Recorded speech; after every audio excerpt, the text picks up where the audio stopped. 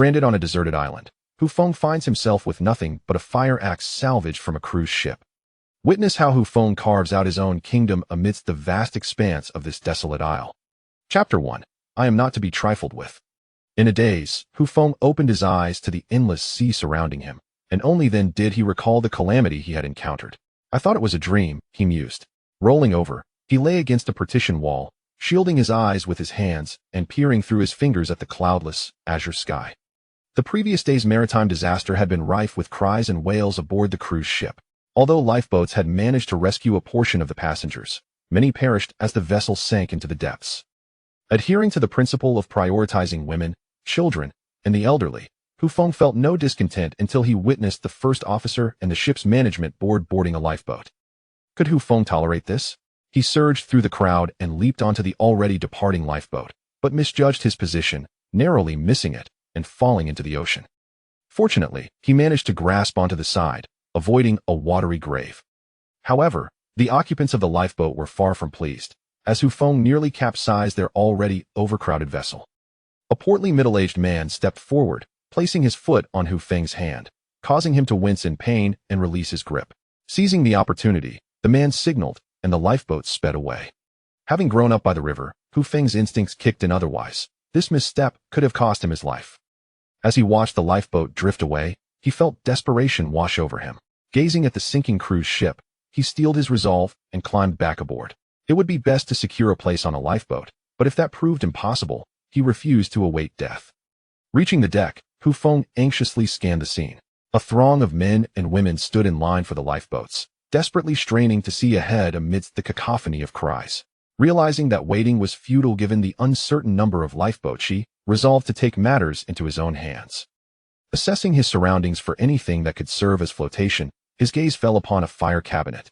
Although it contained no life-saving devices, the fire axe within sparked an idea. Rushing to the cabinet, he found no tool to break the glass, so he simply thrust his elbow against it.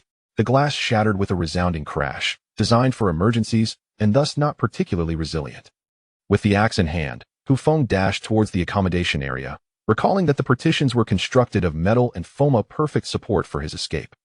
Without hesitation, he swung the axe against the partition, each strike reverberating as the cruise ship continued its descent. As the water began to encroach upon the deck, Feng finally severed a substantial piece of partition. When the water lapped at the deck, he swiftly positioned the partition in the ocean, plunging into the water, one hand clutching the axe, the other grasping the makeshift float. However, the whirlpool created by the sinking ship was formidable, threatening to pull him under. Clinging desperately to the partition, he fought to maintain his grip amidst the turbulent waters. Time lost meaning as he battled fatigue, but perhaps fortune smiled upon him, for he eventually surfaced. Exhausted from swimming and chopping, he succumbed to sleep. "Do not let me encounter that man again, otherwise I shall strike him down," he murmured, gripping the axe, brandishing it in the air. Suddenly, through the gaps between his fingers, he spotted seagulls soaring overhead. Quickly removing his hands, he followed their flight, disregarding their purpose, and lay flat on the partition, using his hands to paddle towards the birds. Sweat dripped down his forehead. He had hope, and that was enough. Despair was not an option. Uncertain of how long he swam, he felt as though he were dehydrating. Just as he considered taking a break, a shadow caught his eye. An island.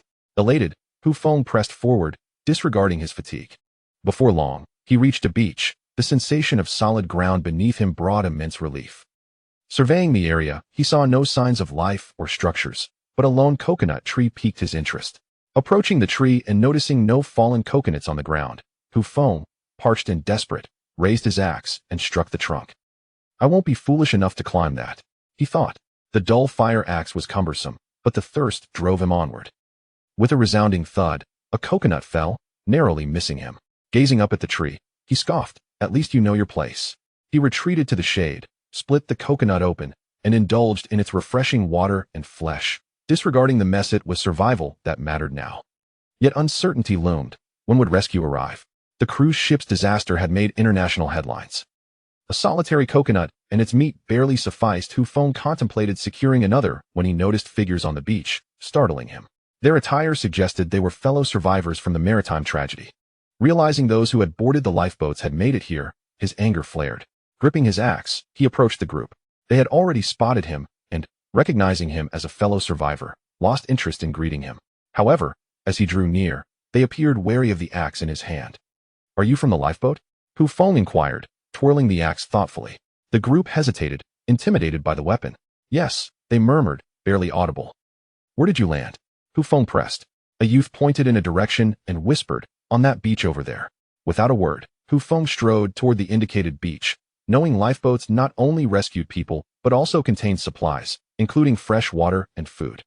Upon reaching the beach, Feng discovered 6 or 7 lifeboats anchored there, with around 40 to 50 people lounging on the sand, chatting idly. Suddenly, his gaze fell upon a figure he despised. Noting the abundance of supplies piled in front of them clearly, they intended to consolidate resources and distribute them. Controlling provisions equated to controlling the group. Most of the individuals present were women, children, and the elderly, leaving the few young men at a natural advantage. Upon spotting a man leaning against a tree and surveying the crowd, Feng approached him directly, axe in hand. The group by the seaside noticed Feng as well, seeing the fury etched on his face, combined with the axe he wielded. They instinctively fell silent, watching to see what he would do. The first mate, preoccupied with admiring the women, sensed someone watching him. Turning around, he was met with Feng's menacing glare. For a moment, the first mate felt a flicker of recognition towards Feng, but could not place where he had seen him before. However, upon noticing the axe, he suddenly recalled Feng's identity and hastily attempted to flee. Feng, merely intending to intimidate him, realized that in front of so many people, he could not actually harm the man otherwise. When the rescue team arrived, he would face dire consequences himself. Brandishing the axe, Feng shouted fiercely at the first mate, "You scoundrel, don't let me see you again, or I swear I will end you. I am not someone to be trifled with." As he advanced towards the first mate and his companions, they quickly retreated. In this world, the weak fear the strong fear the reckless, and the reckless fear nothing. For them, Feng embodied that reckless spirit. Upon reaching the supply area, Feng retrieved a bag of instant food and a bottle of water, devouring them ravenously. He had only been half satiated before, and these provisions rounded off his hunger. After finishing, he took 2 more bags of instant food and another bottle of water before departing without a backward glance. He understood well that these supplies belonged to everyone, and taking more than necessary would surely incite public outrage. 2 bags of instant food and a bottle of water were but a trifling matter compared to the overall stock. The first mate was momentarily taken aback, pondering if Feng was indeed foolish for only taking so little. Chapter 2. The Deserted Island. Having satisfied his hunger and thirst, Feng made his way to the beach where he had previously landed, lifting a partition to reach the gathering of people. This partition was quite valuable, as he had other uses in mind for it. The reasons for his visit were twofold. First, safety in numbers, and second, he was curious about the intentions of the crew members. If they sought to control the supplies and coerce others, he was not without means to defend himself with his axe. Rummaging through his coat pocket, Feng habitually pulled out a pack of cigarettes, only to find them thoroughly soaked. For a man with a smoking addiction, there was nothing to be done but to take out each cigarette and lay them on the partition to dry. He also retrieved his lighter from the pack, shook off the water, and tested it. It sparked to life, bringing him a measure of relief. Leaning against the partition, Feng rested. The exertion from chasing seabirds and floundering in the ocean had drained him considerably. Cradling the axe, he closed his eyes to rest. When Feng awoke, the sun was nearing the horizon, and the cigarettes had dried, blown to the sandy ground at his feet. Cautiously picking one up, he wondered if the seawater had rendered it unsmokable. Lighting one, he inhaled deeply, savoring the faint flavor. It was a meager comfort, but better than none. At that moment, he noticed that the others had gathered stones and arranged them on the beach to form a large SOS. Feng couldn't help but chuckle at the sight to an aerial search plane. Such a signal would be as visible as ants to a person entirely dependent on luck. Knowing the cold of night would soon set in, Feng decided to forage for firewood in the nearby woods, though some among the group had already taken the initiative. With his axe in hand, he tread carefully through the forest, aware that the unknown lurked within. With each few steps, he struck the nearby underbrush with a stick he had gathered, mindful of the possibility of snakes lying in wait. After searching, he found a sufficient amount of firewood, enough for the night, and began to head back. Suddenly, he stumbled upon a patch of bamboo. The presence of bamboo suggested a nearby water source, which filled him with excitement. Cautiously approaching the grove, he was startled to discover a heap of something resembling a canine at the base of the bamboo. Feng warily scanned the surroundings. This mound was clearly not human. A wolf? He mused, puzzled by the presence of such a creature on the island. Considering the biological food chain, He knew that for such animals to thrive, the island had to support their needs, otherwise they would adapt, much like the dwarf elephants of Sicily. The creature before him appeared to be a standard-sized dog, indicating that the island had ample food supplies to sustain such animals. How large must this island be? Feng pondered. Have we somehow drifted to Australia? He thought to himself, realizing that for these creatures to survive, the island must be substantial, as small islands could not possibly support such animals. With no time to waste, Feng hastily cut down several bamboo stalks before making his way back. Upon returning to the camp, twilight had nearly descended, and several bonfires had been lit along the shore. Given that they were all compatriots, it was no surprise that a few smokers had gathered. Feng quickly set about kindling his own fire, which would serve to ward off the chill, deter mosquitoes, and protect against larger wildlife. He retrieved his empty water bottle and raced to the shore to fill it with seawater, then gathered a few hard stones to aid in his task. As Feng began to sharpen his axe, he noted that it had become quite dull from the day's labor. The sound of grinding metal in the stillness of night was jarring, causing those nearby to glance warily in his direction. A group that had been close to him shifted their bonfire to what they deemed a safer distance. The night passed in silence. The following morning, Feng went to the shore to wash his face, a necessary measure given the lack of fresh water. Returning, he consumed a portion of the instant food left over from the previous day and took a few sips of water. He had no intention of relying on the crew's goodwill for more supplies. Feng understood that he must be self-sufficient. Moreover, he recognized that the supplies would only last a few days, and should the rescue team not arrive, he had no desire to starve alongside them. It was prudent to plan ahead. The bamboo he had brought was part of his forethought. Growing up in a rural setting, crafting a fish trap from bamboo was second nature to him. He sliced the bamboo into thin strips, splitting them open to remove the inner yellow parts, calculating the appropriate lengths, and laying them out on the ground, alternating layers. Before long, a simple fish trap was assembled, complete with an entrance designed to allow entry but prevent escape. Feng then took his axe to the hillside to gather some earthworms, rolling them into small balls to place inside the trap, securing it with a bamboo stick to prevent it from being swept away by the waves. He then found a rocky area along the shore, lowered the trap into the water, and tied it to a large stone, hoping that the local fish would be plentiful. As the sun began to reveal its fierce countenance, Feng retreated to the shade of the trees. Gazing up at the boundless azure sky, Feng hesitated for a moment, casting a glance at the remaining bamboo nearby. An idea sparked within him. He skillfully split the bamboo into smaller sections, transforming them into slender strips. With the leftover bamboo in hand, it wasn't long before he fashioned 2 pairs of bamboo shin guards. Securing the guards around his legs, Feng took a few tentative steps. Although a hint of discomfort lingered, the prospect of evading a snake strike rendered such triviality inconsequential. As he continued walking, Feng gradually acclimated to the shin guards adorning his legs, and with axe in hand, he ventured deeper into the woods. Before long, he returned with a bundle of bamboo, only to venture back once more. Under the scorching sun, Feng tirelessly gathered a substantial collection of bamboo and tree trunks throughout the morning. Chapter 3. Constructing a shelter. Observing the bamboo and tree trunks around him, Feng felt confident that he could construct a shelter, for no one knew when the rain might descend. Unlike others who possessed rain tarps from lifeboats, he had nothing at all. It was midday, and the air was thick with heat. Feng couldn't help but feel grateful that the sun had not been so fierce the previous day. Otherwise, he might have perished from exhaustion while swimming. Taking refuge in the shade of a tree, he lit a cigarette and leaned against the trunk to rest. Suddenly, he heard footsteps approaching, and Feng immediately opened his eyes. He saw 2 young girls nearby. The older one appeared to be around 15 or 16. In the bloom of youth, cradling a green coconut, while the younger girl, about 10, with her hair styled in 2 little braids, had her hair somewhat disheveled on this deserted island. Upon noticing Feng's sudden awakening, the 2 girls were startled and took a step back. However, glancing at the coconut in her hands, the older girl mustered her courage and timidly asked, "Big brother, could you help us open this?" With a bashful demeanor, she lowered her gaze. Feng sighed with relief at the sight of the coconut in the girl's hands. Kindred spirits in misfortune, especially with 2 such adorable girls before him. He accepted the coconut from her, took up his axe, and carefully peeled away the green outer layer. He then skillfully created an opening, and to ensure the girls could enjoy the coconut water, he fashioned 2 small bamboo tubes and inserted them into the coconut. The girls took the coconuts he had prepared, leaning their heads together as they greedily sipped the delicious juice.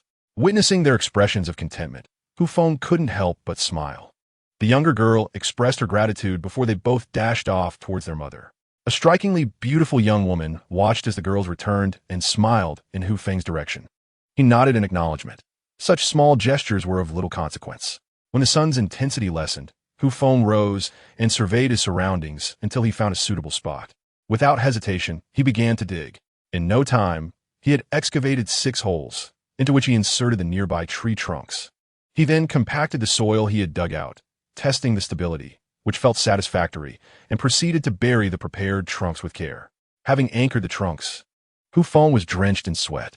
After a brief respite, he was ready to continue his work. The bamboo he had previously gathered now proved its worth as he tied it to the lower part of the trunks, forming a square and securing it with split bamboo strips.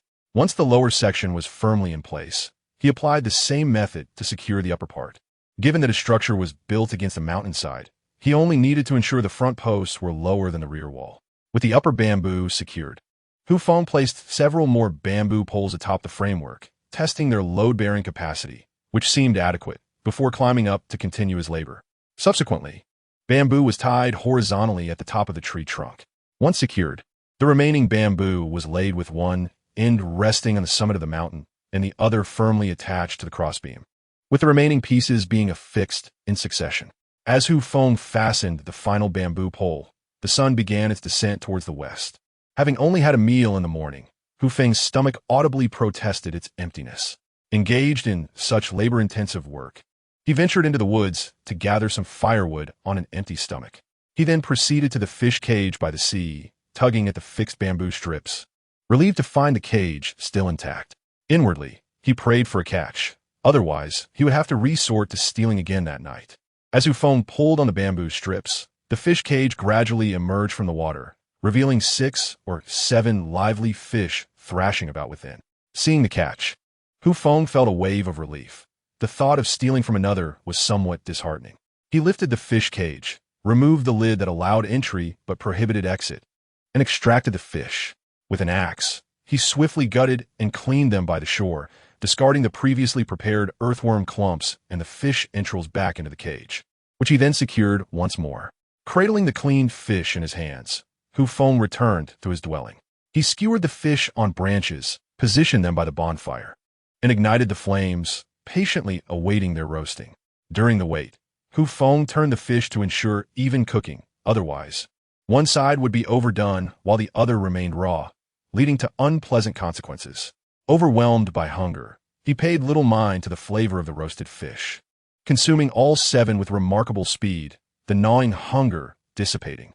Leaning against the tree trunk, he picked up a burning branch to light a cigarette.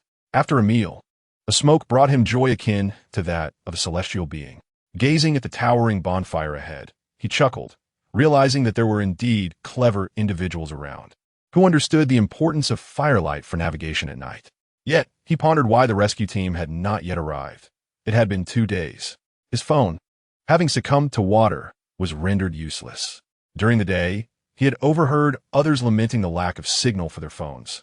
Contemplating a trek to the nearby summit the following day, Hu Feng hoped for their success, for in just 10 days, it would mark 5 years since those he could never forget were buried beneath that earth.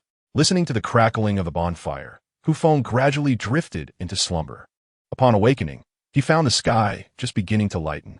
Some women had already commenced their morning rituals by the sea, prompting Hu Feng to wash his face in the water to rejuvenate himself.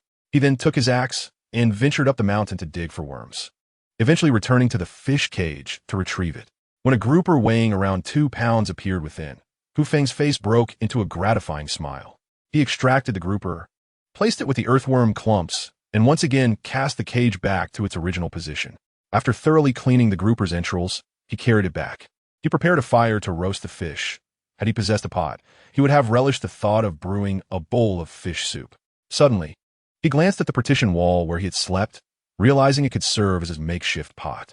Once the layer of iron skin was stripped away and hammered into the shape of a pot, albeit a bit thin, it could indeed serve as a cooking vessel. With this thought in mind, Hu Feng contemplated taking action, but he soon reconsidered, mindful of the many still asleep at that hour, and ultimately abandoned the idea.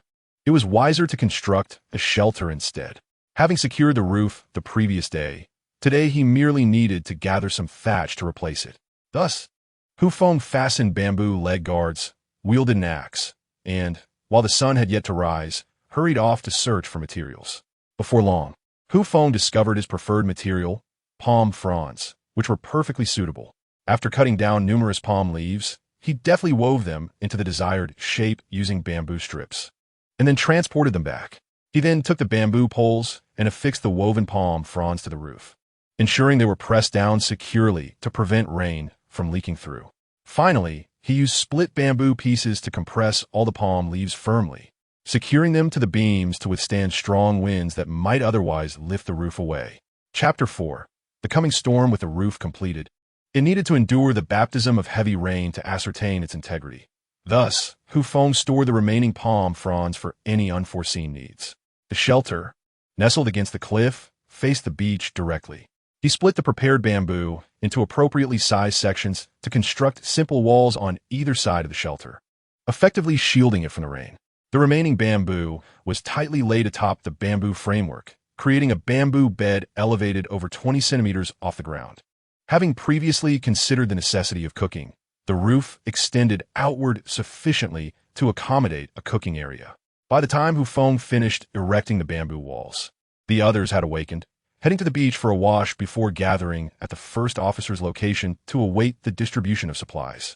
The provisions that had once seemed abundant for the 3 days for 50 people had now dwindled to mere remnants. After their meal, a group of individuals gazed vacantly at the sea, their eyes still reflecting a glimmer of hope. Meanwhile, another group sought out damp wood, placing it upon the fire to create a thick plume of smoke, hoping to attract the attention of rescuers. Some noticed Hu Feng's shelter, most regarded him with bemusement, though a few cast envious glances his way. Hu Feng remained unfazed by their opinions. If the rescue team arrived, all would be well, and if not, he was prepared for a prolonged struggle once the emergency supplies were exhausted. After enjoying grilled grouper, Hu Feng turned his attention to the partition board that had saved his life. "Thank you, my good brother. Your mission is complete," he said, before swinging his axe to cleave off a relatively round piece of iron sheet, also crafting a lid in the process. He then used the axe to carve a circular pit, placing the iron sheet atop it and meticulously hammering it down until it gradually conformed into a misshapen pot. After making a few adjustments, he successfully fashioned a makeshift iron pot capable of cooking. With a pot in hand, Hu Feng promptly relocated 2 stones and placed the pot atop, making adjustments for stability. He then gathered some earth and mixed it with seawater to form a clay, which he applied along the rim of the iron pot. After igniting a fire, he awaited the drying of the clay, anticipating the removal of the iron pot. Thus, a rudimentary stove was completed. After a busy morning, Hu Feng felt parched and took a sip of the scant fresh water remaining in his bottle, sighing at its dwindling quantity. The thought of searching for a water source was daunting, armed only with an axe and devoid of any real means of defense. He felt ill-equipped to confront any potential threats lurking in the area. Without the capability for ranged attack, Hu Feng was reluctant to venture into the bamboo grove in pursuit of water. However, around noon, the first mate of the cruise ship organized a group of men, equipped with a satellite phone, to explore the nearby mountain peak. As for why Hu Feng was not included, it was deemed unnecessary. There were already enough hands. Even though the majority of the 40 to 50 individuals present were women, children, and the elderly, there remained a few able-bodied men. Moreover, there was the matter of the prior incident where the first mate had kicked Hu Feng into the sea, having escaped revenge from Hu Feng. He was grateful and preferred to avoid further complications by not seeking him out. Noticing that Hu Feng had no intention of approaching them for supplies, he felt at ease, allowing both parties to pursue their own paths along the beach. While observing the scattered abandoned water bottles on the shore, Hu Feng collected several. Suddenly, amidst a pile of debris by the water's edge, a small conveyor belt caught his attention. It wasn't the conveyor belt itself that intrigued him, but the nylon cord it contained, known for its remarkable strength. He recalled having obtained some in his youth, capable of supporting 70 to 80 pounds when secured properly. Returning to his shelter with the conveyor belt and a plastic bottle, Hu Feng carefully severed the belt, using his axe to peel back its surface and extract 5 strands of nylon cord, which he stowed away in his pocket. This material was ideal for crafting a bow, and possessing a bow and arrows would make the quest for water sources a feasible endeavor. As he had nearly depleted his freshwater supply, Feng decided to revisit the beach he had previously explored in the afternoon when those searching for signals returned. He did not inquire about their findings, but could discern from the disappointed expressions that they had likely encountered no success. Arriving at the earlier beach, he gazed at the half-felled coconut tree he had previously cut down and, without hesitation, resumed his work with the axe. Thanks to its sharpening, the axe proved effective, and soon the coconut tree succumbed to his efforts. Feng approached to collect the coconuts, securing them with fronds before preparing to return. Suddenly, he noticed a flock of seabirds returning from the sea, disappearing into the island's foliage. Observing the darkening clouds on the horizon, Feng sighed. The inevitable had arrived.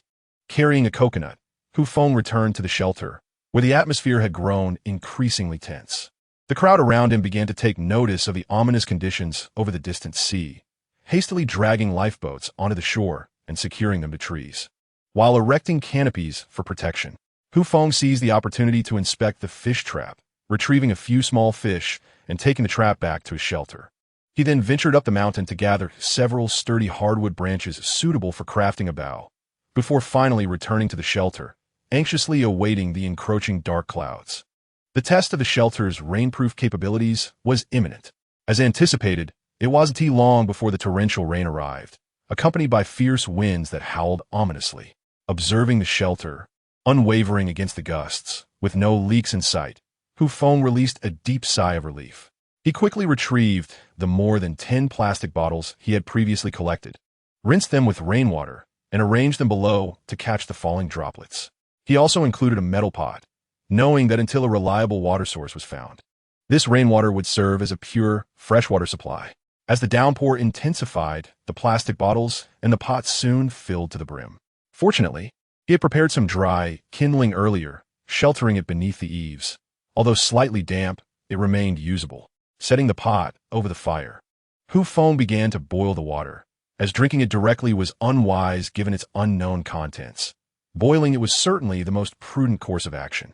While the water was heating, he noticed the group of people who had sought refuge in the lifeboats, huddled together under the canopies they had erected. With over 10 individuals cramped in close quarters, it was easy to imagine the overwhelming emlang of scents that must have permeated the air after days of enduring the elements. Chapter 5. Su Bingyan pouring the warm boiled water into the plastic bottles. Feng added a few small fish from his earlier catch into the pot to prepare a fish soup. As for utensils, he faced no challenge. There were still some bamboo scraps left, which he fashioned into a few bowls and chopsticks with ease. Sitting by the fire, he savored a sip of the fish soup. Though somewhat bland, at this point, such concerns were trivial. With daylight fading, Feng resolved to craft a bow and arrow, recognizing that relying solely on the whims of the heavens for water was not a sustainable strategy. Finding a reliable water source was paramount. In no time, Feng successfully fashioned a bow, a skill honed from his childhood in the countryside. After all, crafting bows and arrows was a fundamental skill for rural youth. With the remaining hardwood, he intended to construct a few traps. While fish provided essential protein and fats, even the most discerning palates desired variety. Regarding the bow-shaped traps, this was a skill that nearly all young men from the countryside possessed. By removing a section from the middle of a bamboo segment and heating it over the fire, he could fold it in half and bind it to the sides of a sturdy wooden frame.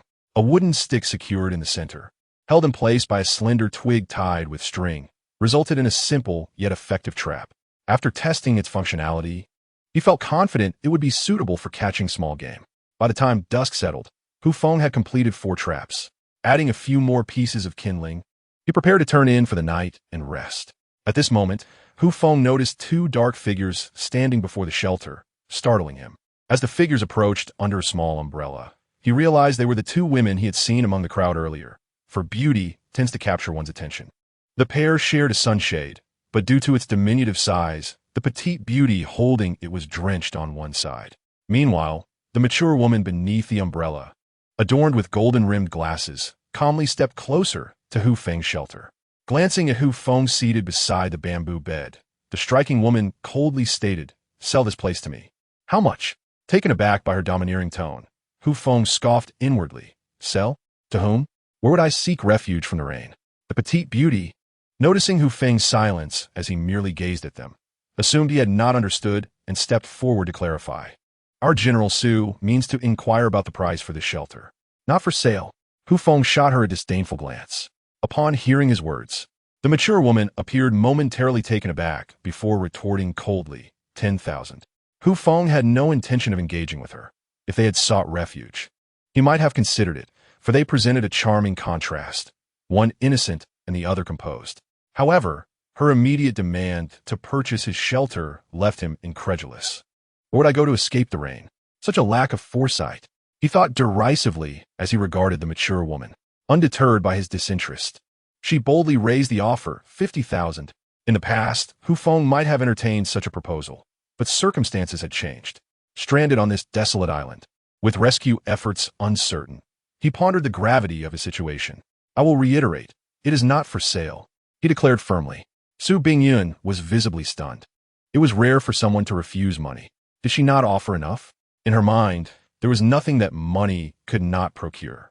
With wealth, friends would flatter you, lovers would shower you with affection, and even parents would find a reasoning sound. There was nothing that could not be measured by money, only a lack of sufficient funds. 100,000. Su Bingyun continued, her voice as frosty as before. Feng, amused by her persistence, stood up and approached Su Bingyun. The petite beauty, fearing for her employer's safety, quickly positioned herself in front of Su Bingyun. I will say this one last time. It is not for sale, no matter how much you offer. With that, he disregarded the two and returned his bamboo bed. Su Bingyun's body visibly tensed at his words, as if something had caught her off guard. Meanwhile, the petite beauty glanced at the bamboo bed inside the shelter, then looked at her boss, and whispered something in Su Bingyun's ear. Very well, you handle it, Su Bingyun replied coldly. The petite beauty turned to Feng, offering a slight smile that revealed her small canine teeth. The gentleman, our boss, is rather forthright, so please do not take offense. What he means to say is that since your space is quite ample, might we impose upon you for temporary lodging? Observing the eager expression on the lovely young lady's face, Feng glanced at the ice queen beside her and replied with a tinge of annoyance, certainly, but it will cost you 10,000 for the night. What? The ice queen glared at Feng, her anger palpable. Is that unacceptable? I can choose to stay elsewhere. Feng retorted defiantly. And what of it? I can easily find another place to reside. Recalling the nauseating scent from the lifeboat, the ice queen ultimately opted for concession. The young lady, witnessing her boss at a disadvantage for the first time, quickly stepped forward to clarify. Very well, here is a card with 100,000 on it. The password is the last 6 digits of the account. We shall stay for 10 days. With that, the young lady produced a bank card from her bosom and handed it to Feng, who accepted it without hesitation, thinking it unwise to decline such an offer. Ignoring the two, he turned and climbed onto the bamboo bed, reclining against the wall. Su Bingyun watched Feng accept the bank card with indifference, her frustration mounting. Just wait until the rescue team arrives. I will make you pay, she vowed silently. Gazing at the spacious bamboo bed, she noticed that aside from the unpleasant scent of that loathsome man, the repugnant odors had dissipated. Ultimately, she chose to lie down, positioning herself against the opposite bamboo wall. Turning her back to Feng, the young lady, too, did not hesitate. It was growing late, and the only illumination came from the fire pit nearby. She crouched down, adding more firewood to dry her damp sleeves, all the while watching the rain continue to pour outside. With a resigned sigh, she lay upon the bamboo bed. Although sandwiched between Feng and Su Bingyun, she maintained a distance from Feng. Listening to the sound of the rain outside, she gradually fell asleep. Feng turned away from the two, also listened to the rain, internally praying for the rescue team's swift arrival. Another day had passed, leaving 9 more, and he did not wish to disappoint her. Uncertain of how long he had slept, Feng vaguely heard the sound of someone rising, the two ladies whispering to each other. He opened his eyes to find the world still cloaked in darkness and paid it no mind, drifting back into slumber. Yet, the sound of the rain seemed to intensify. Chapter 6. Seeking water sources early the next morning, Feng awoke to find the bamboo bed completely vacant. But he thought little of it. Rising, he headed to the seaside to freshen up. The torrential downpour had ceased, and Feng took up the fish net, venturing into the hills to dig for a few worms. Though slightly damp, they would suffice. He placed them in his net and returned to his previous fishing spot. as he had already established a baited area there. After reheating the remaining fish soup and adding the fish meat, he devoured it heartily. Subsequently, he slung his bow and arrows over his back, secured his previously prepared traps, donned bamboo leg guards, and grasped his axe as he made his way to the back mountain. Throughout the morning, he did not encounter either of the two ladies, which did not concern him. As they had mentioned, they would only return at night. Why fret over such matters during the day? The supplies for the group are expected to be depleted today. If the rescue team does not arrive, the days ahead for these people will be arduous, although it is advised not to venture into the mountains after rain. When faced with the necessity of survival, such concerns become trivial. Due to the rainfall last night, Feng is adept at spotting any traces along the way, which is why he chose to enter the mountains immediately after the rain. Upon reaching the bamboo grove, Feng observed the birds that had been chirping incessantly since dawn, before beginning his search in the vicinity. Indeed, it wasn't long before he spotted a series of fresh tracks belonging to small animals. He subsequently set traps along the paths these creatures would likely traverse, securing them with branches to prevent the animals from dragging them away. After discovering several more signs, he carefully positioned additional traps, knowing that typically one would ascertain the success of such endeavors by the following morning. Having set the traps, Feng grasped his bow, knocking a bamboo arrow, and it was time to seek a water source. Descending through the bamboo forest, he noticed numerous snake skins shed along the way, prompting him to exercise greater caution. After walking a considerable distance, he observed that, due to yesterday's torrential rain, water was still trickling down the mountainside. Following the principle that water flows downward, he proceeded along the path of the cascading stream, navigating through a jumble of rocks. Feng suddenly felt a nudge against his leg. Puzzled, he glanced down and was instantly impressed by the protective power of his bamboo leg bindings. Not far from his foot lay a long, green snake, flicking its tongue and eyeing him warily. He surmised that it was this very creature that had brushed against him, and he was grateful that his bamboo bindings had shielded him. Otherwise, a bite from such a viper could have led to his demise in this wilderness. Since it was the snake that instigated the encounter, Feng decided to take action. Without hesitation, he grasped a bamboo pole and firmly subdued the serpent's head. Drawing his axe with his right hand, he swiftly delivered a lethal strike, severing the creature's head. He then buried the head in a pit, aware that even in death, it could still pose a danger. After securing the snake's body, Feng continued onward. Not long after, he distinctly felt the humidity in the air intensifying, and he thought he could hear the sound of flowing water. Emerging through another thicket of bamboo, a small stream appeared before him. Upon seeing the stream, Feng remained composed, vigilantly scanning his surroundings, for areas with water are often fraught with peril. While remaining alert to any movements around him, he cautiously approached the stream. Indeed, as Feng drew within 10 meters of the water, he suddenly noticed a set of disordered and fresh paw prints on the ground ahead. Something was nearby. He scanned the area warily, finding no immediate signs of danger. Had something been lying in wait for him? With this thought, Feng gripped his bow and stealthily approached the nearest tree, quickly assessing the situation above. He then swiftly secured his bow and climbed up, using both hands and feet to ascend. Once perched on a relatively safe branch, he once again surveyed the surroundings. Although there was no apparent movement, a sixth sense warned Feng that he was undoubtedly being watched. The test now lay in patience, as he wondered who would falter first. Perched upon a tree trunk, Feng remained vigilant, surveying his surroundings while cautiously knocking a bamboo arrow, prepared for any unforeseen event, and waited silently for his adversary to reveal itself. Time seemed to stretch indefinitely until the sun rose high in the sky. Suddenly, rustling noises emanated from the bamboo grove to Feng's right. He swiftly aimed his bamboo arrow in that direction. Moments later, a gaunt old wolf emerged from behind the bamboo. A lone wolf? Feng was momentarily taken aback. Wolves are social creatures. If one was present, where were the others? The old wolf, sensing no threat from Feng, brazenly approached beneath him and lay down as if awaiting Feng's descent. One wolf posed little concern for Feng, armed with his bamboo arrow. However, a pack would spell disaster. Unless this wolf had been ostracized from its pack, being surrounded by a multitude of wolves would certainly lead to his demise. After waiting for what felt like an eternity without sighting another wolf, Feng began to doubt his initial judgment. Had he miscalculated? Or was this merely a lone wolf separated from its pack? Regardless, Feng resolved to eliminate the immediate threat. He knocked the arrow and took aim. With a swift whoosh, the bamboo arrow descended directly towards the old wolf. With a sickening thud, the arrow's sharp tip pierced one of the wolf's legs. The old wolf let out a mournful howl, dragging its injured limb as it retreated into the bamboo thicket. Cursing under his breath, Feng realized he had aimed for the body but struck the leg instead. Just as he prepared to shoot again, the old wolf, limping away, vanished into the grove.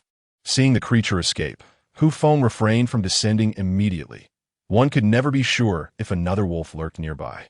After an extended wait, with no sign of additional wolves, he finally climbed down the tree, remaining alert to his surroundings, ready to ascend once more at the slightest hint of danger. Upon reaching the ground, Feng felt assured that the immediate threat had subsided. He cautiously approached a small stream, observing the murky water, which indicated recent heavy rainfall, a reliable water source nonetheless. Marking his path, Feng retraced his steps. Passing by the area where he had set traps, he paused to inspect them, pleasantly surprised to find a foolish wild chicken ensnared. Elated, he rushed over, swiftly capturing the bird and dispatching it with a twist of its neck before resetting the trap. With the wild chicken in hand, Feng made his way back. Lacking a mobile phone, he was unaware of the time, but upon returning to the camp, he was suddenly met with a commotion. Driven by curiosity, he placed the wild chicken and snake in the shelter and headed towards the source of the noise. Upon arriving at the gathering, he discovered an elderly man lying on the ground, seemingly devoid of life. Meanwhile, a middle-aged woman was confronting a striking young woman, engaged in a heated exchange. Chapter 7. The unexpected incident. The stunning woman was known to Feng, albeit only in a superficial sense, as she did not recognize him. Previously, she had served as a doctor on a cruise ship, where Feng had sought her assistance during a bout of seasickness. Captivated by her presence in a white lab coat, as he approached the crowd, he could overhear the anxious conversation. "Didn't you say my mother merely had a cold? How could she suddenly be in this state? You must provide an explanation." The obstructed female doctor felt utterly helpless. Although advanced diagnostic equipment was absent, all indications suggested that the elderly woman was suffering from a viral infection, and there were emergency medications available on a lifeboat, leading her to believe that a sudden death was improbable. Contemplating this, the doctor wished to investigate the cause of the woman's demise. "Stop! You cannot approach my mother." The middle-aged woman firmly blocked the doctor's path. "I only wish to ascertain the cause of her death," the doctor gently explained. "I don't care. It's you. You are the one who has killed her." The middle-aged woman was resolute, convinced that the doctor's incompetence had led to her mother's fate, and she would not allow her to approach, intent on destroying any evidence. Though stranded on a deserted island, it was imperative that the doctor remain at a distance until the rescue team arrived. With a death in their midst, fear permeated the crowd, prompting most to distance themselves from the area. Faced with the deceased's family member obstructing her, the doctor found herself at a loss. Feng, wielding an axe, navigated through the crowd, glancing at the lifeless body on the ground before casting a concerned look at the doctor. Under the blazing sun, even in the shade of the trees, the heat was oppressive. The ship's first mate instinctively took a step back upon seeing Feng's approach. Caught between the incessant lamentations of the middle-aged woman and the anxious demeanor of the doctor, he felt powerless. As Feng entered with the axe, the crowd took notice. Apprehensive of the man who seemed ready to inflict harm, the middle-aged woman dramatically collapsed to the ground, lamenting, "Come, everyone, witness this tragedy. My poor mother has perished, not in her hometown, but alone on this desolate island." Tears streamed down her face as she theatrically wiped them away. Why the delay? Under this scorching sun, we must determine the cause of death and bury her quickly. If this is an infectious disease, we could endanger dozens. Upon hearing Feng's words, the crowd instinctively recoiled, realizing the gravity of the situation that had previously eluded them. The middle-aged woman, upon hearing Feng, hesitated and took a step back. But the thought of her mother restrained her, and she continued to obstruct the doctor. "No, if we bury her now, all evidence will be lost. This is due to her incompetence." She continued her tirade. Feng, however, was unsympathetic. Delaying the burial of the deceased, risking the spread of disease, is a trivial concern compared to the potential outbreak, as we have all been vaccinated since childhood. Recalling the solitary wolf encountered previously, Along with the uncertainty of whether a pack still lurked nearby, Hu Feng erupted in frustration. What if his skills were lacking? In this place, where advanced instruments were scarce, misdiagnosis was a common occurrence. What more could one desire? Did he wish for everyone here to share in the burial? Hu Feng shouted vehemently, striving to impose his authority. For time was of the essence. Who could predict what troubles might arise if the corpse remained unaddressed? However, the middle-aged woman was intimidated by Hu Feng's imposing demeanor. She glanced at the axe in his hand, hesitating to speak for quite some time. After all, everyone had witnessed his intentions just days earlier. Stop whining like a woman. How about this? I will have the doctor write a note stating that this was due to a misdiagnosis, and when we return, you will receive compensation. How does that sound? Hu Feng continued his tirade, recognizing that the woman merely sought a form of recompense. He also noted that the female doctor was no pauper. The luxury watch on her wrist was evidence enough. Upon hearing Hu Feng's words, the female doctor felt a pang of injustice. The blame for the misdiagnosis was being unjustly placed upon her, potentially jeopardizing her career. Yet, confronted by Hu Feng's undeniable resolve, she reluctantly nodded in agreement. The middle-aged woman, upon hearing Hu Feng's proposition, found it to be a viable solution. Observing the crowd's apprehensive retreat, she knew that any misstep could incite public outrage. And so she too acquiesced, albeit internally lamenting, "Am I not a woman myself?" As the situation reached a resolution, Hu Feng barked at the first mate standing nearby. "What are you staring at? Come over and help carry this person to be buried." The first mate, taken aback, pointed to himself in disbelief. "Who else could it be? You're the most idle one here. If an epidemic breaks out, we both will be doomed." With that, Hu Feng turned to leave, his hunger pressing upon him. He had no time to deal with such matters. Watching Hu Feng depart, the first mate felt an urge to kick him, but recalling past events, he ultimately gestured to a few crew members nearby. Together, they lifted the corpse and made their way to the hillside. Upon returning to the shelter, Hu Feng spotted the two women from the previous night. One shot a disapproving glance at him, while the younger one beamed with a smile. "I didn't get a chance to introduce myself last night. Hello, my name is Wang Xiaomei. I look forward to your guidance." Hu Feng listened, but his gaze appraised her from head to toe. To be honest, he had not noticed her beauty in the dim light and rain last night. She was indeed quite charming. Feeling Hu Feng's scrutiny, Wang Xiaomei grew bashful, suddenly recalling the dress she had inadvertently torn earlier. Her cheeks flushed, and she tugged at the hem of her skirt to cover her exposed thigh, muttering a reproachful pervert before turning to leave. Initially, Hu Feng had paid little attention, but her actions inadvertently revealed a glimpse of allure. Disregarding the two women, Hu Feng retrieved the wild chicken and snake he had previously set aside, preparing to start a fire for cooking. The chicken was easy to handle. He boiled water, plucked the feathers, and began roasting it, as there were no seasonings available, making barbecue the optimal choice. As for the snake, its mere presence startled the two young women when he first unveiled it. Having found a slab of stone, Hu Feng endeavored to peel it with an axe, yet after a prolonged struggle, he realized that the axe was utterly ineffective. With no other option, he turned to the wild chicken. Skewering the plucked bird with a wooden stick, he placed it over the fire to roast, diligently turning it to ensure even cooking. Before long, an enticing aroma wafted from the chicken. The two ladies, drawn by the delectable scent, instinctively swallowed as they remembered that their meals for the past few days had consisted solely of emergency rations, primarily instant foods or biscuits, without a hint of meat. Observing the chicken rotating over the grill, Wang Xiaomei could not resist the temptation and inched closer to Hu Feng. Could we possibly buy a bit of that wild chicken?" she hesitantly inquired. Noticing the gluttonous expression on her face, Hu Feng chuckled and replied, "Sure, 10,000 for one chicken leg. Have you lost your mind?" Wang Xiaomei retorted sharply upon hearing his price. "Is that chicken leg made of gold?" With a calm smile, Hu Feng replied, "Can gold satisfy your hunger?" After a moment of contemplation, Wang Xiaomei quietly asked, "Could you lower the price a bit? I'm just a worker." Seeing her hesitation, Hu Feng let out a soft laugh. He was well aware of her profession and glanced at the stunning beauty languishing on the bamboo bed. Carefree and oblivious. "If you truly wish to eat, I can gift it to you," he said. Chapter 8. The future chef, really? Wang Xiaomei's eyes sparkled with excitement upon hearing Hu Feng's offer. Of course, we are all oppressed by capitalists, aren't we?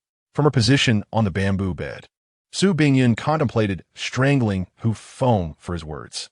Yet, the aroma of the roasted chicken was irresistible, and despite her frustration, she found herself swallowing hard. Their supplies had dwindled to a mere fraction, leading to the decision to provide only one meal a day, leaving them to fend for themselves otherwise. Having never truly faced the harsh realities of life, Su Bingyan found herself struggling in this unfamiliar place. Though Wang Xiaomei had managed to gather some wild fruits to stave off hunger. As the chicken neared completion, Hu Feng tore off a chicken leg and handed it to Wang Xiaomei. Upon seeing the leg in Hu Feng's hand, Wang Xiaomei's eyes brimmed with tears. She had thought he was merely jesting. In this desolate island, where she felt alien, no one was obligated to provide her with food. The warmth of human kindness was all too apparent in this moment. What did power and privilege amount to when faced with starvation? Accepting the offered chicken leg, Wang Xiaomei took a bite, savoring the rich, greasy flavor, and felt an overwhelming sense of satisfaction. Hu Feng continued to tear off another leg and offered it to her, subtly gesturing towards Su Bingyan on the bamboo bed. Realizing Hu Feng's intention, Wang Xiaomei's heart sank as she remembered that while she indulged, her boss remained hungry. Excitedly accepting the chicken leg, she rushed towards Su Bingyan. Suzong, I have something delicious. Su Bingyan listened attentively to the playful banter between Hu Feng and Wang Xiaomei, dismissing Hu Feng's words as mere jest meant to amuse Wang Xiaomei. In this desolate island, who would willingly share their food without compensation? Suddenly, an enticing aroma of barbecued meat wafted through the air, prompting Su Bingyan to open her eyes. Before her stood a chicken leg, held by Wang Xiaomei, who was happily gnawing on it, a smear of grease at the corner of her mouth. Her face alight with joy as she gazed at Su Bingyan. Rising in disbelief, Su Bingyan looked at Hu Feng, who merely smiled with a nonchalant demeanor. He was not giving away food out of sheer generosity. With supplies dwindling and no sign of rescuers, it was prudent to band together for survival. The wild chicken proved to be quite succulent, and after the three of them shared it, they felt sufficiently satiated. Hu Feng couldn't help but be captivated as he observed the two beauties greedily licking the remnants of grease from their lips. Indeed, their every smile and frown radiated allure. At that moment, the crew members who had gone to bury a body in the back mountain returned. Though they dared not approach Hu Feng, wary of his unpredictable temperament, especially since even the first mate refrained from provoking him. After finishing the roasted chicken, Hu Feng glanced at the snake lying at his feet. He realized that skinning it with an axe would be quite challenging. However, he suddenly noticed some iron scraps left in the corner by the bamboo bed from when they had smashed the pot, sparking an idea in his mind. Approaching the bamboo bed, he selected a suitable piece of iron to craft a small knife and began to grind it using a stone he had previously employed to sharpen his axe. The iron was not particularly thick, and after a short while, he had fashioned a rudimentary knife. He then crafted a handle from the axe, testing its sharpness. It was satisfactory. The knife sliced through the snake's skin with ease, revealing a clean incision. With newfound determination, Hu Feng proceeded to skin the snake entirely. He then chopped the snake into small segments, filled a pot with water, and prepared to boil it for dinner. Just as Hu Feng was about to place the snake meat into the pot, a voice interrupted him. You'll end up boiling the meat to mush. Turning at the sound, Hu Feng was surprised to see it was Wang Xiaomei. Can you cook? He asked, pondering her capabilities. Wang Xiaomei kicked Hu Feng playfully, signaling him to watch her. Understanding her cue, Hu Feng stepped aside. Wang Xiaomei took the snake meat Hu Feng had intended to cook, pouring the pot's water into a nearby bottle. She then placed the empty pot over the fire and, after a brief wait until it heated up, added the snake meat. With a pair of chopsticks, she swiftly began to stir-fry. The inherent fat in the snake meat soon caused it to sizzle and turn golden brown on both sides. Afterward, she poured the water she had set aside back into the pot, covering the meat, and placed the lid Hu Feng had made on top. Observing her fluid and skillful technique, Hu Feng mused that if this girl were provided with some seasonings, she could undoubtedly create a delectable dish. As Hu Feng tended to the fire, he kept a vigilant eye on the pot. After a while, Wang Xiaomei lifted the lid and dipped her chopsticks into the broth. Tasting it, no flavor? Hu Feng chuckled. If it had flavor, that would indeed be strange. Suddenly recalling something, he dashed towards the location of the fish trap. Upon reaching the trap, instead of collecting the fish, he carefully descended along the rocky wall. one hand grasping a protruding stone while the other reached into the water to catch something. Moments later, Feng emerged, triumphantly holding a long object as he hurried back. Returning to the shelter, he proudly waved the item in front of Wang Xiaomei. Kelp. A spark of excitement lit her eyes. Shall we add this and give it a try? She suggested, nodding in agreement. After rinsing the kelp, she sliced it into small pieces and added it to the pot. Before long, she tasted the broth again, a satisfied smile spreading across her face. Observing her expression, Feng felt confident it was ready and mimicked her. Dipping his chopsticks into the broth. It tastes salty now, he exclaimed, grinning like a fool. I've decided from now on, you'll be in charge of preparing meals, he said, placing the lid back on the pot and smiling at Wang Xiaomei. She nodded in agreement, pleased to have found a role. As the sun sank lower in the sky, Feng returned to check the fish trap, only to find it empty, which left him feeling somewhat disheartened. He placed the prepared earthworms back into the trap and returned it to its original spot. With supplies dwindling, everyone began scouring the beach for food, including Wang Xiaomei and Su Bingyun, who understood without Feng's prompting that they could not rely solely on him for sustenance. As circumstances evolved, survival became the paramount concern. At least with Feng, they had a pot, fire, and fresh water, allowing them to stave off hunger for the time being. The two women scoured the sandy shore, collecting numerous shells and small crabs. Lacking containers, they would run back to the shelter to drop off their finds whenever their hands became too full, continuing their search afterward. Watching their industrious figures, Feng recognized a shift in their mindset and smiled with satisfaction. Seizing the opportunity before the sun dipped below the horizon, he gathered the leftover bamboo strips from crafting the fish trap and swiftly fashioned a bamboo basket for the two women. As darkness fell, they returned, albeit reluctantly, with only a modest collection of shellfish. Everyone is foraging for food. It's bound to get tougher from here on out, Wang Xiaomei remarked to herself. Chapter 9. Lin Shi joins indeed. As supplies ran low, these individuals were left to rely on the beach for edible finds. While venturing into the dense forest posed a true challenge for the women, Feng placed the shellfish the two had gathered into the newly woven bamboo basket, which was now nearly full. It was then that Wang Xiaomei noticed the basket in Feng's hands and approached eagerly, taking it from him and bursting into delighted laughter at the sight of it. With this bamboo basket in hand, we shall venture to the nearby beach tomorrow in search of seashells. He chuckled, placing the basket aside and smiling at Feng. I never expected you had such a skill. Quite impressive. You would be surprised by many things, Feng retorted, casting a dismissive glance at his companion.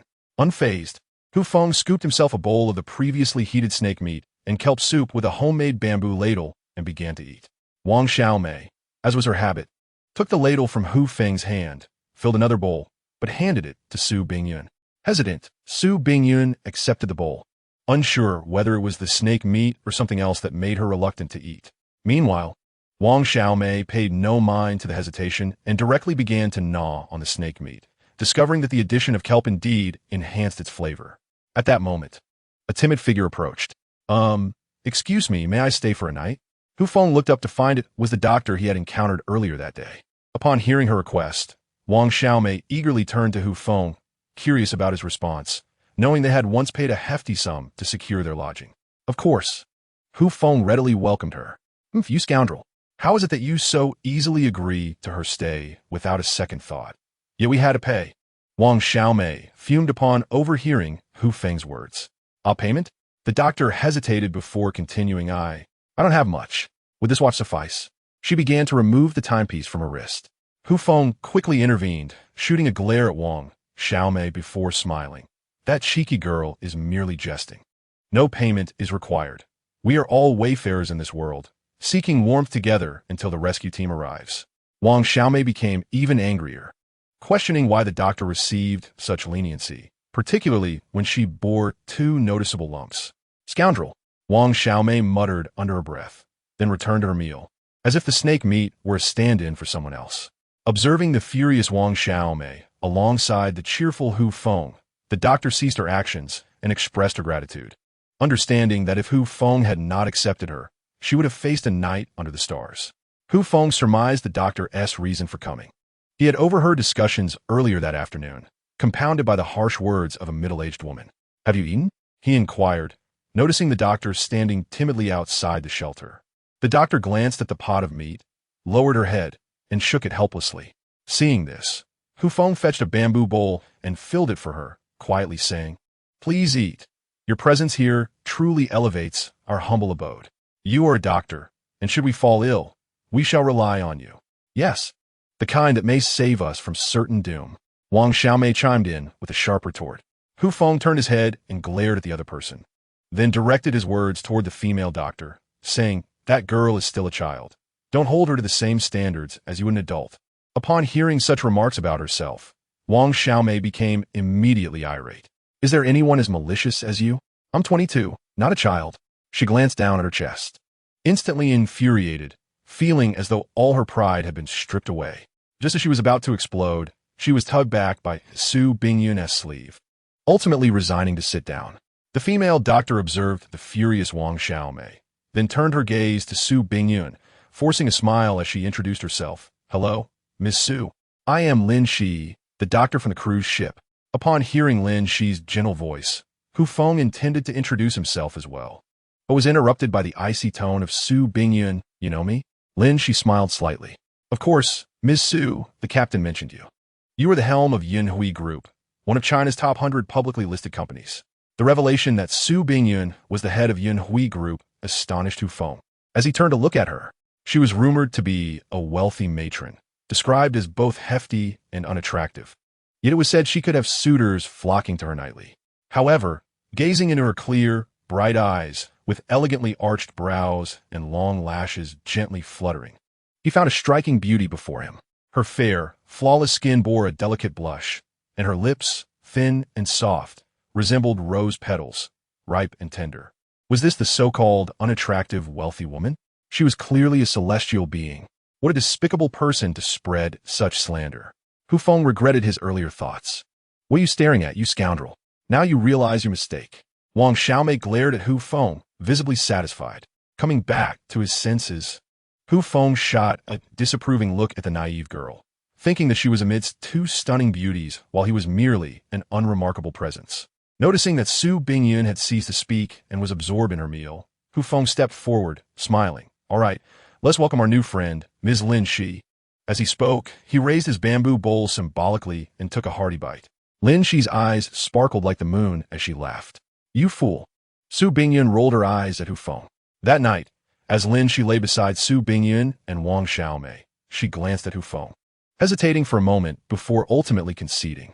The bamboo bed was only large enough for four, and prior to Lin Shi's arrival, Hu Feng had slept on one side, while Su Bingyun and Wang Xiaomei occupied the other, undisturbed. However, with Lin Shi's presence, the situation had become somewhat awkward. Feeling someone lie down behind him, Hu Feng's mind began to wander. After all, this was a mature and beautiful woman leaning against him. The thought alone was exhilarating. Before long, Hu Feng fell into a dream. In his dream, he sat upon a throne, with the gentle and virtuous Lin Shi tenderly massaging his left leg, while the alluring Su Bingyun caressed his right leg. Hu Feng gazed at the two individuals with a sense of satisfaction, when suddenly he felt something constricting his throat, rendering him breathless.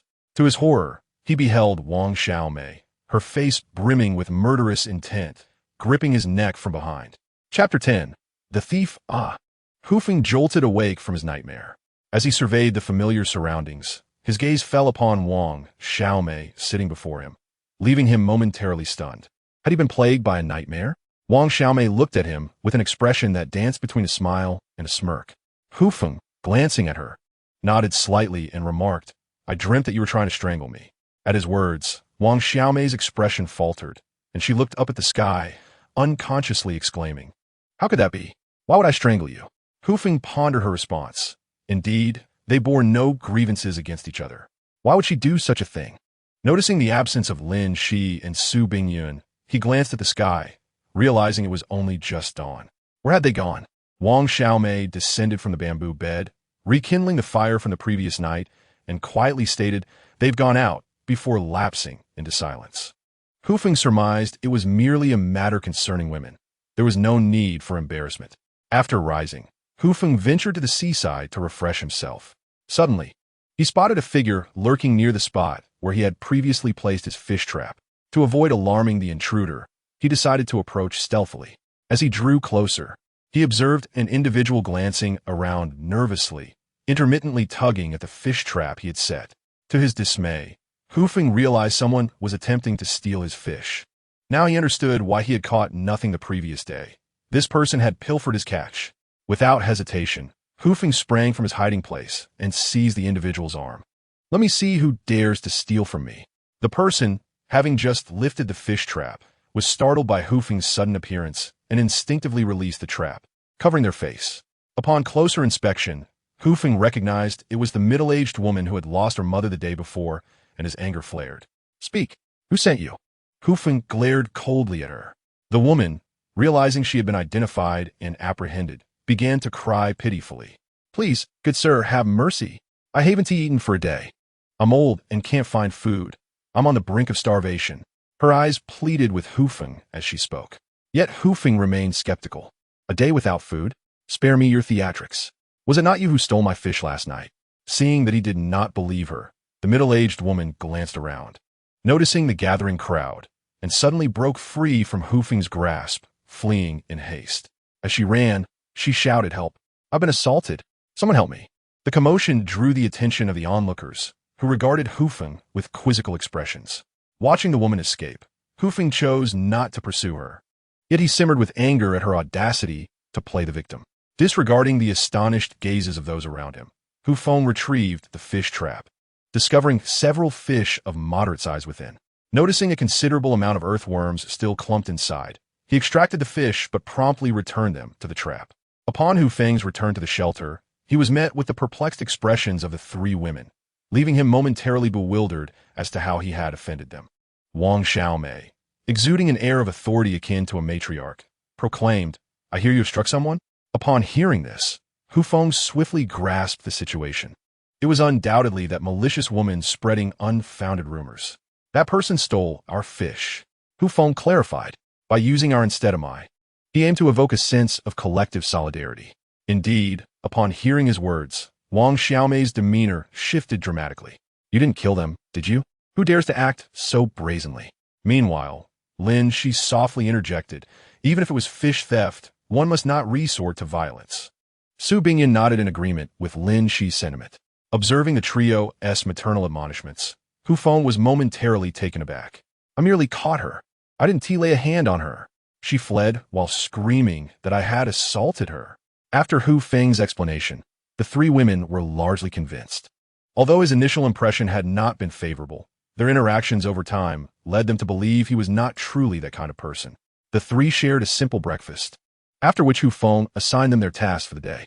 Su Bingyun and Wang Xiaomei were to gather shells with a bamboo basket, while Lin Shi would collect firewood, as the supply Feng had prepared had already been exhausted with the increased numbers. Feng, on the other hand, intended to check yesterday's traps for any catch and to retrieve some fresh water in a plastic bottle. With their roles clearly defined, Lin Shi timidly approached Feng before leaving, inquiring if she could bring back some herbs. Feng was momentarily taken aback. He was familiar with himself, but not with the herbs. However, he felt it unwise to take Lin Shi along. Recalling the vivid memory of yesterday's events, if they were to encounter a pack of wolves, it would be akin to inviting disaster. Seeing Feng's reluctance, Lin Shi did not press the issue but instead suggested he bring back some herbs she recognized. Feng nodded in agreement. Those he was familiar with were quite limited.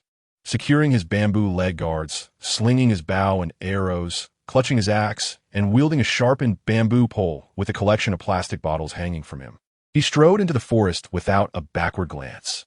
Upon entering, Feng first sought to check whether his traps had yielded any results. Arriving at the site of his traps, he immediately noticed signs of disturbance. One of the traps had been dragged. Upon closer inspection, he discovered a plump, wild chicken caught in it.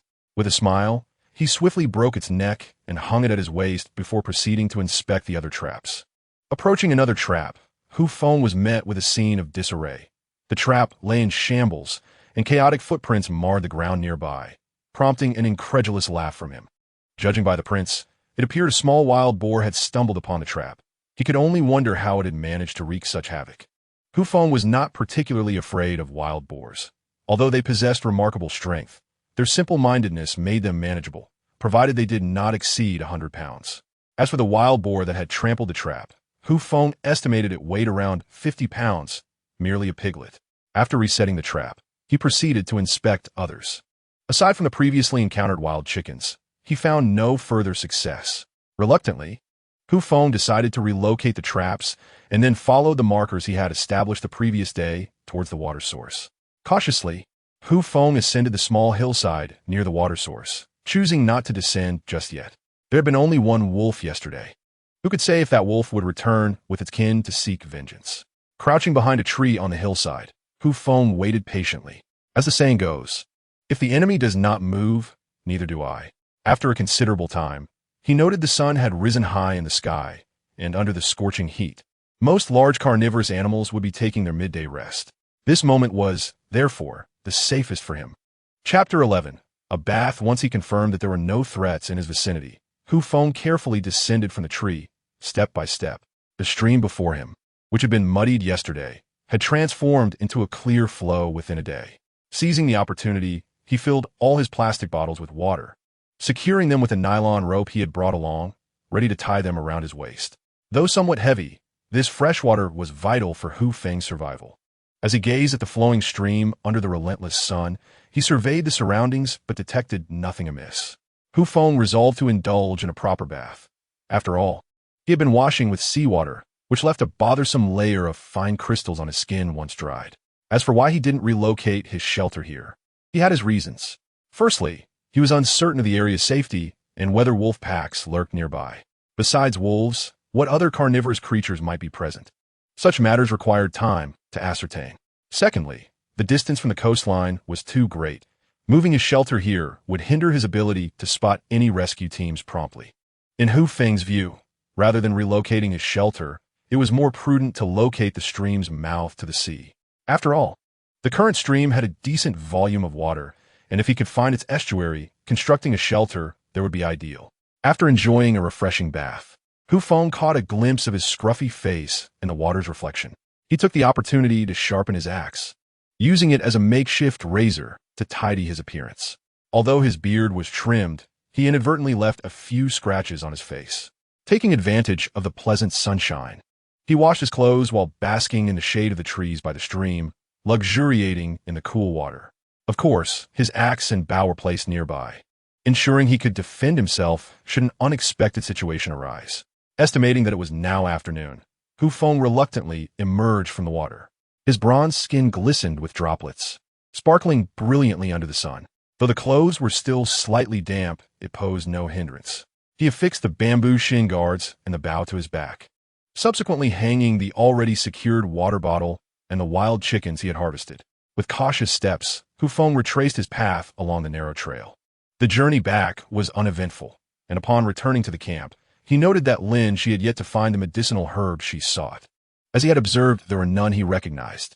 Upon reaching the shelter, he noticed the absence of the three women, but he dismissed it. After all, they were adults and unlikely to have lost their way. Changes were evident among the group on the beach.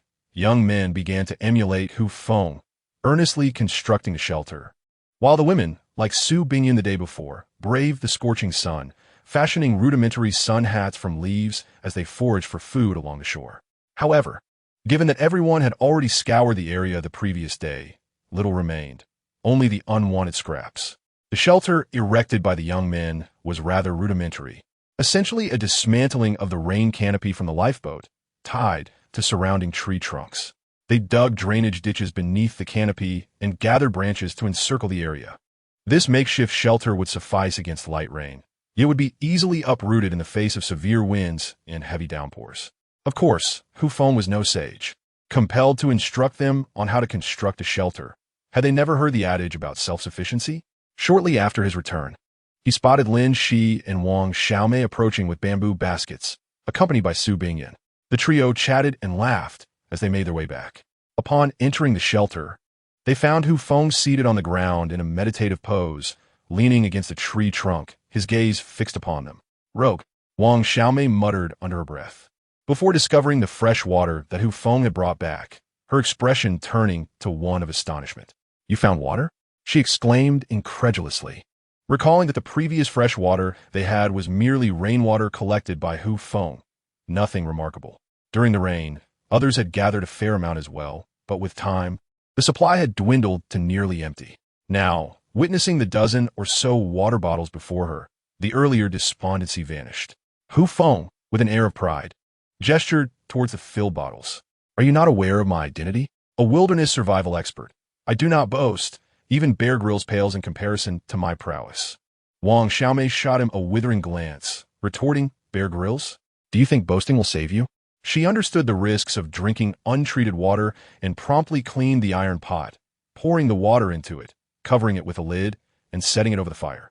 Hu Feng looked on, perplexed, as the three women eagerly fixated on the pot of water. Did I not leave coconuts here? Did you not drink them? He asked, bewildered. At his words, the three women were incensed. You dare say that? Your leaving them was as good as not leaving them at all. What use are they? Wang Xiaomei mocked. What's wrong? Hu Feng was confused. Surely they could not be allergic to coconuts? You have the audacity to ask? Wang Xiaomei retorted, tossing a coconut in front of him. Try opening one with your bare hands, then. With a sharp glare directed at Hu Feng, the tension was palpable. Upon hearing the comment, Hu Feng finally grasped the situation. It was merely something that had not been activated, was it not? Surely, a stone would suffice? Yet, upon further reflection, he realized that, for the three individuals lacking any survival skills in the wilderness, even finding a stone would likely prove futile. With this thought, Hu Feng managed an awkward smile, retrieving an axe from behind him, and carefully split open a coconut, distributing the pieces among the three. As they received the coconuts, the trio disregarded any semblance of decorum, eagerly drinking from them, while Wang Xiaomei wasted no time, determined not to waste a single drop. By the time they finished one coconut, the water in the pot had come to a boil. Once cooled, it could be bottled. Meanwhile, Lin Shi, having consumed her coconut, glanced around Hu Feng but noticed no signs of medicinal herbs. She chose not to comment, deeming herbs as mere precautionary measures rather than essentials. Earlier that morning, the group had deliberated on sending a few individuals out to sea in a lifeboat, hoping to locate a rescue team. Although Lin, she had not found any herbs. She recalled what she had overheard that morning and recounted it to Hu Feng in detail. As Hu Feng listened, he fell into contemplation. The proverbial wisdom of not placing all eggs in one basket resonated with him. Yet regarding venturing out to sea, he felt it unnecessary. If a rescue team existed, they would inevitably arrive here in due time. To set sail? It could only be said that those few were audacious souls, placing their hopes in the hands of fate. Utterly oblivious to the vastness of the ocean. Observing Hu Feng's pensive demeanor, the three women mistakenly assumed he was also considering a journey to the sea. Anxiety washed over them. It was only with Hu Feng's support that they could barely sustain themselves. The thought of him departing for the sea filled them with dread, leaving them to ponder what their future might hold. Chapter 12. Su Tong. 1. I have made my decision. Hu Feng suddenly shouted. The three women turned pale at the sound. It seemed he truly intended to set sail. I have decided to wait here, to remain until the rescue team arrives. The abrupt turn of events left the women momentarily stunned. Upon hearing Hu Feng's intention to stay put, they exchanged relieved glances, a comforting sense of security settling over them. Having calmed her emotions, Wang Xiaomei shot an exasperated look at Hu Feng. Perhaps setting sail would mean escaping this torment and returning to civilization, she remarked with irritation. Beside her, Su Bingyun and Lin, she exchanged glances at her words, questioning whether she was subtly inciting him to venture out. Yet, Hu Feng paid no heed, tossing a wild chicken to Wang Xiaomei and reflecting, so what? I merely admire their courage. To set sail now is a gamble with death. If they are indeed rescued, our salvation would follow swiftly. Perhaps we would even owe them our gratitude. However, I have no desire to venture out, for I wish to survive. Indeed, the desire to live is a shared aspiration among us all. It has already been 5 days since we found ourselves stranded here, without a glimpse of the rescue team or the distant roar of a passing plane. It feels as if we have been cut off from the world. Wang Xiaomei skillfully plucked the feathers from the wild chicken, while Lin she approached to fill a plastic bottle with the cooling water. Meanwhile, Su Bingyan appeared at a loss, watching as Hu Feng approached, her hands unsure of where to rest. Currently, there are 4 people, and naturally, the roasted chicken is insufficient. Wang Xiaomei placed the chicken on the rack, and then poured the already clean shells into the pot, which had also been thoroughly washed. Lin Shi tended the fire, while Wang Xiaomei used chopsticks to stir the shells, salvaging them briefly before adding water to boil. If they were not cooked thoroughly, the parasites within could pose a significant risk, leading to troublesome consequences if consumed. As the sky gradually darkened, Hu Feng realized that evening had descended. This was the plight of losing track of time. He had thought he had merely squandered the morning, yet an entire day had slipped away unnoticed. Seizing the little time left, he hastily dug up some worm soil and then headed to the seaside. Upon retrieving the fish trap, he found a few small fish and shrimp inside, so he reluctantly put the fish away and returned the trap to its place. Upon returning to their dwelling, Wang Xiaomei had already prepared the meal, seemingly waiting for Hu Feng to return to commence the feast. She set a pot of shells aside and then handed the roasted chicken to Hu Feng. "You've expended much energy today. This is for you." Hu Feng was momentarily taken aback as he glanced at Su Bingyun and Lin Shi, who were enjoying the shellfish meat, seemingly already aware of this outcome. Observing the scene, Hu Feng smiled, tearing off 2 chicken legs and a wing to share with the 3 of them. With a calm smile, he reassured, "Rest assured, as long as I'm here, you need not worry about food." Although Hu Feng's words were somewhat boastful, what harm was there in impressing beautiful women? Which woman does not relish sweet words? Upon hearing Hu Feng's statement and the unassailable tone in which it was delivered, the 3 women accepted the chicken and began to devour heartily. They all enjoyed the roasted chicken, and Hu Feng felt that Wang Xiaomei's cooking was indeed superior to his own. After consuming some shellfish meat, Hu Feng sensed that he was nearing fullness and, as was his custom, stepped outside the shelter to indulge in a cigarette. During these days, he had typically waited until after meals to smoke, considering the limited supply. As he retrieved the last crumpled cigarette from his pack, he picked up a piece of wood from the nearby fire to light it. This was indeed the final cigarette. Once it was gone, he would face a grim reality ahead. Watching the bustling crowd, Hu Feng couldn't help but ponder whether those men over there had cigarettes, and whether he should seize the opportunity to rob them. Yet he dismissed the thought. After all, it was just a cigarette, and he would not perish without it. Sighing at the sight of the sunset over the sea, Hu Feng lamented the tardiness of the rescue team. The ship's first mate shared similar sentiments, initially believing that the emergency supplies on the lifeboat could sustain them for about a week. However, upon their arrival, they had indulged without restraint, depleting their resources. Now, aside from a little bit hidden among themselves, there was nothing left. The group was left to fend for themselves, searching for sustenance on this island. Gazing at the empty cigarette box in his hand, the first mate turned his gaze towards the sea. The satellite phone remained without signal.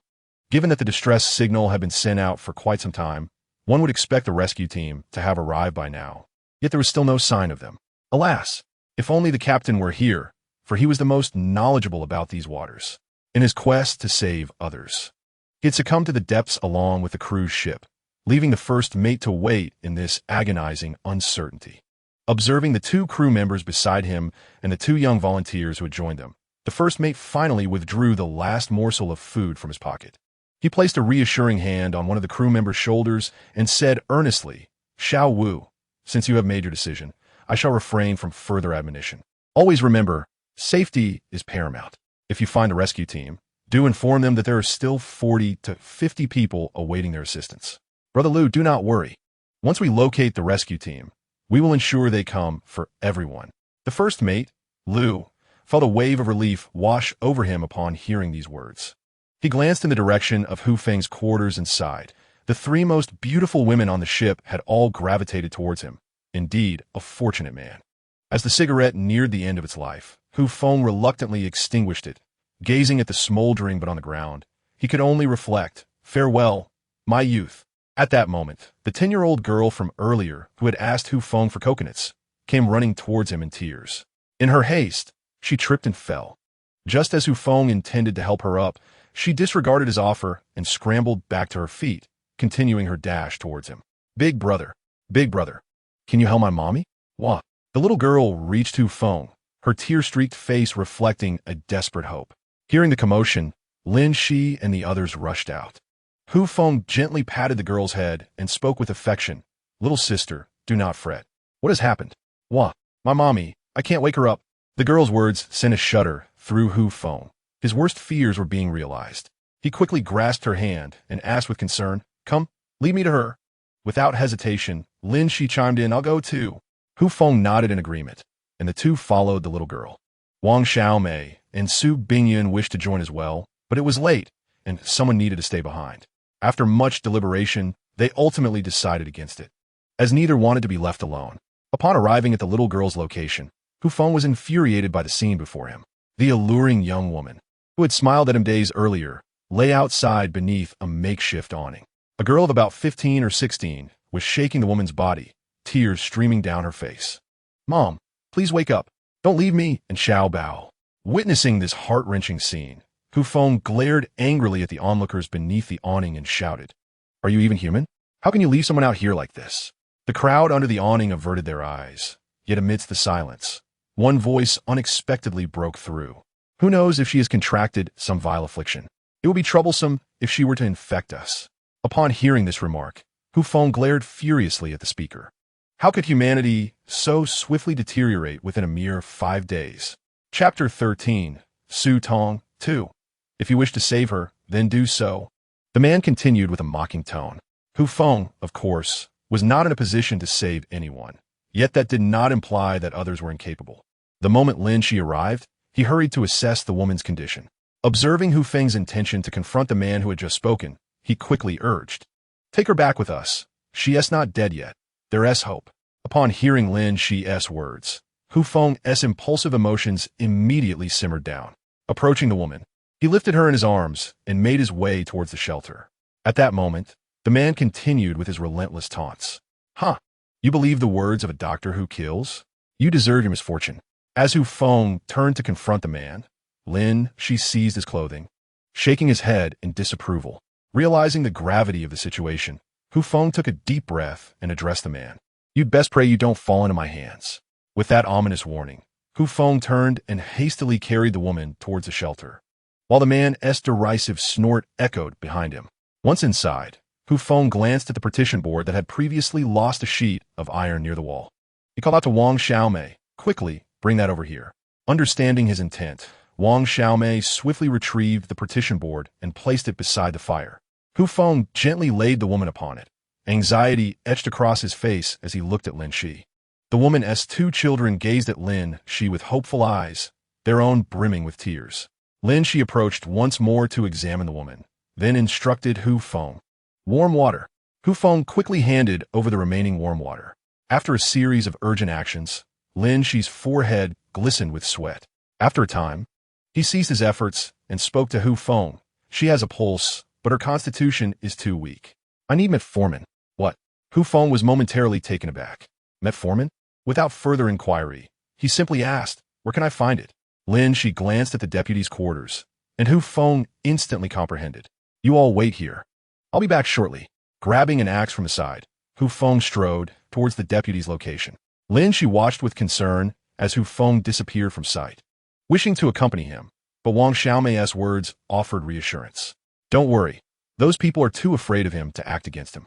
Lin Shi reluctantly acquiesced, looking at the woman lying there, involuntarily pondering whether, had he not encountered Hu Feng, he too might have met a similar fate. Meanwhile, Hu Feng, wielding the axe, arrived at the deputy's quarters, where he found the deputy puffing on a cigarette, exhaling clouds of smoke. Upon seeing Hu Feng enter with the axe, the crowd quickly parted to make way.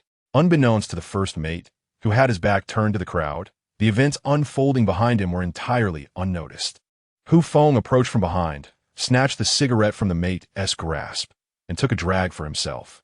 The mate, incensed by the theft of his smoke, turned around and exclaimed, That bastard has grown quite bold. However, upon locking eyes with Hu Feng's menacing glare, he instinctively recoiled a step back. Big brother. Hu Feng took a couple of deep puffs before returning the cigarette, asking flatly, Where is your emergency medical kit? Realizing that Hu Feng did not intend to cause trouble, the mate let out a sigh of relief. Accepting back the cigarette, he noted it was now considerably shorter, yet chose not to comment. He bellowed at a nearby crew member, Are you all daft? Don't you see the big brother who needs the medical kit? Hurry and fetch it. One of the crew members promptly dashed to a corner of the camp, retrieving a box labeled with writing and handed it to Hu Feng. Uncertain of the specific medication Lin Shi had requested, Hu Feng decided to take the entire kit instead. Thank you, he called out to the first mate. waving the medical kit as he made his way towards the shelter, leaving the mate awkwardly staring at the stub of his cigarette. Upon returning to the shelter, Hu Feng directly passed the medical kit to Lin Shi. I'm not sure what you need, but I brought everything. Lin Shi was momentarily taken aback at the sight of the kit. If it had been the one from the lifeboat, it might not have contained the medicine she desired. However, this particular kit was indeed the one she had left behind. Opening it, she found the necessary medication and, with the assistance of a 15-year-old girl, began to administer it to her mother. After a lengthy period of idle chatter, the group observed the still unconscious woman, prompting Hu Feng to inquire, "Why hasn't she woken up yet? Did you perhaps not procure the right medicine?" Lin Shi shot him a glare, indicating her desire to dismiss him. Hu Feng awkwardly chuckled. I was merely jesting, seeing how tense everyone is. As he attempted to clarify, he retreated, well aware of the lethal glares from the women around him. Upon exiting the shelter, Hu Feng instinctively rummaged through his pockets, only to discover they were empty. It was then that he realized he had run out of cigarettes. Sighing deeply, he sat on the beach, resting his head on his hand, idly gazing at the slowly drifting moon in the night sky. At that moment, a small hand reached out from beside him, holding a red box. Upon closer inspection, Hu Feng was pleasantly surprised to find it contained a pack of cigarettes. Turning to the owner of the small hand, he saw Xiao Bao sitting next to him, her face adorned with a sweet smile. "Big brother, thank you." Hu Feng, seeing the pack in the little girl's grasp, did not take it but gently stroked her head, offering her comfort. "Your name is Xiao Bao, right? Don't worry, your mother will be fine. Xiao Bao not dead?" Then placed the pack of cigarettes into Hu Feng's hand, her face alight with hope as she said, "I believe what you said." With that, she turned and ran back. As Hu Feng gazed at the unopened pack of Hua Zi in his hands, he found himself pondering how Xiao Bao had come to possess such an item. Yet, unable to unravel the mystery, he decided to set it aside. At least until the Hua Zi was consumed, his youth would be rekindled, would it not? Upon returning to the shelter, he discovered Xiao Bao had already fallen asleep beside Wang Xiaomei. Beside Xiao Bao sat Lin Shi, who had thoughtfully left a space for Hu Feng. Observing the young girl vigilantly guarding her mother by the fire, Hu Feng slowly took a seat opposite her. "You should rest. I can keep watch here. If anything happens, I will call for you." The young girl looked up at Hu Feng and shook her head. "Big brother, you should sleep instead. I want to watch over Mama." With a sigh, Hu Feng finally lay down. It was not that he lacked compassion. With 3 more people in their group, he planned to venture deeper into the island the following day to procure more food. Chapter 14. A stunning arrow, 4,000 words. The next morning, Hu Feng awoke early and noticed that the young woman who had fainted the previous night was now conscious, while Lin Shi was tending to her. The 15 or 16-year-old girl, sporting dark circles under her eyes, was busily tending to the fire, with Xiao Bao anxiously watching the pot. It appeared something was simmering within. Hu Feng wondered where Su Bingyun and Wang Xiaomei had gone, but paid it little mind as he headed to the seaside for a wash, returning leisurely afterward. By the time he reached their base, Wang Xiaomei and Su Bingyun had returned, carrying several small fish. It turned out they had gone to check the fish traps, a task Hu Feng had entrusted to Wang Xiaomei the night before. Nothing too complicated. Upon seeing Hu Feng return, Wang Xiaomei began distributing the fish soup from the pot. The fish had been caught the previous afternoon, and considering there was a patient among them, Wang Xiaomei had generously provided a hearty portion. Hu Feng said nothing in response. After finishing breakfast, Hu Feng observed Wang Xiaomei washing the bamboo baskets and remarked, "From now on, we will be 7 people here, increasing our food demands. Let me make some arrangements." Hearing Hu Feng's words, everyone paused their tasks and looked up at him, clearly recognizing him as their sole pillar of support.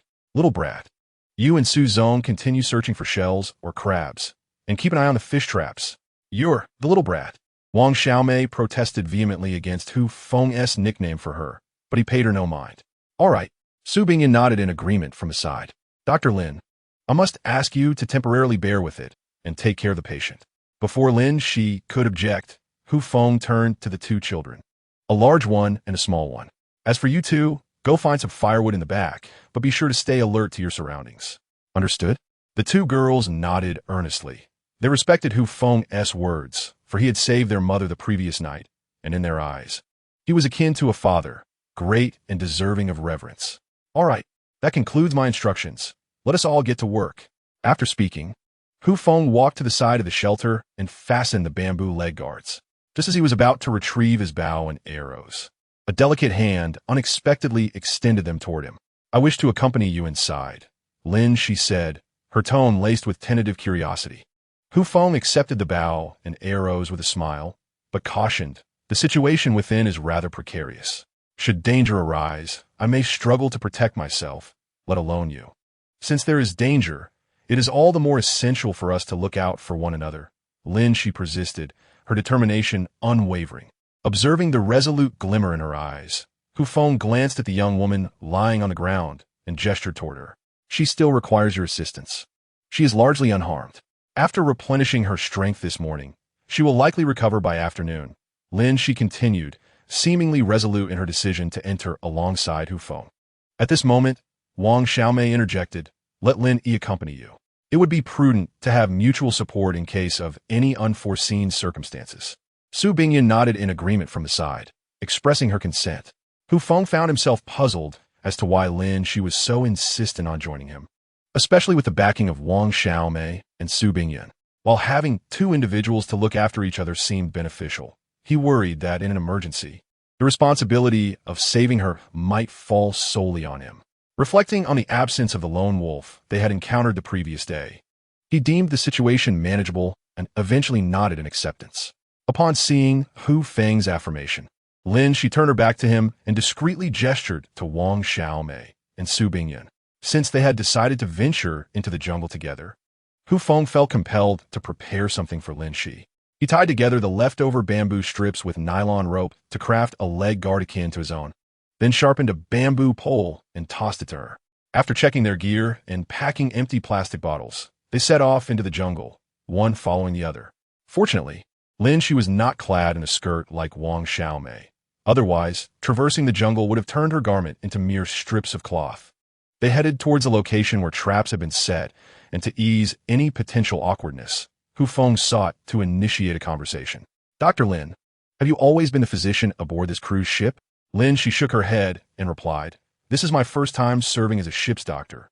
Prior to this, I worked in a hospital." Hu Feng chose not to delve further. In his view, a stable position in a reputable hospital seemed far more appealing than a role on a cruise ship. Noticing his curiosity, Lin she decided to reveal more. She explained that she had taken the position on the cruise ship to escape her family's matchmaking arrangements, as such a trip spanning 1 or 2 months left little opportunity for dating. "What about you, Lin?" she suddenly inquired. Taken aback by her question, Hu Feng paused before responding with a smile. "What else could it be? I'm here to earn money and prepare to return home." "Earning money?" Lin she observed him thoughtfully. "After all, this cruise ship travels between Bangkok and Shanghai. What necessitates a trip to Thailand?" Feeling the weight of her gaze, Hu Feng offered an awkward smile. "In Thailand, I assisted a friend with some tasks, and naturally, once completed, I was set to return." Lin she had always felt that Hu Feng was not being entirely truthful, yet she refrained from probing further. While conversing, Lin Shi's attention was drawn to a peculiar plant, prompting her to pause and crouch down for a closer inspection. Hu Feng, noticing her interest, approached her side and, perplexed, inquired about the plant that resembled a small onion. "What is this herb?" he asked. Lin, she shook her head, plucked a few leaves, crushed them gently in her hands, and inhaled their aroma. "This should be wild onion. It could be used as a seasoning." Upon hearing this, Hu Feng stood frozen, realizing it was indeed edible, and a condiment at that. However, something was better than nothing. He marked the spot and suggested, "Let us return here to gather more later. For now, let us see what we've caught in the traps." Lin she nodded in agreement and followed Hu Feng. Upon reaching the traps, Hu Feng discovered that 2 of them had been trampled by a wild boar, much like the previous day, with no other catches in sight. Sighing at the situation, Hu Feng concluded that he would need to resort to hunting for some game, albeit feeling somewhat embarrassed about his archery skills.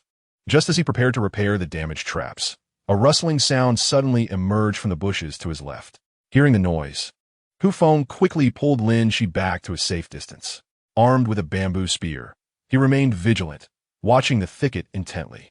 After a brief moment of rustling, a wild boar, approximately 50 pounds, emerged into view. "Wild boar?" Lin Shi gasped, momentarily taken aback by the creature's gleaming tusks glinting under the sun. The boar burst forth from the underbrush, momentarily stunned to encounter Hu Feng and Lin Shi. Assessing the two, it deemed them insignificant and, seeing no immediate threat, began to turn away. As the boar prepared to leave, Hu Feng contemplated the disparity in their strengths. It seemed futile, yet he possessed a bow and arrow, along with a bamboo spear, which gave him a slight edge. With this thought, as the boar turned to depart, Hu Feng drew his bow without hesitation and fired an arrow towards it. The arrow struck the ground a mere half a meter from the boar with a soft thud.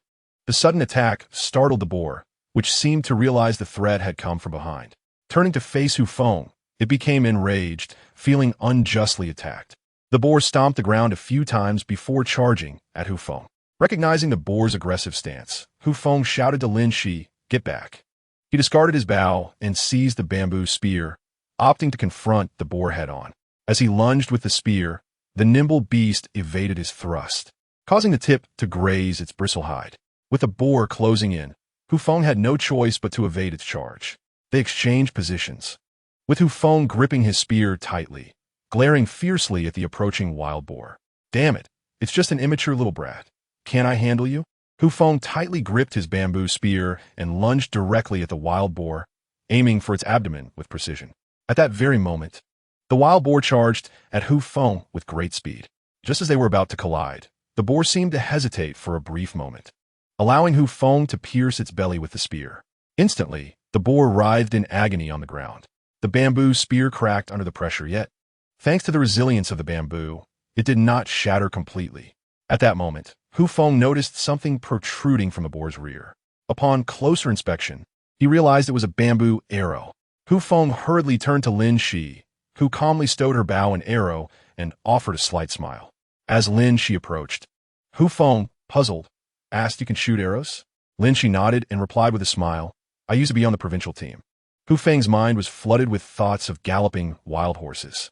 If only he had known earlier that she could shoot arrows. The memory of his earlier clumsy attempt at archery filled him with embarrassment. Just as Lin Shi was about to return the bow, Hu Feng quickly intervened. "This weapon is far more useful in your skilled hands than in mine." He recognized his own limitations. A fine steed deserves a worthy saddle, and a treasure blade should be wielded by a hero. Lin Shi chuckled at Hu Feng's demeanor. To salvage his pride, she remarked, "You've crafted a fine bow." Hu Feng turned his back to her, walking toward the nearly lifeless boar, signaling his desire to be left alone. Standing before the boar, he raised his axe and brought it down upon its head, ending its suffering. As he gazed at the deceased boar, a dilemma presented itself. They had intended to procure fresh water, but should they carry this creature back? That seemed impractical given the distance. After some contemplation, Hu Feng resolved to bring the boar along to the stream, where he could clean it. Without further ado, he gathered some vines to bind the boar and set off toward the creek. 50 pounds was no burden for him, and following the trail he had previously marked, Hu Feng led Lin Shi to the stream. Upon sighting the water, Lin Shi's eyes sparkled with delight. Without a second thought for any potential dangers, she dashed to the water's edge, removing her shoes and bamboo leg guards. Her delicate feet stepped into the cool stream as she cupped her hands to splash water on her face, reveling in the refreshing sensation. Hu Feng scanned the surroundings for threats, ensuring safety before he proceeded downstream, where he began to skin and dismember the boar. While Hu Feng busied himself with the task, Lin Shi observed her surroundings and then ventured upstream. As Hu Feng worked diligently, time slipped away unnoticed. Suddenly, he lifted his head and called out, "Where is Dr. Lin?" Glancing around, he found no trace of her presence, and a sense of unease washed over him. "Dr. Lin?" He called again, but received no response. Panic began to set in. Surely Dr. Lin hadn't encountered any trouble. The freshly cleaned wild boar was placed upon a pristine stone slab. Hu Feng arrived at the spot where Lin Shi had recently washed her feet. He glanced around, but found no sign of her. "Dr. Lin?" Hu Feng called out several times, yet there was no reply. Suddenly, he noticed a trail near the stream upstream, indicating that someone had passed through, prompting him to hasten after it. Following the trail, he arrived at a bend in the stream, where his gaze fixated ahead. There, upon a stone slab by the stream, sat a woman with skin as fair as jade, holding a piece of clothing. She dipped it into the clear water and draped it over her neck, the water gliding off her skin like silk. In that moment, Hu Feng comprehended why the cowherd had stolen the weaving maiden's garments. To have such a celestial being by one's side was an opportunity too precious to squander. As Hu Feng stood mesmerized, he inadvertently stepped on a dry twig, which snapped loudly beneath him. "Who is that?" Lin Shi, hearing the noise, instinctively grabbed her clothing to cover her chest and turned to look in Hu Feng's direction. Quick-witted, Hu Feng immediately turned his back to her. "Dr. Lin, I didn't see anything at all. I was down here attending to the wild boar, and when I turned around, you had vanished. I called out for quite some time, worried something had happened, so I came looking for you. I truly didn't see anything, nothing at all. I am leaving now." With that, Hu Feng hurried away without looking back. Lin, she watched his retreating figure, her cheeks flushing as she recalled where he had just stood. Indeed, just as Xiao Mei had said, what a rogue. Hu Feng returned to his task of cleaning the wild boar, entirely unaware of when Lin Shi would return. He then fetched fresh water, and the two walked back in silence. Along the way, Lin Shi discovered a number of herbs and even found wild ginger, in addition to the wild onions from earlier, thus acquiring 2 types of seasoning. By the time Hu Feng brought the wild boar back to the shelter, it was already afternoon, and everyone's eyes widened at the sight of so much meat. They need not worry about food for days. Chapter 15. The Harvest of the Wild Boar. As the cook, Wang Xiaomei eagerly accepted the wild boar meat from Hu Feng, her gaze then fixating on the wild ginger in Lin Shi's hands. It is well known that the best way to suppress the gamey odor is through spiciness, and ginger is a natural remedy for this. Not to mention that ginger water can ward off cold. The young woman who was already able to stand saw Hu Feng's return and quickly made her way to him with the help of the young girl. "Big brother, I truly cannot thank you enough for yesterday." Hearing himself referred to as Big Brother, Hu Feng felt a wave of embarrassment as he scratched his head. The woman was the mother of the 15-year-old child, likely in her 30s, though she appeared to be in her 20s. Given that he was only 25, being called Big Brother felt somewhat awkward. I am Hu Feng, just 25 years old," he replied, marking the first time Lin Shi, Wang Xiaomei, and Su Bingyun heard his name. Previously, his greetings had either been a casual hey, or had lacked any formal introduction, and Wang Xiaomei's manner of addressing him was better left unmentioned. Upon hearing Hu Feng's words, the young woman paused for a moment before responding with an awkward smile. "I suppose I did not consider that." Subsequently, she continued, "My name is Su Tong. These 2 are my daughters. The elder one is named Zhou Xiaowei, and the younger one is Zhou Xiaobao." Xiaobao looked at Hu Feng with a beaming smile and exclaimed, "Hello, big brother." Su Tong shot her little daughter an exasperated glance. "Why are you calling him brother? You should address him as uncle." Xiaobao glanced at her mother and mischievously replied, "I don't care. I want to call him brother." Su Tong awkwardly smiled and offered her apologies to Hu Feng. "I'm sorry, my child is quite mischievous." Hu Feng, unfazed, remarked, "What's wrong with calling me brother? Calling me uncle only makes me sound old. Doesn't he it? It's fine. We can each have our own terms." Upon hearing this, little Xiaobao's face brightened with joy. At that moment, Lin Shi also introduced herself, saying, "Hello, I'm Lin Shi." Clearly, after waking up, Su Tong had already become acquainted with Wang Xiaomei and Su Bingyun, and she recognized the one who had truly saved her. "Dr. Lin, thank you so much. If it weren't for you, I might have already met my end." With that, she deeply bowed to Lin Shi. Lin Shi hurriedly helped her up, quickly explaining, "It's not solely my accomplishment. Hu Feng and everyone else contributed as well." Su Tong glanced at the others and said, "Thank you all." She attempted to bow again. Hu Feng quickly stopped her, smiling as he said, "Sister Su, from now on, we will all live together. So there is no need for thanks. Let us welcome Sister Su, along with Xiao Wei and Xiao Bao, to our little community." With that, Hu Feng led the applause, and Lin Shi joined in, while Wang Xiaomei and Su Bingyun hesitated before clapping as well.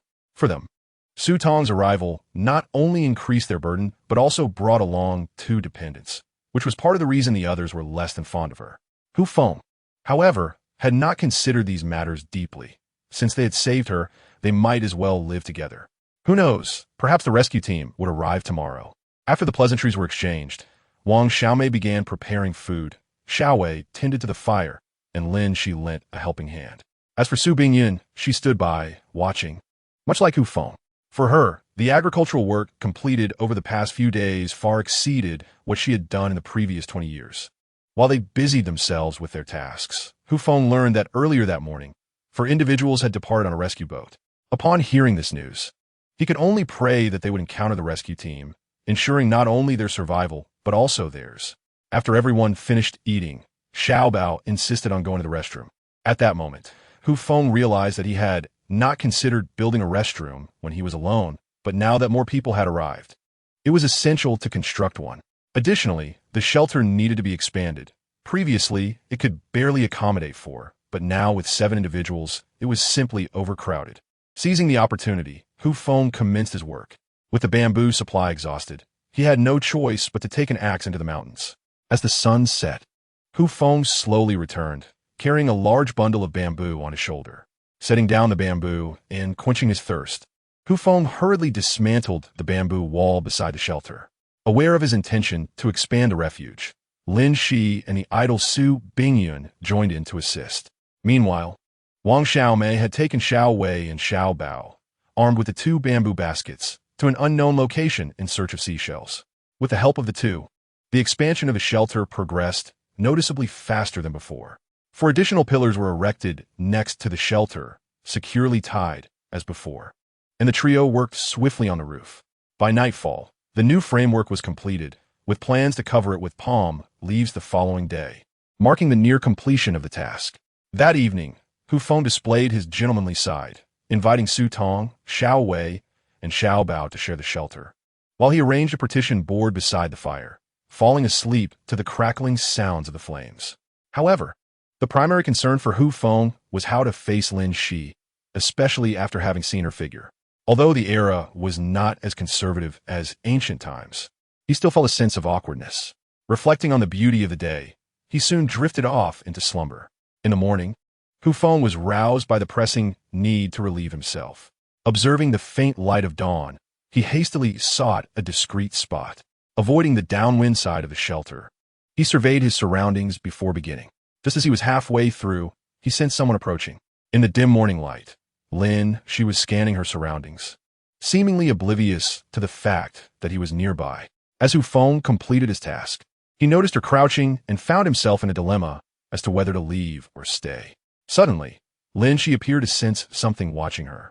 Glancing in Hu Feng's direction, from his vantage point, Hu Feng could see her clearly, and as she turned to look at him, he quickly averted his gaze, whistling nonchalantly to indicate he was occupied and could not attend to anything else. Lin Shi, witnessing Hu Feng's actions, felt an indescribable embarrassment. Initially startled, she tried to hold it in, but the audacious Hu Feng's whistling led to an uncontrollable release. Feigning innocence, Hu Feng played along, waiting until She had departed before he finally exhaled in relief. Realizing this had been one of his longest moments of relief. As he emerged from the shadows, a figure suddenly appeared before him. "Is it appealing?" She asked, her smile not quite reaching her eyes as she regarded Hu Feng. He feigned a look of innocence and inquired, "What? Appealing?" Without waiting for a response, he turned and walked away. Shi, deep in thought, observed Hu Feng's retreating figure, unable to shake off her disbelief that he had not seen her earlier. She approached the spot where he had stood, gazing back at her previous position, her face flushing with indignation. "You scoundrel! Rogue! Despicable rogue!" Chapter 16. Expanding the shelter with the assistance of Shi, and Su Bingyun the previous day. The framework for the expansion had been established. Today, the task was simply to extend the bamboo bed, encircle it with bamboo walls, and finally cover the top. Breakfast consisted of wild boar meat, and Wang Xiaomei, undoubtedly Hu Feng's chosen cook, showcased her remarkable culinary skills, delivering a dish that was rich yet not greasy.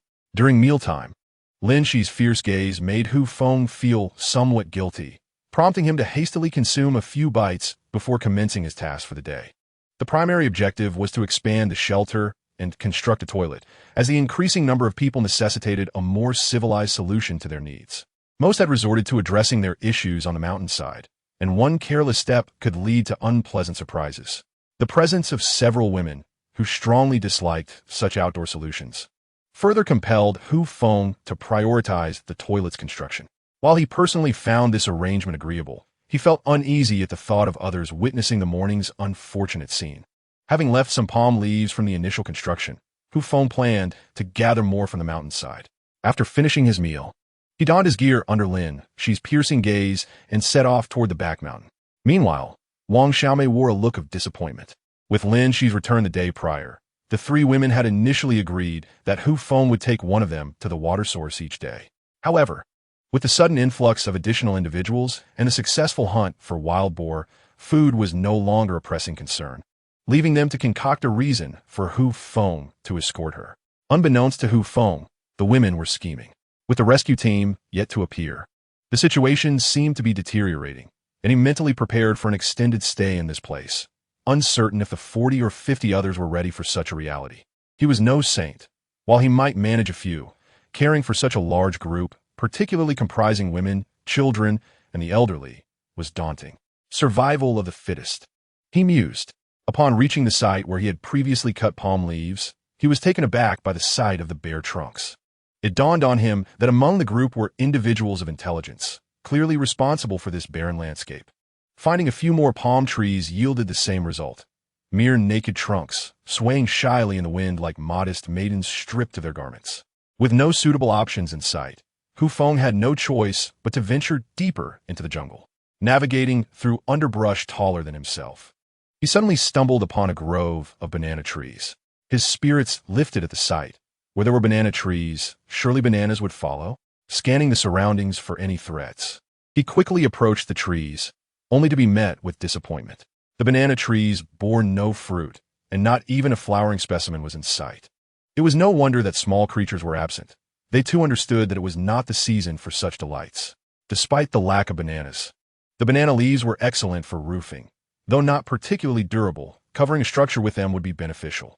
Determined not to deplete the resource entirely, Hu Feng refrained from chopping down the trees outright, mindful of the need for sustainability. After gathering a sufficient quantity of banana leaves, he calculated they would suffice, and he began his return journey, marking the path to facilitate future trips. With a sense of relief, Hu Feng returned to the shelter, took a sip of water, and immediately set to work. After all, the sooner the shelter was completed, the less he would have to sleep on the cold ground. And besides, sharing a bed with numerous beautiful women, even in different dreams, was rather delightful. Of course, Xiao Bao and Xiao Wei were exceptions due to their tender age. Wang Xiaomei could be considered half a candidate. Although she was still in the bloom of youth, her youthful countenance added an extra charm. As it happened, today mirrored yesterday. Wang Xiaomei took Xiao Wei and Xiao Bao out to gather seafood, while Lin Shi and General Su assisted Hu Feng in constructing the shelter. As for Su Tong, although she could now move about, she still appeared somewhat weak.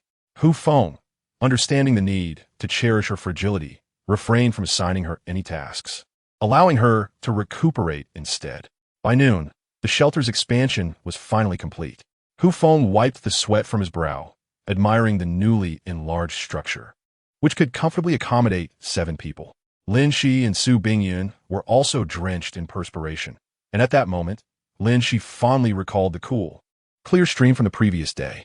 Wang Xiaomei returned with Xiao Wei and Xiao Bao, but their 2 bamboo baskets contained only a meager amount of seafood. Wang Xiaomei, frustrated, set the baskets down in the cooking area, pouting and grumbling. Those people are truly something. The seaside looks as if it has been plowed through, leaving nothing behind. Upon hearing this, Lin Shi chuckled. What do you expect? They need to eat too. Once here, who cares about that? As long as it's edible. Naturally, Wang Xiaomei bore no ill will towards them. Her complaints were simply a result of the day's lack of bounty. The others took little notice of her grievances. After their meal, Hu Feng prepared to construct a latrine, which required far less complexity than the shelter. Meanwhile, Wang Xiaomei skillfully sliced the rich, fatty meat of the wild boar with a small knife, cutting it into small pieces to render oil, while the remainder was placed by the fire to smoke. Given the sweltering weather, preserving meat was a challenge, and with no salt available, smoking was their only recourse. It should be noted that the salt they had been consuming in recent days was sourced from the kelp Hu Feng had previously discovered. As for seeking additional provisions, that was a laughable notion. With dozens of people present, it was unlikely there would be enough left for Hu Feng and his companions. Hu Feng chose a spot downwind, understanding that if the latrine were built upwind, it would make sleeping at night a near impossibility due to the noxious fumes. He wielded an axe to dig a pit approximately 1 meter deep, ensuring the width and depth were relatively uniform, and then laid wooden beams across the top. leaving a gap of about 10 centimeters in the middle. He spread the excavated soil evenly over the structure and placed 2 stones on either side. Testing the sturdiness by standing and jumping on it, Feng felt confident in its stability and thus relaxed. He could only imagine the unfortunate scenario that would unfold should it fail. With the latrine completed, the final task was to construct a small shelter to shield against wind and rain, which was rather simple. For posts, a roof, and then covered with banana leaves, secured in place, would suffice. For the door, Feng chose to bind banana leaves to bamboo strips, fastening them to the posts, thus completing the exceedingly rudimentary latrine. Feng hesitantly opened the door, feeling somewhat awkward, yet he decided to make do with the situation, hoping that perhaps the rescue team would arrive the following day. After an entire afternoon, Feng finally managed to complete the restroom, albeit alone. Although the adage suggests that teamwork alleviates burdens, Lin Shi and Mr. Su had their own matters to attend to. Chapter 17. Informing of the water source as the sun began to set. Feng and the others savored roasted meat while engaging in light-hearted banter. Occasionally, Feng would crack a risque joke, causing the women to blush and giggle, while little Bao looked on innocently, perplexed by the laughter. As for Xiao Wei, one should not underestimate this generation born after the millennium. In this age of information explosion, she might possess knowledge surpassing that of her elders. Amidst the jovial atmosphere, a portly middle-aged man accompanied by 4 young men approached Feng and his companions. Lin Shi quickly sensed the shift in dynamics and signaled Feng with a glance. Upon turning to observe, Feng recognized the ship's first mate along with several crew members. He silently grasped the axe beside him, eyeing the approaching group with caution.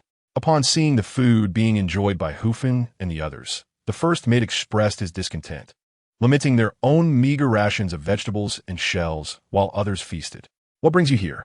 Feng inquired, axe in hand, scrutinizing the group before him. The first mate instinctively took a step back upon noticing the weapon, clearly intimidated. However, the 4 companions also retreated slightly, leaving the first mate feeling somewhat embarrassed, as he had brought them along for support only to find they were equally timid. Big brother, my name is Liu Yu. I have a question to ask, and I'll leave once I've done so," Liu Yu said, producing a crumpled cigarette from his pocket and offering it to Feng. Recognizing that Liu Yu's approach was not casual, Feng refrained from accepting the cigarette and responded coldly, "Speak. What is it?" Taken aback by Feng's refusal, Liu Yu hesitated for a moment before continuing, We've run out of water over there. I saw you brought back quite a bit yesterday. I'm not here to ask for it, but rather to inquire if you have found a freshwater source." Relieved by the nature of the inquiry, Feng was more than willing to share the location of the water source, as it was not a matter of great consequence. While he was neither a saint nor a demon, he believed that since they were all stranded on the same island, he had intended to inform them in due time. However, it felt more dignified for them to seek him out first. "That can certainly be arranged," Feng replied, continuing, "If you head past the back mountain and follow the bamboo grove, always keeping to the left, you will encounter a pile of boulders. Once you scale the slope, you will again see the bamboo grove. Continue left through a valley, and the water source will be there." Liu Yu diligently committed Feng's directions to memory, trusting that he would not be deceived, having learned a few lessons during their time together. Gratefully thanking Feng, the group prepared to depart, and as they left, Feng made sure to remind them one last time. "Along the journey, I left my markers, 3 stones, and a warning about the potential dangers near the water source." Upon hearing Feng's words, Liu Yu nodded. After expressing his gratitude to Feng once more, he turned to depart. Observing Liu Yu and the others as they walked away, Feng suddenly inquired, "How many days have we been here?" This question left the group momentarily perplexed. How many days? 7 or 8? No one had a definitive answer, and it felt as though an eternity had passed. Gazing at the night sky, Feng was struck by a premonition that something ominous was looming ahead. After finishing their meal, the group prepared to rest. As Feng glanced at the spacious bamboo bed beneath the shelter, his thoughts wandered. After all, he would be sharing this space with the lovely women. Su Bingyun and Wang Xiaomei were the first to return to their usual spots, while Lin Shi shot a glare at Feng before lying down next to Wang Xiaomei. Naturally, Xiao Wei and Xiao Bao did not lag behind, promptly settling beside Lin Shi, leaving Feng and Su Tong awkwardly standing together. You all go ahead and sleep," Feng said, looking at the bamboo bed before pulling out a cigarette and moving aside. After hesitating for a while, Su Tong eventually lay down next to her daughter, Xiao Bao, embracing her, feeling a sense of reassurance in her heart. On the beach under the night sky, someone sat alone on a rock, gazing at the distant sea, lost in thought. Others gathered around the campfire, propping their heads on their hands, deep in contemplation. Out on the vast ocean, a solitary lifeboat floated aimlessly. Inside the lifeboat, a man curled up in a corner, listlessly staring at the night sky. "Do you think we can get out of here?" One man, leaning against the lifeboat, gazed vacantly at the sea, devoid of hope in his eyes. "Who knows?" Another man, similarly propped against the boat's side, replied weakly. "It's been 2 days. We haven't seen a single soul, not even a bird," remarked a man at the bow.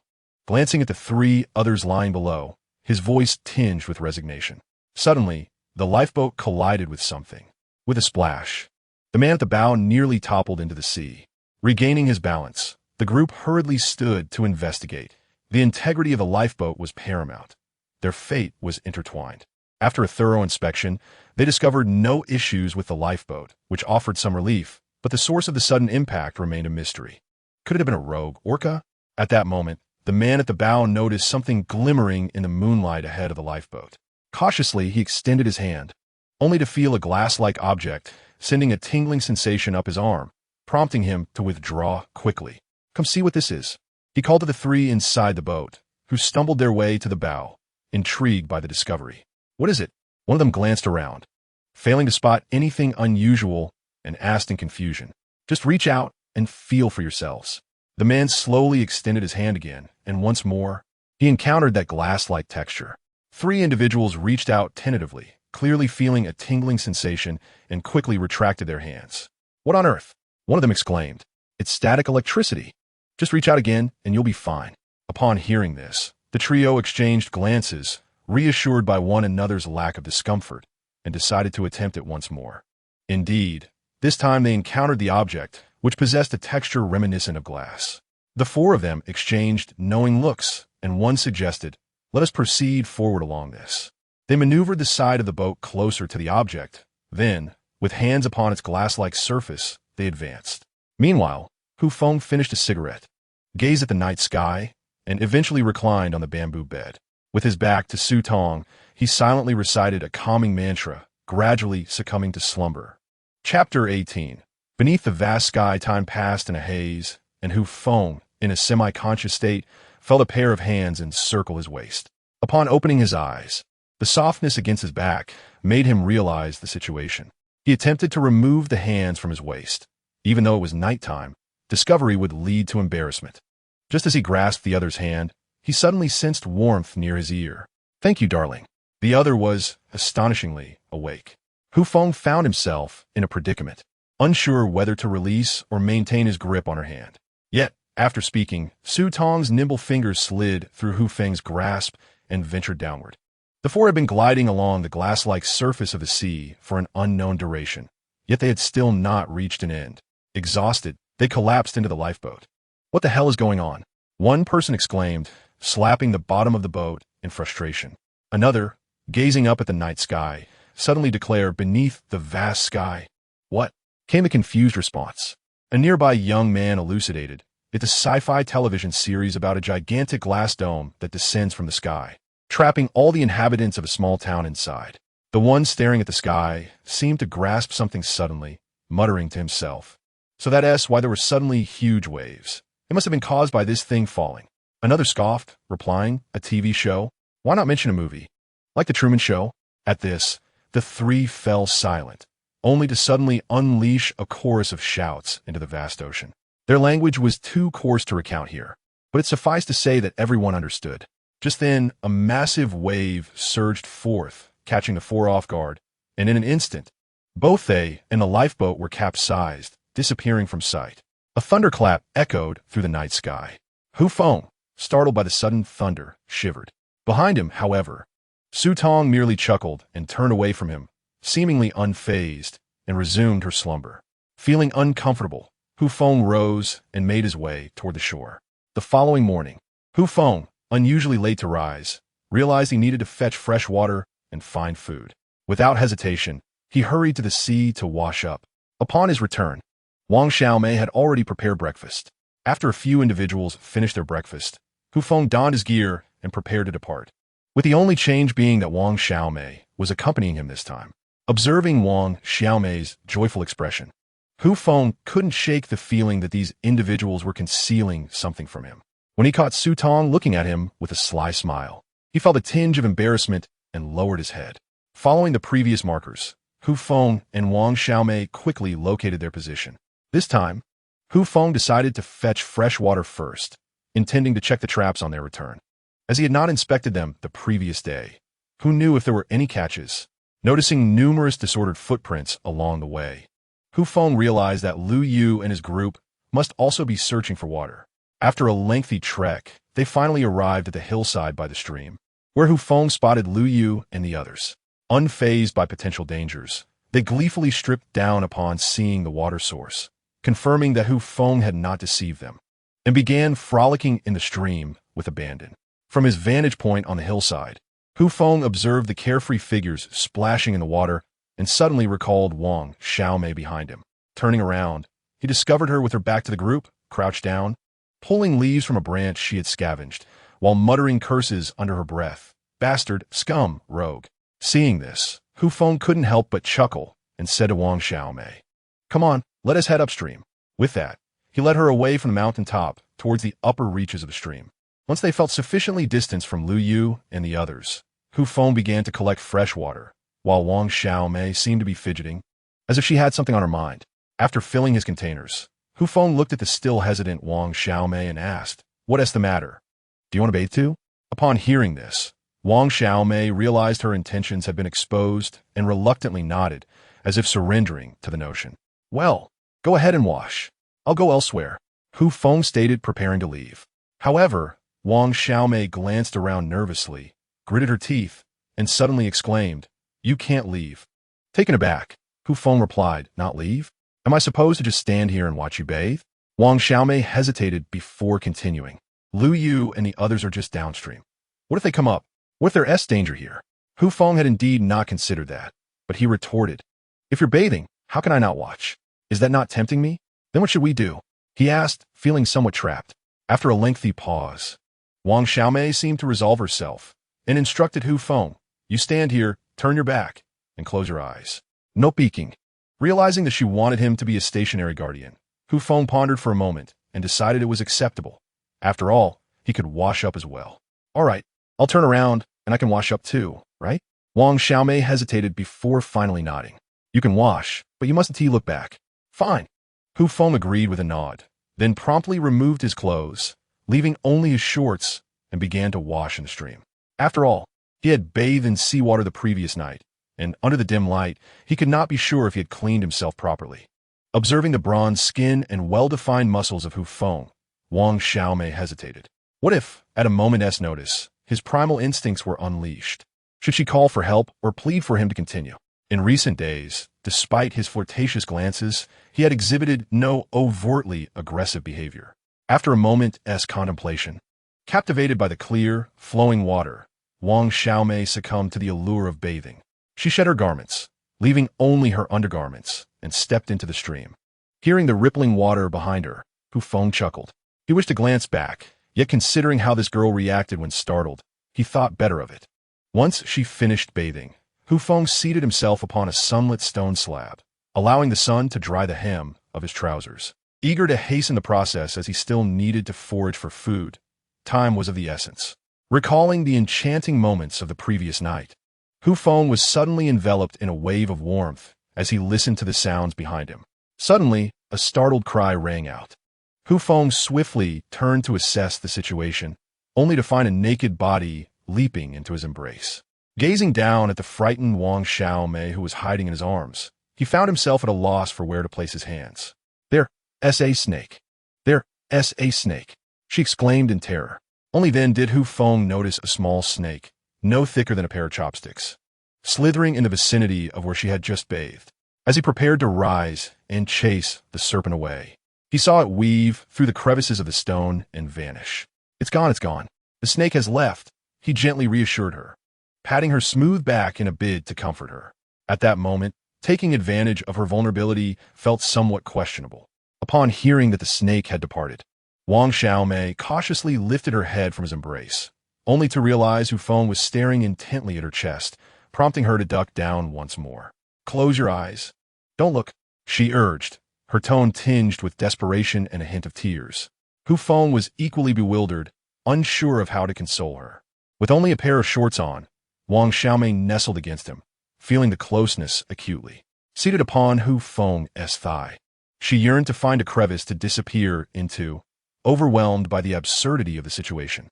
Suddenly, an uncomfortable awareness washed over her. "Close your eyes," she insisted, looking up at him. Complying with her request, Hu Feng obediently shut his eyes, fearing that if he continued holding her, his primal urges might take over. Once he had his eyes closed, Wang Xiaomei quickly extricated herself from his embrace and dashed back to where she had left her clothes, hastily donning the still damp outer garment. "All right," she declared. Sensing the absence of the beautiful figure in his arms, Hu Feng felt a twinge of disappointment. He opened his eyes at her voice, but upon seeing her only clad in the wet outer layer and lacking any other clothing beneath, he swiftly turned away, nearly overwhelmed by the tantalizing sight. Realizing something was amiss, Wang Xiaomei found herself at a loss, and she called out to Hu Feng, who had turned his back to her. "Do not turn around until I say so." With that, Wang Xiaomei hurriedly found a sunlit spot to hang out her clothes. Hu Feng also turned his back to her, signaling with a hand gesture. Chapter 19. Tasting under the blazing sun, their clothes dried quickly, and Wang Xiaomei naturally darted to a secluded area to change into her freshly washed attire. As for Hu Feng, he felt no embarrassment. He had just indulged his eyes, and with merely a few pounds of flesh on him, he had little to conceal. Once she had changed, Wang Xiaomei emerged, her movements awkward. The recent events still clouded her mind. It was her first time exposing her body to a young man, and the thought alone made her blush. She lowered her gaze, unable to meet Hu Feng's eyes, and mimicked his earlier gesture of tying some plastic bottles around her waist, walking quietly. As they passed the spot where Lu Yu had been, Hu Feng took note that the others had long departed, likely in search of food. For them, these days had been a cycle of feasting and fasting. Seafood was scarce, and they were primarily sustaining themselves with water. Hu Feng searched the vicinity near the water source but found no small animals to hunt. However, Wang Xiaomei had managed to catch a few crab from stream, just enough for one person, but certainly insufficient for a group of 7. Upon returning to the location of the traps, Hu Feng noticed that they had evidently been tampered with footprints surrounding the area. Without a doubt, he knew who was responsible. Upon inspection, he found that 4 traps had been reduced to 3. Thus, he had no choice but to relocate the remaining traps. Wang Xiaomei, seeing the footprints, angrily exclaimed, "It must be those bastards Lu Yu." Hu Feng had thought the young girl had become reticent, but he knew full well who the culprits were. What could he do about it? Should he attempt to reclaim what was lost? It seemed unnecessary. He could simply consider it a gift of wild delicacies to them. The location of the traps was not far from the beach shelter. Hu Feng handed the water bottle to Wang Xiaomei and decided to search for more edible items. Wang Xiaomei accepted the water bottle without much thought. For her, following Hu Feng into the wilderness was primarily for the sake of bathing. Although the loss was considerable, if she were to accompany him on a hunt, she would undoubtedly become a burden. Why not return and focus on what she could do? After watching Wang Xiaomei depart, Hu Feng ventured along an unexplored mountain path, hoping to find something to eat. Under the noontime sun, he wandered but found no small creatures. Even the birds seemed to retreat from the heat, leaving little hope for other animals. As he rested beneath a tree, Hu Feng suddenly noticed something on the ground ahead. Approaching, he discovered a type of yellow fruit he did not recognize.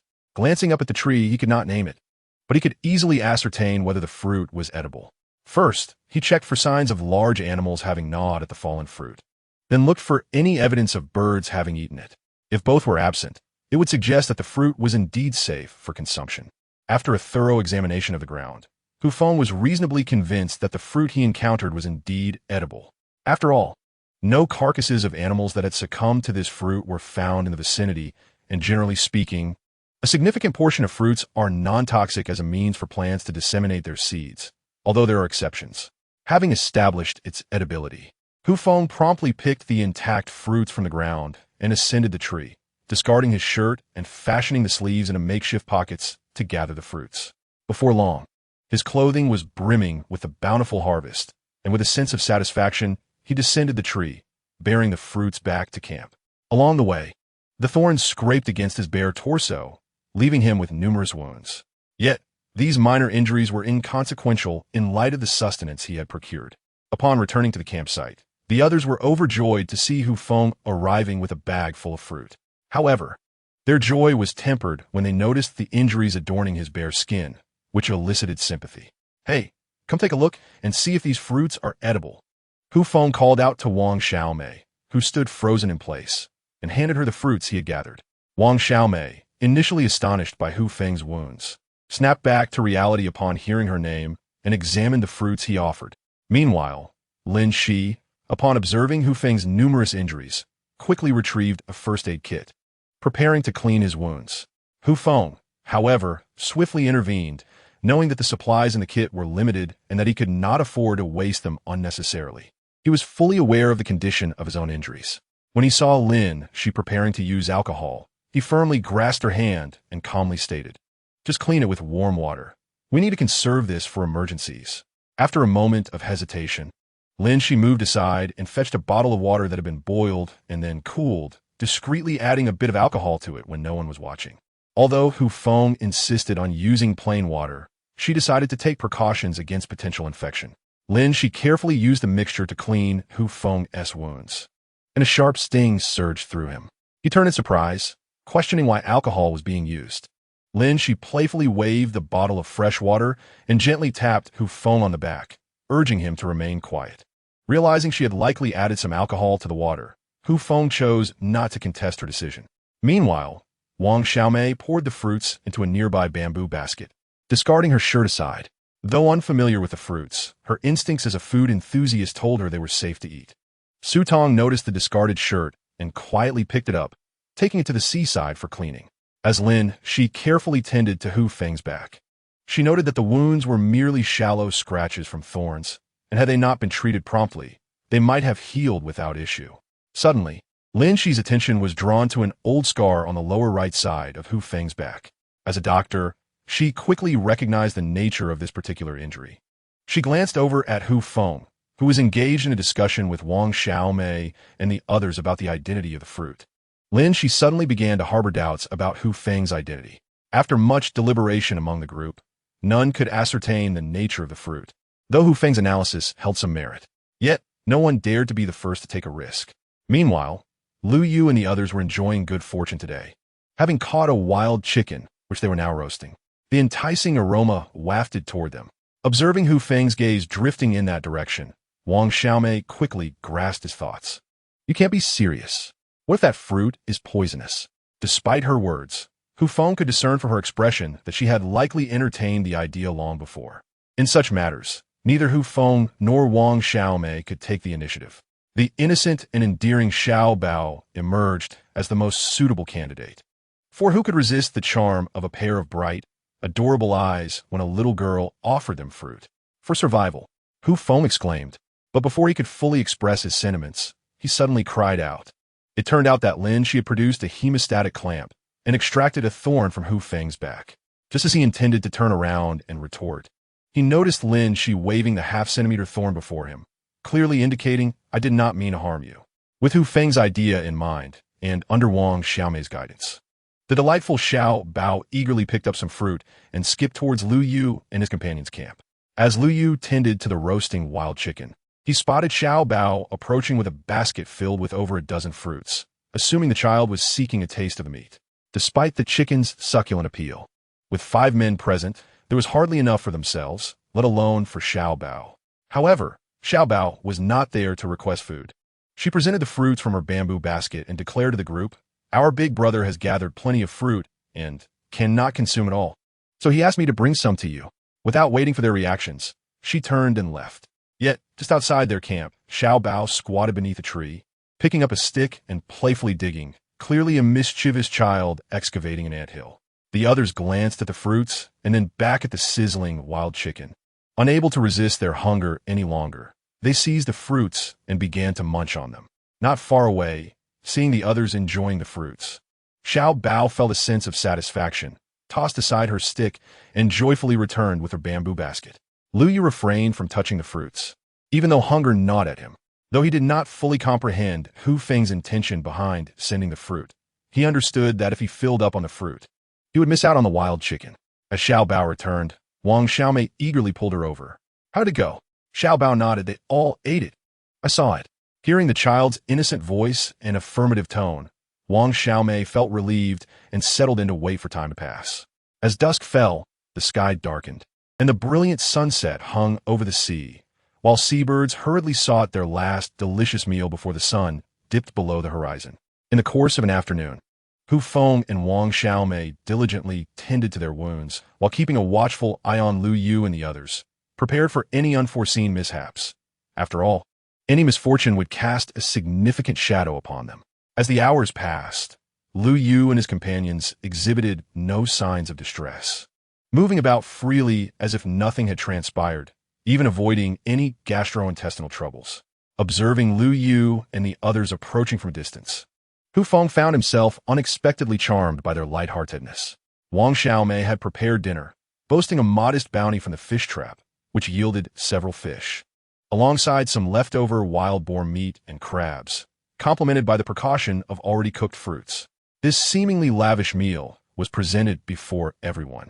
Without hesitation, Feng seized a fruit, peeled it, and took a bite, convinced that if they could consume raw food without consequence, his thoroughly cooked fruit would surely pose no risk. The fruit yielded a subtle sweet potato flavor, which he found quite delightful, prompting him to indulge heartily. Seeing Feng's enthusiasm, the others followed suit, eagerly peeling and devouring their fruits, their eyes lighting up with intrigue at the deliciousness of the treat. Once they finished their meal, Feng stepped outside the shelter and lit a cigarette, savoring the satisfying fullness in his belly.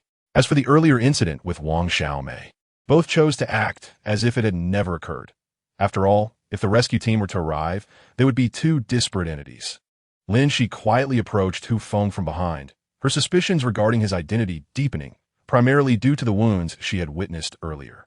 The incident of Feng having spied on her bathing had long since faded from her mind. Taking a seat on a nearby stone, Lin Shi gazed at Feng as he exhaled smoke, her concern prompting her to speak. "You should smoke less. It's not good for your health." Feng had already sensed her presence. Glancing at the spent cigarette in his hand, he extinguished it in the sand, acknowledging that the words of a beautiful doctor were worth heeding. "What, aren't you going to rest?"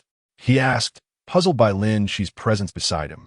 As she was typically the first to retire at this hour, Lin Shi remained silent, her gaze fixed upon the distant sea, illuminated by moonlight, enveloped in an indescribable tranquility.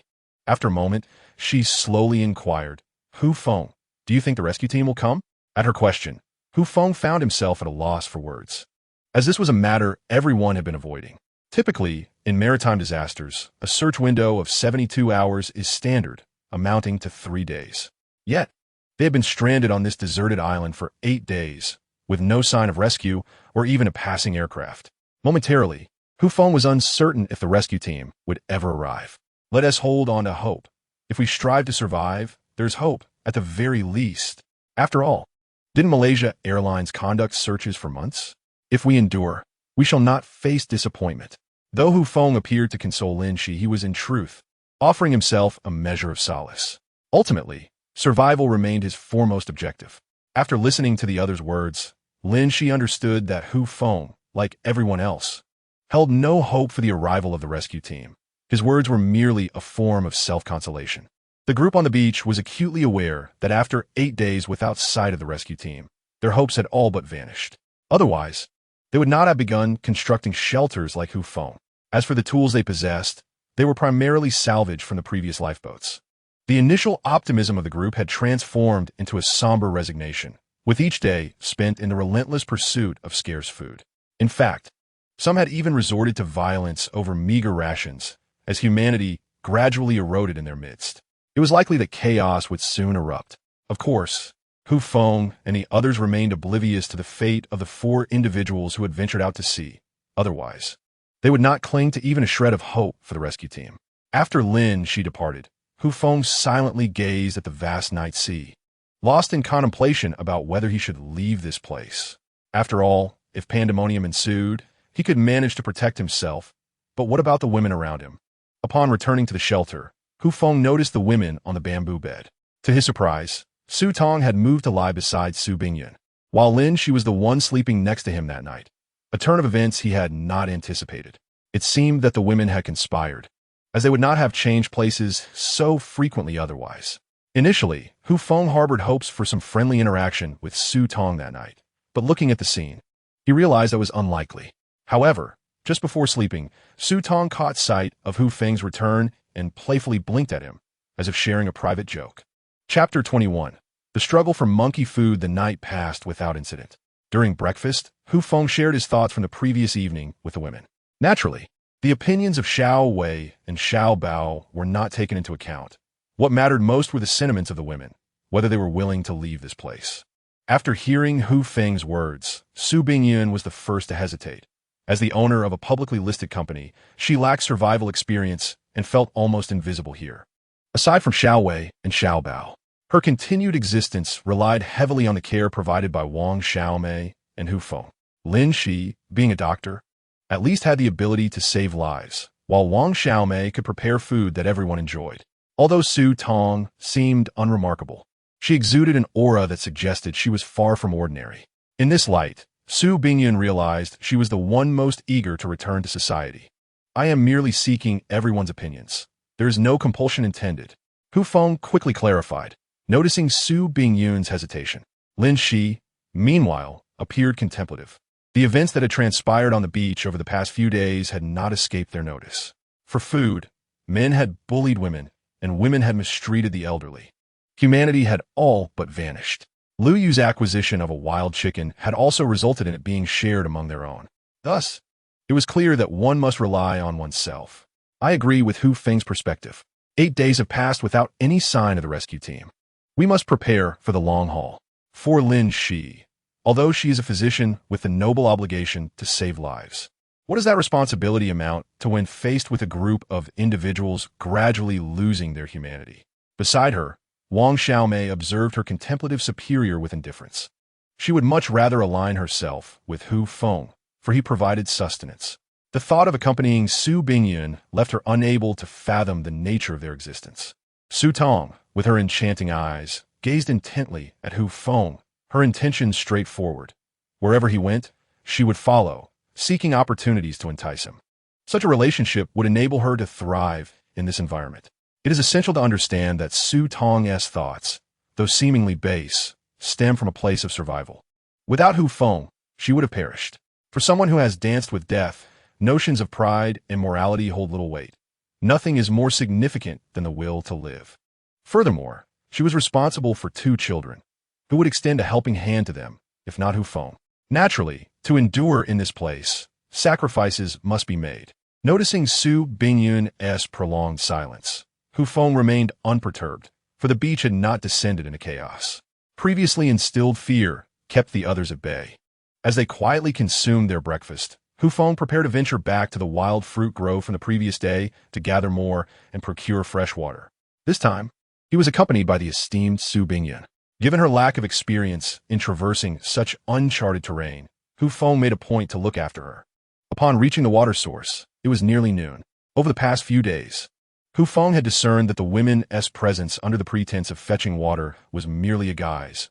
What they truly desired was to bathe. To spare Lin Shi and Wang Xiaomei the previous awkwardness, Hu Feng first surveyed the surroundings, ensuring no danger lurked before he departed. It must be noted that Su Bingyun was unlike the other 3. A woman capable of leading a public company was not someone Hu Feng could easily influence. After Hu Feng vanished around the bend of the stream, Su Bingyun patiently awaited his absence, confirming he would not return to spy before disrobing and entering the water. She did not completely undress, opting for a 3-piece undergarment, carefully wiping herself while remaining vigilant of her surroundings. Meanwhile, Hu Feng idly searched the stream for crabs. The few he had seen the day before had been consumed by Xiao Bao and Xiao Wei, leaving him unaware of how these crabs compared to the renowned hairy crabs. Before long, Su Bingyun approached him, catching Hu Feng by surprise. How could such a brief interval have passed? Lin Shi and Wang Xiaomei would have lingered indefinitely. Observing her damp hair and unchanged attire, Hu Feng realized she had not washed her clothes but had simply donned them again. He refrained from cautioning her that seawater would damage the fabric over time, and to his astonishment, he found himself somewhat eager to see her in tattered clothing. The thought thrilled him, an imperious CEO clad in mere scraps, gazing bashfully at him with longing. Hu Feng slapped himself to dispel such thoughts. He knew he must not indulge in such fantasies. The mosquitoes in this place are truly insufferable, Hu Feng hastily explained. Su Bingyan said nothing, merely smoothing her damp long hair as she followed Hu Feng towards the fruit trees they had visited the previous day. Today, Hu Feng had brought along 2 bamboo baskets, filling him with confidence regarding their harvest. The sky was overcast, the sun shyly hiding behind the clouds, reminiscent of a bride on the morning following her wedding night. As they approached the fruit trees, Hu Feng heard a cacophony of sounds that did not resemble human voices, but rather reminded him of the monkeys he had encountered on Mount Amei. Indeed, upon reaching the trees, he discovered a group of monkeys chattering noisily, occasionally plucking wild fruits to gnaw on. Witnessing this scene, Hu Feng felt an immense anger welling within him. The food he had painstakingly discovered was being ravaged by a troop of monkeys. Enraged, he picked up a stone from the ground and hurled it at the monkeys perched in the trees. After a brief tumult, several monkeys struck by the stones leaped to a nearby tree, among them a particularly robust individual, undoubtedly the Monkey King. The monkeys that had jumped to the adjacent tree began to chitter at Hu Feng, clearly indignant about his audacity to throw stones at them. Their incessant chattering could easily be imagined as a string of curses akin to those uttered by humans. Once the monkeys vacated the fruit trees, Hu Feng felt a sense of relief, yet he could only sigh at the sight of the scattered, diminished fruits that remained. Noticing that the monkeys dared not approach any longer, he gathered more stones and handed them to Su Bingyan. I will climb up to pick the fruits. If you see any monkeys approaching, throw the stones at them. Su Bingyan nodded in understanding, gripping the stones tightly and remaining vigilant. Hu Feng ascended the fruit tree, diligently collecting the fruits into the bamboo basket.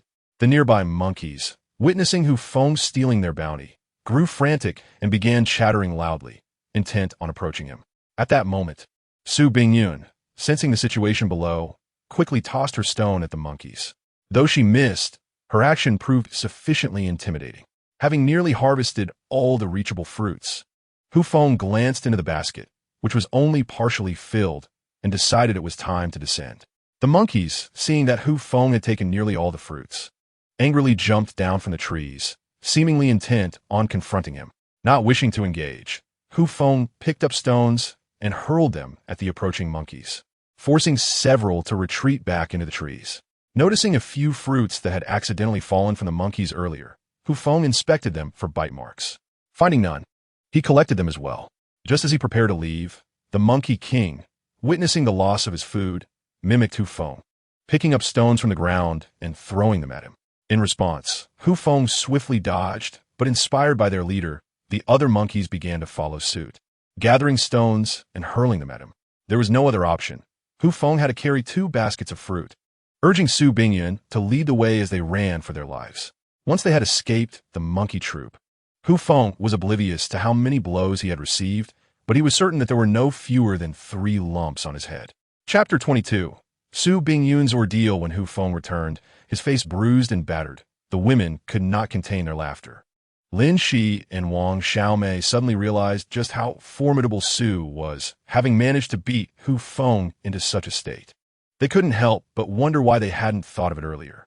Noticing the gleeful expressions on Lin Shi and Wang Xiaomei's faces, Hu Feng understood their mischievous intentions and clarified that he had been attacked by monkeys and had sustained his injuries while protecting Su Bingyan. Su Bingyan was well aware of this. Several times, stones had come hurtling towards her, all of which Hu Feng had valiantly intercepted. However, being someone who struggled to express her emotions, she remained silent. Looking at the half-filled basket of fruits, Wang Xiaomei estimated that, combined with yesterday's haul, they would have enough provisions for 2 days. On their way back, Hu Feng made a point to check the traps, but found no yield, nor any signs of human activity nearby. It appeared that Lu Yu and the others had not discovered them. As Wang Xiaomei prepared lunch, Hu Feng felt he could be of little assistance and decided to dig up some earthworms on the mountain, intending to check if the fish trap had any bounty. At that moment, Su Bingyan volunteered to take on this task, saying she would handle it. Coincidentally, Hu Feng needed to relieve himself, so he handed the earthworms to Su Bingyan and went to the restroom. After a moment of relief, Hu Feng emerged from the toilet and was suddenly alerted by commotion near the beach, the sounds oddly familiar and tinged with cries. Instantly, a realization struck him, and he hurried towards the fish trap. Upon arrival, he saw Su Bingyun crouched on the ground, one hand covering her face, tears streaming down her cheeks. As she noticed Hu Feng's presence, she ceased her sobbing and dashed into his embrace, resembling a child who had been bullied, seeking refuge in his arms. Hu Feng comforted Su Bingyun, gently removing her hand from her face, revealing a distinct handprint etched on her beautiful visage. Seeing this mark, Hu Feng's fury ignited. How dare they bully a woman? He lifted his gaze to confront the perpetrators, only to be taken aback to find familiar faces among them. There was the middle-aged woman who had previously stolen his fish, a young man who had mocked Lin Shi for rescuing Su Tong, and a group of onlookers. Clearly all part of the same faction. Their timing was impeccable. The frustration of being attacked by monkeys had left him seeking an outlet, and they had unwittingly provided him with one. They wished to steal their fish. Not a chance, and yet they dared to assault him. Su Bingyun, nestled in Hu Feng's embrace like a timid kitten, murmured, "They want to take our fish? I won't allow it, and they even hit me. I understand now." Hu Feng replied, pulling Su Bingyun aside to ensure her safety, knowing he could not protect her during the impending confrontation. "Listen here, I warned you before. You better pray you don't fall into my hands. Attempting to steal fish? You're truly asking for trouble," Hu Feng said, his gaze icy and filled with menace as he regarded the young man before him. As the youth observed Hu Feng approaching, he contemplated retreating. However, upon noticing that Hu Feng was unarmed and alone, he felt an unwarranted sense of courage. "You say you're here to steal fish? This vast ocean doesn't belong to you," the youth scoffed. "Whether the ocean is mine or not is irrelevant, but your actions of violence must be accounted for. Do you think I fear you? What can you do? I am the one who struck first," he declared, emboldened by the presence of his companions. Faced with only Hu Feng, he doubted that a single individual could withstand a collective effort. Seeing the audacity of his opponent, Hu Feng suddenly laughed. It had been many years since anyone had dared to be so arrogant in his presence. Was he perhaps blissfully ignorant of the consequences? Just as Hu Feng was about to engage physically, Su Bingyun tugged at his sleeve, shaking her head vigorously. She understood that if Hu Feng acted on his impulse to defend her, he would undoubtedly suffer the consequences, especially with so many adversaries present. With a tender gesture, Hu Feng affectionately ruffled Su Bingyun's hair and whispered words of comfort. "Do not be afraid. Anyone who dares to bully my woman will not be spared." Su Bingyun instinctively nodded, suddenly realizing that she had somehow been labeled as his woman. What nonsense! Without allowing her to respond, Hu Feng charged at the youth. As onlookers witnessed Hu Feng's sudden aggression, they rushed to intervene, but Hu Feng paid them no heed, delivering swift kicks to his assailants. The crowd, incensed by the altercation, surged towards him, yet Hu Feng remained undaunted, his eyes ablaze with fervor. It had been ages since he had engaged in such a brawl. Although his body felt rusty, his fighting spirit was undiminished. Standing resolutely against a dozen opponents, despite enduring his share of blows, he remained the last one standing. Well, not entirely alone. For Su Bingyun stood nearby, her jaw agape at the spectacle. Spitting blood from his mouth, Hu Feng seized the battered youth by the collar. "Kid, I've encountered far more formidable foes than you, yet none dared to act so brazenly in my presence. Today, I shall impart a lesson to you on behalf of your parents." With that, Hu Feng's fist descended upon the youth's face. At that moment, Lin Shi and others arrived, witnessing Hu Feng straddling the youth and relentlessly pummeling him. Lin Shi hurriedly approached, grabbing Hu Feng's arm. "Stop. If you continue, you might kill him," she exclaimed, anxious about the potential repercussions should the authorities arrive. Upon hearing Lin Shi's plea, Hu Feng ceased his assault, yet still unsatisfied, he tugged at the youth's collar and bellowed. "Have you realized your mistakes? Apologize." With a resounding slap, he added, "What I want to hear is for you to apologize to her," gesturing towards Su Bingyun, who was being supported by Wang Xiaomei. "Please, I apologize." The youth sobbed, his words slurred by tears. Hu Feng glanced at Su Bingyun and inquired, "How about that? Does it feel satisfying? If not, feel free to kick him a few times." Meanwhile, Lin Shi urgently tugged at Hu Feng's sleeve, exclaiming, "Is this how you handle things?" Seeing Su Bingyun's in action, Hu Feng released her collar and, still unsatisfied, delivered a kick while cursing. "Damn it, pay attention next time." Afterward, Lin Shi hurriedly pulled Hu Feng away, fearing that if he continued, he might seriously injure her. Upon returning to the shelter, Wang Xiaomei had somehow procured a round object, wrapped it in cloth, and rolled it over Su Bingyun's face. Meanwhile, Lin Shi retrieved a first aid kit to tend to Hu Feng's wounds, which were a result of being scratched by thorns the previous day, then attacked by monkeys, and later getting into a fight. As Hu Feng removed his shirt, the others could see that his body was mottled with bruises. "Be gentle." Hu Feng glared at Lin Shi, who was applying medicine. She retorted, "Why didn't you feel pain during the fight? Why complain now?" Su Tong, along with Xiao Bao and Xiao Wei, stifled their laughter nearby. While assisting Hu Feng in cleaning his bruises, she turned to Xiao Bao, who was giggling. "Xiao Bao, don't emulate the older brother. Look what fighting does, it's all on you." Xiao Bao nodded thoughtfully and replied, "I would learn from the older brother. If I were him, I'd definitely grab an axe and go back. Without a weapon, it's too disadvantageous." Upon hearing Xiao Bao's words, Hu Feng burst into hearty laughter. "Ha ha, the child is teachable." Just as he was about to finish, he was pinched on the waist, causing him to yelp in pain. Chapter 23. Departure in the afternoon. Hu Feng lay beneath the shelter recuperating. Though he perceived his injuries as trivial, Lin Shi held a different view. Their exchange, "Are you the doctor or am I?" left Hu Feng utterly speechless. Well, after today's fight, Hu Feng's reputation had spread widely, single-handedly confronting over 10 opponents and emerging victorious. Was Hu Feng exceptionally formidable? Or were his adversaries simply incompetent?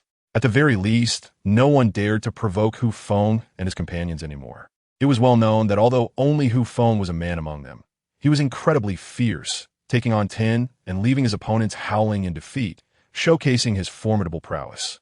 Upon hearing the news, Lu Yu took a comforting drag from his cigarette, admiring his foresight with utmost respect. "I've always said that man is not to be trifled with, but you all didn't believe me. Now you see." Lu Yu smoked with an air of sagacity, imparting wisdom to the young ones around him. This bout had proven quite beneficial for Hu Feng. Firstly, it deterred those with unrealistic intentions. Secondly, Su Bingyun underwent a complete transformation in her attitude towards him. Furthermore, the previously hesitant Su Bingyun became the one most eager to leave, inquiring no less than 5 times during Hu Feng's rest about their departure. Moreover, the other women's attitudes towards Hu Feng began to shift. Having a man willing to fight for them, albeit not being the main protagonist, did not dampen their spirits. In a short time, Hu Feng had become quite the sought-after figure. That evening, when he once again broached the topic of leaving, the women did not hesitate. As the beach grew increasingly chaotic, everyone agreed that departing would be the wisest course of action. Thus, the women unanimously agreed with Hu Feng's plan and decided to depart early the next morning. They longed to leave this bustling place rife with gossip and to live their own lives. The women began to gather their belongings. The iron pot and tin, the axe and small knife were essential, along with the remaining nylon rope. During this time, Lin Shi had also refined the bow that Hu Feng had previously crafted, and he had fashioned some new arrows. The bamboo arrows were straightened with fire, and feathers from the wild chickens were added to the tails to enhance the weight of the tips. Hu Feng tested these arrows, and while he could once hit an elephant with a single shot, he now felt capable of striking a lion. This was not due to any lack of skill in Lin Shi's modifications. Rather, archery undeniably requires a touch of innate talent. As for the fish trap and shelter, Hu Feng decided not to disturb them, allowing them to remain for the others, providing at least a portion of the group with a place to stay. When night fell, Hu Feng found himself beside Su Bingyun, illuminated by the firelight outside the shelter. He mischievously blew warm breath on her face. Su Bingyun opened her eyes and shot him a glare, a mixture of annoyance and shyness reflected in her enchanting beauty, momentarily captivating Hu Feng, who fell into a sweet slumber without realizing it. Upon waking, Hu Feng discovered that Su Bingyun had curled into his embrace at some point during the night, sleeping peacefully like a little bride. He quickly glanced at the other women, relieved to see they were still asleep, and cautiously extricated himself from their shared position. Rising from the bamboo bed, observing the dying embers of the fire, Hu Feng added some firewood. The sea was beginning to shimmer with the first light of dawn, indicating that morning was near. Not long after Hu Feng had risen, Su Bingyun awoke, completely unaware of the morning's events. She had been sleeping soundly and had only stirred when discomfort roused her. Soon, The other women also began to awaken, preparing to wash up and pack their belongings. Little Bao, usually fond of lingering in bed, was reluctantly roused by Su Tong's firm hand. Wang Xiaomei busied herself with preparing their final meal. By the time they finished eating and tidied up, dawn had broken. Hu Feng distributed the bamboo leg guards he had crafted to the women, while he took the burden of carrying Little Bao himself. He entrusted the bows and arrows to Lin Shi, recognizing that such a skill should be wielded by someone knowledgeable. Thus, Hu Feng, with Little Bao on his back, led the group of women into the fading light of dawn, vanishing into the vast jungle. As they passed by the traps they had set earlier, Hu Feng took a moment to inspect them, but found no catch.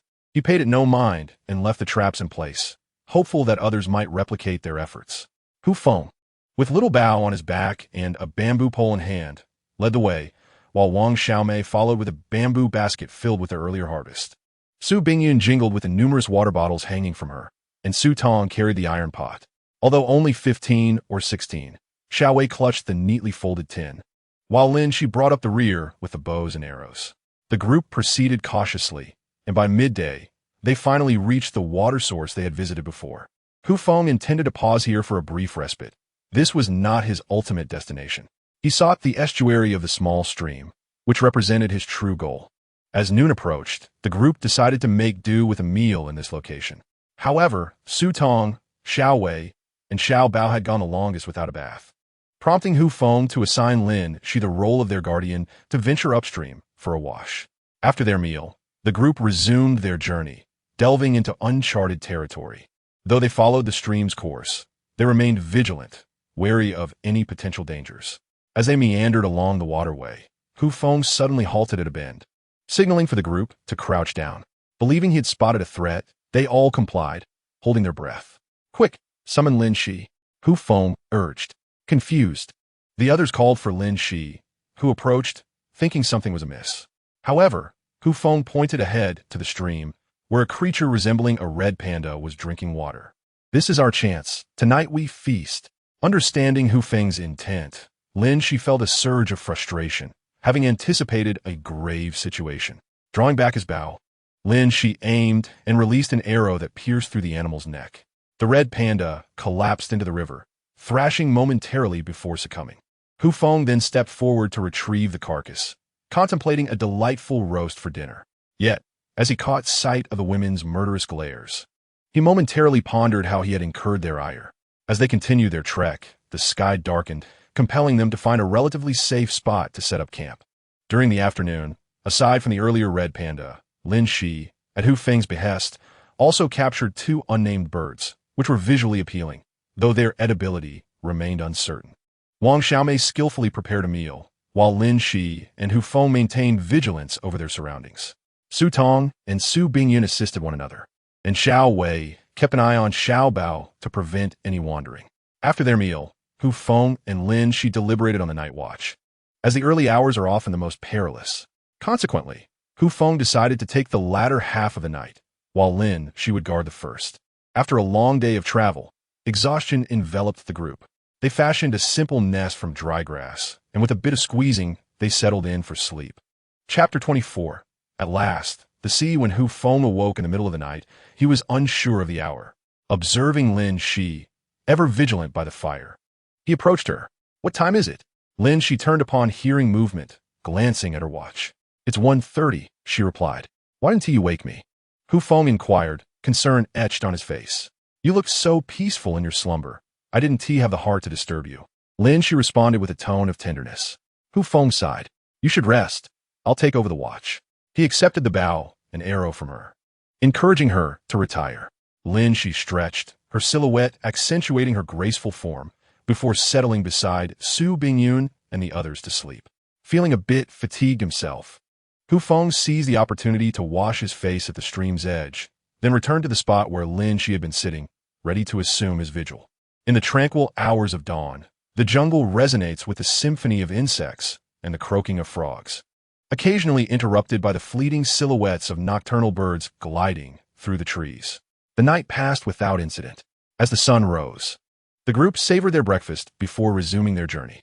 Following the gentle stream as it meandered downward, it gradually transformed into a modest river, where where faint glimpses of freshwater fish could be discerned beneath the surface. After a day of vigilant travel, the group finally caught sight of the ocean just as the sun began its descent.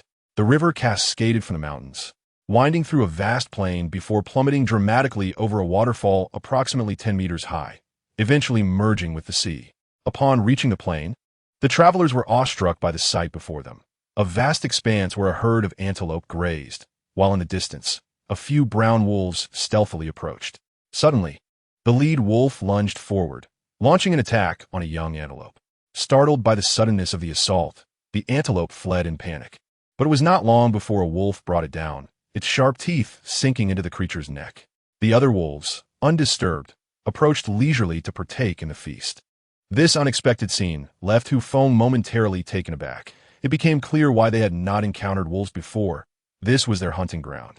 The wolves tasked with keeping watch soon noticed Feng and his companions, eyeing them with caution to assess whether they posed a formidable threat or presented an opportunity for a meal. However, with a howl signaling their return to the feast, the wolves turned back to their quarry. Seizing the moment, Feng urged his companions to edge closer to the periphery of the plain, positioning himself in the lead and Lin Shi behind, maintaining vigilance as they made their way towards the shore. This was no place for them to linger. Feng counted at least 8 wolves in total. The wolf pack exhibited no overt aggression towards Feng and his group. They merely glanced up during their meal before resuming their feast.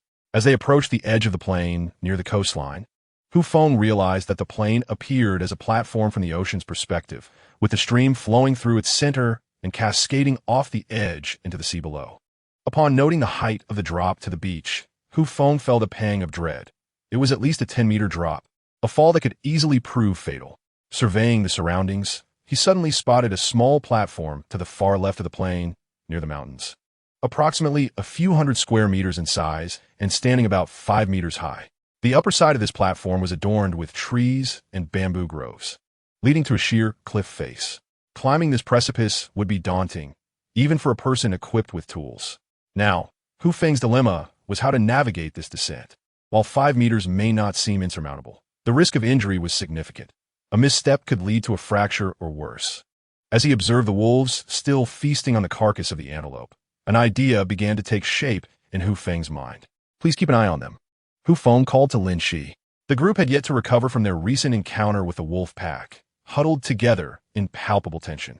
Feng picked up an axe and cautiously approached the mountain's edge, swinging the axe toward a tree approximately the width of a thigh. Before long, he returned, shouldering a tree trunk, which he carefully placed along the edge. Upon reaching the lower platform, Feng tested the weight-bearing capacity of the trunk and instructed the women. You may descend first. Climbing the tree posed a challenge for the women, yet descending was relatively straightforward. Wang Xiaomei was the first to act. Clad in a skirt, she endured the painful friction of the bark against her thighs, driven by the instinct to avoid becoming prey to the wolves. Observing her safe descent, Su Bingyun hesitated momentarily before following suit. One by one, the others descended, leaving only Feng and Xiao Bao behind. Given Xiao Bao's tender age of 10, he lacked the experience of urban children in climbing trees, prompting Feng to let him ride on his back, urging him to hold on tightly as they slowly made their way down. Once Feng reached the platform, he promptly removed the fallen tree, mindful of the potential threat posed by any wolves that might follow. At this point, Feng scrutinized the platform. It sloped down to the sea, with a drop of about 5 to 6 meters, easily manageable for a normal person. The beach extended over 50 meters, and truth be told, if not for the wolves lurking above, this would be an ideal location for constructing a shelter. The platform was adjacent to the mountain, surrounded by trees and bamboo groves, which would save on building materials. Gazing at the sheer cliff towering over 5 meters behind him, Feng concluded that this would be the site for their shelter. With antelopes and wolves nearby, it was uncertain who would become the other's meal. Let's establish our camp here. Upon hearing Feng's words, Su Bingyun, Wang Xiaomei, and Su Tong were taken aback. Settle here? With a wolf pack lurking behind? Yet Lin Shi, deep in thought, nodded in agreement. The notion held merit.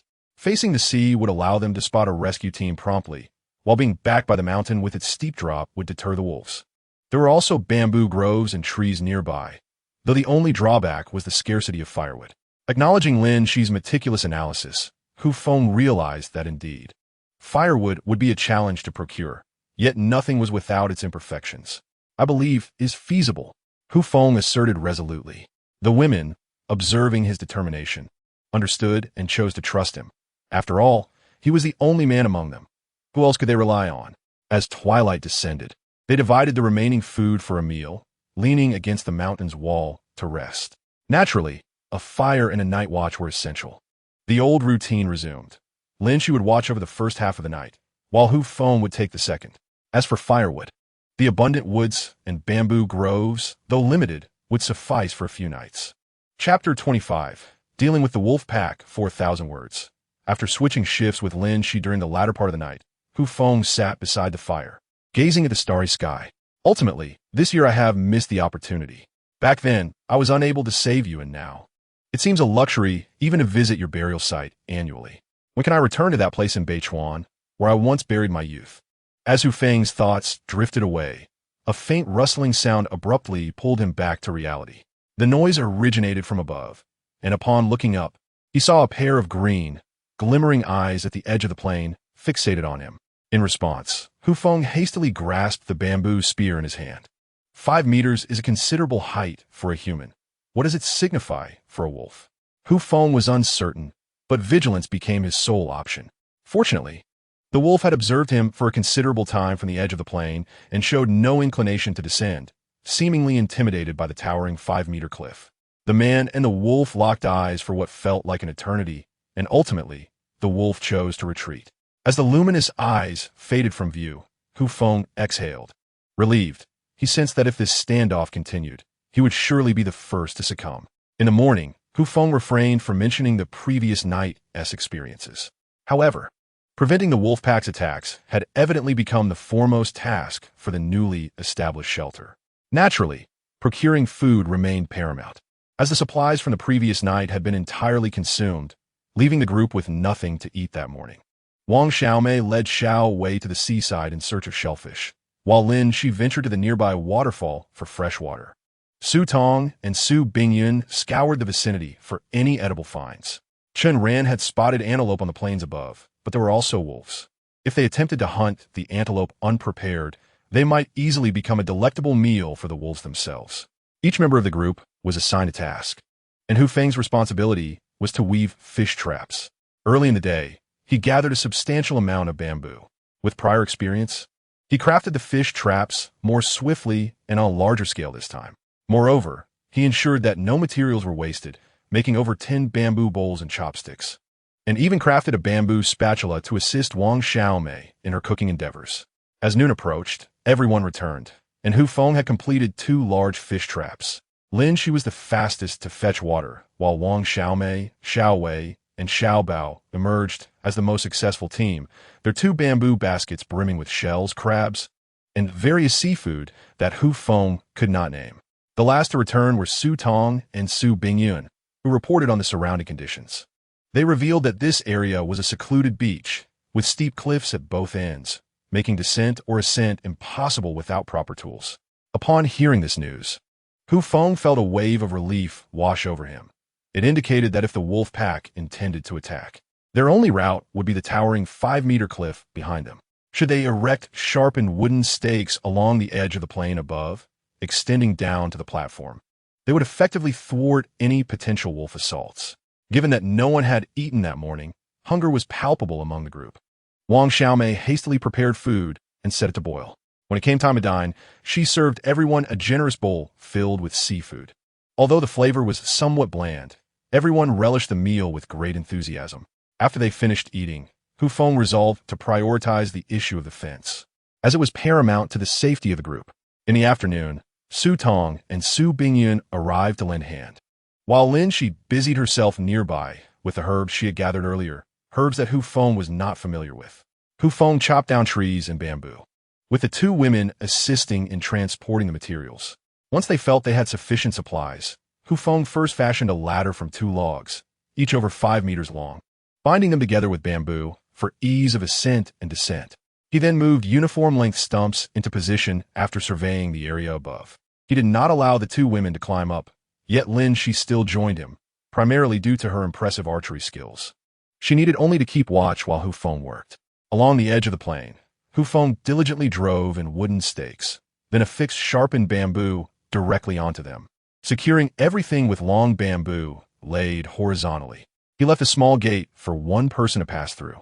This gate, crafted from wood and also sharpened, was fixed beside the stakes. Hu Feng tested its sturdiness, satisfied that it would not easily break. Finally, just before sunset, he completed the task. Wang Xiaomei and the others returned, having gathered some provisions, though significantly less than at noon. That evening, Wang Xiaomei stir-fried the leftovers from lunch along with the evening meal, ensuring everyone received a generous bowlful. However, gazing at the seafood in his bowl, Hu Feng felt that the establishment of the shelter had to be postponed. Food had become a pressing dilemma for the group. After the meal, Hu Feng sat on the slope at the edge of the platform, smoking a cigarette and contemplating how to procure food. Ambushing antelopes crossed his mind, yet the lurking wolf pack posed a significant risk. A single misstep could lead to disaster. He also considered attacking the wolves, but being social animals, they could easily retaliate en masse, and there were no hiding places above. After much deliberation, Hu Feng struggled to devise an appropriate plan. Exhaling a smoke ring, he muttered to himself, could a living person actually die from holding in their urine? He extinguished his cigarette. If all else failed, he would resort to ambushing antelopes, though it was akin to snatching food from the jaws of tiger. It was a possibility worth pursuing. He had brought these women to this place, hoping to provide them with a better life. What are you thinking about? A voice came from behind Hu Feng. Recognizing the voice, he turned to see Su Bingyun approaching. After a long day, why aren't you resting? She quietly settled beside him, gazing at the indistinct coastline in the distance. You're pondering the issue of food, aren't you? Hu Feng glanced at Su Bingyun, who remained calm while staring out at the sea. Under the cloak of night, her fair complexion glowed brilliantly in the moonlight. Are you feeling guilty for bringing us here without being able to secure food? Hu Feng remained silent, his curiosity piqued by the notion that this woman might possess the ability to read minds. In truth, there was no need for such apprehension. The decision to depart had been a collective agreement among them, and no one could be blamed. The choice to reside here was merely a consequence of circumstance. As Su Bingyun continued, emphasizing their unity, we are all in this together. There is no right or wrong among us. If issues arise, we shall address them collectively. With that, she gently placed her hand on Hu Feng's shoulder and, with a half-smile, inquired, what happened to the fighting spirit you once had? You are as formidable as Bear Grylls. Is this where you falter?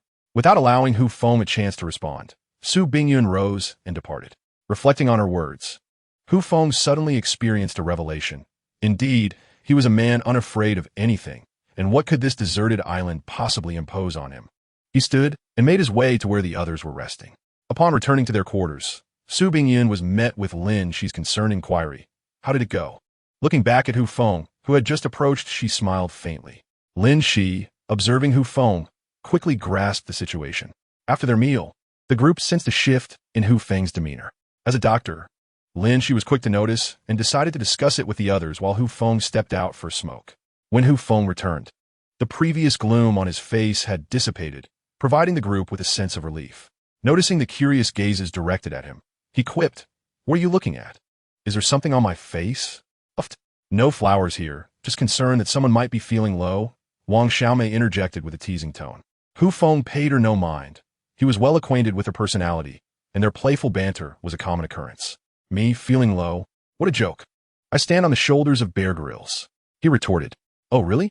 Right now, Bear Grylls is just waiting for a rescue team." Wang Xiaomei scoffed, prompting laughter from the other women. Seeing their amusement, Hu Feng jested, "A rescue team, you say? If they arrive, splendid. But should they fail to come, we might just have to thrive and multiply right here." "Ugh," Wang Xiaomei exclaimed, rolling her eyes at his words. "You jinx. Thrive and multiply? Not a chance." Hu Feng regarded the women with admiration, pondering aloud. "Heaven has been kind to me, presenting such beautiful companions. I must say, you are the finest among them." As he reached for Wang Xiaomei, she shrieked, "Lin Jie, Su Zong, Tong Jie, you need to control this rogue." She darted away, with Hu Feng playfully in pursuit. They all understood he was merely joking. If he couldn't catch up with Wang Xiaomei, how could he manage anything else? The women chose not to pay further attention. Yet, Hu Feng's earlier comments stirred a sense of unease within them. What if the rescue team truly did not arrive? The thought of actually having to thrive and multiply here was almost unfathomable. But what if it came to that? As Hu Feng's emotions stabilized, the women ceased their worries and began to rest. Despite the protective barrier being established, Hu Feng decided to keep vigil with Lin Shi, for this was the inaugural night of their fortifications. No one could ascertain whether it would indeed fend off the wolf pack. During the late hours of the night, while on watch, Hu Feng heard a rustling sound and promptly checked the barrier overhead. To his astonishment, he spotted two pairs of glimmering green eyes fixated upon him from the other side. Frustrated by the barrier's obstruction, the wolves inspected the height of the enclosure and clawed at it vigorously to no avail, ultimately retreating in resignation. Watching the wolves depart, Hu Feng resolved to confront the pack, as every antelope they consumed meant less sustenance for him. Humans, being apex predators in the food chain, could not allow such interference. The following morning, Hu Feng rose early. The recent days had basked under bright sunshine, devoid of any signs of impending rain. Thus, he decided to postpone the construction of the shelter and first address the wolf threat. He gathered some bamboo and wooden sticks, intending to craft traps to ensnare the wolves. While these traps would not be lethal, they would certainly cause the pack considerable trouble, which Hu Feng was eager to undertake. Once Hu Feng completed the traps, the women dispersed to attend to their respective tasks. Just as he prepared to transport the traps to the open plains, he noticed Lin Shi in the distance, excitedly approaching him while holding a peculiar plant. "Hu Feng, come see what I found," she exclaimed. Hu Feng, puzzled, regarded the vine-like plant in her grasp, honestly not recognizing it. "What is it?" he wondered, initially believing she had discovered some remarkable herb. Realizing Hu Feng's confusion, Lin Shi understood that he was unfamiliar with medicinal plants. She waved the vine before his eyes, her tone brimming with enthusiasm. "This is called arrow poison vine." "Arrow poison vine?" Hu Feng was slightly baffled by her words. Seeing that he still did not comprehend, Lin Shi proceeded to enlighten him. As the name suggests, it is a toxin. It was once used by Native Americans to craft poisoned arrowheads. Moreover, the vine possesses medicinal properties, acting as a diuretic and fever reducer. Hu Feng barely registered the latter part of her explanation, only catching that it was used in arrow making. It struck him as fortuitous, as he had been pondering how to deal with the wolves, and this might just be the answer. However, a thought crossed his mind. If it was indeed toxic, would consuming it after the wolves had perished be safe for him? Filled with concern, he inquired, "You mentioned it's poisonous. What would happen if a human were to ingest it?" Upon hearing his question, Lin Shi rolled her eyes, realizing he had not absorbed her previous information. She resumed her explanation. "The poison in the arrow poison vine comprises various alkaloids. Rather than being a true biochemical toxin, it acts more as a potential muscle relaxant. It typically induces such profound muscle relaxation that it causes the heart and lungs to cease functioning, ultimately leading to the suffocation of the prey.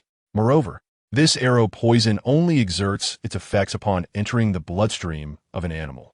Consuming this poison or the flesh of an animal that has succumbed to it does not induce any toxic reaction, as the stomachs of both humans and animals do not absorb this toxin."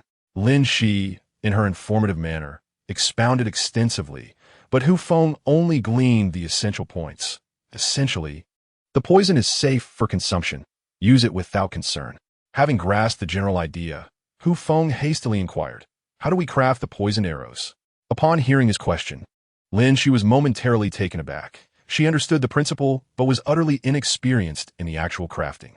Observing her expression, Hu Feng surmised her uncertainty and suggested in an inquisitive tone, "Shall we give it a try?" Lin Shi, resonating with his sentiment, nodded in agreement. Chapter 26. Crafting poisoned arrows, the two placed the vine-like plant upon the ground and began to scrutinize it carefully. The poison could reside in the sap or within the stems and leaves. Should they test both? Thus, Hu Feng wielded an axe and struck the plant against a stone slab. Sure enough, after a brief interval, a greenish sap began to ooze from the crevices of the slab. Hu Feng swiftly rolled the arrowheads in the sap, yet a nagging feeling of unease lingered. To prevent the sap from dripping excessively, he decided to roast some arrowheads near the fire. After a period of diligent effort, both managed to coat all the arrowheads with the sap. Gazing at their handiwork, Hu Feng's face broke into a triumphant smile. If this were to succeed, the wolf pack would meet its doom. In archery, Hu Feng chose to trust Lin Shi, knowing that his own estimations would likely lead to a waste of 9 out of 10 arrows. Thus, the two cautiously ascended the staircase to the railing, surveying their surroundings for any dangers before opening the barrier to enter the plain. Hu Feng had already devised a plan to walk along the edge of the plain and the mountains, for there were trees nearby. Should they encounter an attack from wolves, they could take refuge in the branches. Hu Feng, armed with a bamboo spear, cautiously led the way, while Lin Shi followed behind, bow and arrow at the ready. After traversing the base of the mountain for quite some time, without sighting any wolves, they did spot numerous antelopes. However, Hu Feng's mind was solely focused on the wolf pack, leaving him disinterested in the antelopes. They wandered for an indeterminate distance, when suddenly, a few gray figures emerged before Hu Feng. He quickly crouched down. Upon spotting the wolf pack, Hu Feng pulled Lin Shi down as well, signaling her to remain still with a finger pressed to his lips. Lin Shi then caught sight of the wolves ahead, a pair of female wolves accompanied by 4 pups of varying sizes. Hu Feng made space for Lin Shi, encouraging her to take a shot. She cautiously moved into his position, surveyed the wolves, and with a steady hand, drew her bow and released an arrow, which found its mark. Yes, Lin Shi exclaimed, raising her fist in excitement. However, when Hu Feng looked up, he was stunned. Lin Shi's arrow had struck one of the wolf pups in the neck, piercing cleanly through it, and the unfortunate creature now lay on the ground, writhing in agony. The she-wolf, upon witnessing the unfolding events, hurried to the side of her pup, desperately attempting to lift it with her mouth. However, her efforts proved futile, and she could not comprehend why the child, who had been frolicking moments ago, lay motionless now. The acrid scent of blood emanating from the pup's neck made her realize the gravity of the situation. "Dear sister, we came merely to test the poison, not to hunt wolves," Hu Feng remarked, and Lin Shi instantly grasped the implication. Indeed, they were merely here to test the poison. At that moment, it seemed the wolf pack had also sensed the looming danger. The young wolf darted towards the she-wolf, seeking refuge behind her, rendering Lin Shi unable to take aim. "How about that larger one?" Hu Feng suggested, pointing. Lin Shi understood his intent and, with determination, nocked an arrow, launching it towards a vigilant she-wolf stationed not far ahead. The wolf, initially on guard, suddenly felt a sharp pain in its hindquarters and leapt up in surprise. It rolled on the ground, dragging the bamboo arrow with it, but managed to free itself moments later. For the wolf, being struck in the rear was hardly a concern. It rose and scanned its surroundings, seeking the source of the attack. As they observed the injured she-wolf, Hu Feng and Lin Shi remained silent in the underbrush, waiting for the effects of the poison to manifest. However, minutes passed, and Hu Feng felt a twinge of embarrassment as the vigilant she-wolf continued to patrol. Is the poison ineffective, or have I miscalculated? He pondered. At that moment, Lin Shi leaned close and whispered, "This poison may incapacitate smaller animals within minutes, but for a wolf, it likely takes over 20. Listening to Lin Shi's warm breath against his ear, Hu Feng decided to remain patient. Indeed, after nearly half an hour of anxious waiting, the alert she-wolf finally succumbed to the effects. It began trembling, then collapsed on the ground, eventually lying on its side, gasping for air until it lay still and lifeless. Hu Feng and Lin Shi exchanged knowing smiles. It seemed the poison was effective. "Since we are here, we cannot leave empty-handed. We must take down that she-wolf as well." Hu Feng quietly indicated to Lin Shi, pointing at the she-wolf guarding the pups. Lin Shi comprehended and swiftly released another arrow. This time, her aim struck the wolf's leg, the bamboo shaft penetrating through, causing the she-wolf to writhe in agony as it instinctively bit at the arrow. Startled, the young wolf fled towards the shelter of the woods, prompting Hu Feng to abandon the pursuit. The she-wolf, glancing back at her offspring, attempted to rise but found herself limping, unable to move swiftly due to her injury. This movement only quickened her blood circulation, and to Hu Feng's surprise, within minutes, the she-wolf collapsed, breathless. After confirming that the area was free of threats, Hu Feng and Lin Shi emerged from the underbrush. Hu Feng delivered a firm kick to the lifeless she-wolf. "Once, you were at the apex of this food chain. Now that I have arrived, I wield the power." He hoisted the 2 she-wolves onto his shoulders while Lin Shi carried the young wolf, and they cautiously retraced their steps home. Upon their return, The women in their dwelling were startled by the sight of the fallen creatures Hu Feng unceremoniously cast upon the ground. Hu Feng grinned widely. Behold, I do not claim to be more formidable than the illustrious Bai Yi. Yet do you not find this evidence compelling? Lin Shi chuckled softly beside him. Wang Xiaomei approached Hu Feng, gazing in disbelief at the wolves lying nearby, and inquired, "How did you manage to capture not one, but two?" Hu Feng, with a proud grin, replied, "Have you forgotten who I am?" Just as he was about to elaborate, Wang Xiaomei playfully kicked him, retorting, "Are you out of breath from being called fat?" The other women nearby erupted in laughter, realizing that each wolf weighed at least 100 pounds. Enough sustenance for several days. Lin Shi quickly interjected, "We utilize the toxin." Upon hearing this, Wang Xiaomei instinctively recoiled, her expression turning disheartened. "Toxic? Can we even eat it?" Noticing her alarm, Hu Feng mimicked Lin Shi's earlier explanation, assuring her, "You need not worry."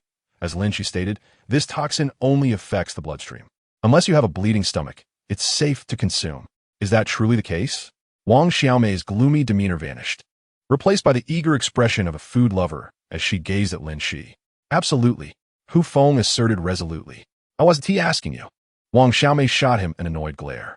The other women, aware of the playful rivalry between Hu Feng and Wang Xiaomei, remained unfazed. Lin Shi nodded in agreement, affirming Hu Feng's words. With Lin Shi's endorsement, Wang Xiaomei cast aside her doubts.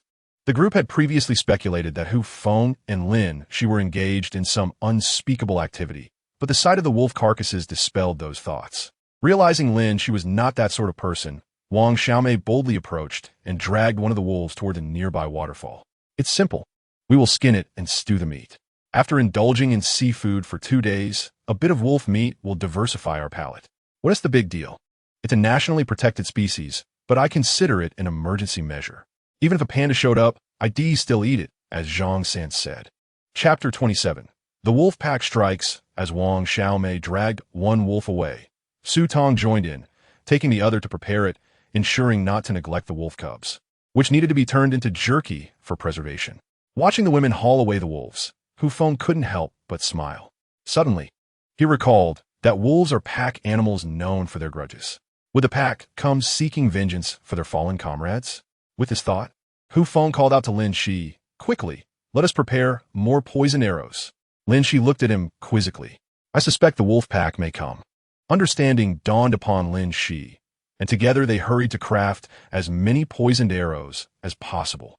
With only 2 bows available and the other women barely able to draw them, Hu Feng and Lin Shi realized that they would be the only ones capable of defending against a potential wolf pack attack.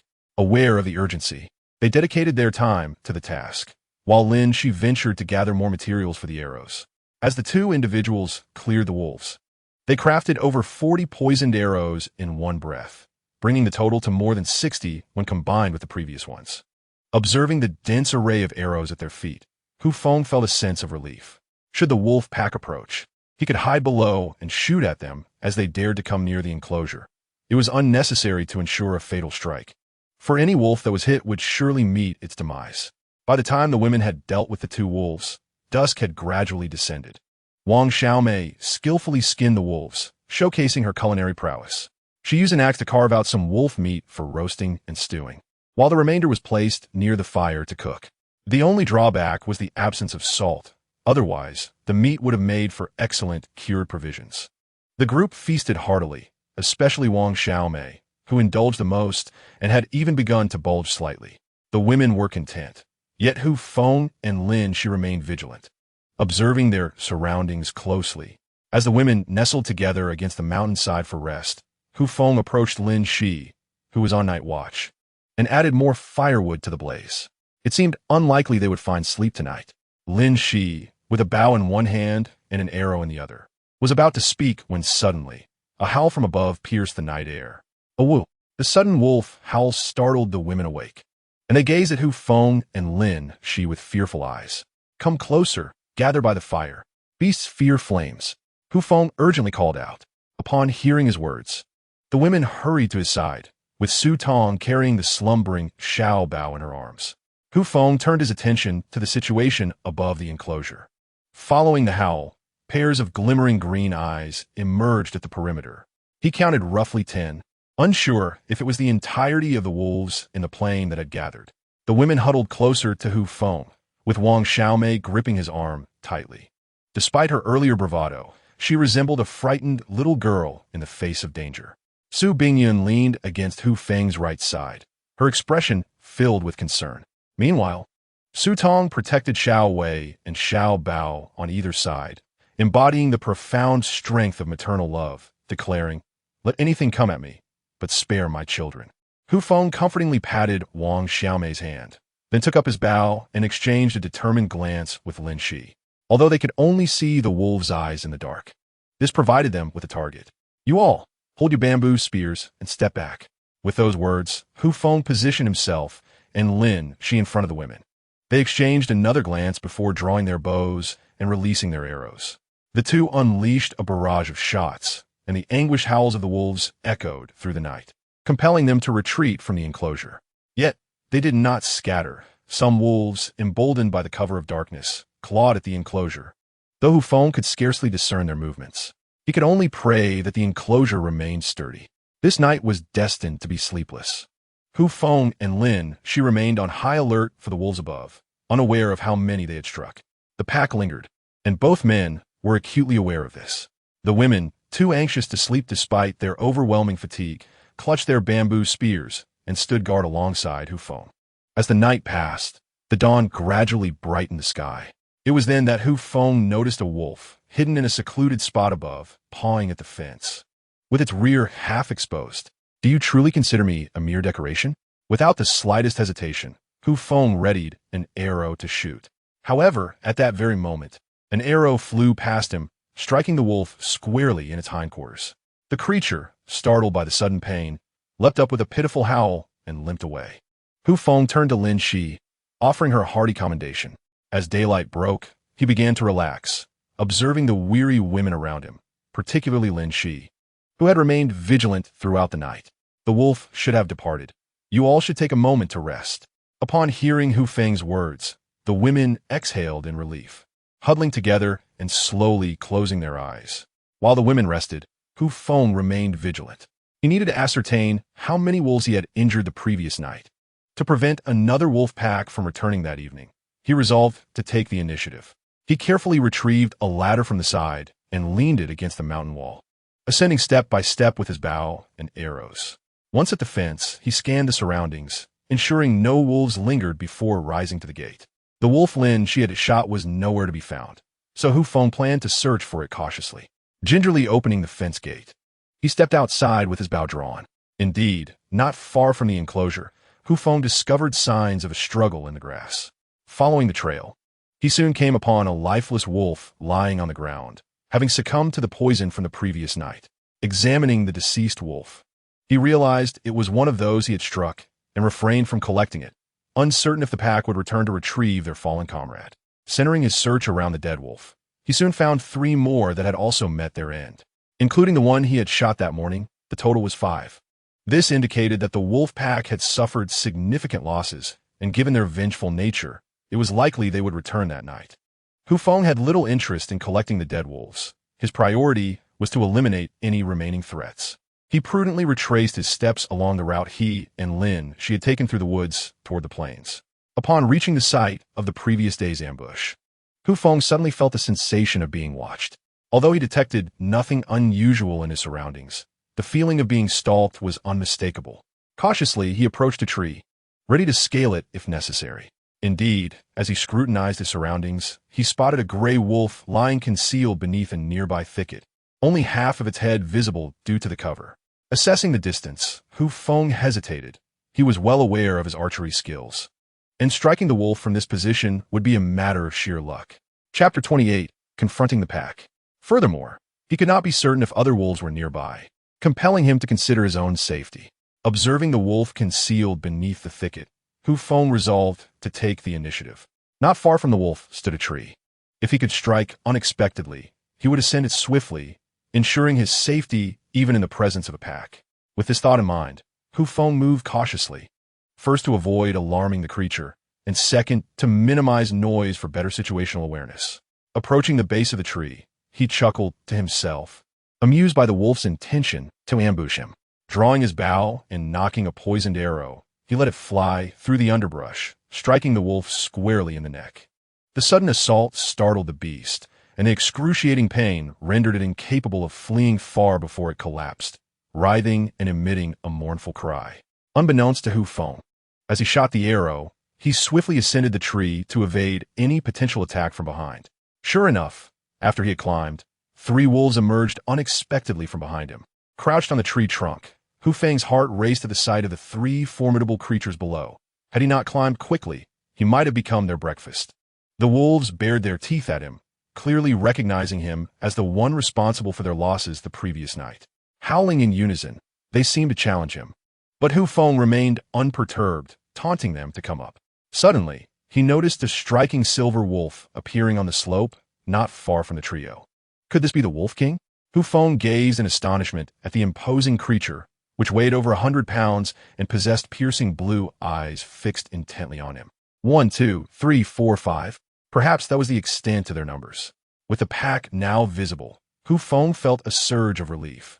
He was unafraid of facing them head-on, but he dreaded their stealthy approaches. Steadying himself on the branch, he cautiously retrieved his bow and aimed at the 3 wolves still snarling below. With a howl, 2 of the wolves were struck and retreated into the thicket, while the uninjured wolf, alerted by its companion's warning, fled as well. 2 left. Feng counted silently, noting the Wolf King and 1 ordinary gray wolf remaining.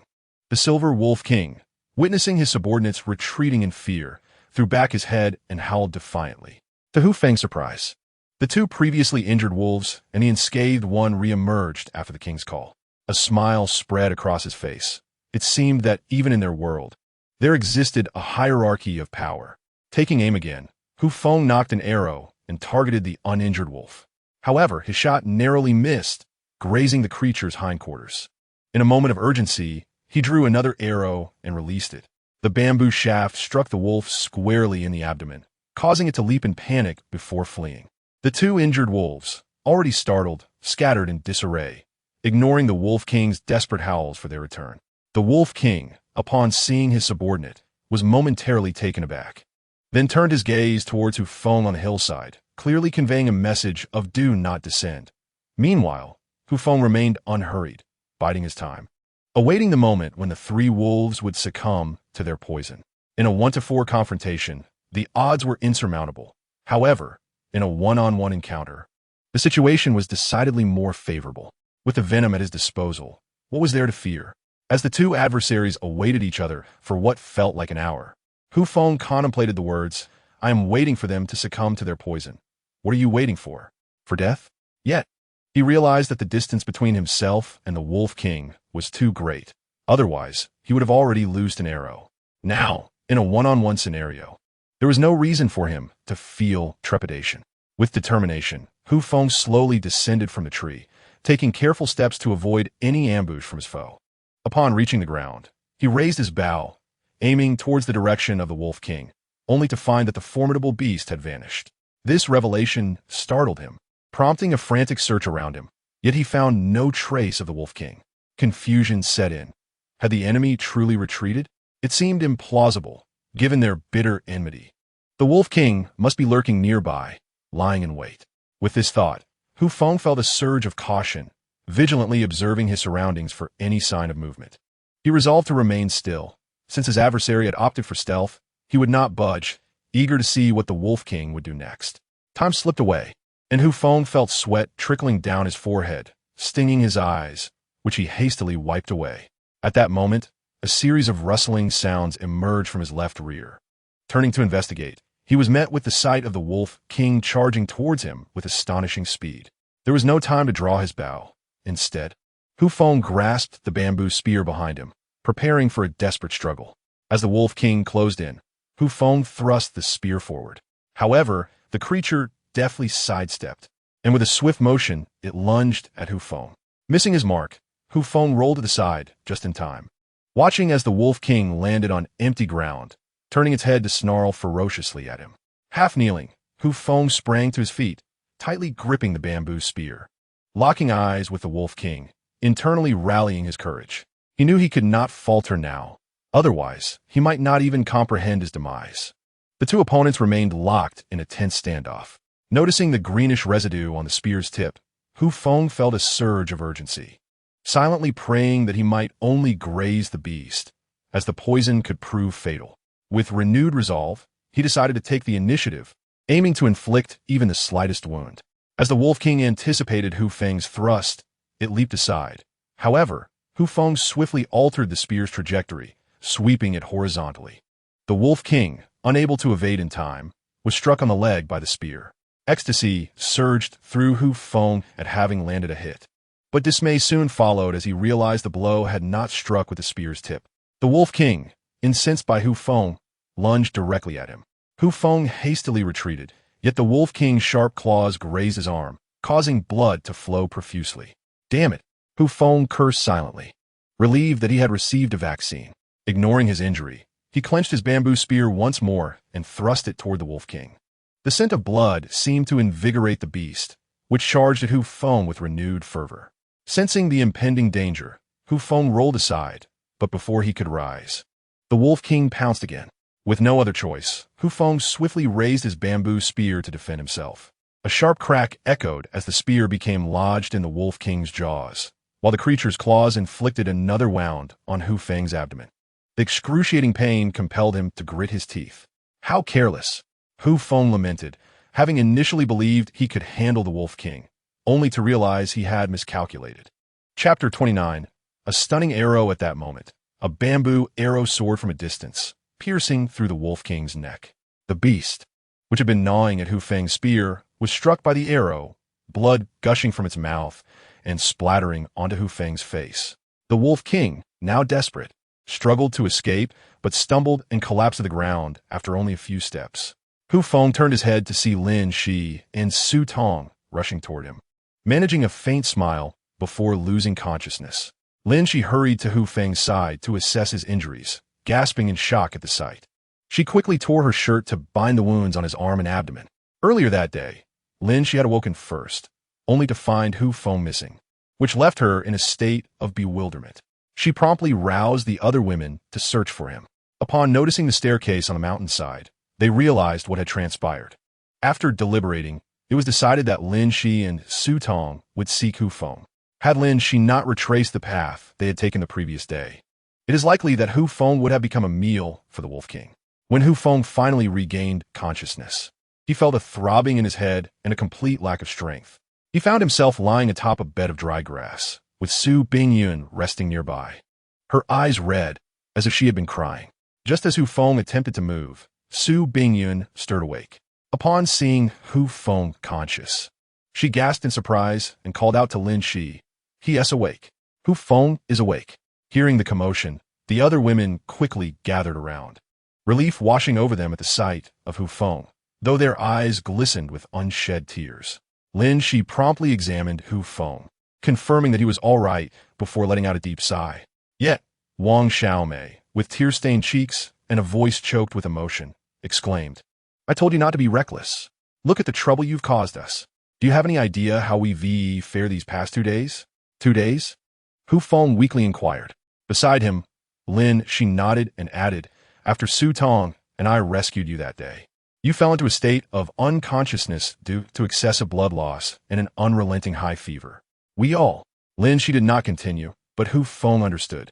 He had lost a considerable amount of blood, and with no transfusion equipment available on this desolate island, coupled with his fever, it was indeed a stroke of fortune that he had managed to survive. "What about the wolf?" Feng inquired. "That is a source of nourishment. It would be a shame to lose it."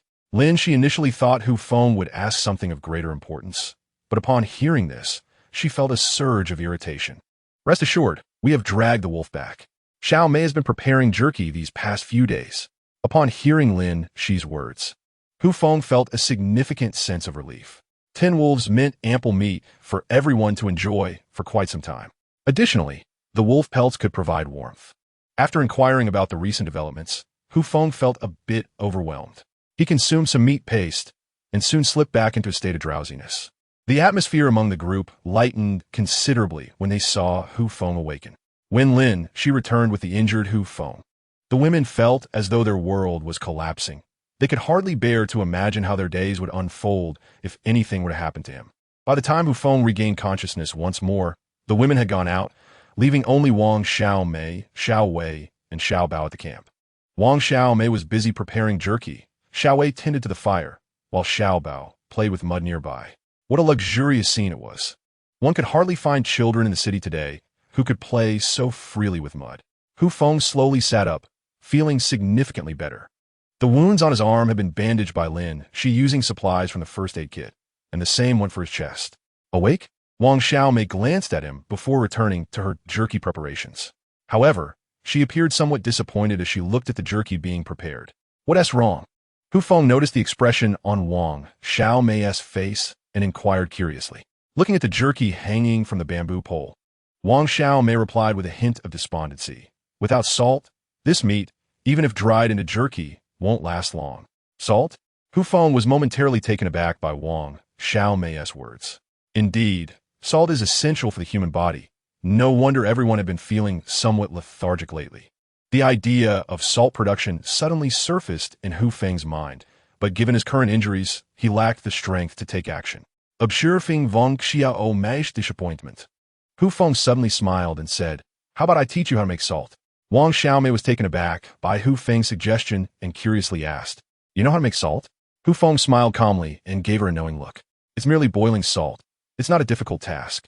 Hearing Hu Feng's boastful tone, Wang Xiaomei felt compelled to interject. "You're not suggesting we just boil seawater, are you?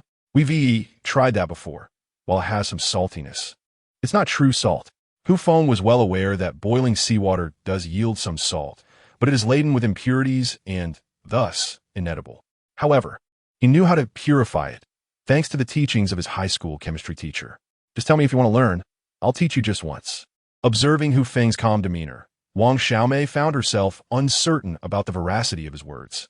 Yet, upon reflection, she pondered the significance of truth if it were false. It would merely entail a slight waste of time, but if true, it could yield salt, an essential resource for survival. What should she do? Enlightened by this thought, Wang Xiaomei approached Hu Feng, her expression filled with anticipation. "Should we boil seawater?" she inquired, her brow furrowed with confusion. Noticing the change in her expression, Hu Feng shot her a piercing glance. "Will you learn or not?" "I will." Wang Xiaomei ultimately chose to remain silent. She then took her water bottle to the shore, filling it with seawater until her pot brimmed. "Shall we ignite the fire?" Without hesitation, she summoned Xiao Wei to start the flames. While they waited, Hu Feng, using his tattered clothing, instructed Wang Xiaomei, "Fetch some plant ash, wrap it in the fabric, and moisten it with fresh water to extract the dark liquid." Upon hearing his words, Wang Xiaomei gradually began to entertain the possibility that he might indeed produce salt. The seawater in the pot began to bubble, and soon, white substances appeared along the edges. Hu Feng recognized these as magnesium chloride, calcium chloride, and magnesium sulfate. He realized that if they filtered the water while boiling, they could indeed create some coarse salt. Remembering the need for filtration, Hu Feng then contemplated how he would manage that task. "I'll deal with it later," he decided. As the seawater dwindled to 1/10 of its original volume, he called for Wang Xiaomei, who had prepared the plant ash water, to pour the remaining seawater over the fabric for a simple filtration. As the liquid filtered through, a pale, yellow solution collected in the bottle. Subsequently, Hu Feng instructed her to add the previously prepared plant ash water to the bottle, shaking it gently and allowing it to settle. What is the primary component of plant ash? Potassium carbonate, which reacts with barium chloride to produce a white precipitate of barium carbonate. As potassium chloride is essentially a potassium salt, it poses little risk, though excessive consumption may lead to issues. However, the quantity they would use is minimal. Chapter 30. Salt production. Contemplating the filtration process, Hu Feng found himself in a quandary. Filter paper would undoubtedly be the optimal choice, yet on this deserted island, such a material was non-existent.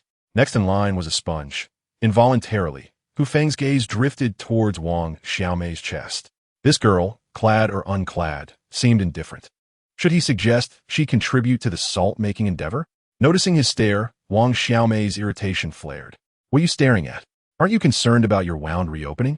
Faced with her sharp retort, Hu Feng hesitated to broach the subject of filtration. "What now?" Wang Xiaomei queried, gazing at the liquid settling in the bottle. "We need to create a filter," she exclaimed. "A filter? Wang Xiaomei was taken aback. Can we not simply use the fabric? Seeing the seriousness etched on Hu Feng's face, she chose to trust him. How do we proceed? Fetch a bamboo tube and make several holes in the bottom. First, lay the fabric flat at the bottom, followed by the sponge, then sand, charcoal, and finally more sand. Upon hearing Hu Feng's words, Wang Xiaomei followed the instructions in order. However, after placing the clothes down, she suddenly realized that Hu Feng had mentioned a sponge that was nowhere to be found. What should I do without a sponge? Is it possible to omit it? Wang Xiaomei inquired, perplexed. Hu Feng, however, shook his head and replied with utmost seriousness. It is imperative to include it, and you do possess a sponge. Listening to Hu Feng's words, Wang Xiaomei wore a perplexed expression. I have a sponge? Where? How come I am unaware? Suddenly, she recalled Hu Feng's glance at her position moments ago, and it dawned on her. He had been observing the sponge. Wang Xiaomei quickly grasped the situation, but inexplicably felt a surge of anger, leaving Hu Feng utterly baffled, unable to comprehend the young lady's thoughts. Wang Xiaomei ran off into the distance, and before long, she returned with 2 pieces of sponge, which she stuffed into a bamboo tube, proceeding to follow Hu Feng's earlier instructions in sequence. And then, Wang Xiaomei shot a cold glare at Hu Feng. She understood that the mixture of seawater in the sedimented bottle needed to be poured in for filtration. Nodding in comprehension, she continued her task.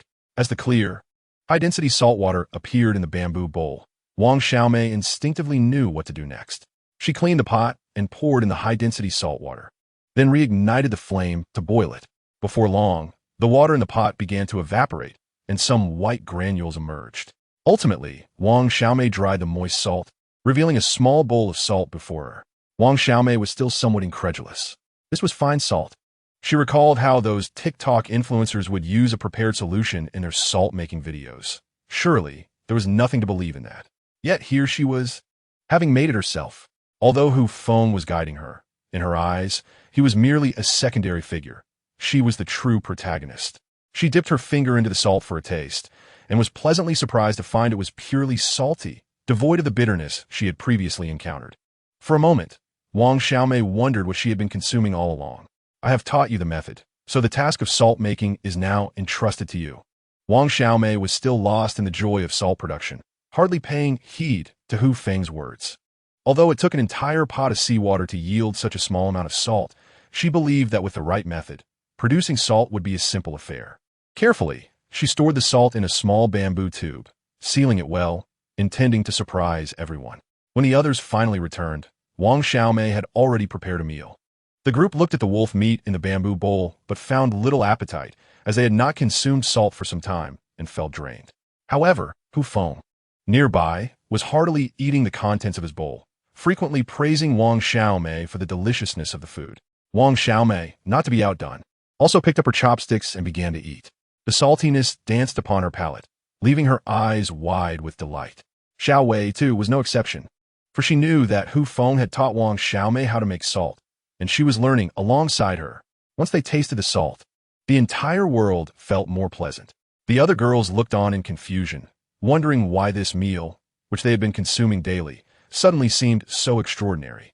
Gazing at the meat in the bowl, a few individuals began to eat, compelled by the necessity of replenishing essential nutrients for the human body. However, when they encountered the salty flavor, their expressions instantly transformed. Salt? Lin, she looked at Wang Xiaomei in confusion. Wang Xiaomei, brimming with pride, gazed at the crowd and exclaimed with an air of playful arrogance, "Well, what do you think? Say something nice to make me happy." Meanwhile, Su Bingyun cast a sidelong glance at Wang Xiaomei, who awaited compliments eagerly. "You've lost your salary for this month." "Oh no, Miss Su, please don't. I accompanied you on this business trip," Wang Xiaomei cried out in despair. Laughter erupted among the group, as it seemed that only Su Bingyun was truly capable of handling Wang Xiaomei. As they continued to eat, Xiao Wei shared the events of the morning with the others. In truth, they could have surmised that it was Hu Feng who had taught her, given that they had all witnessed Wang Xiaomei's earlier endeavor with sea salt. By the afternoon, Hu Feng was able to rise and move around, his strength gradually returning. Thus, 2 days passed, and Hu Feng ultimately recovered. With the addition of salt, their food concerns were alleviated. Those 10 wolves had yielded approximately 300 to 400 kilograms of meat, sufficient to last them for some time. Coupled with everyone's assistance in salt production, The cured meats prepared by Wang Xiaomei were piling up like small mountains, and the occasional catch of fish transformed into smoked delicacies, enough to sustain the 7 of them for a while. With the food situation resolved, it was time to begin constructing a shelter, especially since it had not rained for several days. Should a downpour occur one night, they would all be drenched. Moreover, Hu Feng planned to create a luxurious version of a shelter. As for how luxurious, it would certainly differ from the previous one. Designed to withstand strong winds and heavy rains, and it needed to be spacious enough for several individuals to move about comfortably. Ideally, it would include 2 separate rooms. As being a man, it could become awkward to share close quarters with multiple women for extended periods. With an idea in mind, Hu Feng commenced preparations for materials. He was already aware that there were no palm trees in the vicinity and had no intention of using palm fronds for the roof. He had previously noticed the trees on the platform. Their bark was exceptionally thick and resilient, making it an ideal natural roofing material. Consequently, when he had felled trees earlier, he had collected a substantial amount, neatly laid them on the ground, and pressed them down with stones to shape them. However, it was insufficient. So now that he was healthy and the group no longer needed to worry about food, upon hearing that Hu Feng intended to build a shelter, everyone came to assist with the task of stripping bark from the trees. Hu Feng fashioned several small knives from the previously acquired tin and instructed the group to peel the bark to specified lengths, while he prepared the pillars for the shelter. He had considered that the pillars needed to be robust, and chose to erect 3 pillars of varying lengths alongside each main pillar to facilitate the securing of crossbeams. Chapter 31. Reconstructing the shelter. What is the most crucial aspect of a sturdy house? Naturally, it is the foundation. A weak foundation renders all efforts futile. A strong wind could easily send it soaring into the sky. Therefore, when Hu Feng instructed the women to fetch the bark, he opted first to excavate deep holes for the pillars. In recent days, Lin Shi has informed Hu Feng of the situation. Ever since they successfully eradicated the wolf pack, no wolves have returned to this area. Moreover, it appears that the antelope have sensed the absence of their predators, as they have gathered their kin and friends to forage here. Previously, only a dozen antelope could be seen. Now, their numbers have multiplied exponentially. Hu Feng has dug 6 holes suitable for placing pillars and has ventured into the forest to fell trees, selecting robust specimens this time, not the small ones he previously chose. The women have stripped the bark from the felled trees, and Hu Feng drags the timber to the designated holes. One might wonder why he doesn't carry them. After all, who could lift hundreds of pounds alone? After a day of diligent work, Hu Feng successfully erected several pillars, with 3 varying lengths at each location. After a long day, the group enjoyed their meal and turned in early, feeling the relief of no longer being threatened by wolves. Although Hu Feng no longer required anyone to keep watch, he reminded them not to sleep too soundly. The night passed uneventfully. The next morning, after breakfast, the women resumed their labor. Once the pillars were in place, Hu Feng decided to construct the lower platform first. He placed precisely measured logs on the shorter pillars and then split a section of bamboo. By burning the middle section, he could bend it without it fracturing. The bamboo was then secured to the crossbeam and bound on both sides to the short pillars to prevent it from slipping. To ensure stability, Hu Feng opted to add extra bindings. Next came the central pillars. Due to the weight of the damp wood, Hu Feng enlisted the help of Lin Shi and Su Tong. The 3 worked tirelessly throughout the morning, finally securing the beams and the roof framework. The remaining task involved the finer aspects of construction. After preparing the bark, the women set out to cut grass on the plains. While the bark could serve as roofing material, adding a layer of grass would enhance its sturdiness. Hu Feng had anticipated this, so once the women finished with the bark, he went to cut grass. The short pillars stood approximately 1 meter above the ground, a precaution against snakes. The crossbeams would later be topped with neatly shaved wooden planks to create the floor. As for the door, Hu Feng had already considered this when constructing the crossbeams. He burned a hole in the corresponding positions of the beams atop the central and short pillars. Lacking a chisel, burning was the most expedient method. The wooden door would be fashioned similarly, with a simple and swift approach, and finally, bamboo strips would be affixed to the exterior, completing the door. Regarding windows, Hu Feng had no intention of installing them, as this structure was merely a sleeping space. The surrounding walls were temporarily woven from bamboo, and future plans would involve using clay or fire bricks. For now, they would make do. Once the primary structure was established, the remaining details could be addressed at leisure. Excluding Xiao Bao, the 7 of them toiled for nearly a week before the house was finally completed. They gazed with satisfaction at their week's labor, filled with joy, each having contributed to this achievement. The building was elevated by 1 meter to deter venomous creatures and to facilitate access. Feng thoughtfully designed staircase, complete with a railing. Future designs also included a corridor. The paramount concern at present is for the inhabitants to settle in, having endured the elements for far too long. The kitchen, positioned on the side of the house, is sheltered by a slanted awning that extends along the eaves, its quality undeniably commendable. The restroom is located at the rear side of the house, ensuring that even during drenching rain, one remains dry. By the time the house was completed, the sun had nearly set, and the laborers had certainly tanned under its relentless rays. It would indeed be peculiar if they had not. However, this exposure has rendered the women's physiques more robust. As twilight descended, Feng luxuriated in a bath beneath the waterfall, savoring the gentle embrace of the setting sun's rays. This spot had already transformed into a communal bathing area, typically frequented first by the women, allowing Feng to indulge only after their return. With his head resting against a stone, he became enveloped in the soothing sensation of water cascading over his body. Blissfully shutting his eyes, suddenly, Feng sensed a pair of delicate hands massaging his temples. Startled, he opened his eyes and instinctively shielded himself. Sutong, taken aback by his sudden reaction, stifled a giggle at his behavior. "What's this? Are you shy?" she teased. "Tongjia, what brings you here?" Feng inquired, puzzled as to why she was not assisting with breakfast preparations. Su Tong extended her graceful hand, her fingertips gliding gently from Feng's abdomen upwards, playfully raising his chin with the water's flow. "What can I come?" Upon hearing her words, Feng felt a rush of apprehension. He was acutely aware of their previous encounters. Now, as she teased him once more, the latent desire within him ignited fervently. "Tongjia, you shouldn't be doing this," he cautioned. With a serene smile, Su Tong playfully poked his chest. "What could possibly happen?" I failed to comprehend. Indeed, her every expression and movement entranced Feng completely. Just as Feng leaned closer to her waist, a sudden voice interrupted, pulling him back to reality. "Oh, I'll be right there," he replied, startled by Lin Xie's call.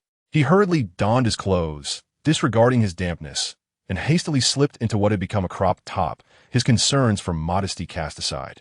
After glancing at Su Tong, he dashed away. Meanwhile, Su Tong observed the source of the voice with a bemused smile. Could he escape a second time? Upon Feng's return to the encampment, Lin Xi was already seated at the low stone table, which had been constructed alongside the house. Everyone sat directly on stones to dine. As he beheld the fish, meat, and assorted wild vegetables simmering in the pot, Feng eagerly picked up his chopsticks. With the addition of salt, the fare had become more sumptuous. Yet for Feng, who had always considered rice as the staple, it remained somewhat disconcerting. When would he be able to savor a steaming bowl of rice? He couldn't help but lament. During this period, their provisions were rapidly depleting, primarily consisting of the fish caught and the wild vegetables foraged by the women. It was a common sentiment among the people not to squander their resources recklessly. "Tomorrow, I shall venture forth to see if I can hunt an antelope, and then we shall feast upon its succulent meat." Upon hearing Feng's words, the crowd instantly perceived it as an admirable idea. "Then I shall accompany you." Sutong interjected eagerly. Feng, glancing at Su Tong, inquired, "Are you certain you wish to join me in hunting antelope, and not in hunting me?" Chapter 32. Discovery of Wild Wheat Lin. She observed Su Tong with a peculiar gaze, well aware of the ulterior motives swirling in her mind. "Allow me to undertake the task. I possess confidence in archery," Lin Shi asserted with self-assurance. Yet, she could not quite fathom why the events of the day had left her feeling rather uneasy. However, upon hearing Lin Shi's words, Su Tong regarded her thoughtfully, as if sensing the young girl's anxiety. Feng found the situation perplexing. If given the choice, he would undoubtedly select Lin Shi. After all, in the art of archery, she was the most skilled among the women. As for Su Tong, he preferred to abstain from the idea of her joining him on a hunt, uncertain if she might end up catching merely a wild chicken. Having been on the deserted island for over half a month, although the rescue team had yet to make an appearance, everything seemed to be progressing in a favorable direction. Food, salt, and fresh water.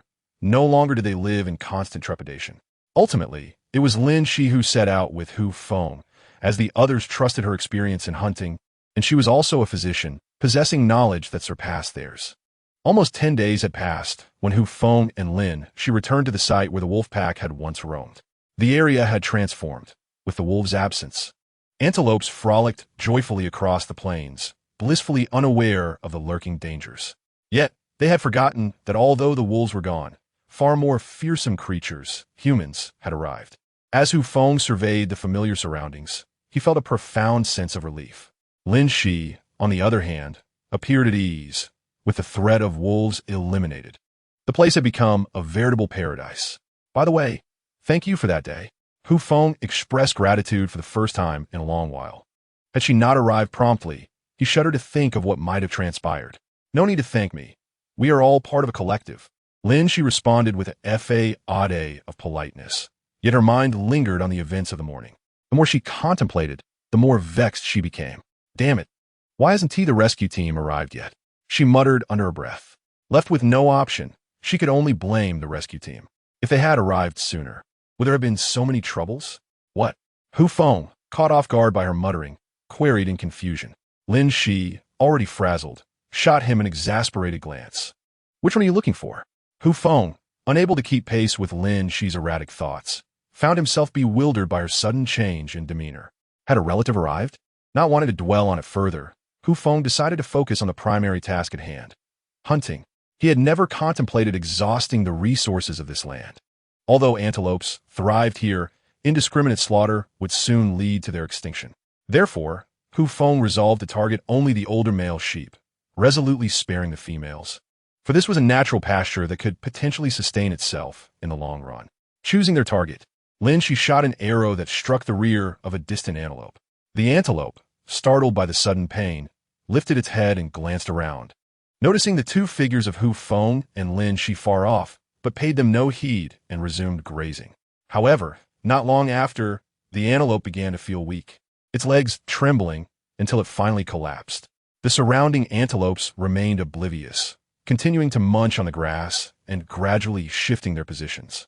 After securing the antelope, the duo prepared to depart, knowing that this single creature would provide ample sustenance for a considerable time. Just as they were about to leave, Hu Feng suddenly observed a few familiar plants swaying in the direction where the antelope had fled. Abandoning the antelope, he hurried over, and upon seeing the plants, he erupted into joyous laughter. Ha ha ha! Lin Shi, come quickly and see what this is. Initially puzzled by Hu Feng's sudden excitement, Lin Shi approached the plants upon hearing his call. What is it? She inquired, her brow furrowed in confusion. Indeed, as children of the city, they had never encountered wheat. And this was not common wheat, but rather wild wheat, which bore distinctions. Hu Feng carefully plucked a single ear of wheat, removing its outer bristles to reveal a tiny green grain, still smaller than half a normal wheat kernel. Ha ha ha! Hu Feng chuckled with delight upon this discovery. Wheat, the staple food, though it is only a small amount, if cultivated properly, could it not mean that we would never have to worry about food again? This is a guarantee for our future sustenance. Upon seeing what Hu Feng held, Lin Shi began to grasp its significance. Although she had never seen the stalks, she recognized the grains. Wheat? Lin Shi asked, her voice trembling with excitement. Hu Feng nodded and looked around, noting that there was a small patch of wild wheat. Given the vastness of the plain, it was improbable that this was all there was. With this thought, Hu Feng and Lin Shi split up to search the plains. They scoured the area and indeed discovered several patches of wild wheat in various locations. The wild wheat grew intertwined with weeds, reaching heights taller than a person, making it difficult to spot without careful searching. While they had found wild wheat, another dilemma presented itself. The wheat had already begun to flower, with green grains forming, rendering it impossible to transplant at this stage. Furthermore, with antelopes nearby, there was a risk they might devour the crops if not protected. Shall we encircle the wild wheat with bamboo and return to harvest it when it matures? Lin Shi's suggestion brought Hu Feng back to clarity. He had been so overwhelmed with excitement over the discovery that his thoughts had become muddled. They hastily brought the antelope back and shared their findings with the others. Upon hearing about the wild wheat, the women's expressions transformed into excitement. If Hu Feng's assertions were true, could they indeed achieve self-sufficiency in food? The women have entirely lost hope in the rescue team. It has been over half a month, and those who were meant to arrive have yet to come. Subsequently, Feng set out to cut bamboo and weave a fence. The group carried the fence to enclose the patches of wild wheat they had discovered, in order to prevent the antelopes from devouring it. After all, there was only a meager amount of wild wheat, and it was underdeveloped.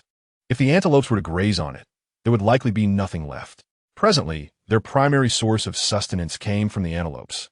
And if the rescue team continued to delay, once the antelopes were consumed, the importance of food sources would become paramount. If they could cultivate the wild wheat, they would no longer have to worry about food in the future. The women shared Feng's sentiments. As long as the wild wheat could be cultivated, self-sufficiency would be achievable, making it inconsequential how long they remained there. Chapter 33. Did I just fall in the water? After a day filled with labor, Feng was utterly exhausted. Seizing the opportunity while the women prepared dinner, he made his way to the waterfall for a soak. Lying in the water, all his fatigue dissipated. If the wild wheat could indeed be cultivated, it might even be possible to make steamed buns, Feng mused. Though it was premature to speculate on such matters, it certainly was not forbidden to dream. He recalled that cultivating wild wheat required composting, a technique he had observed his father perform during his childhood. While his memories were somewhat hazy, he believed he could manage. Gazing at the waterfall cascading from above, Feng felt it was a fair distance from the shelter. If he could channel the water to that location, it would save the daily labor of fetching water.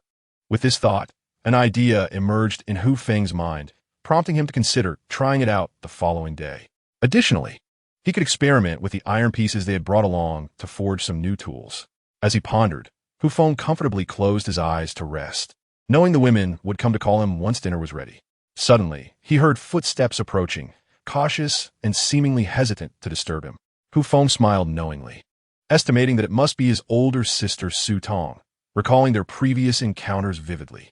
A pair of delicate hands gently settled on his temples, slowly massaging them, nearly eliciting a moan of pleasure from Feng. As the saying goes, a well-fed mind wanders. Having spent so long on this deserted island, surrounded by a bevy of beauties, he considered himself fortunate to have avoided any embarrassing mishaps. Moreover, Su Tong's recent behaviors and intentions were abundantly clear to him. They undeniably conveyed a signal of attraction. After all, he was no saint. As a child, it was entirely normal to sneak away with friends to watch videos of fights. As the tender hands continued their soothing ministrations, Feng felt his thoughts becoming increasingly disordered. In a sudden impulse, he reached out and wrapped his arms around her waist, pulling her into the water with him. A shriek followed, and Feng was momentarily taken aback. The voice was not what he had expected. Upon opening his eyes, he found himself face-to-face with Lin Shi. At that moment, he was at a loss as to where to place his hands, captivated by Lin Shi's alluring figure, drenched and glistening before him, igniting a fervor within him. Lin Shi was suddenly pulled into the water by Feng, landing against his bare chest. At that moment, she realized with embarrassment that he was completely unclothed. Her cheeks instantly flushed as she felt something beneath her. Awkwardly, Feng also regained his composure, acknowledging that Lin Shi was not Su Tong. Not only was she a doctor, but given her archery skills, it was quite possible that she could survive on this deserted island even without him. I thought, Feng stammered. Upon hearing his words, Lin Shi quickly understood that he had mistaken her for Su Tong. Did he truly have a relationship with Su Tong? The thought made her face turn pale. Was she truly inferior to Su Tong? Fuming, she pushed herself away from Feng and departed without a backward glance, leaving him in an awkward silence. Had he said something wrong? Feng pondered to himself, slowly realizing his misstep. Never mind, there's still many things to attend to, he decided, getting up to dress and return to his dwelling. When Lin Shi returned, drenched, the other women were momentarily taken aback. Had she and Feng shared a bath? Su Tong looked at Lin Shi with a teasing smile, an expression that suggested she understood more than she let on. This made Lin Shi immensely embarrassed. Why are you all looking at me like that? I didn't do anything. I just accidentally fell into the water, she hastily explained. However, her explanation only drew knowing glances from the other women, leaving her feeling utterly humiliated. It was all Feng's fault, she silently cursed. Just then Feng returned and, noticing the women's gazes fixated on the soaked Lin Shi, could not admit that he had pulled her into the water. Instead, he casually remarked, Lin, she just fell into the water. What's the matter? At his words, the others exchanged amused glances, clearly having conspired in their teasing. As Hu Feng's comments only worsened the situation, Lin, she shot him a disgruntled look and ignored him, moving to the fire to dry her clothes. After they finished eating, the women left Hu Feng and headed to the nearby waterfall to wash up. A group of women luxuriated in the water, with Wang Xiaomei glancing around before looking at herself. Suddenly, she squatted down, submerging her head and blowing bubbles. It was infuriating, aside from Xiaobao. It seemed she was outperformed by everyone, even Xiao Wei. Who could she turn to for justice? Emerging with just her head above water, she scrutinized Lin Shi and Su Tong. No wonder that rogue liked to stare at them. Without comparison, there could be no pain. Nonetheless, after sizing up Lin Shi, Su Tong jokingly asked Dr. Lin, "Didn't you wash earlier this afternoon?" At her words, Lin Shi's face flushed crimson. Nearby, Wang Xiaomei, peeking above the water, joined in the jest. Yeah. Lin Shi, didn't you wash this afternoon? Still washing? Lin Shi shot them both an exasperated look, realizing that this situation was unlikely to dissipate and that further explanations would only complicate matters. The best approach was to remain silent. Yet, Su Bingyan observed Lin Shi thoughtfully, aware that Lin Shi and Hu Feng likely shared no significant connection. After all, what could happen in such a short span of time? It was merely playful banter among friends. Now that food is abundant, and there is water and salt, the spirits of the people have lifted, and laughter fills the air. When the women return, they see Hu Feng busily attending to something by the fire, but they pay him no mind and head back into the house. The floor of the dwelling is covered with a layer of dried weeds, and atop the weeds lies a blanket made of wolf skins, providing a modicum of comfort for sleeping at night. Hu Feng, by the fire, is chopping the previously disassembled iron sheets into smaller pieces with an axe, intending to melt them down and forge some tools. However, this is merely preparatory work. After all, blacksmithing is a skilled trade that requires adequate preparation. Upon returning to his quarters, Hu Feng glances at the women sleeping across from him before retreating to his corner. It is somewhat vexing. In the past, they were all crowded together in the modest shelter, but now that the house has grown larger, Hu Feng feels too shy to join the women. It feels like a loss of sorts. He raises his head to survey the room, sighing inwardly, attributing the situation to his own oversight. Yet, there is no remedy. As the saying goes, one must bear the consequences of their own decisions. With no choice, Hu Feng obediently returns to his bedding, resting against the bamboo wall. For tomorrow will bring many tasks. Though food is not an immediate concern, survival is not easily achieved. Chapter 34. Diverting water at dawn the following day. Hu Feng rises early, seizing the opportunity while the sun is still mild to gather some supplies. He plans to divert water from the small river to their encampment, a necessity he had contemplated the previous night, as many subsequent tasks will revolve around this endeavor. With the threat of wolf packs absent from the plains, Hu Feng feels considerably more at ease, though he remains wary of elusive snakes. He has advised the women to wear bamboo protective gear when venturing out. Arriving at the wild wheat field he had marked the day before, Hu Feng inspects it carefully, relieved to find no signs of damage from antelope. The wild wheat has begun to bloom, and will not be long before it matures. His only concern now is the birds. However, there is little that can be done about this. Constructing a bamboo net would be too labor-intensive and would obstruct sunlight, which the wheat requires. Hu Feng can only hope that the birds will be merciful, or rather, gentle in their pecking. After inspecting the wild wheat, Hu Feng makes his way to the waterfall at the river's edge, gauging the height of the water level with his hand, and an idea forms in his mind. He returns to his dwelling and cuts down a significant amount of bamboo. Then, using a stick of similar length, he clears out the nodes of the bamboo, discarding the remnants.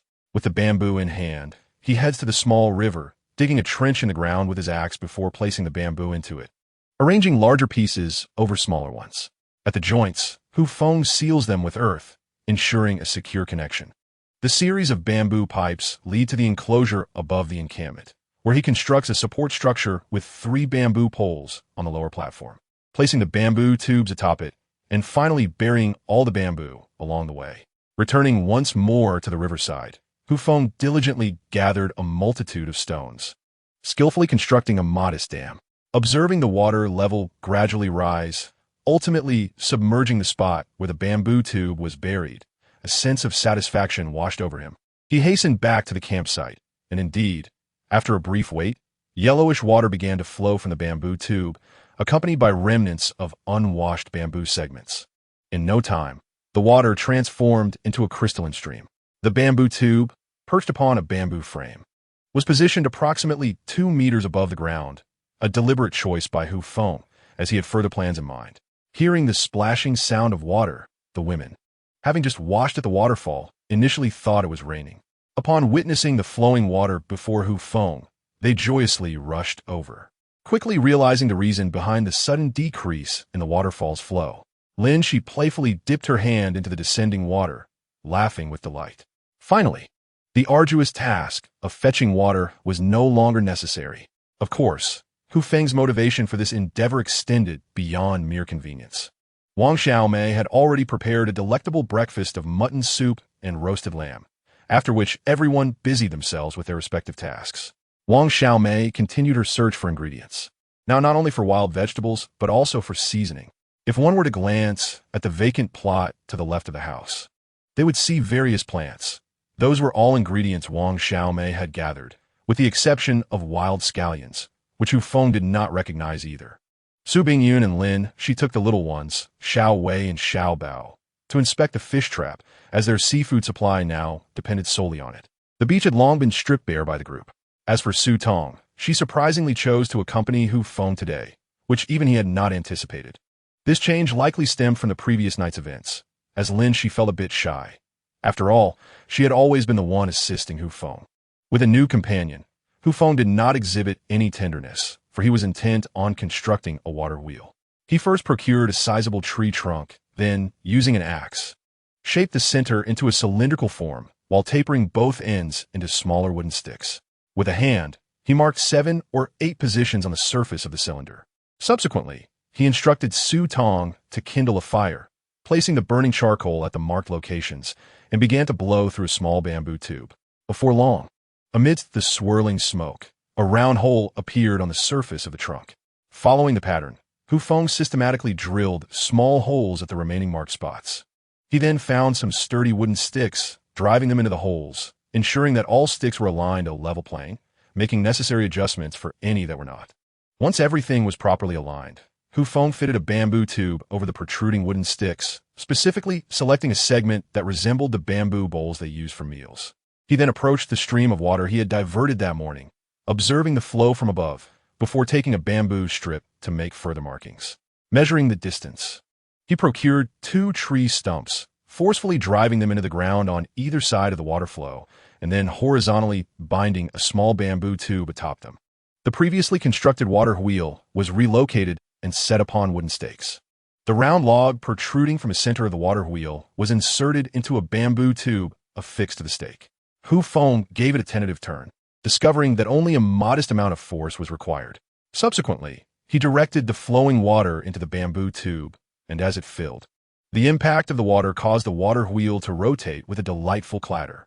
Observing the spinning water wheel, Feng released a sigh of relief, for he had numerous tasks that relied on its operation. Had it failed, he had already contemplated moving the water wheel to the nearby waterfall. Fortunately, perseverance bore fruit. The water wheel spun increasingly faster, occasionally splashing water for the bamboo tube in all directions. Beside him, Su Tong watched Feng, who was drenched in sweat, and gently offered him a cloth to wipe his brow. Curiously, she inquired about his purpose for the water wheel. Feng, seizing her delicate hand that was wiping his forehead, smiled mysteriously before turning towards the bamboo grove.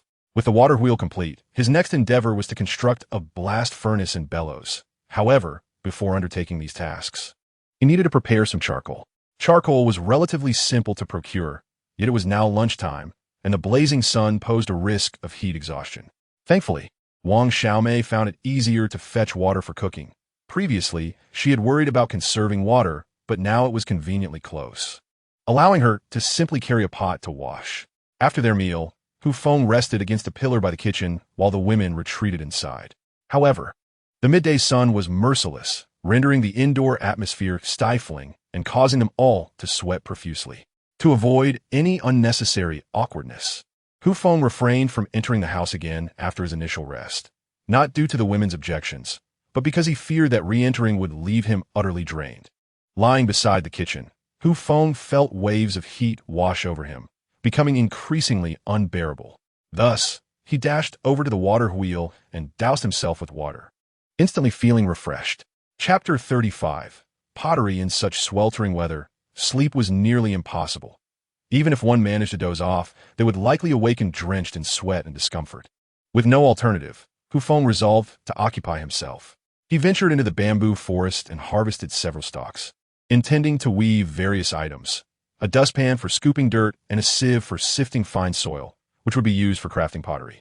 The notion of creating ceramic pots had only recently occurred to him, as the iron pot was rather flimsy, prompting numerous complaints from Wang Xiaomei about its potential fragility. Therefore, he decided to make a ceramic vessel. As for the clay suitable for pottery, Feng had already discovered a suitable source by the banks of the small river in the plains above, which he had noted during the water diversion process. Piquing his curiosity, the art of pottery was not particularly difficult, but there was a significant challenge in shaping the clay. Generally, if the formed pot developed cracks during the drying process, it would be rendered entirely useless. Thus, it was paramount that the clay be exceptionally fine and subjected to repeated kneading to expel the air trapped within, thereby preventing any fractures during firing. Moreover, in comparison to pottery firing, the temperature requirements are not as high as those for smelting iron, which necessitates a range of approximately 1400 to 1500 degrees Celsius. The process of pottery firing, around 1300 degrees Celsius, can generally be completed within a single day and night. When Feng had finished weaving the winnowing basket, she emerged from the house, her body drenched in sweat. Stretching lazily at the doorway, her perfect figure caught Feng's attention, leaving him momentarily speechless. It was only then that she noticed Feng standing nearby. Understanding his unabashed gaze, she hastily covered her vital areas and retreated into the house in a flurry. Observing the blazing sun overhead, which had lost its previous intensity, Feng secured the winnowing basket and proceeded to the small river on the plain to collect clay. By the time he returned with the earth, the women had already risen. The distant waterfall was too far for washing, so they opted to cleanse themselves at the water wheel installation instead. Feng had prepared for this, having installed a spout at the water wheel's outlet. By simply blocking one side, water would flow from the other, facilitating their needs. After washing, the women dispersed to their respective tasks, and Feng paid them little mind, for food was plentiful. They could engage in whatever activities they pleased, as long as the wild millet was cultivated. Perhaps there would even be leisure time for other pursuits.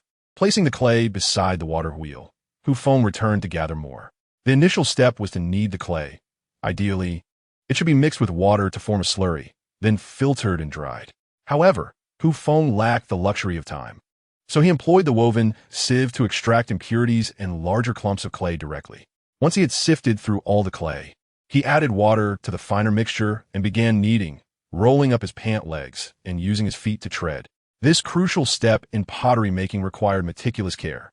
If the clay was not uniformly kneaded, it would crack not only during firing, but potentially even while drying outdoors. As he worked, Feng remained vigilant about the clay's consistency. Too dry would lead to fissures, while too wet would render shaping impossible. Thus, a delicate balance was essential, requiring adjustments of water or clay to achieve the desired consistency. Meanwhile, Little Bao watched Feng play with the clay, eager to join in, believing that if her older brother found it enjoyable, it must be worthwhile. Just as she was about to join, Su Tong swiftly pulled her back, preventing her from approaching. A look of disappointment washed over Bao's face as she pouted, casting a forlorn glance at Feng. He, of course, would not permit her to join, for the clay would become exceedingly sticky by the end of the process, and with her slender arms and legs, she might easily topple into the mixture. After a period of time, Feng felt that the viscosity was just about right.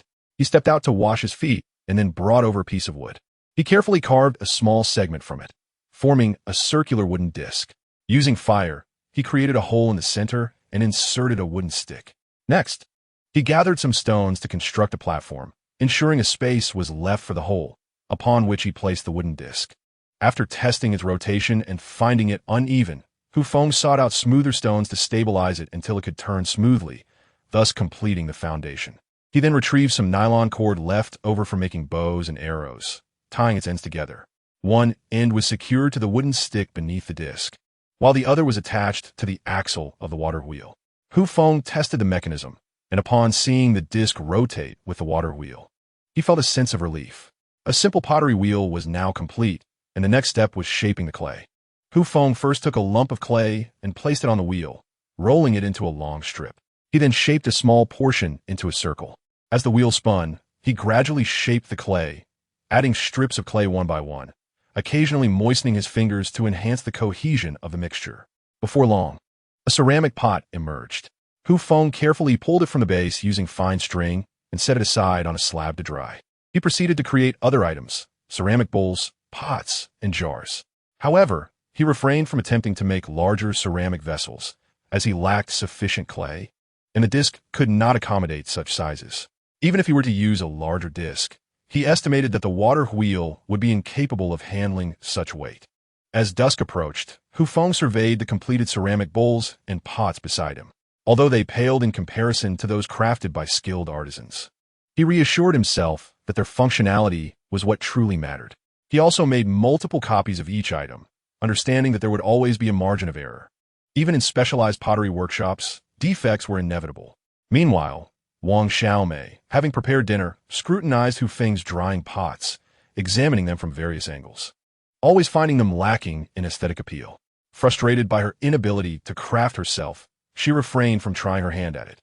Dinner consisted of lamb, seafood, and wild vegetables unfamiliar to Hu Feng, the latter undoubtedly sourced from the catch of the fishing nets. As night fell, Hu Feng inspected the surrounding fence, ensuring there were no anomalies before settling down to sleep.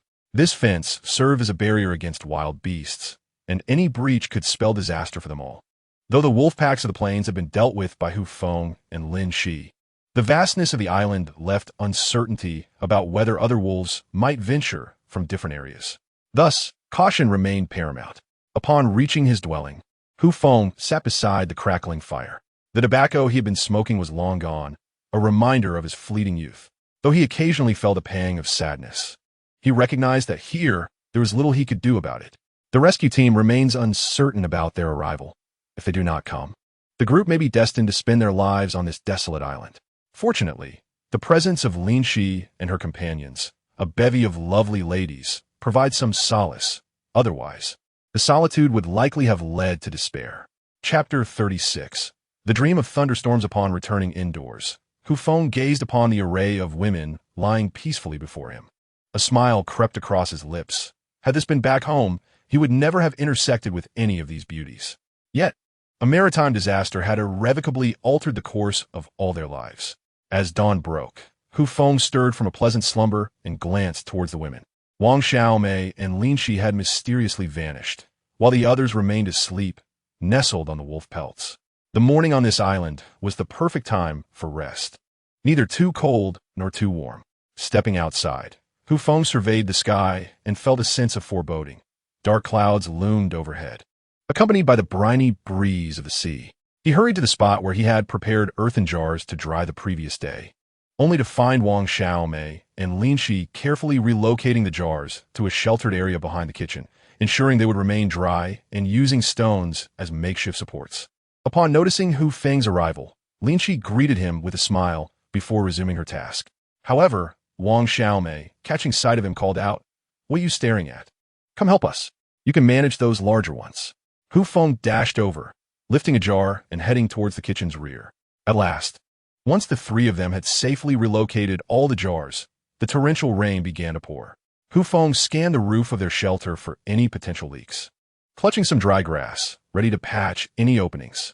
Fortunately, the sleeping quarters showed no signs of leakage, though several spots in the kitchen began to drip under the relentless downpour. He quickly set up a ladder to address the leaks and continued his inspection, feeling a wave of relief once he confirmed that no further leaks existed. Wang Xiaomei was busy preparing breakfast, the meal resembling last night's fare in its monotony. However, the sudden storm interrupted their bustling efforts. After breakfast, the group gathered around the campfire, unable to venture outside in the deluge. They resorted to idle conversation, discussing a myriad of topics while consciously avoiding the matter of the rescue team, as they all likely understood the grim reality. The rescue team may not arrive after all. In truth, Lin Shi had been harboring doubts about Hu Feng's identity since the last time she examined his injury. As a doctor, she was acutely aware of the nature of the circular wound on his back, yet she had chosen to remain silent, not due to a lack of opportune moments, but rather because it seemed unnecessary. Hu Feng's identity held no significance in this isolated existence. Whether he was a policeman or a bandit mattered little. For here, they all transformed into primitive beings cut off from the world. After more than half a month, the women had come to regard Hu Feng favorably. His willingness to confront a dozen adversaries for Su Bingyun's sake, as well as his readiness to face wolves for their safety, gather food, and construct shelters, had certainly captured their admiration. In this place, everyone regards Hu Feng as the cornerstone of their community, seemingly believing there is nothing he cannot accomplish, save for archery. He appears to possess a modicum of knowledge in various fields. For instance, when it comes to water wheels and pottery, as long as he has an idea in mind, Hu Feng contemplates how to bring it to fruition, rather than succumbing to fear or overthinking the challenges. Why waste time in hesitation? Action is the path to understanding one's capabilities. This is Hu Feng's most evident attitude. The rain continued to pour incessantly, and the water in the distant water wheel had already become murky. Hu Feng was unperturbed by this. The location was far from the small river, and even in the event of a flood, it would not reach them. However, the wild wheat they had discovered earlier might suffer, and he worried about how much would remain after such heavy rain. After all, he had heard from his parents in his youth that, like wheat, rice could be flattened by strong winds and torrential rains, leading to reduced yields. As the day wore on with relentless rain, the others accomplished nothing, while Hu Feng busied himself with nearby bamboo, weaving several baskets to assist the women in foraging for supplies. When nightfall descended, Hu Feng braved the downpour once more to inspect the upper fence, ensuring its sturdiness before feeling satisfied. Night arrived as expected, and after finishing their meal, everyone retired to rest. However, the previously silent rain transformed into a tempest of thunder and lightning as night deepened. The thunderclaps echoed. Crack, crash, rumble. Lightning pierced through the gaps in the bamboo walls, illuminating the room. In the flickering light, Hu Feng noticed Xiao Bao curled up in Su Tong's embrace, while Xiao Wei clung tightly to Su Tong's back, paralyzed with fear. Meanwhile, Wang Xiaomei lay comfortably nearby, sound asleep, occasionally mumbling about delightful food in her dreams, completely unfazed by the thunder. In contrast, Su Bingyun nestled closely against Wang Xiaomei, seeking solace in her presence. As Hu Feng turned to resume his slumber, he suddenly felt a body pressing against his back. He turned to glimpse the newcomer in the flash of lightning, and his heart surged with emotion. Shoo! Lin Shi gestured for him to remain silent, then wrapped her arms around Hu Feng's waist, seeking refuge in his embrace. I've been afraid of thunder since childhood, she whispered. Instantly, Hu Feng understood. It seemed there was no place for Lin Shi to escape to. He extended his arms, encircling her waist and drawing her closer, gently patting her back in reassurance.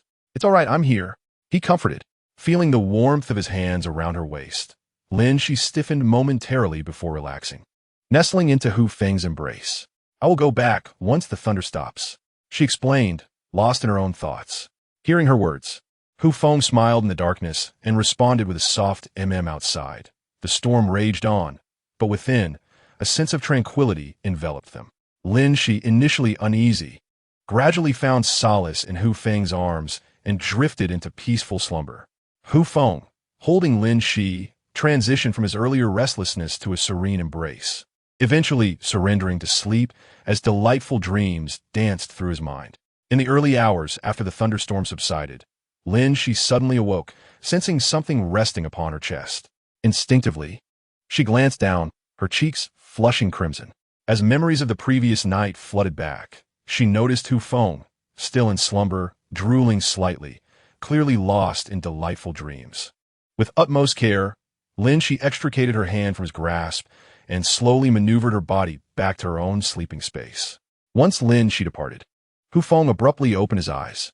In truth, he had woken before Lin Shi, intending to withdraw his hand, but had sensed her stirring.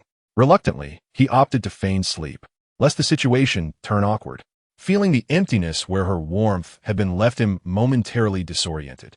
Observing that the rain had ceased, Hu Feng decided to indulge in a bit more rest, hoping to avoid discovery by Lin Shi. Chapter 37. The fateful chest when Hu Feng next awakened. The dawn had fully broken. The room was devoid of the other women, prompting him to rise and step outside. The torrential rain from the night had finally abated, with the water now transformed into a murky yellow, laden with sediment, splashing against the ground. At that moment, he heard the excited voice of Wang Xiaomei calling from the seaside. "Come quickly. You won't believe what I've found." Wang Xiaomei and Xiao Wei approached, each dragging a chest toward the house. Wang Xiaomei struggled with a relatively large yellow suitcase, heavily weighed down by water, while Xiao Wei carried a smaller, approximately 20-inch combination lockbox. Upon seeing the box in Xiao Wei's possession, Hu Feng was momentarily stunned. It was an item he had believed lost to time, now serendipitously reappearing before him. Was this fate? The other women, hearing Wang Xiaomei's exclamation, hurried over to assist, drawn by the promise of treasures within such a substantial suitcase. After all, even if it contained merely clothing, it would be a welcome find. They knew well that their garments had been soaked in seawater and had endured much wear and tear while traversing rugged terrain alongside Hu Feng. Hu Feng, however, remained unconcerned, for what was lost was not his own. He would never pass up an opportunity to indulge his eyes. Washing his face in the flowing water, he moved over to assist Wang Xiaomei, lifting the cumbersome suitcase to the kitchen area beside the house. With a nearby axe, he shattered the combination lock and slowly opened the suitcase, hoping to find useful items within. Yet upon inspection, disappointment washed over him. The chest was filled with women's clothing, coats, underwear, and everything in between, a veritable assortment. As soon as the chest was opened, the women's eyes sparkled with excitement, swiftly bypassing Hu Feng to rummage through the contents. This suitcase clearly belonged to someone from the cruise ship, and despite its month-long voyage at sea, the clothing within remained relatively intact, protected by the exterior. Had this been a different time, they would have shunned such items belonging to unknown individuals. But where were they now? They were on a deserted island. When the clothes on her body were damaged, what was she to wear? Wrap herself in leaves? Several young women quickly retrieved garments from a nearby suitcase and proceeded to wash them in the flowing water. The outerwear was quite decent, all designer brands, though the undergarments were rather peculiar.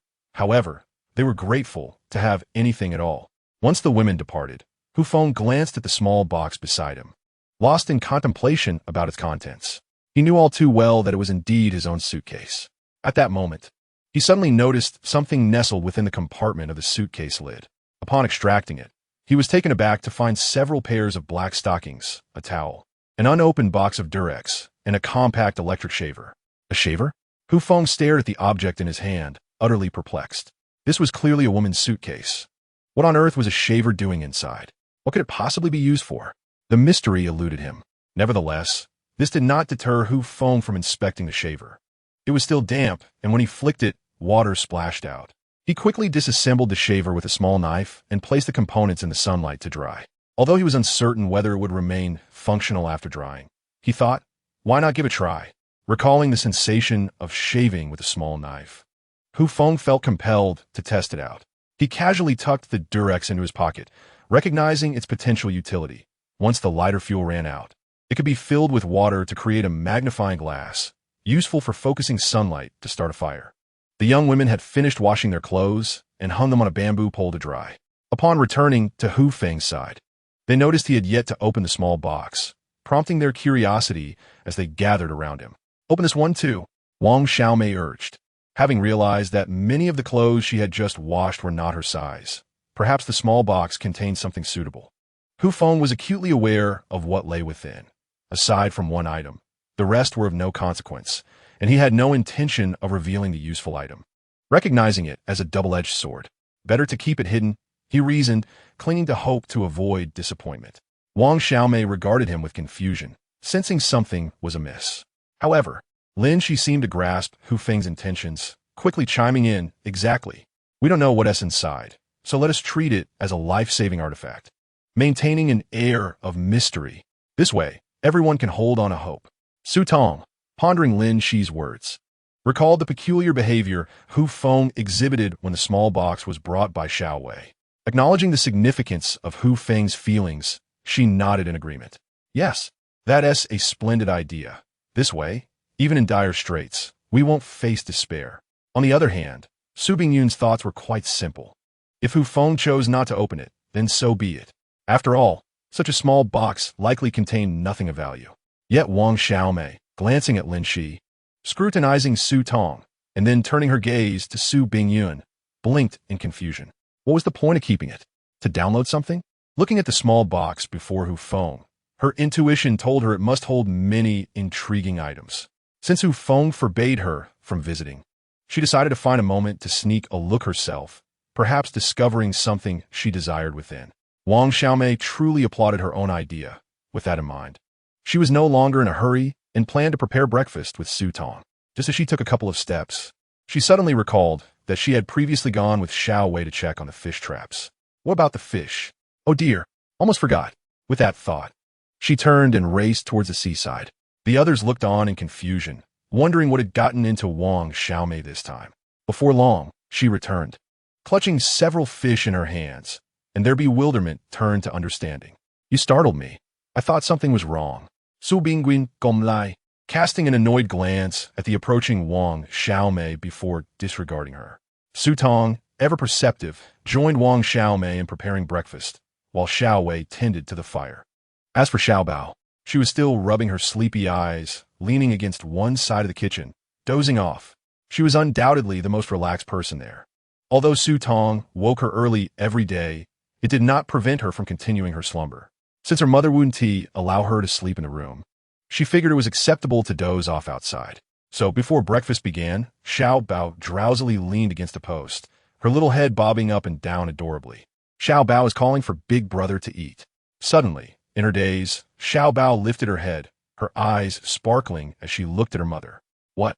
Time to eat? Great. Chapter 38. The wild wheat field. After finishing their meal, Hu Feng intended to check on the wild wheat in the plains. Given the recent storms, such crops were most susceptible to damage, and a single fall could significantly affect yield. The women, however, were preoccupied with the clothes hanging out to dry, for after all, the desire for beauty is inherent to women. Nevertheless, Su Tong decided to accompany Hu Feng to investigate, though her thoughts remained a mystery. Upon entering the room, Hu Feng glanced at the small suitcase lying on the floor and contemplated for a moment. To avert unnecessary complications, he resolved to remove some items from his suitcase. He easily unlocked the combination, revealing documents, identification papers, and an object wrapped in a black leather case. A wave of uncertainty washed over him. Cautiously, he concealed the items beneath the hay where he slept, feeling a sense of relief. As for the remaining contents of the suitcase, he had no intention of disturbing them.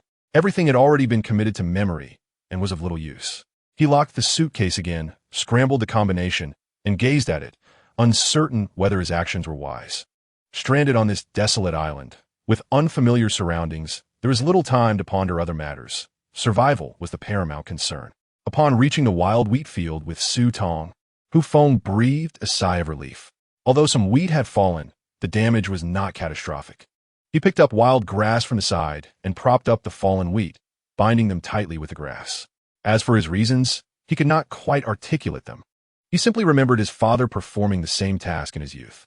Since it was a tradition, he felt there was no harm in following suit. Beside them, Su Tong imitated with a semblance of grace, though differing in style. She found Hu Feng quite remarkable.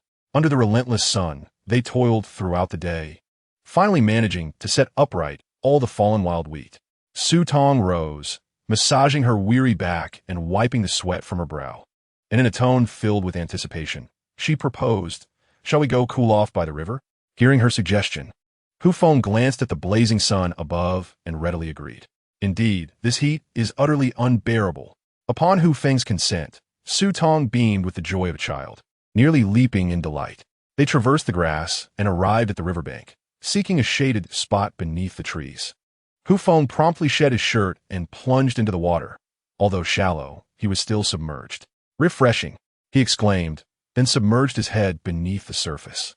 Meanwhile, Su Tong watched him with a knowing smile before delicately splashing water on her neck. Unlike Hu Feng's vigorous dive, the rapid transition from heat to cold could lead to a chill, and as a woman, she knew she must acclimatize to the coolness gradually. After a short while, feeling ready, Su Tong splashed her face and emulated Hu Feng by removing her outer clothing. settling into the river to cleanse herself.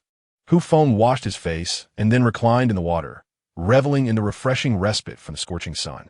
Stealing glances at Su Tong above him, he marveled at her figure. Despite her having borne 2 children, such a sight would be met with disbelief. "Sister, you're tempting me to err?" Hu Feng jested, recalling how their last moment had been interrupted by Lin Shi, yet this time felt different. "Oh, is it that I should prevent you from making a mistake?" Su Tong replied with a teasing smile, as she played with the flowing water, washing her neck, the rivulets cascading down her smooth skin, traversing plains before vanishing into the depths. "If I don't err at all, wouldn't that be a disservice to myself?" Although internally conflicted, Su Tong shifted closer to Hu Feng, resting his head upon her thigh, and began to massage his temples. "Come, let me ease your burden. You've worked hard these past days." Hu Feng, with his head resting on her lap, found his view obscured, unable to see her face. "You're the best, sister." He sighed contentedly, closing his eyes to savor the moment. "Now you realize how wonderful I am?" Su Tong teased, while continuing to massage him, her gaze assessing Hu Feng, whose sun-kissed skin bore testament to his strength. "Not at all. I've always thought you were wonderful and beautiful." Hu Feng jested with his eyes still closed. "I'm no longer beautiful. I've grown old." Su Tong sighed, a hint of despondency in her voice. "Nonsense. You don't look a day older. You could easily be mistaken for Xiao Wei." Hu Feng reassured her. "Hee. Hearing that makes me laugh," Su Tong replied, her delicate hands moving to massage his shoulders. "How could you say such things? Xiao Wei is my daughter, and she's already 15. How can I compare?" "Ha!" Hu Feng chuckled softly and then remarked, "Indeed. My sister is not 15, but 18. She looks every bit of it. Such a silver tongue you possess. I imagine you've deceived quite a few young ladies with it." Su Tong teased, increasing the pressure of her massage. Hu Feng groaned in delight, feeling utterly refreshed. Without realizing it, his hands instinctively encircled Su Tong's slender waist. Ascending gently, above, a blanket of white clouds veiled the scorching sun, which seemed to shy away. A gentle breeze rustled through the surroundings, accompanied by the harmonious sounds of leaves and a nearby stream, weaving together into a joyful symphony. Where did this come from? After the dust had settled, Su Tong languidly reclined in Hu Feng's embrace, glancing curiously at a rubber object beside them. "I found it in that suitcase this morning," Hu Feng explained. Upon hearing this, Su Tong playfully twisted her waist against him, feigning annoyance. "You naughty little brother. Have you been harboring mischievous thoughts all along?" Her gaze drifted downward, observing the taut muscles of the man before her. Her fingertips traced the exquisite lines as her lips curled into a knowing smile, her eyes shimmering with affection. Before indulging in meat, one might feel content with mere vegetables. Yet it is only after tasting the rich flavors of meat that one truly comprehends its allure. Only through repeated experiences does one grasp the essence of life's desires. Exhausted, the two nestled together, sharing the rhythm of their heartbeats in silence. Such blissful moments are fleeting. The sun had already begun to temper its harsh rays, adopting a gentler demeanor. Aware of the time slipping away, they reluctantly parted, preparing to return. Hu Feng carefully assisted Su Tong, mindful of her well-being, although it was he who had exerted himself. Halfway through, Su Tong requested a brief respite to regain her composure. Despite having washed in the stream, she urged Hu Feng to check for any discrepancies, fearing embarrassment should the other girls discover anything amiss upon their return. As Hu Feng observed, he chuckled. "All right, Tong Jia, we've inspected multiple times. There is nothing wrong." Yet, Su Tong, still feeling uneasy, continued her self-examination. Suddenly, Hu Feng fixed his gaze behind Su Tong, as if he had spotted something. Sensing the shift in atmosphere, Su Tong turned in trepidation, but found nothing. "What are you looking at?" she asked, a hint of fear in her voice. Chapter 39. Sago putting without addressing Su Tong's puzzled expression, Hu Feng grasped an axe and dashed toward the woods at the foot of the mountain. Upon reaching the trees, he scrutinized them closely, feeling an odd sense of familiarity, yet unable to confirm if they were indeed what he had imagined.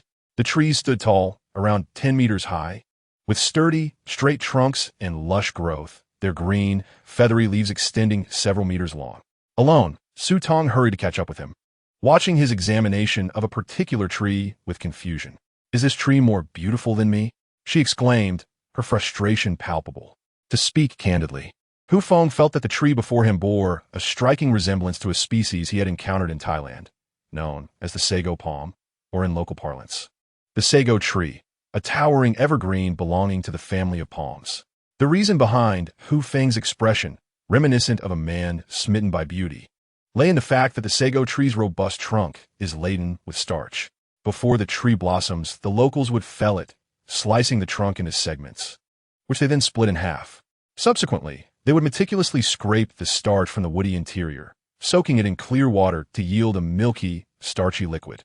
Once the starch settled, they would gently pour off the excess water, pressing the sediment into uniform, compact granules that, upon drying, transformed into the lustrous, white sago pearls. The locals also refer to this tree as the rice tree, hence its designation as the sago tree to outsiders. During his previous sojourn in Thailand, Hu Feng had sampled sago, which lacked the sweetness of rice, and upon inquiry, discovered that sago contains virtually no sugars or proteins, thus accounting for its blandness. However, if the tree before him truly was a sago palm, it represented a significant discovery for Hu Feng, as, although it may not rival rice in flavor, it could still satiate hunger. It is worth noting that a single sago palm with a trunk diameter of 20 centimeters could yield as much as 100 kilograms of sago. Moreover, the tender leaves of the sago palm are also edible. Due to the relentless harvesting by locals, Hu Feng had only observed such trees from a distance before, and he was not entirely certain of the identity of the tree before him, merely recognizing its likeness. With this in mind, Hu Feng wasted no time. Wielding his axe to strike the tree, and with a few decisive blows, the trunk fell with a resounding thud. He promptly severed a small section, splitting it in half before scooping out the starchy interior and tasting it.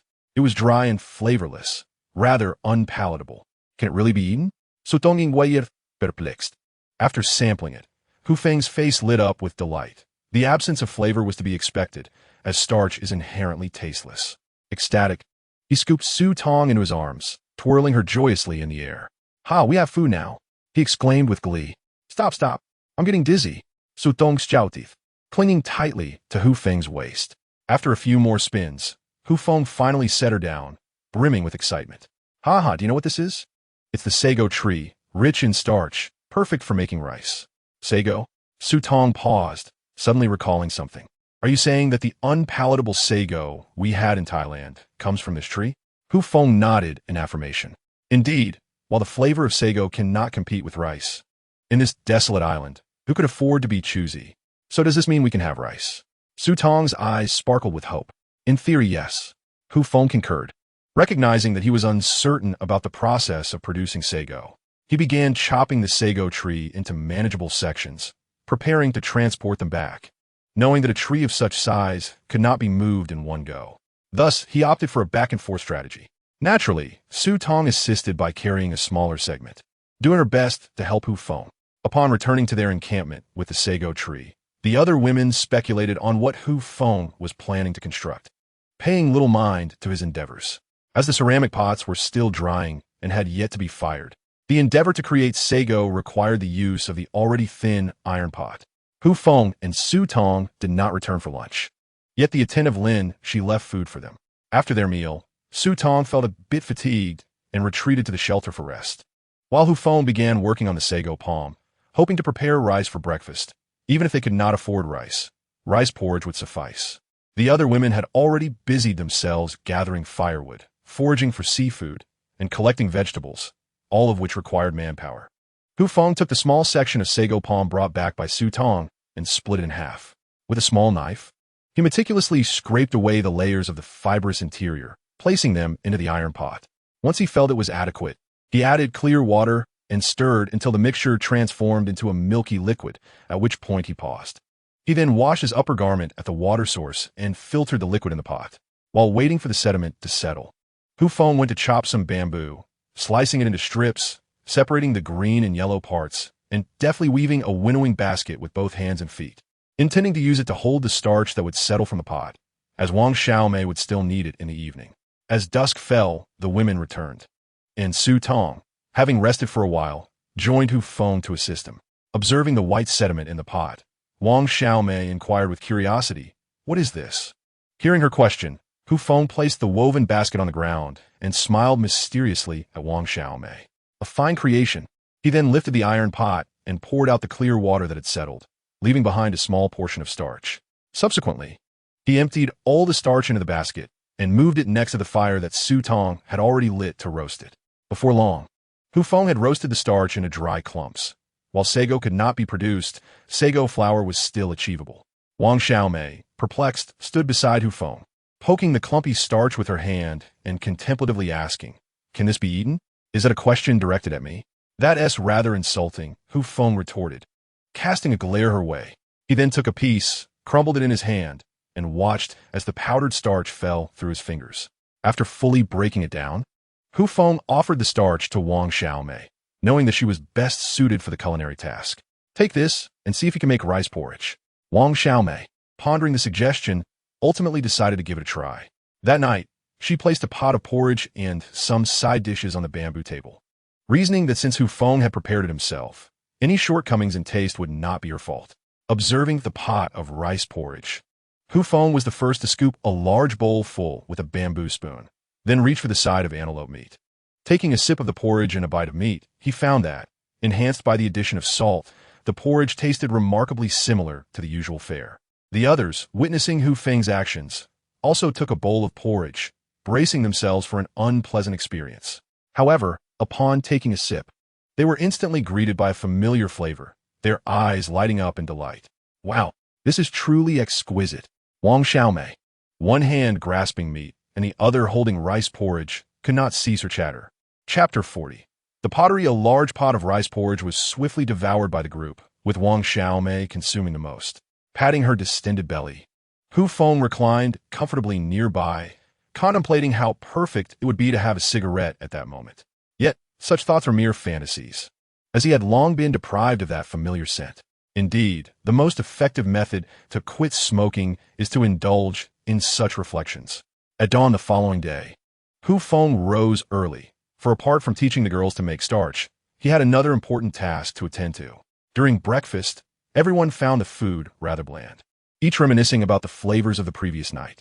Hu Feng intended to instruct the girls on producing sago flour, as he had other matters to address.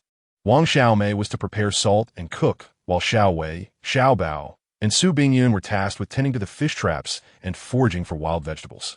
Given Lin Shi's exceptional archery skills, Hu Feng had no plans for her to learn this task. Thus the responsibility fell upon Su Tong. The steps were not overly complex, and since Su Tong had assisted Hu Feng in the previous day's preparation, she was mostly familiar with the process.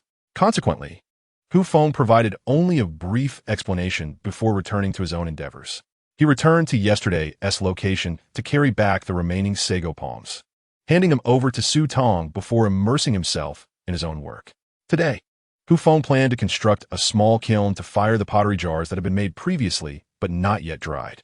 After all, Wang Xiaomei required a pot for salt, and Su Tong needed one for starch, but they had only a single, somewhat damaged pot. The two would have to wait for one to finish before using it again, which was quite a waste of time. Hence, Hu Feng hastened his efforts, erecting the small kiln at the back of the house, leaning against the mountainside. He used an axe to carve out the earth and chimney, while the exterior was repaired with mud mixed with straw. To avoid collapse, Hu Feng opted to use wooden sticks as support, incorporating dry grass into the mud, which he trampled into a paste. As for the insufficient clay, he had already devised a plan.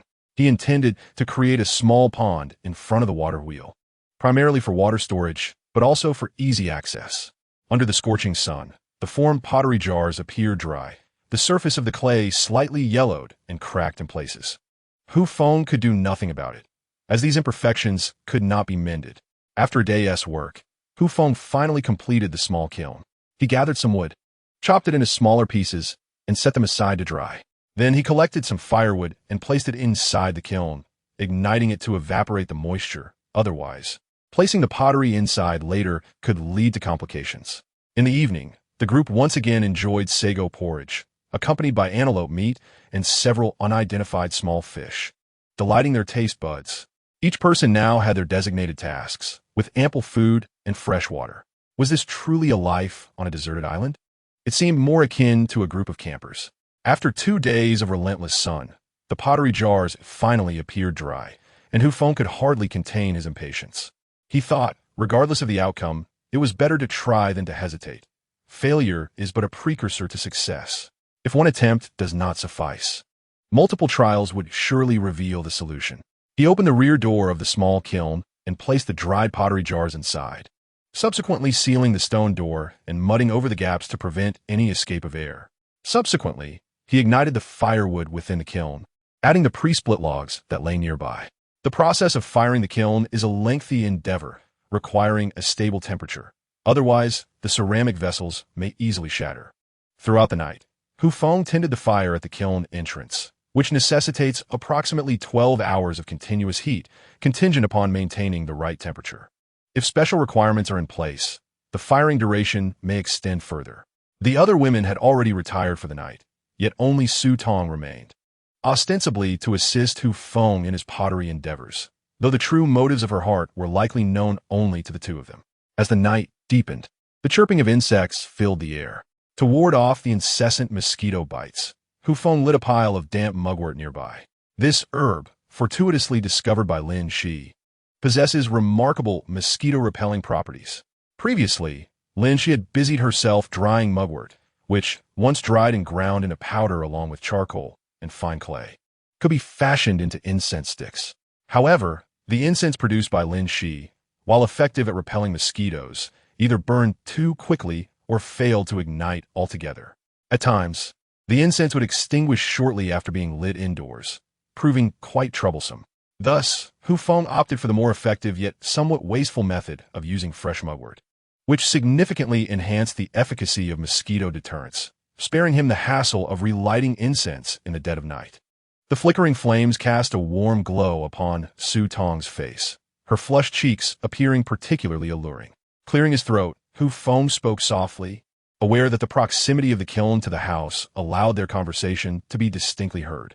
"Sister Tong, you should head back to rest," he murmured, listening intently to the sounds from within the house. Su Tong blinked, seemingly unaffected by his words, and added a few more logs to the fire before sitting beside him. Leaning against Hu Feng, she whispered teasingly in his ear, "Do you truly wish for me to leave?" Feeling the warmth of her breath, Hu Feng's face flushed with embarrassment. "I merely said that casually. Besides, isn't the choice yours?" Her delicate hand, akin to that of Sprite, ascended from Hu Feng's thigh to his lips, a playful smile dancing across her face as she hushed him. "Shh, they have yet to sleep." Hu Feng, indeed, noticed the whispers emanating from within, where Lin Shi and Wang Xiaomei were engaged in quiet conversation. "But keep your voice down, they won't notice." Su Tong breathed softly into his ear. Upon hearing her words, Hu Feng's thoughts began to race in a delightful frenzy. Was it truly such an exhilarating experience? Su Tong swiftly covered Hu Feng's mouth, her lips moving soundlessly in a silent communication, and he discerned her lips forming the words, "Do not make a sound." With that, he relinquished all rational thought. The symphony of nocturnal insects persisted, while the firewood crackled and popped within the kiln. After some time, Su Tong returned to the house, leaving Hu Feng to stoke the fire. As the afternoon's work had rendered an all-nighter his only option, though weariness began to creep in. In the early hours, Hu Feng gauged that the time was nearly right, so he added one final handful of firewood, then left an air vent open and sealed the kiln door before retreating to the house to rest for a while. The faint light of dawn filtered through the gaps in the bamboo wall. Although the interior remained dim, visibility was sufficient. However, Wang Xiaomei's sleeping posture was so exquisite that Hu Feng chose to disregard it and lay down on a patch of grass covered with wolf fur, surrendering to slumber. The early morning was utterly unbearable. Dreams were far more appealing, a realm where everything was attainable, free from the constraints of others, where one was the protagonist. As for the memories of life before being stranded on the deserted island, Hu Feng opted for amnesia. Chapter 41. The incessant cries of cicadas served as an alarm bell, rousing Hu Feng from his slumber. Upon stepping outside, he noticed Su Tong bustling about, with no other women in sight, prompting a sheepish smile from him. "Why didn't you wake me?" he inquired. Seeing Hu Feng had risen, Su Tong placed a handful of scraped sago palm core into the pot and replied with a tone laced with sympathy, "I figured you were too exhausted from last night, so I didn't disturb you." Upon hearing her words, Hu Feng quickly scanned the surroundings to ensure no one else was present. allowing a sigh of relief to escape him. What an audacious statement. Observing su tungis vibrant dimina. He couldn't help but recall the old adage, only the exhausted ox dies in the field, not the land. Noticing Hu Feng's anxiousness, Su Tong chuckled knowingly and washed her hands in the nearby clear water. She then approached him, smoothing out the collar of his shirt that had crumpled during sleep. Leaning on his shoulder, she playfully whispered, "Are you worried that Director Su and Dr. Lin might discover something? If you have any thoughts, I could assist you." Stunned by her words, Hu Feng froze momentarily. How could he not be concerned? Stranded on this island, if rescue teams failed to arrive and he remained the sole man, it was impossible not to have thoughts of that nature. He had even dreamt of it, though he could never voice such sentiments. How could that be possible? Hu Feng exclaimed, flustered and attempting to explain himself awkwardly. With a mischievous laugh, Su Tong observed his reaction with a knowing smile. "You might want to consider it. After all, you are the only man here," she teased further. Seizing her hand that rested on his waist, Hu Feng glanced around and hastily made his escape, fearing that lingering any longer might sway his resolve. Arriving at the water basin, he glanced at the blazing sun, realizing that time was of the essence. After freshening up, he proceeded to the kiln. After a morning of anticipation, the kiln had cooled. Hu Feng cautiously opened the back door of the kiln and peered inside. A few shards lay scattered, causing his heart to sink, but he carefully extracted the intact pottery jars. Tapping one gently, the crisp sound reassured him, confirming there were no cracks. Although several bowls had shattered, he was grateful for the foresight to prepare additional ones. Otherwise, there would be insufficient vessels for their meals. He meticulously transported all the pottery to the water basin and washed them thoroughly. The small jars would be used for storing salt for Wang Xiaomei, while the larger ones were intended for Su Tong's sago flour. Despite their irregular shapes, as long as they were functional, that sufficed. Once cleaned, the pottery was moved to the kitchen. As Su Tong was settling the sago flour in an iron pot, she couldn't help but exclaim in astonishment upon seeing the jars. "You actually managed to fire them." Approaching the grand ceramic pot, one could easily surmise its utility for cooking, surpassing that of iron pots, and it even boasted a lid. "Indeed, do you not recognize who I am?" Hu Feng chuckled with pride. "Yet who are you?" "A person who rises only at noon." A mocking voice from behind, belonging to Wang Xiaomei, interrupted him. Upon glancing back, Hu Feng chose to ignore her. It seemed she could not feel at ease without exchanging jibes with him daily. With the acquisition of the ceramic pot, Su Tong generously returned the iron pot to Wang Xiaomei, as the iron pot was undeniably superior for culinary endeavors. Lunchtime consisted once again of sago porridge accompanied by mutton and some wild vegetables. The mutton had been consumed rapidly over the past few days, prompting Hu Feng to contemplate hunting another today. After all, the plains above had seen an increasing number of antelopes. Following their meal, the group took a brief respite, while Hu Feng, opting not to summon others, ascended the stairs to the plains. With the absence of wolf packs, the dangers had significantly diminished, and hunting antelope was not an arduous task for him. As for which of the women wished to join, it was entirely voluntary. Hu Feng felt no compulsion, for compared to other groups, Lin Shi and her companions lived far more freely. Upon reaching the wild wheat field, Hu Feng noticed that some wild wheat along the fence had been grazed by the antelope. Such losses were unavoidable and within acceptable limits. After inspecting several patches of wild wheat, he found the same situation. The antelope had consumed the outer edges, while the inner parts remained inaccessible, forcing him to abandon them. Following the trail of sheep droppings, Hu Feng tracked the antelope herd and was met with a large group joyfully grazing ahead, utterly unconcerned about his presence. As the standing creatures had yet to perceive any threat, Hu Feng retrieved his poisoned arrows, meticulously aiming at an elder sheep in the distance. Just as he steadied his aim, he noticed an unusual movement behind the antelope. Quickly, he crouched down to conceal himself, remaining vigilant of the dark silhouette lurking nearby. The shadow appeared oblivious to Hu Feng's presence, remaining still behind the antelope, seemingly waiting for the opportune moment. Indeed, when a leisurely antelope ambled closer to that position, the shadow sprang into action, pouncing on the antelope and sinking its teeth into the creature's neck. The surrounding antelope were instantly startled, scattering in all directions, as the predator's sharp teeth pierced the antelope's skin, causing blood to flow profusely. Witnessing the sudden appearance of the figure, Hu Feng nearly fell to the ground. A black panther? This was undoubtedly a black panther. How could there be a black panther here? First wolves, And now a leopard? Were lions, tigers, or even elephants next? My goodness, are they playing with me? The Black Panther, preoccupied with its prey, remained alert to its surroundings, observing the panther preparing to drag away its catch. Hu Feng hesitated. This creature was comparable in size to the previous wolf pack, yet he found solace in the fact that black panthers are solitary animals. Perhaps the earlier presence of wolves had deterred the panther, and now, with the wolves gone, it felt emboldened to hunt antelope. Cursing under his breath, Hu Feng thought, "How dare you snatch my food without a word? Moreover, you have traveled across regions. Do you possess a 24-hour nucleic acid report?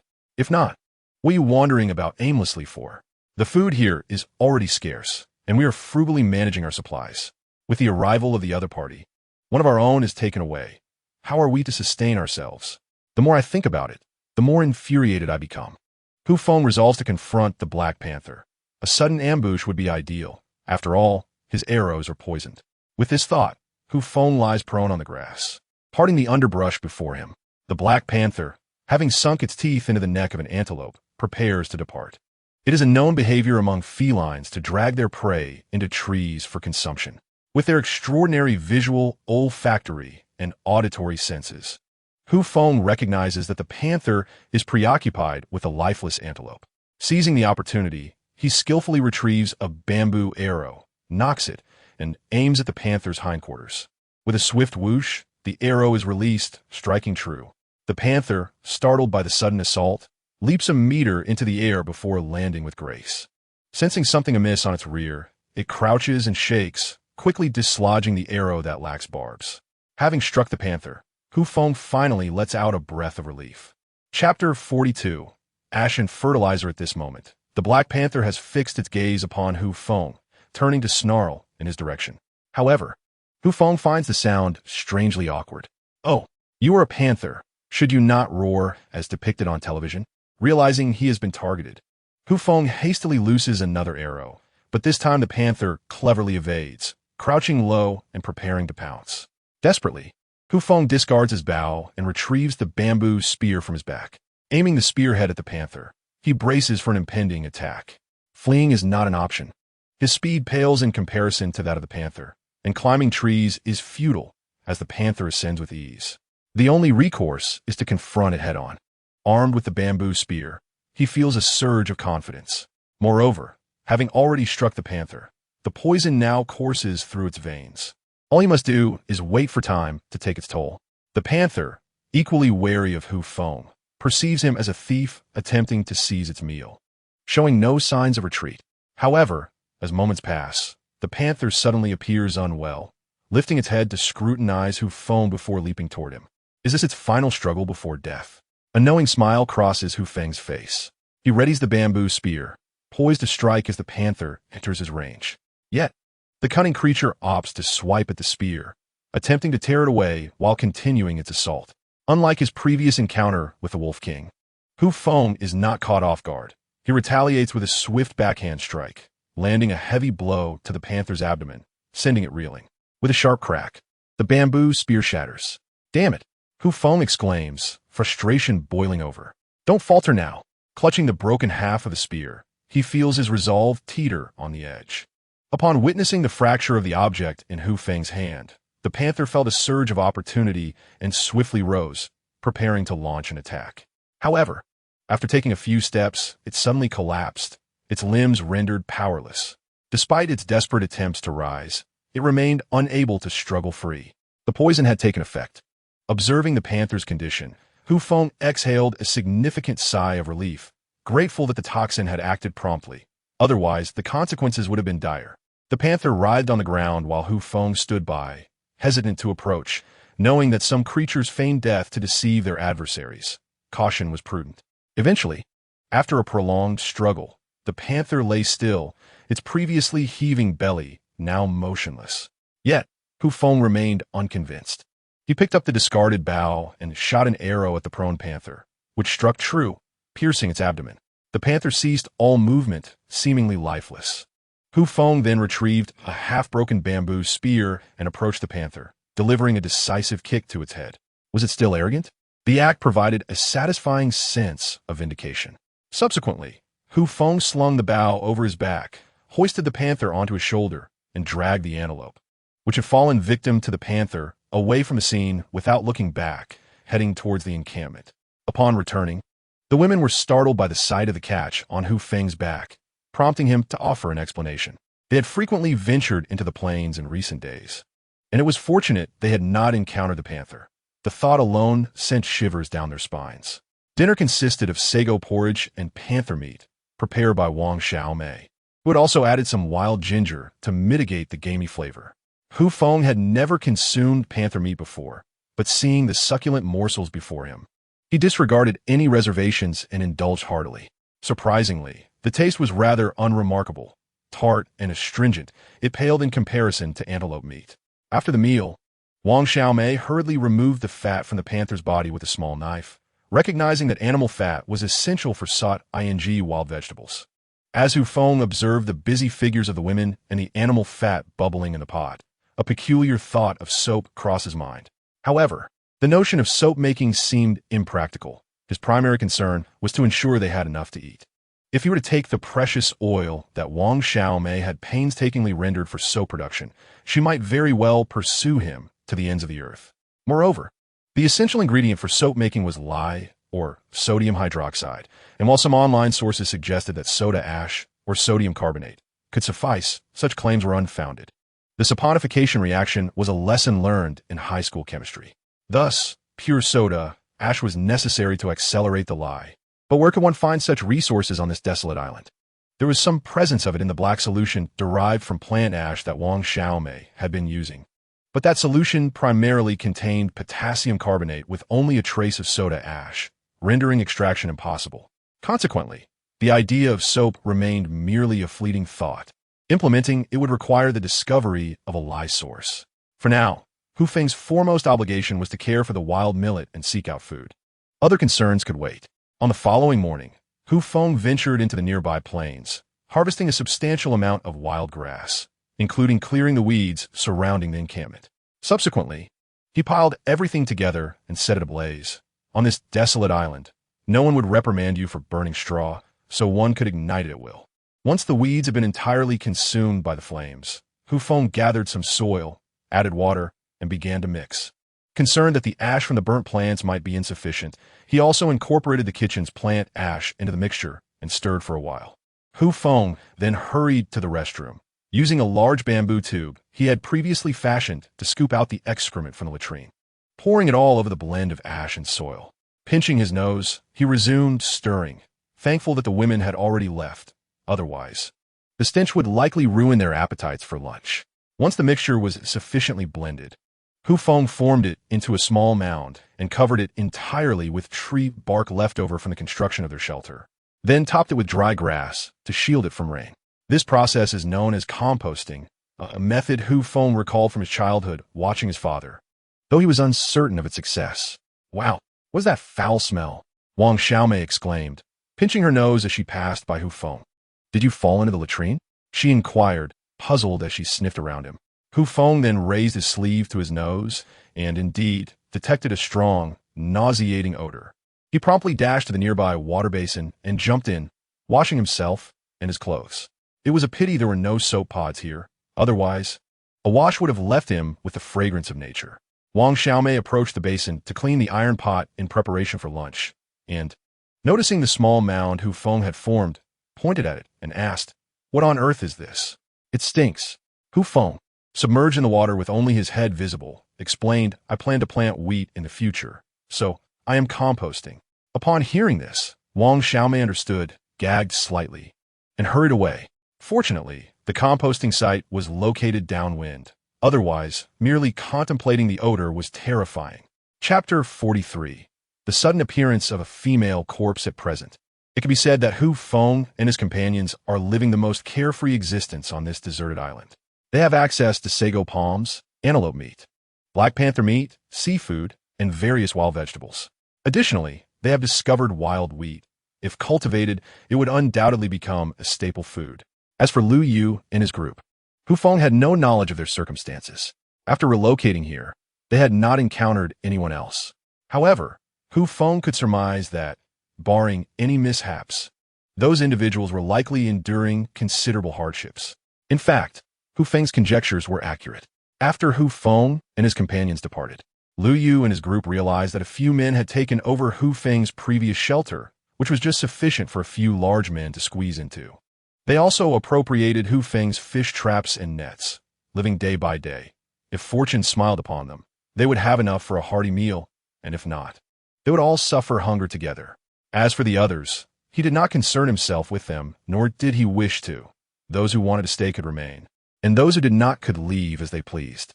The freshwater had also been discovered by the more astute members of the group, and now, from the original 40 to 50 individuals, only about 20 remained. The rest either could not endure life here and left with family and friends in search of a better fate, or had already become fertilizer for this land. The remaining individuals were divided into small teams, each minding their own affairs, unbothered by one another. However, on another beach of the desolate island, a group of people found themselves in a truly pitiful state. A sharp scream pierced the air. Hu Feng, who was by the pool preparing to build a furnace, heard the sound and hurried towards the shore. Upon arrival, he found Su Bingyun, paralyzed with fear, staring at the spot where the fish trap was placed, supporting herself with her hands. "What has happened?" Hu Feng inquired. Su Bingyun turned to him, and as if finding her anchor, she ran desperately into his embrace. Collapsing against him, Hu Feng instinctively wrapped his arms around her to prevent her from falling, though the positioning of his hands felt somewhat awkward. She began to weep uncontrollably. "Over there," Su Bingyun cried, pointing towards the direction of the fish trap through her tears. "What?" Hearing her words, Hu Feng intended to carry her over to investigate. However, Su Bingyun was unwilling, writhing and sobbing, "Don't go, don't go." This left Hu Feng perplexed. What could it possibly be? At that moment, the other women, alerted by the commotion, rushed down and saw Su Bingyun trembling in terror, hidden in Hu Feng's embrace, completely unaware of what had transpired.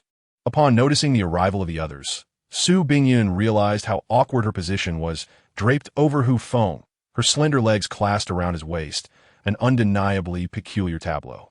What happened? Lin she cautiously approached, scanning the surroundings but finding nothing amiss. Su Bingyun understood that her posture was indeed quite embarrassing, hurriedly sliding off Hu Feng and retreating behind Wang Xiaomei, nervously clutching her sleeve and casting a fearful glance towards the fish trap. Once Su Bingyun had left, Hu Feng sighed in relief. Carrying a 100-pound weight was far from easy. Sensing Su Bingyun's distress, he moved towards the direction of the fish trap. "Stop!" Su Bingyun urgently called out. Yet, it was too late. Hu Feng had already glimpsed the object near the fish trap. A female corpse lay there, and Hu Feng knew it was a woman because she was completely unclothed. What? The other women stared at Hu Feng, who stood silently on a rock, perplexed, and they began to approach for a closer look. Hu Feng quickly intervened, exclaiming, "It's nothing. The fish trap is simply missing." The women paused, taken aback. Was a missing fish trap truly worth such a scream, or had Hu Feng done something to Su Bingyun? However, Lin Shi, having caught a whiff of something unusual, seemed to sense a deeper issue. Just as she opened her mouth to speak, Hu Feng continued, "You all should return. I will handle this." He exchanged a knowing glance with Lin Shi. Understanding the gravity of the situation, Lin Shi approached Su Bingyun, who was still in shock, and reassured her, "All right. Since everything is fine, let us head back. Look at how frightened you made our Suzong." As the women prepared to leave at Lin Shi's suggestion, Su Tong lingered behind, intent on approaching, but was halted by Hu Feng's authoritative command. "What are you doing? Go back," with a hint of grievance in her gaze. Su Tong looked at Hu Feng, who had just scolded her. However, Hu Feng, indifferent to her plight, shot her a glare and continued, "Go back. You have no business here." Ultimately, Su Tong could only leave, still feeling wronged. Once the women had departed, Hu Feng finally felt at ease. Had they seen the female corpse, it would likely have left a permanent psychological scar. Slowly, he made his way down the rocky outcrop to the side of the corpse.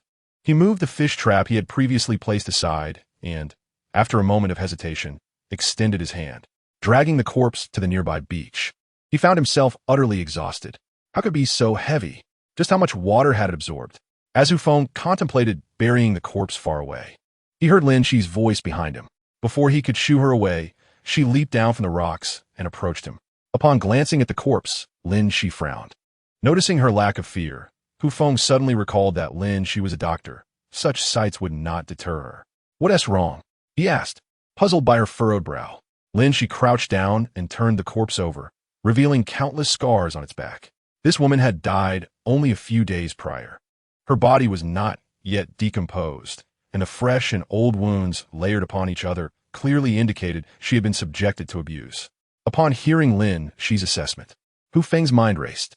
The corpse had not been dead long and had evidently suffered. A sudden thought struck him. "Are you suggesting?" He began, but did not finish.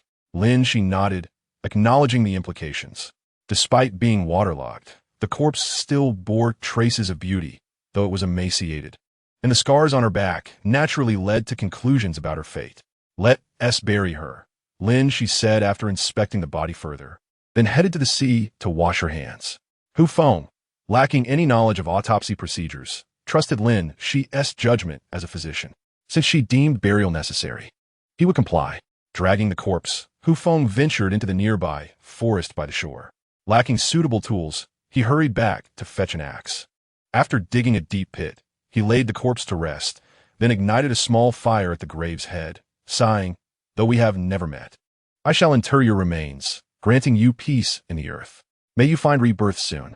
He then scattered some weeds over the grave to conceal it, ensuring that the small group of girls residing nearby would not be startled by the sight. Chapter 44. Preparing for the future having buried the corpse. Hu Feng recalled Lin Shi's earlier warning. There were people out here who abused women. What could compel a woman to leap into the sea to escape, or to perish while fleeing? Regardless of the circumstances, this posed a threat to Hu Feng and the women, as no one knew how close that malicious group might be.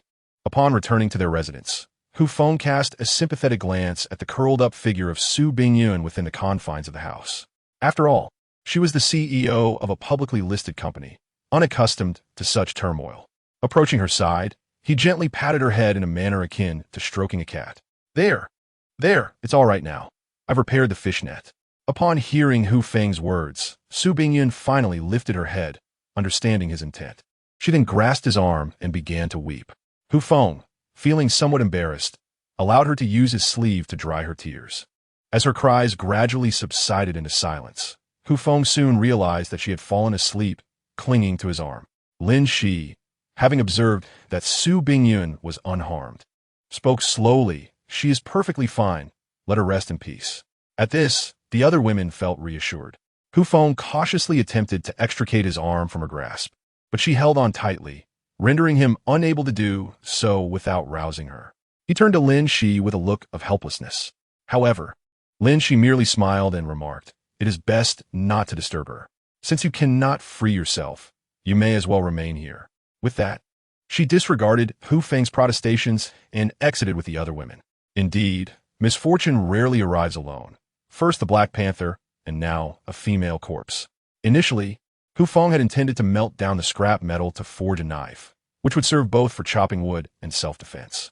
Now, however, he found himself ensnared by Su Bingyun, unable to move and consumed by anxiety.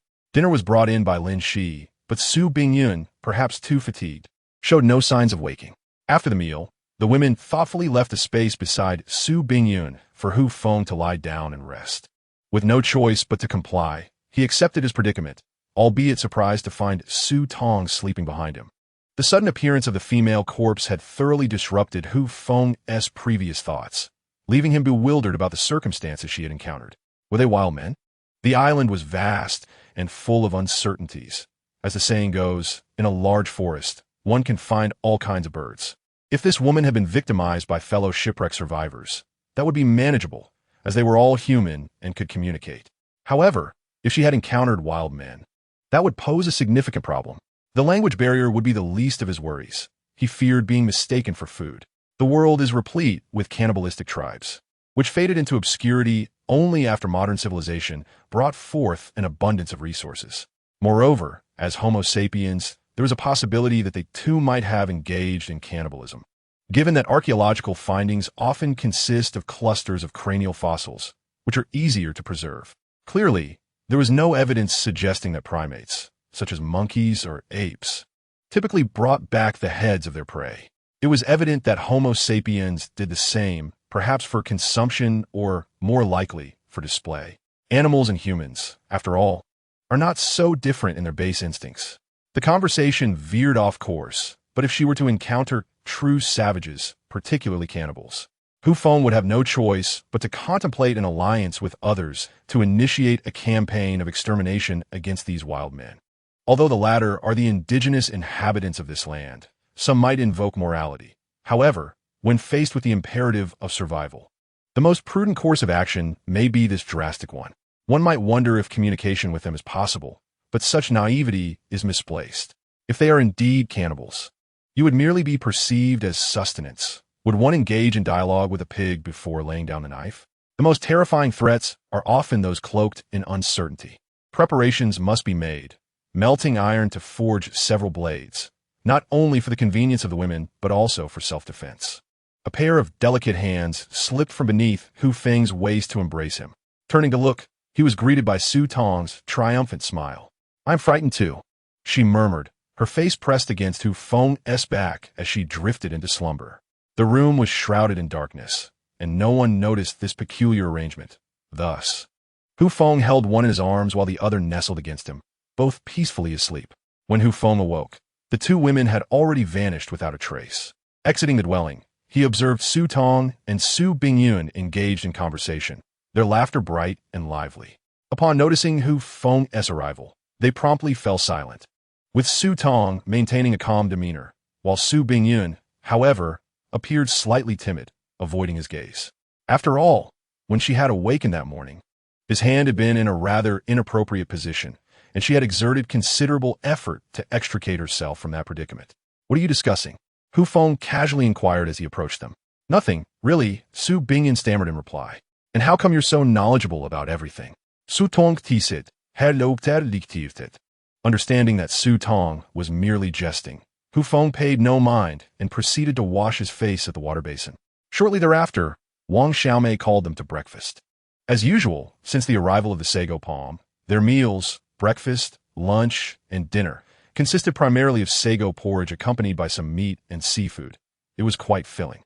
After the meal, Hu Feng set his sights on plans for iron smelting. First and foremost, he required a substantial quantity of charcoal, as both smelting and refining iron necessitated it. While the theoretical temperature of flames can reach 2000 degrees Celsius, that remains purely theoretical. He ventured into the nearby bamboo grove, chopping down several stalks, and, as before, cut them into small strips, removing the inner pith to begin crafting. By the end of the morning, Hu Feng had woven a rather large backpack, originally intended for holding charcoal. However, upon discovery by Wang Xiaomei, she promptly insisted he create smaller ones for the others to assist them in gathering supplies more conveniently. With no alternative, Hu Feng complied. Throughout the afternoon, apart from a brief excursion with Lin Shi to observe wild millet on the plains, he devoted himself almost entirely to crafting backpacks, originally intending to produce charcoal. Circumstances had changed, and he found himself prioritizing the needs of the women. On the following morning, before dawn had broken, Hu Feng arose, axe in hand, and ventured into the woods. By the time Lin Shi came to summon him for breakfast, he had already chopped a substantial pile of firewood. After finishing his meal, Hu Feng gathered all the firewood into a small mound and then proceeded to excavate some soil by the water pool, casually expanding its size. He applied the mud onto the firewood, ensuring a thick layer to prevent air from seeping in, then made a vent at the top and left a door at the bottom. Once the firewood was ignited and began to burn, Hu Feng estimated the right moment and sealed both the vent and the door with mud, patiently waiting for the process to unfold. Chapter 45. The Discovery After Lunch. Hu Feng commenced the construction of a blast furnace, which, as the name suggests, featured a tall chimney. He intended to situate the furnace beside the water wheel, as it would eventually provide the necessary power for the blower. As for the blower, Hu Feng had not yet begun its construction. He planned to complete the furnace first before attending to other matters. The soil for the furnace was still sourced from the water pool, which had significantly expanded due to Hu Feng's frequent excavations, now covering approximately 10 square meters and resembling a pond. Perhaps raising some fish in it would be a splendid idea. Hu Feng dug a pit and constructed a framework using branches, then reinforced the wider sections with bamboo strips. He began to coat the structure with mud, ensuring that both the interior and exterior were adequately covered to prevent collapse during critical moments. A door was left at the bottom to allow for ash removal, which could be sealed with mud when not in use. Additionally, a small hole was created in the back to insert a bamboo tube, which was also coated with mud on the outside. This would serve as the outlet for the blower, enhancing the furnace's temperature. As night fell, Feng completed the construction of the furnace, putting off the blower for another day. In the days following the burial of the female corpse, Feng had cautioned all the women to undertake any task in pairs or larger groups, forbidding solitary actions. Lin Shi and Su Bingyun might have understood the rationale behind this, while Feng had refrained from divulging the details to the others, merely referencing his previous encounter with the Black Panther. The women understood that this precaution was for their own safety, especially considering Feng's past exploits against overwhelming odds, which remained vivid in their memories. They certainly wished to avoid a similar fate. After drying the furnace with fire, Feng seized the opportunity to utilize the leftover clay from his pottery making to fashion a circular shape for the blower. For the internal blades, he opted for small bamboo tubes, creating a slight gap in the center before inserting a pre-made bamboo board for stability, which he secured with nylon rope. To facilitate rotation, Feng inserted a small circular bamboo tube at the center of the blower, anchoring the blades with bamboo.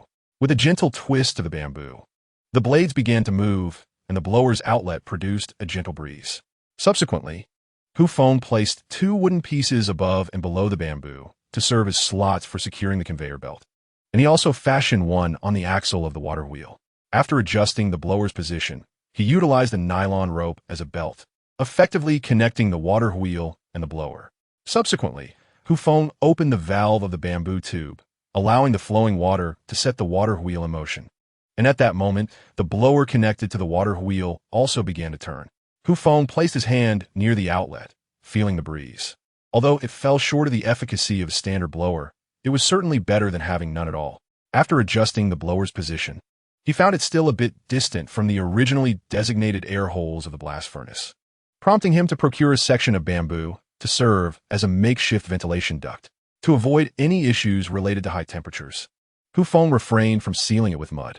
Finally, he added firewood to the furnace to dry it out, and, after a long day of toil, dusk gradually enveloped the surroundings.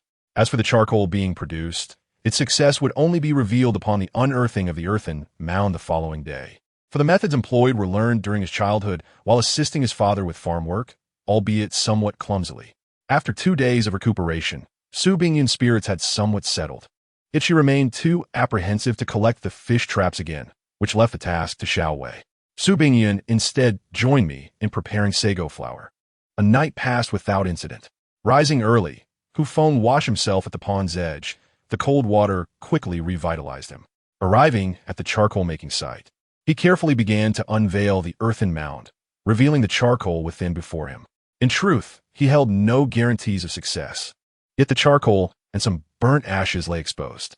He retrieved a backpack and filled it with the charcoal, then gathered more firewood to reconstruct the earthen mound, continuing the previous method, as the demands for charcoal and iron smelting were considerable.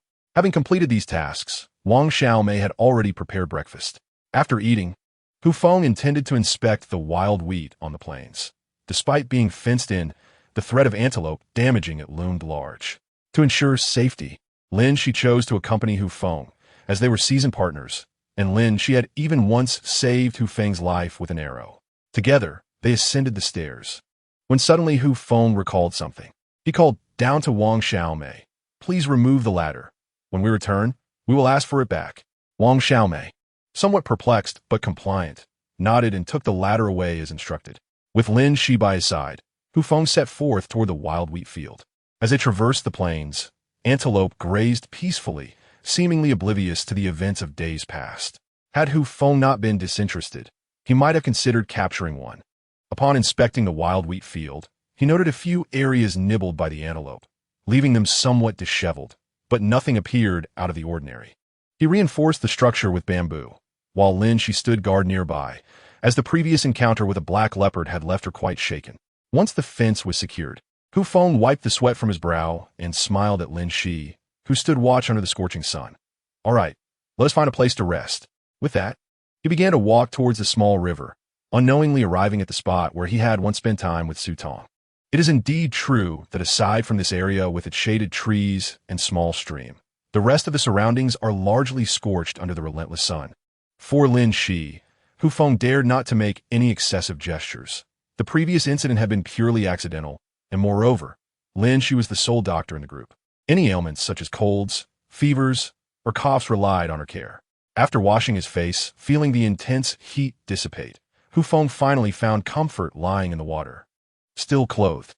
Meanwhile, Lin Shi glanced at him thoughtfully and inquired, "You and Su Tong also rested here last time, didn't you?"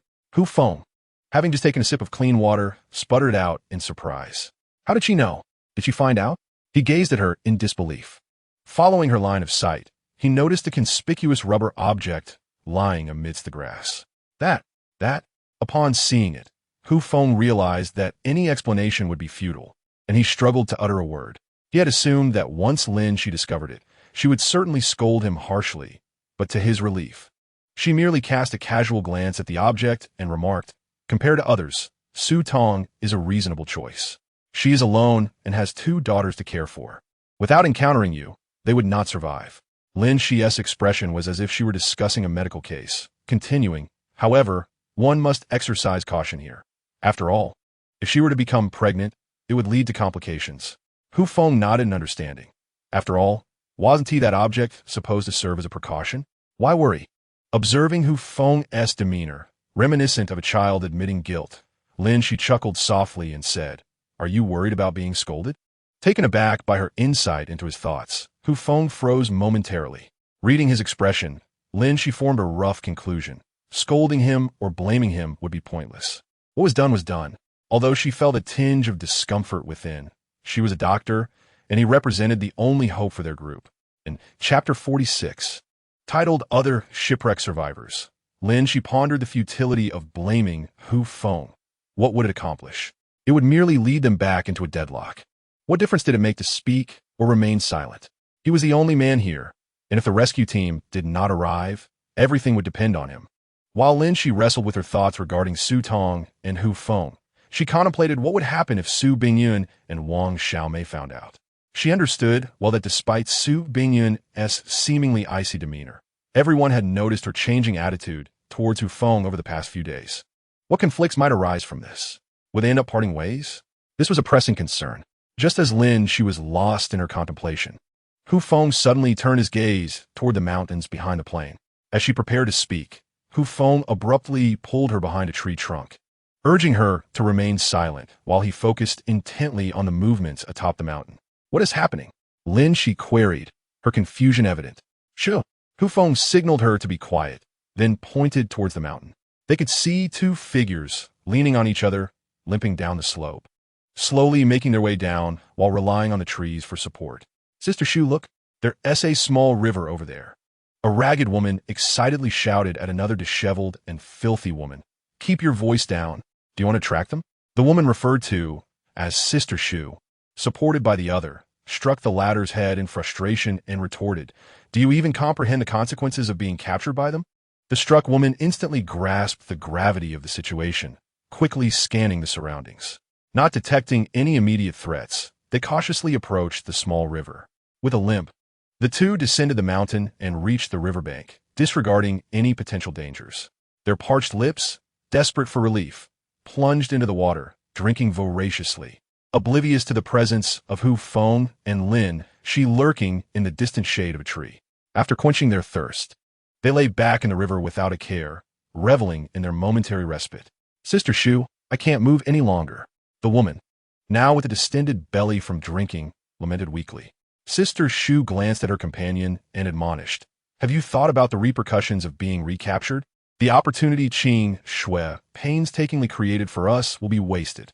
The other woman fell silent, unsure of how to respond, but after 3 days of fleeing, she had imagined encountering fellow survivors. Instead, they had only faced various wild beasts, with no sign of other people. "We must at least find others. Only then will we be safe." The reclining girl nodded, understanding the urgency in Sister Shu's words. "But we've been running for 3 days without seeing a soul."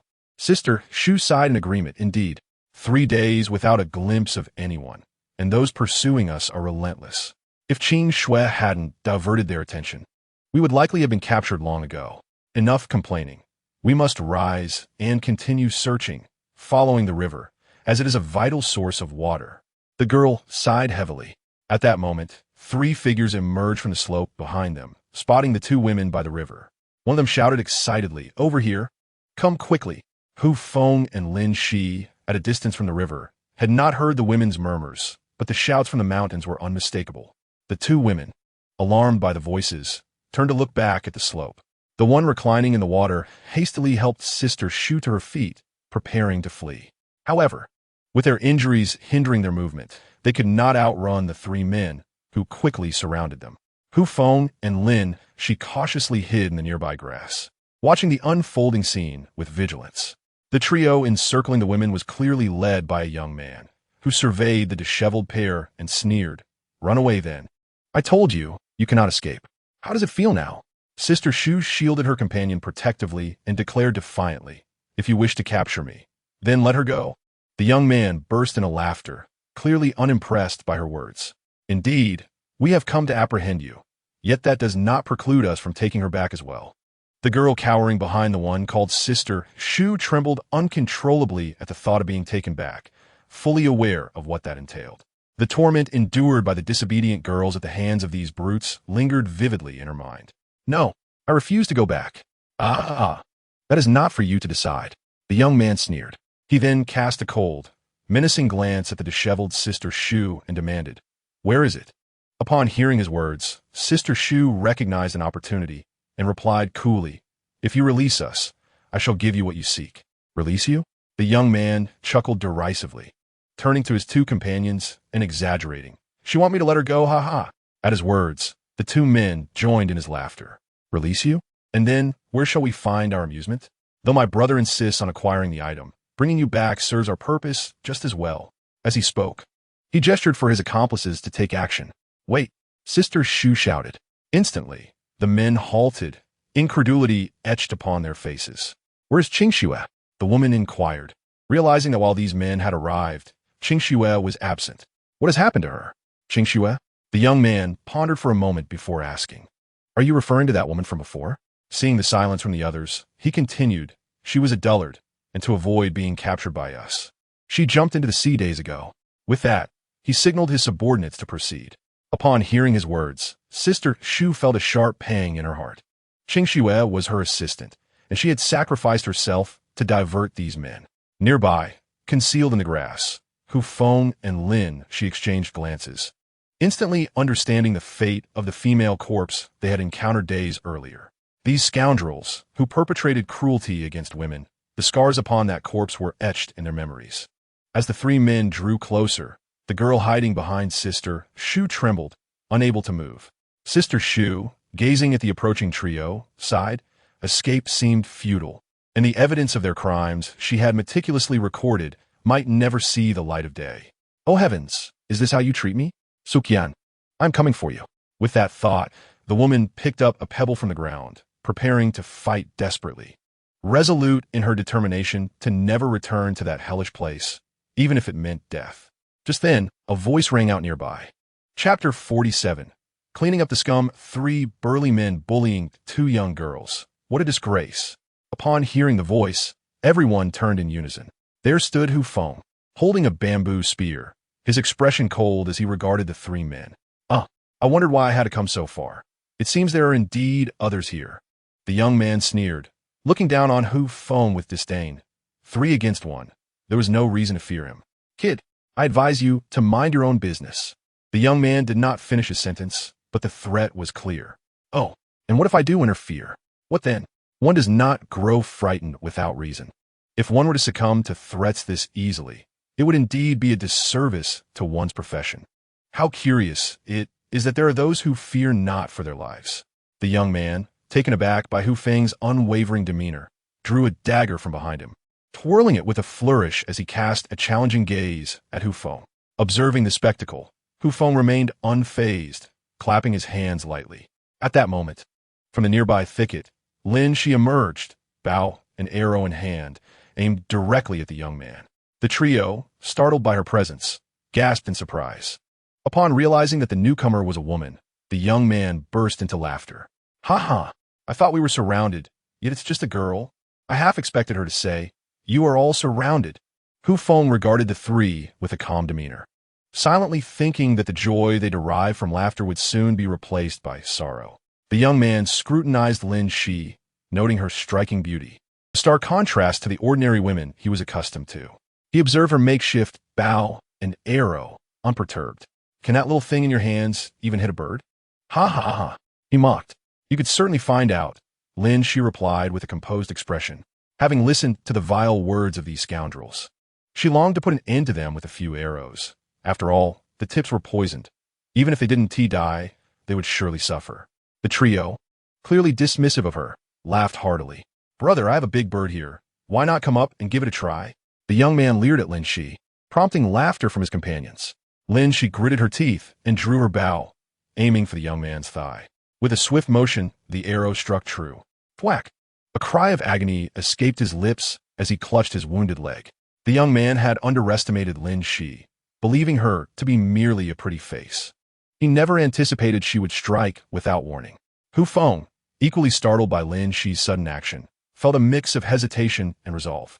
Though he too wished to deal with these miscreants, Lin Shi's decisive move communicated her intent to eliminate them.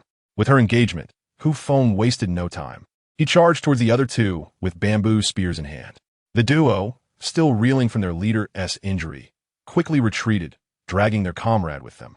Observing their fluid movements, Hu Feng surmised they were likely trained bodyguards, explaining their ability to intimidate. The wounded young man howled in pain, and upon reaching a distance he deemed safe, the remaining two positioned themselves protectively around him, eyes fixed warily on Hu Feng, calculating the effects of the poison.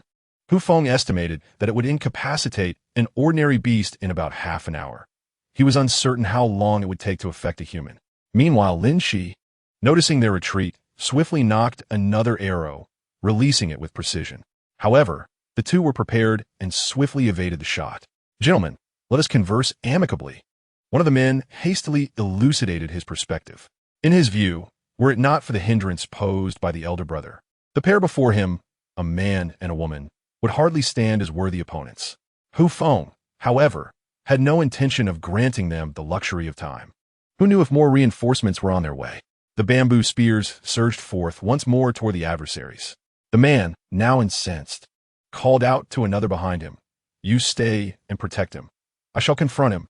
With that declaration, he chose to engage Hu Feng head-on, reassured by his own training in grappling techniques. How could he endure such indignity?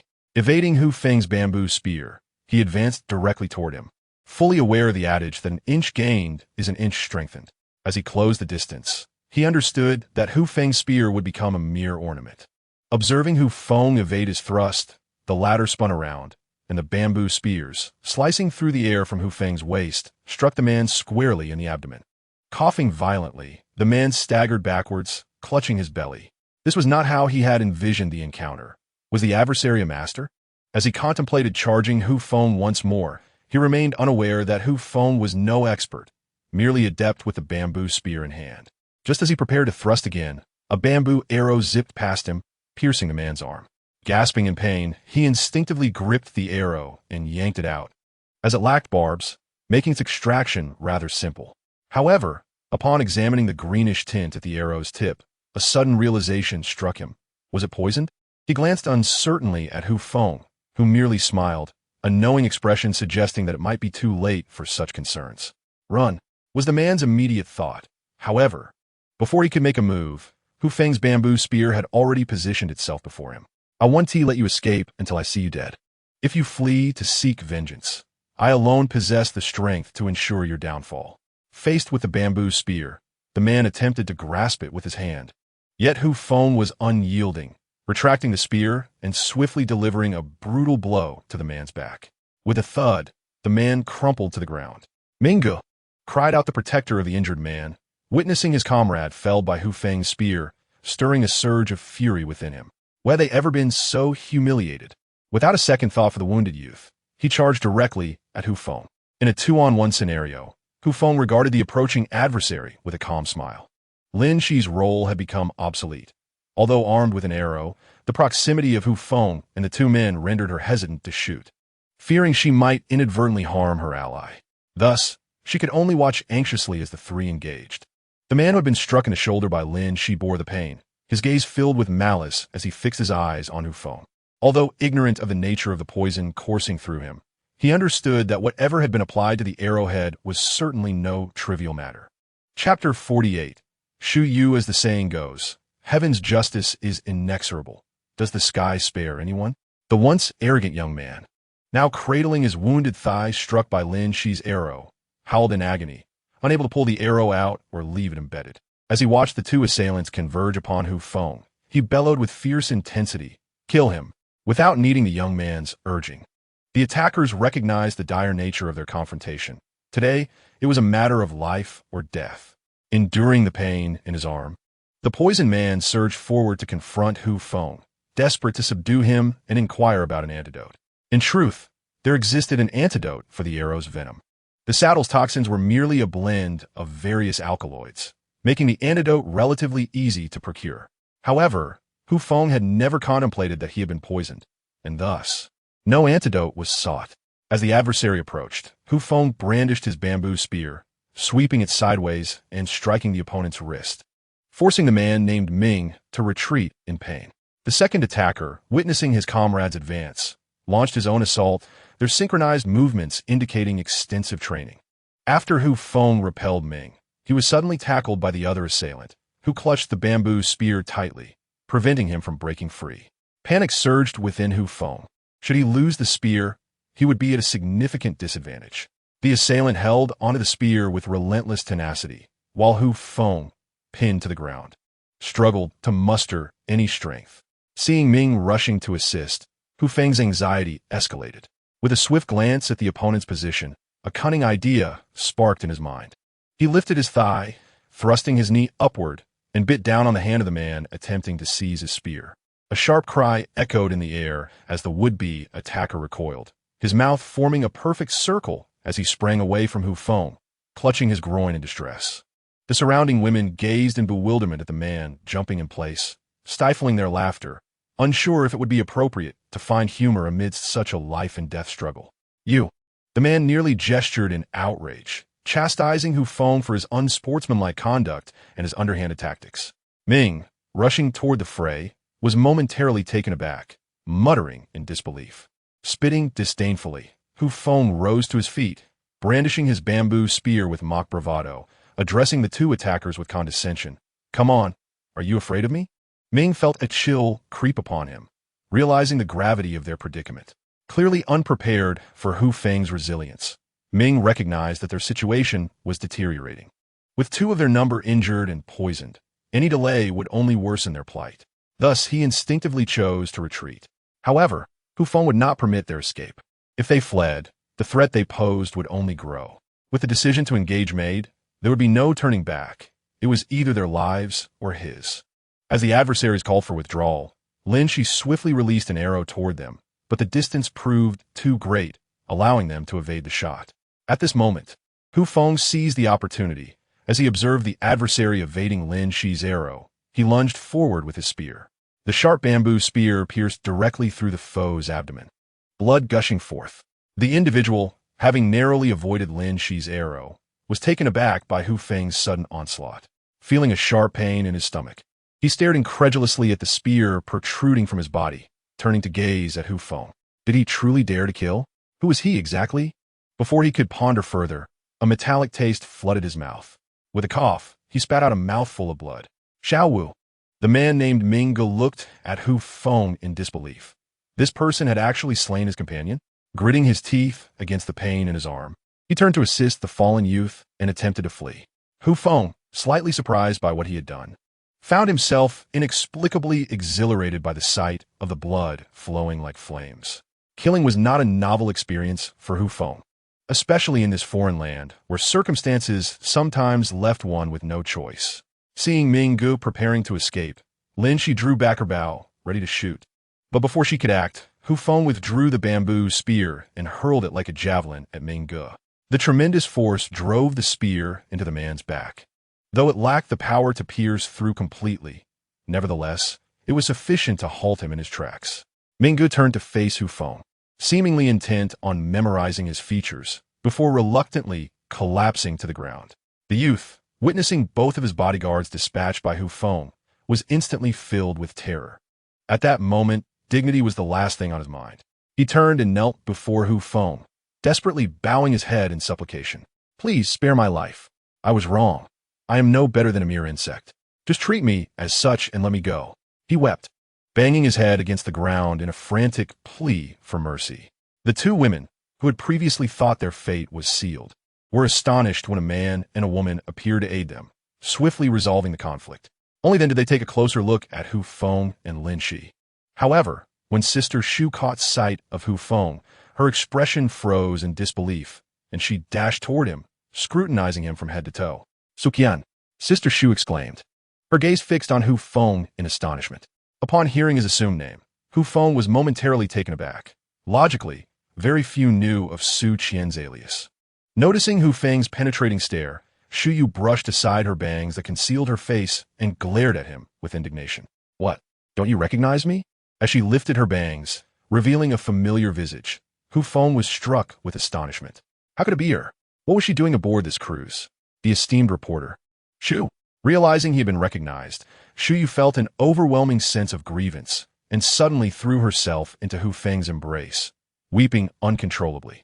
"Woo, Suqian, I thought I would never see you again." The unexpected scene left both Lin Shi and the girl beside them utterly stunned. Lin Shi gazed at the woman nestled in Hu Feng's embrace, her brow furrowed in confusion. Did the two know each other? But who was Su Qian? Wasn't it Hu Feng?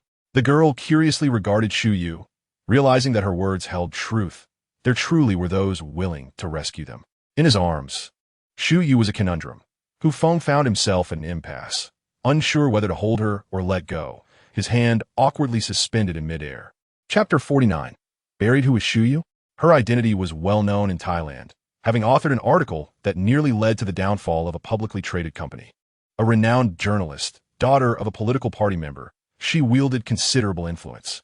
Though Thai by nationality, her ancestral roots lay in Yunnan. Due to her status, Hu Feng had previously procured intelligence from her, engaging in various schemes and direct monetary exchanges. However, as their acquaintance deepened, Hu Feng discovered that Shu Yu had numerous quirks and an overwhelming possessiveness. Had she not desired to keep him close for her own affairs, he might have genuinely considered not returning to his homeland. As for Hu Feng's actual occupation, it was likely a matter of speculation among those present. A young man, noticing that the others appeared oblivious to his presence, attempted to slip away. Yet, after just a few steps, he suddenly felt his limbs weaken and collapse to the ground. The commotion drew the attention of the group, who turned to witness the young man convulsing, frothing at the mouth. Hu Feng sighed at the sight, pondering the need for such drastic measures. Could they not weather the storm together? Now, it seemed, he had hastened his own demise. The delay of the poison's effects was surprising. It appeared he would need to be more cautious in the future. Moments later, the convulsions ceased, and the young man was lifeless. In stark contrast to the grim scene, Lin Shi's curiosity about Hu Feng and the woman grew. She cautiously approached, her gaze questioning as she observed the pair. Was this merely the calm before another storm? Hu Feng? Who is she? Lin Shi inquired. Hu Feng awkwardly waved his hand in the air, then gently pushed Shu Yu away, introducing her to Lin Shi. This is Shu Yu, the esteemed journalist. Now freed from her tears, Shu Yu scrutinized Lin Shi, acknowledging her beauty. "Hello, I'm Lin Shi," Lin Shi greeted with a smile, feeling at ease since she was acquainted with Hu Feng. However, Shu Yu, after assessing Lin Shi, suddenly felt a surge of rivalry. This woman was strikingly beautiful. Would she vie for Su Qian's attention? Hu Feng? Did he not go by Su Qian? Shu Yu asked, perplexed. Hu Feng found himself at a loss for words, unsure how to respond. Did he need to present identification? There were still a few documents in that small case, but they were merely aliases, and he was disinclined to explain. Meanwhile, Shu Yu, sizing up Lin Shi with an air of arrogance, inquired, "Who is she?" Upon hearing her words, Hu Feng recognized the onset of her princess-like demeanor. Therefore, he stepped forward to clarify. Lin Shi was the doctor aboard the cruise ship. We owe our survival here to her. His words served as a gentle reminder to Shu Yu that, in the remote wilderness, it was unwise to provoke a doctor, lest one fall ill without care. However, the other party clearly dismissed Hu Feng's words as mere background noise. pulling him over and declaring to Lin Shi as if asserting dominance. This man has long been on my radar. First come, first served. Do you understand? Observing the other's protective demeanor akin to that of a hen safeguarding her chicks, Lin Shi found herself amused.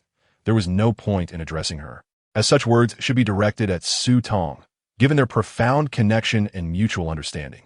As a physician, she had encountered many a haughty princess-like woman, and so she chose to disregard the confrontation entirely, turning her attention to retrieving the bamboo arrows she had previously shot, for they were painstakingly crafted and wasting them would be regrettable. Seeing Lin Shi's indifference, Shu Yu's princess-like temper flared immediately. She had never been so blatantly ignored. "Hey, I'm talking to you. Are you deaf?" Hearing Shu Yu's remarks, Lin Shi had no desire to engage. She casually extracted an arrow embedded in a corpse's thigh, blood trailing behind. This sight caused Shu Yu to instinctively take a step back, suddenly recalling that Lin Shi was capable of lethal precision with a bow. With the arrow now in hand, Lin Shi offered Shu Yu a subtle smile, her expression remarkably calm. To Shu Yu, however, that smile bore a menacing implication.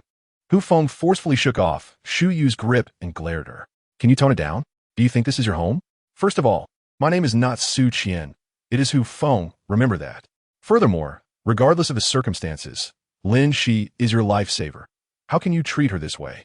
Shu Yu, rendered speechless by Hu Feng's reprimand, failed to recognize her own faults, glaring furiously at him, clearly suggesting that she was affronted he would scold her for an outsider. "What did you say? You should rein in your foul temperament. It seems you have yet to experience the harsh realities of the world." Ignoring Shu Yu further, Hu Feng approached the three corpses, kicking them lightly to ensure there were no abnormalities. Satisfied, he retrieved an axe from behind and began digging a grave on the spot. It would be problematic if the carcasses attracted wild animals, and even if they did not, it could become a dilemma should their accomplices arrive. Aside from himself and Lin Shi, their group had no fighting capability, compounded by two additional burdens. Noticing Hu Feng's actions, Lin Shi set aside her arrow and joined him, using a branch to pry at the earth, assisting in the excavation. Shu Yu, feeling neglected, found the situation dull and pulled the nearby girl away, heading towards a nearby stream. Before long, Hu Feng and Lin Shi had excavated a sizable pit. Hu Feng then dragged the three corpses into the grave, shoveling in the blood-soiled earth from the surrounding area, and subsequently filled the hole with the soil they had unearthed. Once completed, Hu Feng did not forget to stomp on the mound several times to compact the earth, for if it remained loose, it would be embarrassing should any wild creature unearth it. As he jumped, Hu Feng suddenly experienced a peculiar sensation akin to dancing atop a grave, with the right music. He mused, it might indeed evoke a lively atmosphere. Once the bodies were properly interred, Shu Yu and the girl returned home. After cleansing themselves of the grime and untangling their disheveled hair, the two fresh and enchanting figures reappeared before Hu Feng. In truth, Hu Feng was well aware of Shu Yu's beauty, yet the latter's temperament was utterly perplexing to him. Beside them, a fair-skinned girl shyly clutched her garment, occasionally stealing glances at Hu Feng. Eventually, summoning her courage, she introduced herself. "Hello, big brother and big sister. My name is Nan Xiao, and I am currently a junior." Lin Shi harbored some reservations about Shu Yu, but she found this pure and ethereal girl quite endearing. She smiled and nodded in acknowledgement. However, Shu Yu, standing nearby, bore an expression of displeasure. Her face contorted into a frown as she glared at Hu Feng. Pretending not to notice, Hu Feng remarked that the day was growing late, and the group prepared to depart. On the way back, Hu Feng deliberately hunted a gazelle, despite his lack of fondness for Shu Yu. The necessity of feeding their numbers took precedence. Chapter 50. A gruesome sight upon returning to the station, the women, upon seeing Hu Feng and Lin Shi bringing back two novel faces, immediately abandoned their tasks and rushed over.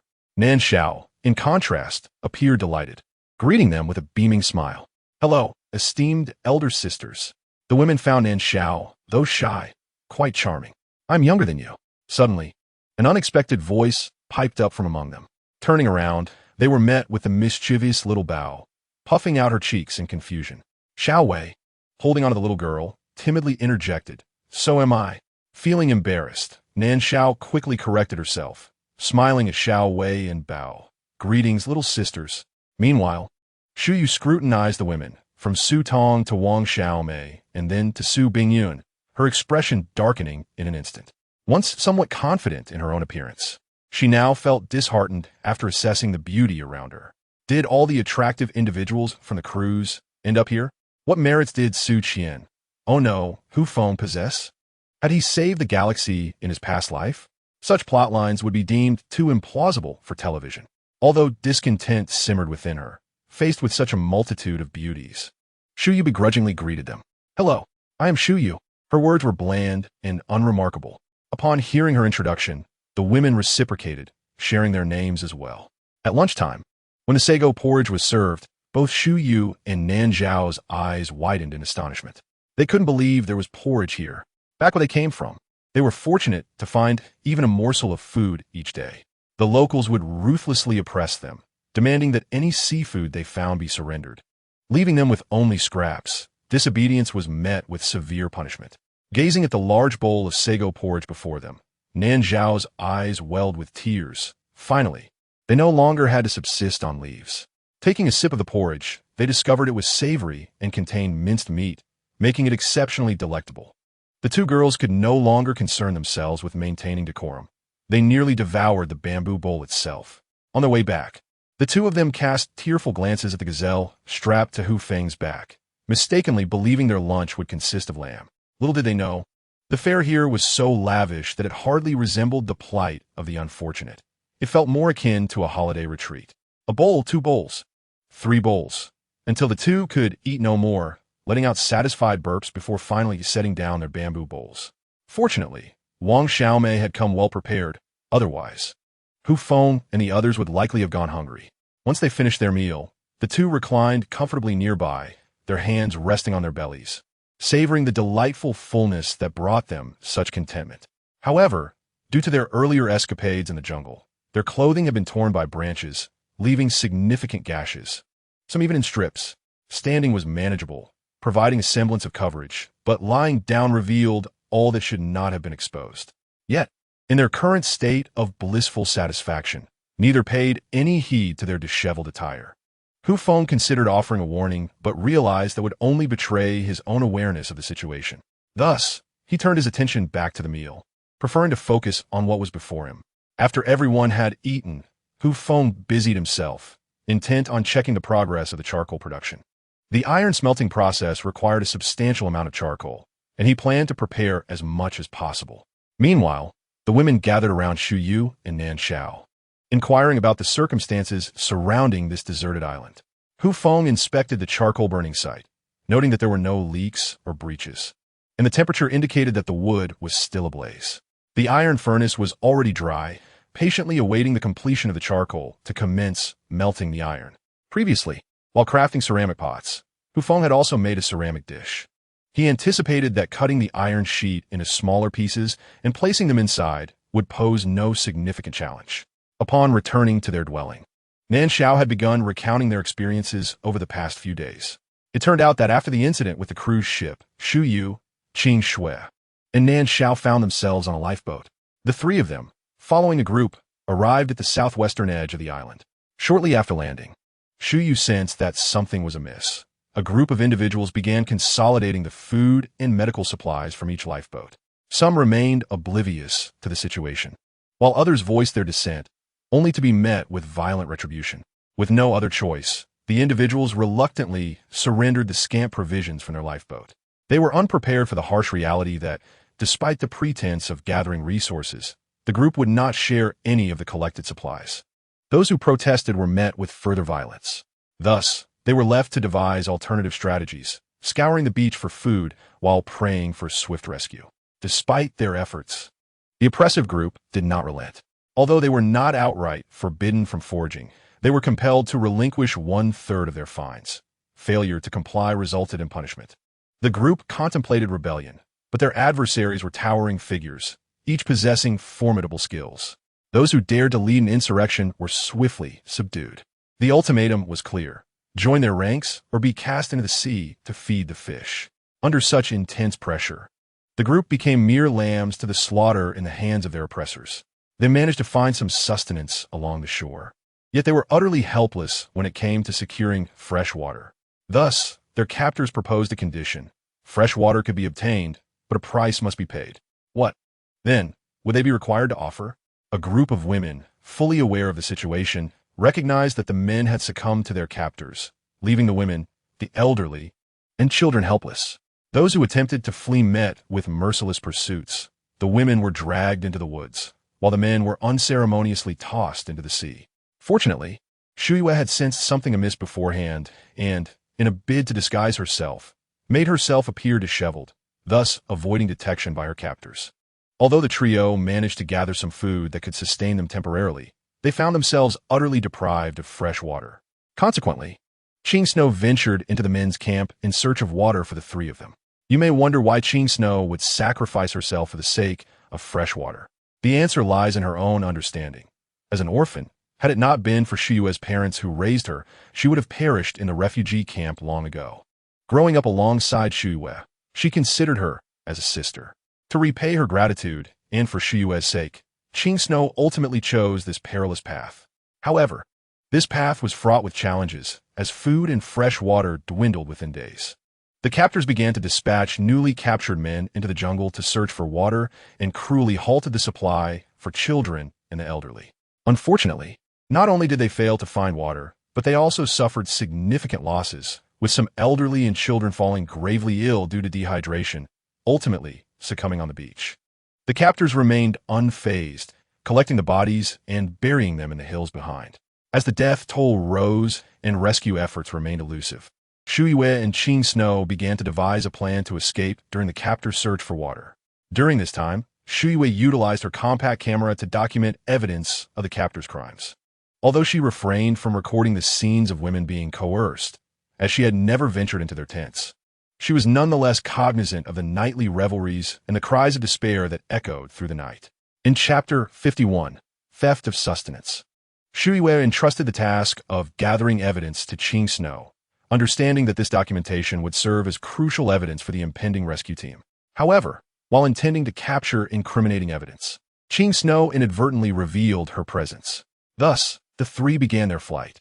In a bid to divert their pursuers, Ching Snow chose to run in a different direction, granting Shuyue and Nanxiao a chance to escape. As Nanxiao recounted their harrowing experiences, tears streamed down her face, and the other women listened with expressions of outrage. How could such scoundrels exist, and in such numbers? Why was this happening? Were they even human? Listening to Nanxiao's words, Shuyue was already aware of much. She knew that the ringleader among the captors was a privileged young man with military connections and ties to drug traffickers, representing her father's adversaries. Her primary mission aboard the cruise ship was to uncover their intentions, with the pursuit of Feng being secondary. In truth, her interest lay more with these captors. But the sudden maritime disaster had left them all stranded on this island. Feng listened quietly, harboring no thoughts of causing trouble for those individuals or attempting to rescue the women. Such notions were merely fleeting musings. As dusk descended, Su Tong produced 2 shirts for Shu Yu and Nanxiao from an unknown source, leading them to the waterfall for their baths. As for Feng, his bathing spot was conveniently located in the pool adjacent to the campsite. After all, he was a grown man and deemed the discomfort of the situation inconsequential. When the women returned, Feng cast a glance at Shu Yu and Nanxiao, only to turn away immediately. The two were clad in scant attire, revealing their fair thighs, which appeared particularly alluring under the cloak of night. Nanxiao, feeling a touch bashful, tugged at the hem of her shirt in an attempt to cover herself. Her cheeks flushed crimson, while Shu Yu, unabashed, seemed entirely indifferent to the situation, unperturbed by the company of other women. Feng was no stranger to such sights, and Shu Yu took pride in her legs, relishing the notion that they were unrivaled. During dinner, Feng assigned tasks to Shu Yu and Nanxiao. Nanxiao and Xiao Wei were to gather seafood, while Shu Yu was tasked with the fish net. Upon hearing she had work to do, Shu Yu's expression soured, and she shot an annoyed glance at everyone before consuming her meal and retreating to her room for the night. Feng understood her temper and chose to overlook her displeasure, reminding himself that idlers were not welcome here. After dinner, the women retired, and Feng inspected the charcoal-making process, finding everything in order. He then conducted a brief exploration before washing up in the pool and finally returning to his room. However, Upon entering, he was met with an awkward surprise. Shu Yu had taken over his sleeping space, her scant clothing insufficient to cover her, with the shirt having slipped to her waist, revealing a stunning expanse of skin. Observing Shu Yu, who appeared blissfully asleep, Hu Feng refrained from disturbing her and noticed Su Tong nearby, playfully winking at him. Spotting an empty space next to her, he reclined there without hesitation. No sooner had he settled than a pair of delicate arms encircled him. Cautiously surveying the slumbering women around him, he felt a wave of relief wash over him. Meanwhile, Xiao Bao, who had been nestled in Su Tong's embrace, suddenly sensed the absence of her mother's warmth and instinctively burrowed into her sister's arms. With a contented sigh, she found a comfortable position and drifted back to sleep. Hu Feng, however, noticed Su Tong's mischievous smile as she nestled closer. The next morning, Hu Feng rose early, intent on gathering all the charcoal in preparation for smelting iron. While washing up, he noticed Xiao Bao, who had also awakened, gazing at him with curious eyes, a hint of confusion etched on her brow. "What is the matter, Xiao Bao? Why do you look at me like that?" he inquired, puzzled. Xiao Bao furrowed her brow, seemingly unable to articulate her thoughts, before finally speaking up. "Big brother, I have a secret to tell you." Intrigued, Hu Feng leaned in, eager to hear what this little girl might reveal. Xiao Bao gestured for him to crouch down. Hu Feng obediently crouched down, only to hear Xiao Bao whispering something in his ear. "Are you hungry?" Hu Feng was taken aback, suddenly struck by a thought. He looked at Xiao Bao with a startled expression and quickly asked, "Xiao Bao, have you mentioned this to any other sisters?" Upon hearing Hu Feng's question, Xiao Bao shook his head and replied innocently, "No, I asked Mom, but she didn't say anything." Hu Feng felt a wave of frustration wash over him. How was he to explain this? Clearing his throat, he softly told Xiao Bao, "You see, Mom does so much every day, cooking and searching for things. She must be tired, perhaps even hungry. This is something we shouldn't discuss with the other sisters, all right? Later, Big Brother will grill some crabs for you." What other explanation could he offer? At the mention of grilled crabs, Xiao Bao's interest piqued, and he nodded enthusiastically before running off to find Xiao Wei. Just then, Su Tong approached, seizing the opportunity to pinch Hu Feng's waist. "Ouch!" Hu Feng gasped in surprise. "This is your fault. You almost got us caught by Xiao Bao." Su Tong chided him playfully. Hu Feng rolled his eyes at her. "Really? How can you blame me for this?" Noticing Su Tong's stubborn demeanor, Hu Feng realized she was determined to press the issue, yet he seemed to anticipate her move and flashed her a mischievous smile before darting away. When breakfast time arrived, Hu Feng noticed that Shu Yu had not yet risen, causing him to frown. Just as he was about to get up and check on her, she stopped him. Let her rest a bit. After all, they escaped for 3 days. Hu Feng glanced at Nan Xiao, who remained silent. "Is she tired? Just look at Nan Xiao. Doesn't she seem exhausted?" It was frustrating that they had come here only to put on airs. Though Xi's intervention thwarted his plans, Hu Feng resolved to address Shu Yu's haughty demeanor. After their meal, Hu Feng took Su Bingyu into the grasslands. As she had to attend to crafting poison arrows, so she swapped tasks with him to inspect the wild wheat fields. After giving instructions to the girls, Hu Feng finally ascended the stairs with Su Bingyu. Upon arriving at the wild wheat fields, Hu Feng closely examined the situation and noticed that some of the wheat stalks had begun to yellow, indicating that maturity was not far off. The thought of enjoying freshly baked bread ignited a newfound motivation within him. Chapter 52. Smelting iron, what is wheat? Is it starch? Is it protein? Is it sustenance? For Hu Feng and his companions, it is a lifeline. While sago palms can indeed extract starch, their growth cycle spans approximately 20 years. And there are only so many sago palms in the plains. Once they are consumed, there will be nothing left. Wild wheat, however, is different. It matures quickly, and through artificial cultivation, its yield could potentially increase. If managed properly, self-sufficiency would be within reach, rendering survival a feasible endeavor. As diligent individuals. The innate talent for cultivating land resides within the hard-working people of this nation. If there exists a patch of bare ground in the yard, how could one not plant something? There's an inherent emptiness in not doing so.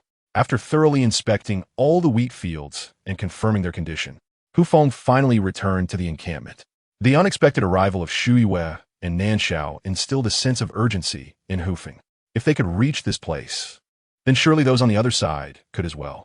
It was crucial to remember that Shu Yue possessed incriminating evidence against them. The absence of a rescue team was a blessing, But should they arrive, those individuals would undoubtedly face dire consequences. Thus, it was inevitable that the opposing party would search for Shuiwei, and the question of when they would locate her was merely a matter of time. According to Nanshao, they had been on the run for 3 days, which suggested that a significant distance still lay between here and there. If the trio had not left markers along their path, it would be left to fate whether the others could find this place. Feng was reluctant to place his hopes in the hands of destiny. He remembered a saying from his childhood films: one must rely on oneself. Upon returning to their dwelling, he found the women engaged in various tasks. Sudong and Linshi were extracting starch from the sago palm. Wang Xiaomei was preparing a meal, and Xiaowei tended to the fire. Nanshao, the newcomer, was not idle either, assisting Wang Xiaomei. As for Shuiwei, Feng did not need to ponder her whereabouts. Casting a glance at the room, Feng furrowed his brow. Very well, I shall grant you a day of respite. Estimating that there was still some time before mealtime, he seized a nearby basket and made his way to the charcoal-making site. After clearing away the soil, he discovered that, after a day and night of burning, the charcoal had taken shape.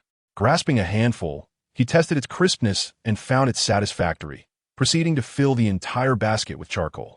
Observing the 2 baskets full of charcoal, Feng calculated that to avoid a shortage, he would add some firewood before sealing it with mud, intending to prepare for iron smelting simultaneously.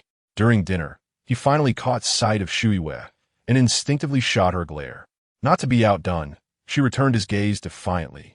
Appearing wholly unconcerned, out of sight, out of mind, Feng turned away, convincing himself that she must be weary from her escape and in need of rest. He would temporarily spare her. After finishing their meal, Shuiwei placed her bamboo bowl down and retreated to her room, ignoring everyone, which left Feng grinding his teeth in frustration, yet he felt powerless to act.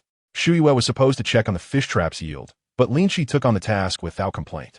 However, Feng could clearly sense that Wang Xiaomei and Sudong held no favorable opinions of Shuiwei.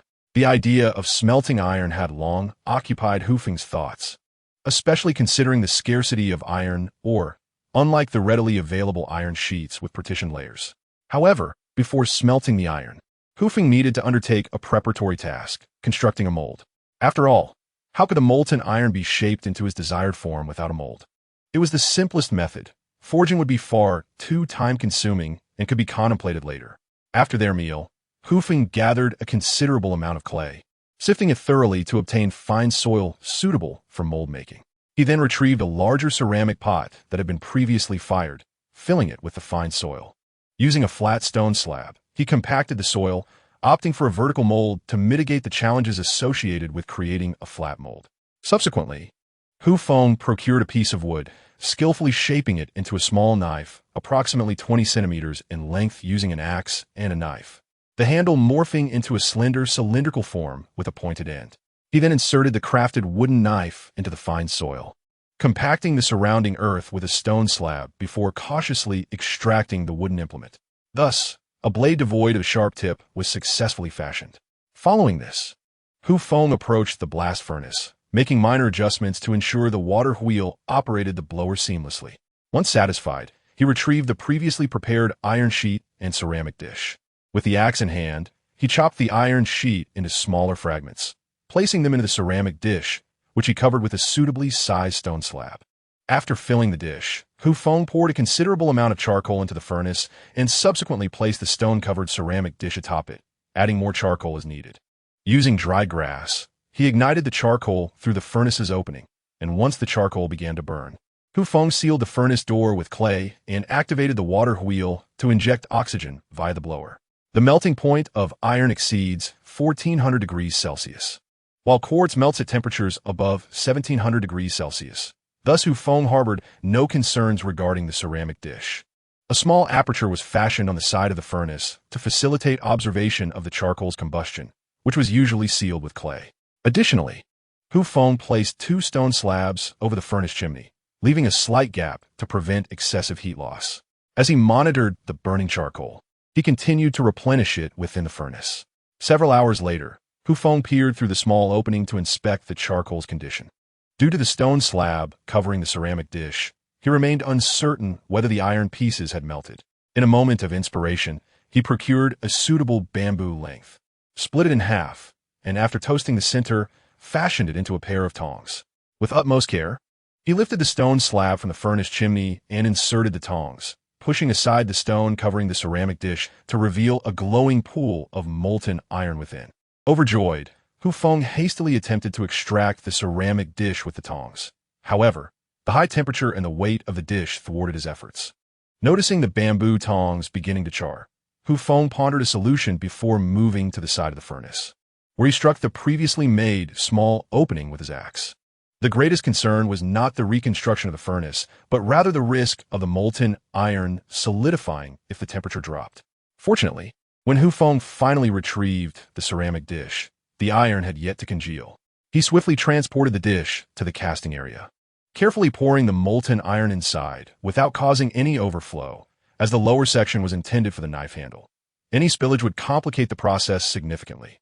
The remaining molten iron was set aside, knowing that the iron pieces had melted, thus facilitating future forging endeavors. Chapter 53. To forge iron, one must be strong in spirit. After the molten iron cooled, Feng meticulously excavated all the fine soil from the ceramic vessel.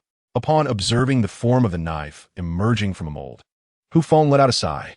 Indeed, while the molding process was somewhat expedited, the rough surface left much to be desired. Extracting the iron piece with tongs, he confirmed it was indeed iron, a testament to his failed attempt at molding. He promptly placed the iron piece in the water basin behind him to cool, producing a hissing sound as white steam rose. Glancing at the charcoal still burning in the furnace, Feng resolved to forge the iron. For the adage, 1,000 hammerings was not mere rhetoric. He procured a slab of marble, smoothed its surface with an axe, and approached the furnace to add charcoal before tossing the iron piece inside. The opening in the furnace was conveniently positioned for him to retrieve the iron piece, so he had no intention of sealing it, knowing that the temperature required for smelting iron was not as high as that for melting it. A mere gesture sufficed.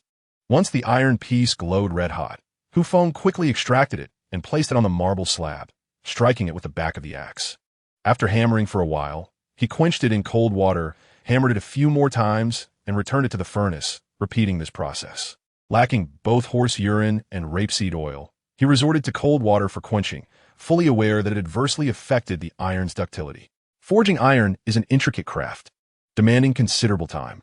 From the moment he finished lunch until darkness enveloped the sky, Feng had barely managed to shape the iron into a rudimentary blade. His childhood experiences watching his father forge iron proved invaluable. Otherwise, a novice would have easily ruined the task. After dinner, Feng chose to continue his work, aiming to craft a proper knife by day's end. However, the surrounding darkness posed a challenge, compelling him to build a small fire beside his forge for illumination. As he finished his meal, the women nearby, unable to rest due to the rhythmic clanging of Feng's hammer, drifted over to observe and engage in light conversation. With each strike of his hammer, sparks flew in all directions. The women watched Feng with admiration, despite not fully understanding his actions. For instance, to Nan Xiao, Feng appeared omnipotent. Upon hearing from the others that he had constructed everything around them, houses, toilets, kitchens, iron pots, clay jars, water wheels, salt sago, and more, her eyes sparkled with awe. Now, as Feng forged knives for the women to aid in foraging and self-defense, he seemed nothing short of a superhero. No, even more remarkable than a superhero, for at least superheroes did not forge iron. Amidst their idle chatter, Feng finally shaped the iron into a knife. Initially, he had opted for a cleaver-like design, but the blade had transformed into that of a boning knife, albeit a bit lengthy, approximately 30 centimeters, far from a mere small knife, verging on a butcher's cleaver. As it was his first attempt, Feng lacked complete confidence, but he believed it would suffice for self-defense. As the saying goes, an inch longer, an inch stronger. As Feng gazed at the knife in his hand, he wiped the sweat from his forehead. The heavens do not forsake the diligent. Although the process took longer than expected, the blade had indeed emerged. What remained was merely the polishing, yet doing so in the dead of night was rather daunting, prompting Feng to abandon the task. The women, witnessing his cessation of work, finally sighed in relief, rising to return to their quarters for rest. After all, if this continued, none would find sleep. Once the women departed, Feng plunged into the water basin, having endured a sweltering afternoon under the blazing sun, his body drenched in perspiration. He had long yearned for a bath, but out of respect for the women present, he refrained, knowing some sights were not suitable for the faint of heart. After a refreshing wash, Feng tidied his tools and returned to his room, only to find Shu Yu still occupying his spot, seemingly fast asleep. He couldn't help but admire her ability to sleep through the commotion. She was indeed a remarkable individual. Glancing at the space beside Su Tong, Feng approached with a sense of entitlement. He intended to relax after a long day. But just as his arms were about to embrace her, he noticed the dim light of night, revealing Xiao Bao's bright eyes fixed on him. It seemed she had yet to comprehend what her mother had indulged in the previous night and had chosen to observe tonight. A delicate hand stealthily twisted at Feng's waist before she wrapped her arms around the wide-eyed Xiao Bao, casting a look of reproach at him. Seeing this, Feng chuckled and turned to sleep, for the exertion of forging had drained him significantly. Before long, he succumbed to slumber. Su Tong glanced at the sleeping Feng, then turned her attention to the still wide-awake Xiao Bao, exclaiming in irritation, "It's so late. Why aren't you asleep?" Xiao Bao blinked, feeling the weight of drowsiness creeping in, yet her curiosity about her mother's indulgence compelled her to persist. Observing her continued wakefulness, Su Tong shot her a glare before closing her eyes to sleep, deciding it was best to let her be. She would succumb to sleep when the time was right. The next day, Feng's first order of business was to polish the knife. After hammering for so long, if the blade lacked sharpness, all would be in vain. He procured a few rough pebbles and began the grinding process. Before long, the sound of the sharpening stone roused the women, who one by one emerged to the basin to wash up, each casting a glare at Feng for disturbing their early morning peace. Realizing the disturbance he had caused, Feng offered an awkward smile. It was his first experience at forging, and he was a bit overzealous. Once Wang Xiaomei had prepared the meal, Feng completed the polishing of the knife. He found a piece of bamboo and swung the blade with precision. With a clean cut, the bamboo split into 2 sections. He quickly inspected the edge, anxious about any possible nicks or defects. Fortunately, the blade remained intact and sharp. He then sought out a branch as thick as his arm and struck once more. However, this time the knife became lodged in the tree. Feng hastily retrieved it, nervously examining the blade. Thankfully, it showed no signs of damage, allowing him to breathe a sigh of relief. He decided that in the future, it would be wiser to use an axe for chopping wood. After all, the butcher knife was best suited for its intended purpose. During breakfast, Feng observed Shu Yu by his side, leisurely sipping her sago porridge and indulging in meat, exuding an air of contentment as if everything was rightfully hers. "Shall we go to the plains to see the wild wheat fields?" Feng inquired of Shu Yu. "Not going," Shu Yu retorted dismissively, continuing to eat. Chapter 54. A peculiar habit. Upon hearing her response, Feng felt a rush of indignation. "We saved you, and this is how you repay our kindness? You do nothing all day, living off others like a social parasite? Who can tolerate watching their hard-earned efforts go to someone who contributes nothing?" Feng, fed up with her entitled demeanor, placed his empty bamboo bowl down and, with a stern expression, addressed Shu Yu coldly. "I don't care whether you agree or not. I'm telling you, we do not harbor idle people here. If you wish to stay, you must contribute." Faced with Feng's harsh words, Shu Yu shot him a disdainful glance. "Are you trying to instruct me on how to work? I can always pay you off, right? Name your price. I have plenty of money." The other women, hearing this, set their bamboo bowls down, casting scornful looks at Shu Yu. Su Bingyin beside her sneered, incredulous that someone would compare wealth with her. Feng, hearing Shu Yu's words, was both amused and infuriated. "Money? What good is it here? Is it just for burning?" He offered her 2 choices, either work or leave. His icy words took Shu Yu by surprise, and she regarded him with astonishment. "Is that not sufficient?" she replied coldly, still oblivious to her faults. "Isn't it enough to pay for not working? Once I return, I can pay you whatever you want." Seeing Shu Yu's brazen ignorance, Feng was thoroughly defeated. He had never encountered someone so oblivious and arrogant. Su Bingyin might be wealthy, but she understood the reality. Here, wealth meant little. Resources were vital, and she contributed daily. In contrast, Shu Yu had done nothing but eat and sleep since her arrival. It was acceptable to take a break, but one must not take others' kindness for granted. Feng pointed to Su Bingyin, saying, "This lady, Ms. Su, has a net worth in the billions. Do you see her living off others like you?" Upon hearing this, Shu Yu turned to Su Bingyin, puzzled. as she did not appear to her to be someone of such wealth. Noticing the icy stares from Su Bingyun and the other women, Shu Yu refrained from provoking their ire and, feeling bored, impatiently said to Hu Feng, "Fine, I'll go." In truth, Hu Feng merely wished for Shu Yu to contribute, believing it was for her own good. This was a deserted island, and resources were scarce. Everyone had tasks to attend to. No one would willingly share the fruits of their labor without reciprocity. Nobody is a saint, and if she did not temper her foul temper, no one would be inclined to keep her around. Eventually, even if Hu Feng were willing to host her, the other women would object. After finishing her meal, Shu Yu reluctantly accompanied Hu Feng to the plains. Hu Feng handed the freshly crafted knife to Wang Xiaomei, for she was the one who most required it for her culinary endeavors. Along the way, Shu Yu pouted, unwilling to engage in conversation with Hu Feng, brandishing a bamboo stick and venting her frustrations upon the flora that lined their path. Hu Feng, too indifferent to her antics, acknowledged that her temper was notorious. If left unchecked, she would not hesitate to cause mischief. Upon arriving at the wild wheat field, Hu Feng took a moment to reassess the ripening schedule of the wild wheat before preparing to move on to the next field. However, as he turned, an infuriating sight met his eyes. Shu Yue was thrashing the wild wheat enclosed by a fence with her bamboo stick. "What are you doing?" Hu Feng bellowed in anger. Startled by Hu Feng's outburst, Shu Yue paused and, with confusion, replied, "What's the matter?" Hu Feng snatched the bamboo stick from her grasp, his gaze falling upon the trampled wild wheat stalks, leaving him speechless with fury. Shu Yue, seeing Hu Feng's concern for the wild grass, felt no guilt. After all, it had been an accident, hadn't it? Hu Feng attempted to right the fallen wheat, but as soon as he released his grip, it collapsed again, causing his heart to ache. He turned to glare at Shu Yue and marched toward her, bamboo stick in hand.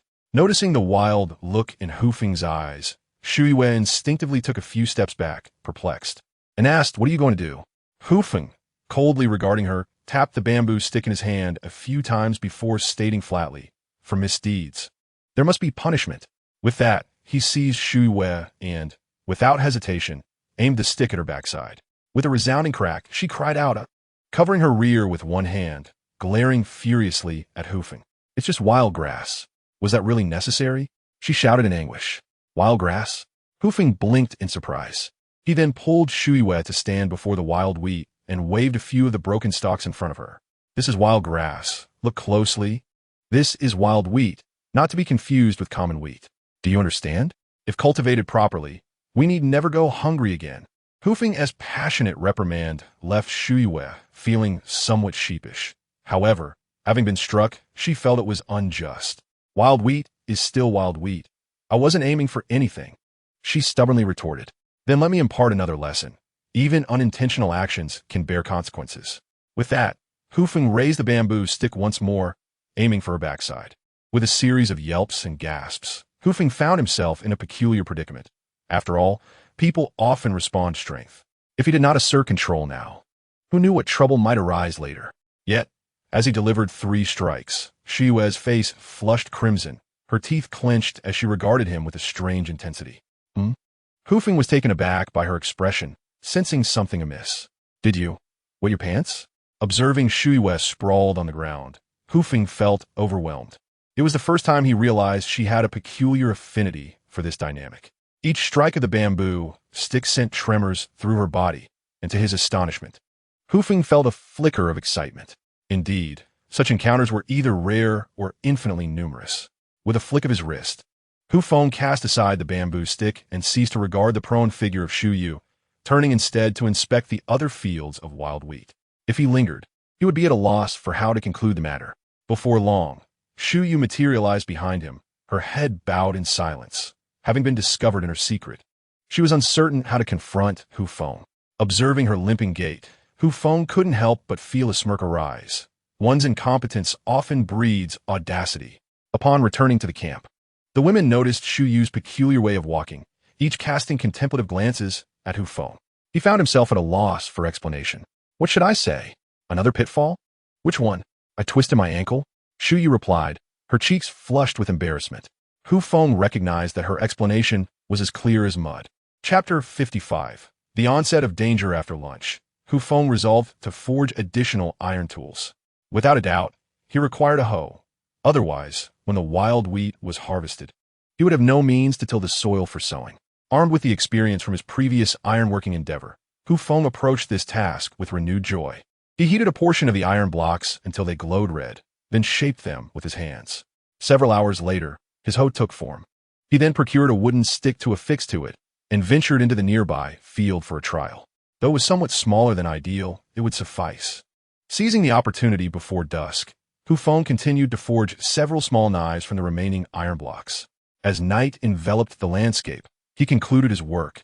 A few small knives, along with the previously crafted butchering knife, would be more than adequate, especially considering Lin Shi's proficiency with a bow, rendering knives unnecessary for her. After dining, Feng approached the pool to wash up, while Su Tong observed him with curiosity. "How was your day?" she teased, a playful glint in her eyes. "What?" Feng replied, bewildered. "Have you eaten and forgotten your manners?" Su Tong mischievously blinked at him. Feng found himself at a loss for words. This concerned Shu Yu's secret, and he felt it unwise to divulge it. A pair of delicate hands grasped his shoulders, gently massaging him, while the warmth of her breath stirred the hair at his ear. "Do not forget the old when you have found the new," she jested.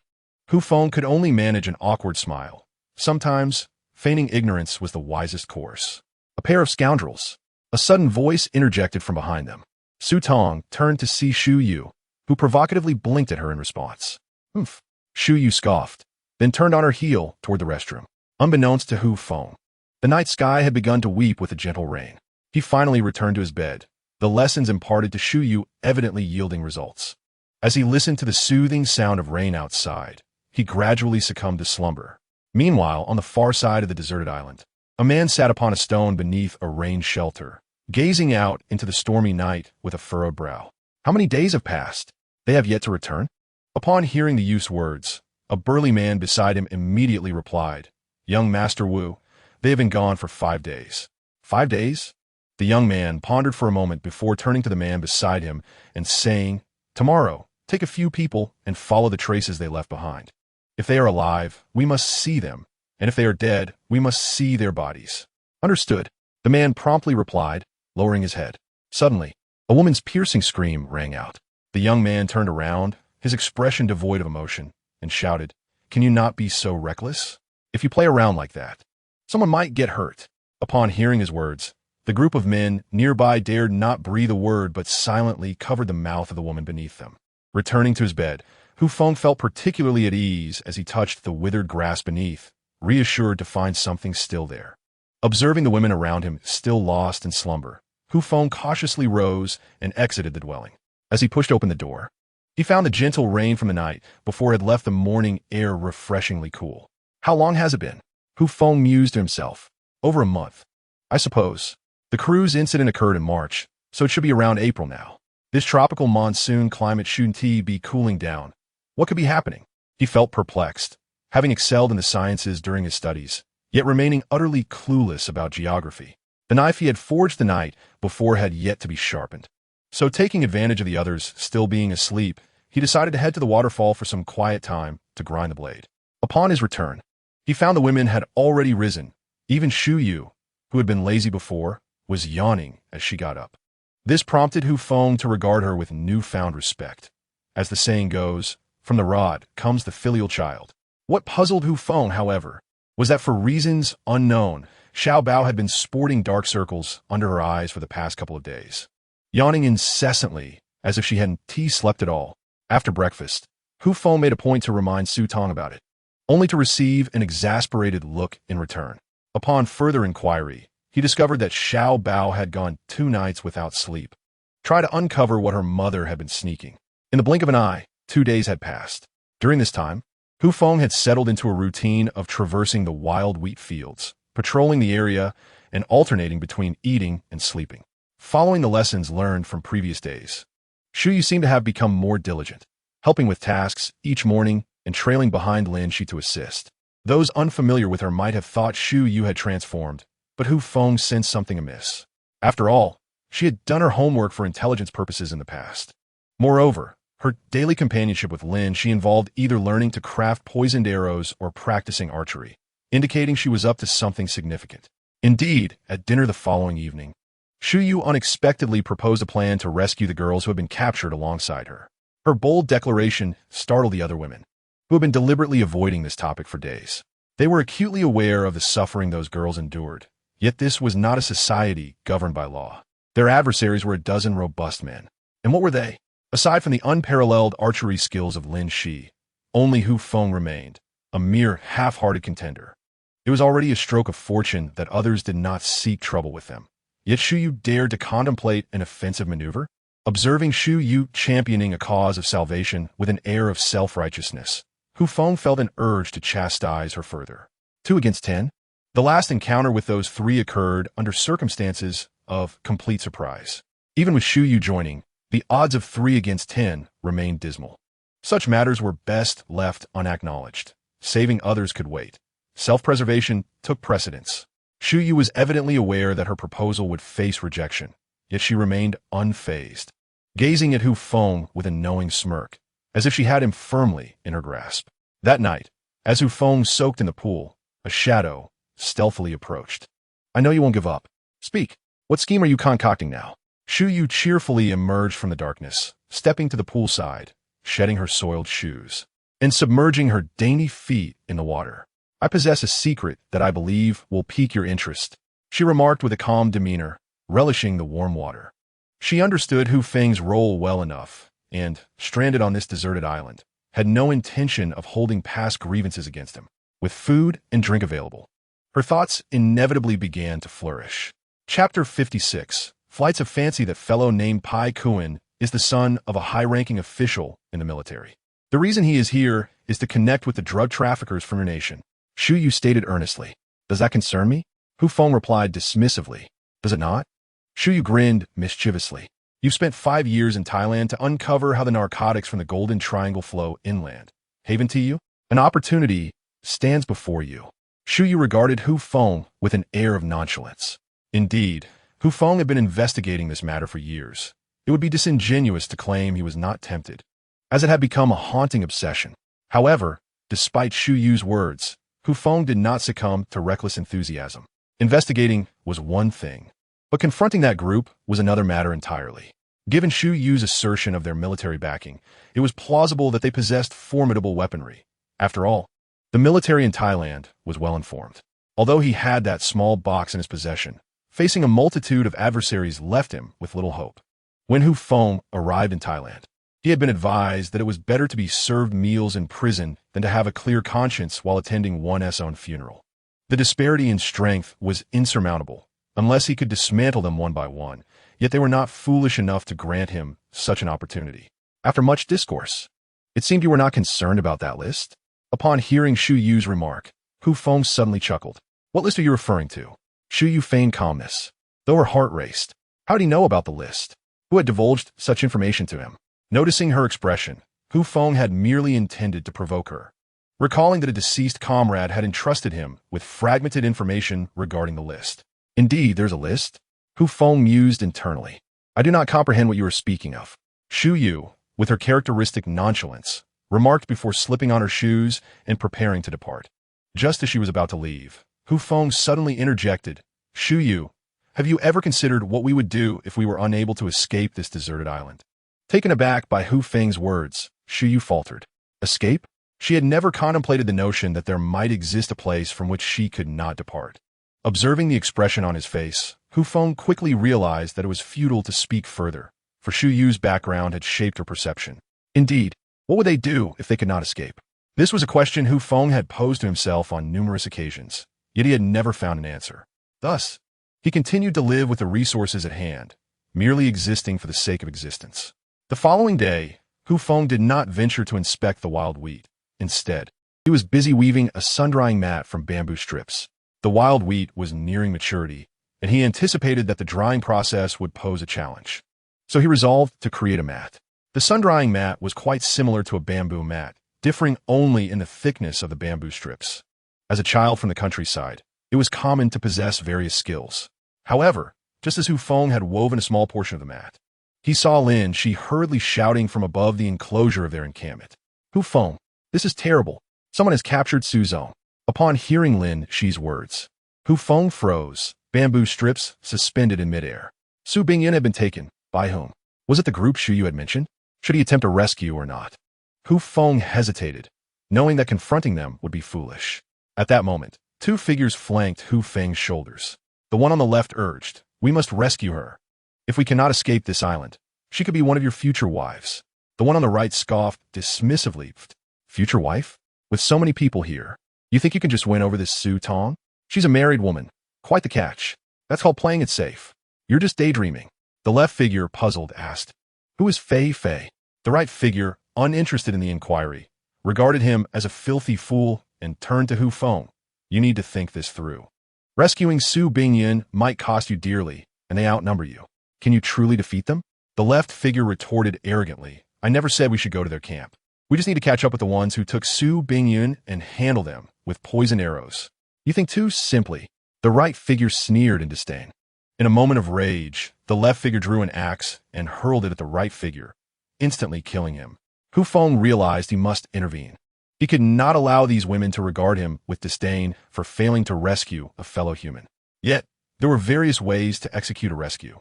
One must not act impulsively or recklessly. The current situation demanded that he first ascertain whether an opportunity existed. Lin Shi had already descended the stairs and rushed towards Hu Feng upon seeing him. They must be the group Shu Yu mentioned, tall and imposing, but only 5 of them. Su Zong and I were gathering firewood when suddenly they seized her. If I hadn't shot an arrow in haste, I might have been captured as well. Lin Shi recounted, a hint of fear in her voice. Upon hearing Lin Shi's words, Hu Feng pondered for a moment. 5 individuals, well, he could only hope that they bore no weapons. Stepping forward, Hu Feng took the bow and arrows from Lin Shi's hands and reassured her. "You all should find a place to hide. I will confront them. I will go too." Lin Shi immediately replied. Hearing her words, Hu Feng felt an inexplicable warmth in his heart. He patted Lin Shi's shoulder and said, "You stay behind. If they come after I leave, your bow and arrows will be our only defense." Upon hearing Hu Feng's words, Lin Shi hesitated, realizing that someone was indeed needed here. "Then please be careful," she said with concern. The other women looked at Hu Feng with reluctance, causing a chill to run through him. The scene resembled a poignant moment from a television drama, one that he wished could be edited out. Without further hesitation, Hu Feng ascended the stairs to the railing and instructed the women to remove the stairs, ensuring that even if the adversaries found this place, they would be unable to descend. Meanwhile, not far from the plain, at the mountain's edge, a group of 5, accompanied by a woman, hurried back along their original path. One man, puzzled, turned to another and asked, "Wu Ge, why are we fleeing? Wasn't it just one woman who ran away?" Upon hearing his junior's words, the man promptly struck him on the head. "What do you understand? 2 women appeared here, and the one who escaped possessed a bow and arrows that clearly indicate she is skilled. There must be a substantial number of people over there. We know nothing about them. Are we to march to our deaths? Let us return, gather our forces, and then return. Those people cannot escape." After speaking, he continued onward with Su Bingyan. The younger man, upon hearing his elder's words, nodded, albeit with a vague understanding. Chapter 57. Waiting for the opportune moment, when Hu Feng arrived at the location Lin Shi had mentioned, those individuals had long since vanished. Due to the rain from the previous night, only a few disordered muddy footprints remained, leading westward. Are they trying to retreat? Hu Feng crouched down to observe the direction of the footprints, furrowing his brow. With no other option, he slung the bow over his shoulder and grasped the butcher's knife in hand, swiftly pursuing the trail. Indeed, after climbing over a hill, Hu Feng spotted several individuals resting beneath the trees ahead. Due to the distance, he could not discern whether Su Bingyun was among them, so he approached with caution. Once he reached a point not far from them, Hu Feng crouched beside a rock, partially concealed by some shrubs, and carefully observed the situation. He saw 5 men resting under a tree, with Su Bingyun bound hand and foot, curled up beside them, guarded on either side by 2 men. Additionally, another man was on watch, scanning the surroundings, and he cast a glance in Hu Feng's direction. This is utterly impossible. Hu Feng assessed the situation with a deep sense of helplessness. 2 men guarded Su Bingyun, 1 was on alert, and 2 others were resting. Furthermore, based on what Shu Yu had mentioned regarding their military background, there was a possibility they were armed. The 5 individuals took a brief respite before the leader instructed them to resume their journey. A man hoisted the bound Su Bingyun onto his shoulder. Despite her struggles, her hands and feet restrained, She found herself unable to escape, tears streaming down her cheeks in desperation. Hu Feng glanced at the sky. It was already afternoon, and he could only hope that their pursuers would not reach their camp too soon. According to Shu Yu, there were more than 10 of them, and even with Long Ji's protection, he would stand no chance against such odds, especially with the unknown dangers lurking ahead. The group continued along the mountains, transporting the restrained Su Bingyun.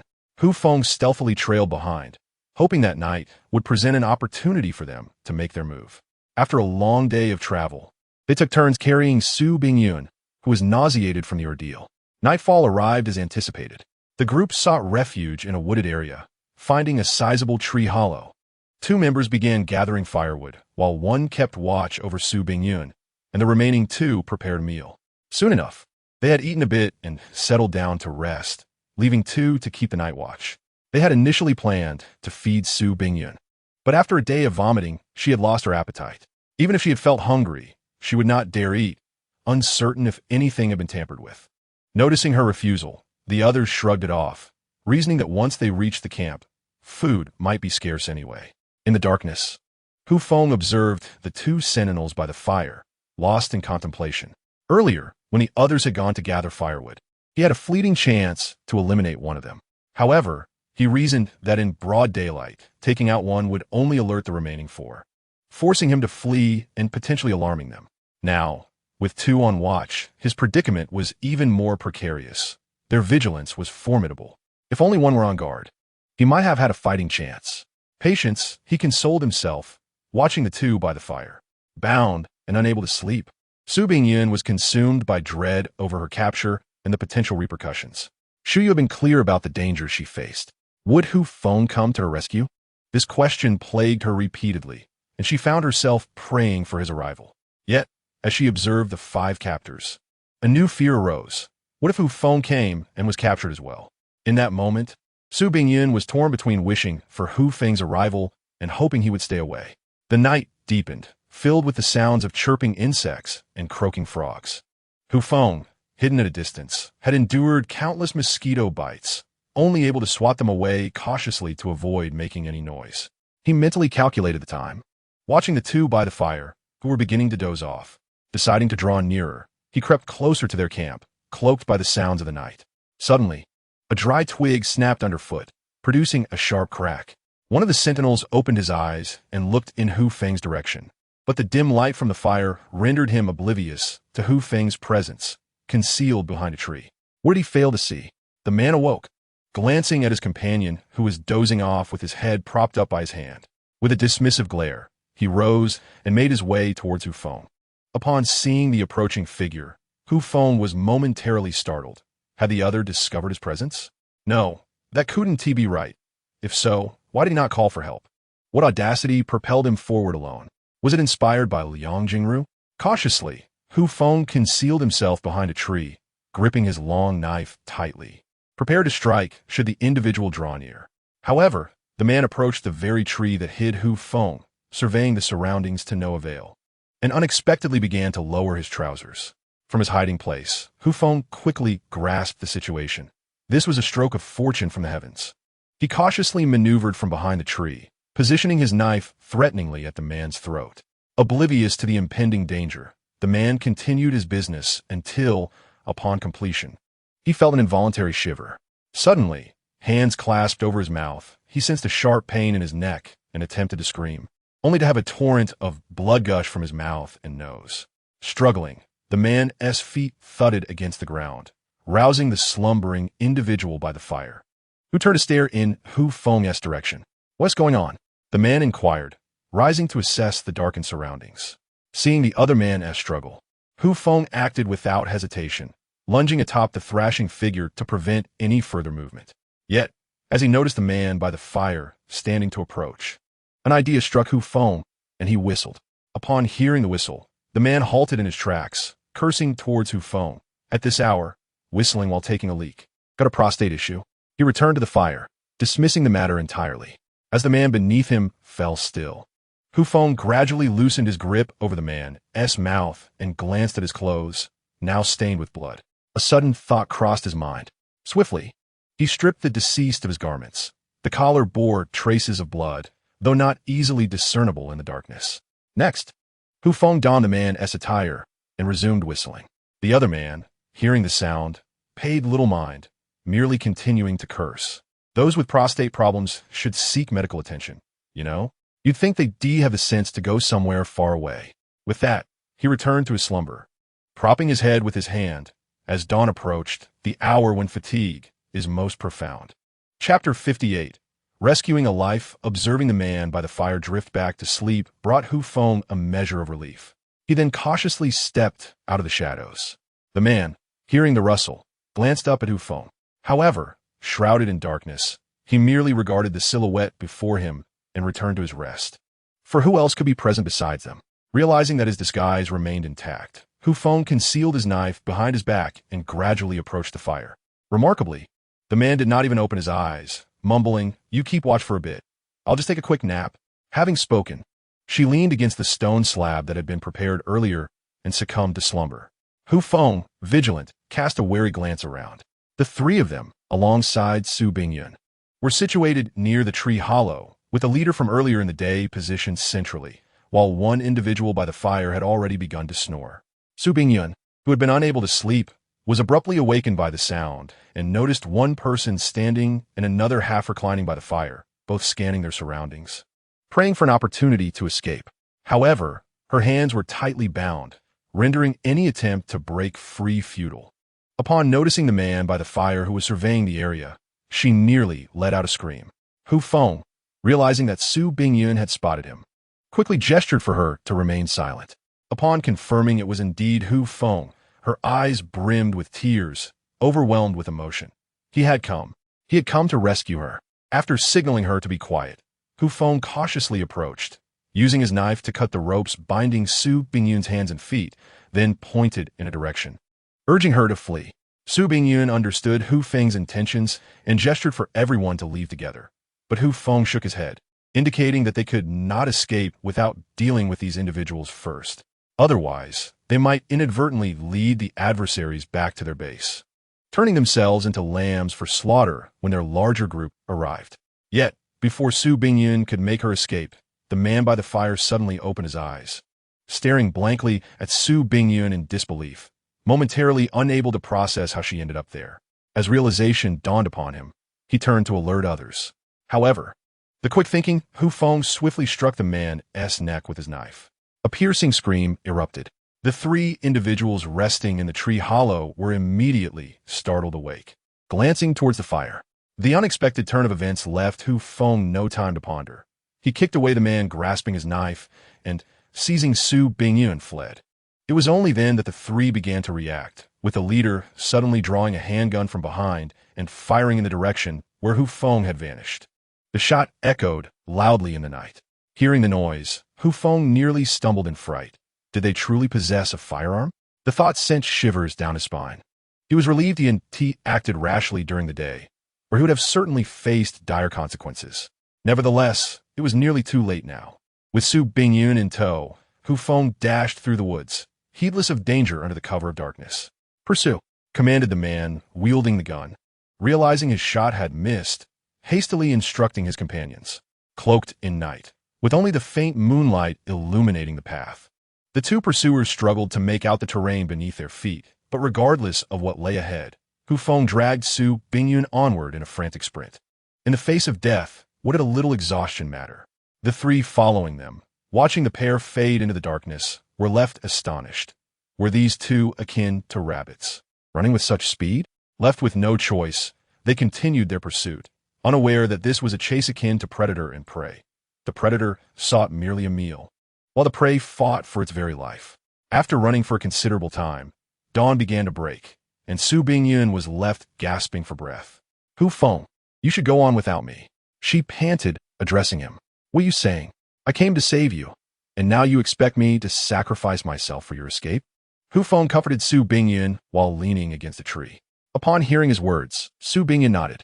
She had resolved that, if it came to a point of no return, she would not let Hu Feng bear the burden. Unbeknownst to Hu Feng, who was utterly exhausted after a day of running, the relentless trio pursuing them showed no signs of relenting. Moreover, the leader among them wielded a pistol, leaving no opportunity for a direct confrontation.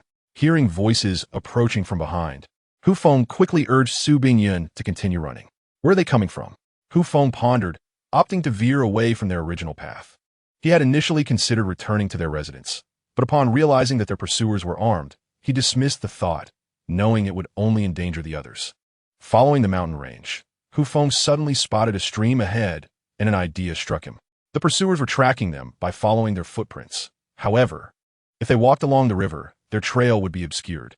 With this in mind, Hu Feng hurriedly led Su Bingyun to the stream, taking a few sips of water without caring about its cleanliness, for they had been running all day without a drop to drink, risking dehydration. After quenching their thirst, Hu Feng guided Su Bingyun upstream, treading carefully to minimize their chances of being exposed. Indeed, when the three men finally reached the stream, they halted, unable to discern the direction the two had taken due to the muddy waters left by the recent rain. "What should we do, big brother?" one of the men inquired. The leader gazed at the stream before glancing upstream, contemplating for a moment before pointing and declaring, "Let us head upstream." Upon hearing their leader's command, the other two waded into the river, pursuing Hu Feng and Su Bingyun. Sometimes, misfortune strikes at the most inopportune times. Even drinking water can become a challenge. And the man had guessed correctly 50% of the time. However, Hu Feng had no inkling that this was merely the beginning of their troubles. As they continued upstream, the stream gradually narrowed, and the water became noticeably clearer. Assuming they had a bit of time before their pursuers caught up, Hu Feng decided to take a brief respite.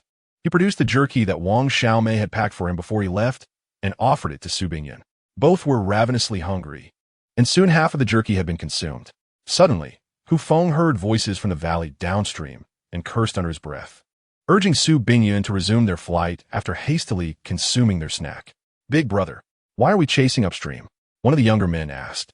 The leader chuckled at his brother's confusion and replied nonchalantly, "Are you foolish? The source of this stream leads to the sea.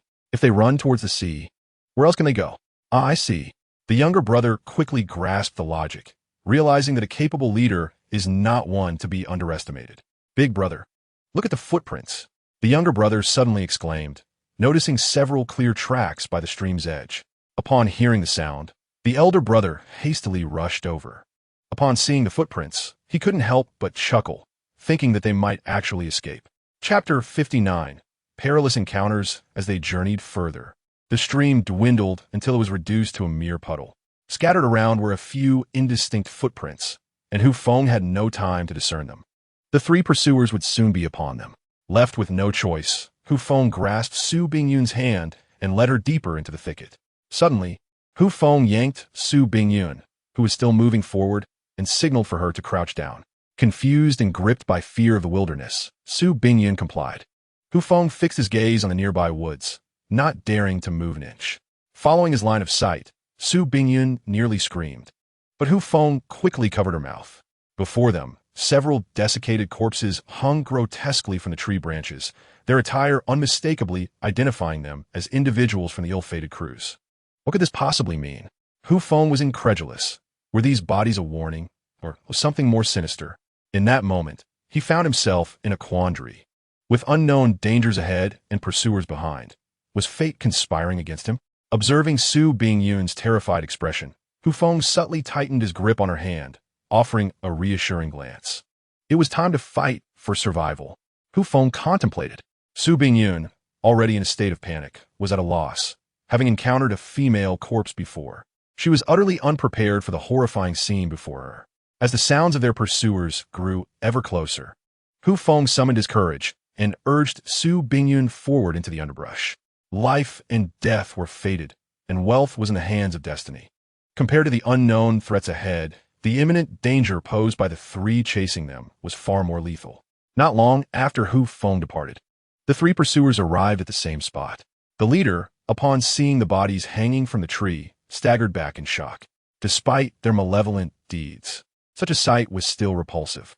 He noted the fresh tracks on the ground, aware that the two individuals had ventured inside. Yet he hesitated at the sight of the corpses above. At that moment, two figures suddenly burst forth from the woods, and the five men found themselves locked in a tense stare. Hu Feng cursed his misfortune. He had resolved to brave the dangers of the thicket to escape the relentless pursuit, but as soon as he entered, he found himself immobilized. Before them lay a pack of gray wolves, feasting upon a corpse that appeared to have died only recently. Su Bingguin, the feet, nearly burst into tears and sought refuge in Hu Feng's embrace. The wolf pack, having noticed the two, turned their gaze upon them, as if to say, "Hey, brothers, another buffet has arrived." With the wolves fixated on them, Hu Feng quickly pulled Su Bingyun to flee, but the wolves abandoned their meal and gave chase. They had not run far before encountering their pursuers. In that instant, words eluded them. "Huh, have you walked right into a trap?" The armed man sneered, aiming his weapon at Hu Feng with a self-satisfied grin. Confronted by the menacing barrel of a gun, Hu Feng dared not move. However, this did not imply that the pack of wolves remained idle. Suddenly, on the slope to the side of the 5 individuals, a gray wolf emerged. Observing the quintet below with a stillness that suggested, "How has this prey multiplied?" Soon, another wolf appeared, followed by a third, each scrutinizing Hu Feng and his companions. The sight of the wolves sent the 2 individuals accompanying the armed man scurrying behind him, their faces etched with terror as they gazed at the advancing pack. "Ah, how awkward." Hu Feng chuckled sheepishly. "This is hardly my fault. It is the wolves that have followed us here." The armed man, upon witnessing the encroaching wolves, felt a chill run down his spine. The numbers were overwhelming, and his ammunition was insufficient. "Let us move," he shouted, directing his firearm towards the approaching wolves while admonishing the 2 behind him. As the trio took to their heels, Hu Feng seized the opportunity to pull Su Bingyun away in the opposite direction, relieved to see that the pressure from the wolves chasing them had diminished by half due to the distraction. Bang! Bang! Bang! The sharp reports of gunfire echoed through the air. Hu Feng glanced back, only to find the wolves drawing nearer. Suddenly, he spotted a large tree with a bifurcated trunk ahead and hastily urged Su Bingyun to follow him. Reaching the base of the tree, Hu Feng crouched down, instructing Su Bingyun to step onto his shoulders to ascend. Understanding his intent, she complied, and Hu Feng felt the added weight as he quipped, "Su, perhaps it's time to consider shedding some pounds. Have you gained weight since we arrived?" Su Bingyun refrained from retorting. Indeed, she had indulged in plentiful meals recently. Struggling, she finally clambered onto a branch, only to see the wolves drawing ever closer. "Hurry, come up," she urged, reaching down to help Hu Feng. Sensing the urgency, Hu Feng leapt upward, grasping the tree trunk just as a wolf lunged, narrowly missing his rear. Seizing Su Bingyun's hand, he scrambled up, and they found refuge on the branch, panting heavily, one on each side, secure above the ground. The distance between the branch and the ground provided a safe haven. With the wolves' leaping ability, they posed no threat of ascending. A distant scream pierced the air, and both Hu Feng and Su Bingyun turned their gazes toward the sound, clearly indicating that someone had met a grim fate. Another gunshot rang out. A handgun typically holds around 7 rounds, and the shooter had already expended 5. Unless he possessed spare magazines, Hu Feng calculated that once the ammunition was exhausted, he still had bamboo arrows at his disposal, potentially altering the tides of this encounter. However, after that last shot, silence engulfed the scene, filling Hu Feng with a glimmer of hope. Had the adversary run out of bullets? Meanwhile, the wolves that had been pursuing Hu Feng encircled the tree, fixated on the pair above, as if guarding against their escape. Suddenly, a wolf howl echoed through the air. A woo! Hu Feng recognized that sound. It was reminiscent of the white wolf summoning its pack. Upon hearing the howl, the wolves below immediately turned and scurried towards the source of the sound, seemingly responding to a call for assistance. With the pack departing, Hu Feng let out a sigh of relief. Hu Feng surveyed his surroundings, confirming the absence of any wolf pack before he cautiously descended from the tree. He then assisted Su Bingyun down, and the 2 hastily retreated into the distance. However, just as they had left, 2 wolves emerged from the nearby thicket, startling Hu Feng, who instinctively drew his bow and released an arrow. The shot, made in haste, lacked precision, and the bamboo arrow soared aimlessly. Nevertheless, it momentarily startled the wolves. Without a moment to ponder, Hu Feng seized Su Bingyun's hand and fled, bemused by the wolves' tactical awareness, as if they understood the concept of sentinels. The 2 wolves, briefly deterred by Hu Feng's bamboo arrow, resumed their pursuit as the pair fled. Chapter 60. A life hanging by a thread yet. They had scarcely ventured far when a figure suddenly appeared on a nearby hillside. Upon closer inspection, Hu Feng was astonished to find it was the armed man he had encountered earlier. The man's two companions were nowhere to be seen, presumably already devoured by the wolves. The man hurriedly descended the slope, momentarily stunned upon seeing Hu Feng and Su Bingyun, before hastening towards them. Realizing the man's intentions, clearly to use them as scapegoats, Hu Feng swiftly urged Su Bingyun to change direction. There's a saying, I do not need to outrun the beast. I only need to be faster than you. It was evident the man shared this sentiment. However, Hu Feng and Su Bingyun offered him no opportunity, immediately altering their course at the sight of him, fully aware that his weapon was no mere stick. Yet, having not run far with Su Bingyun, Hu Feng abruptly halted. Before them lay an insurmountable obstacle. The once gently sloping terrain had vanished, replaced by a nearly vertical hillside with a small river flowing at its base, seemingly appearing from nowhere.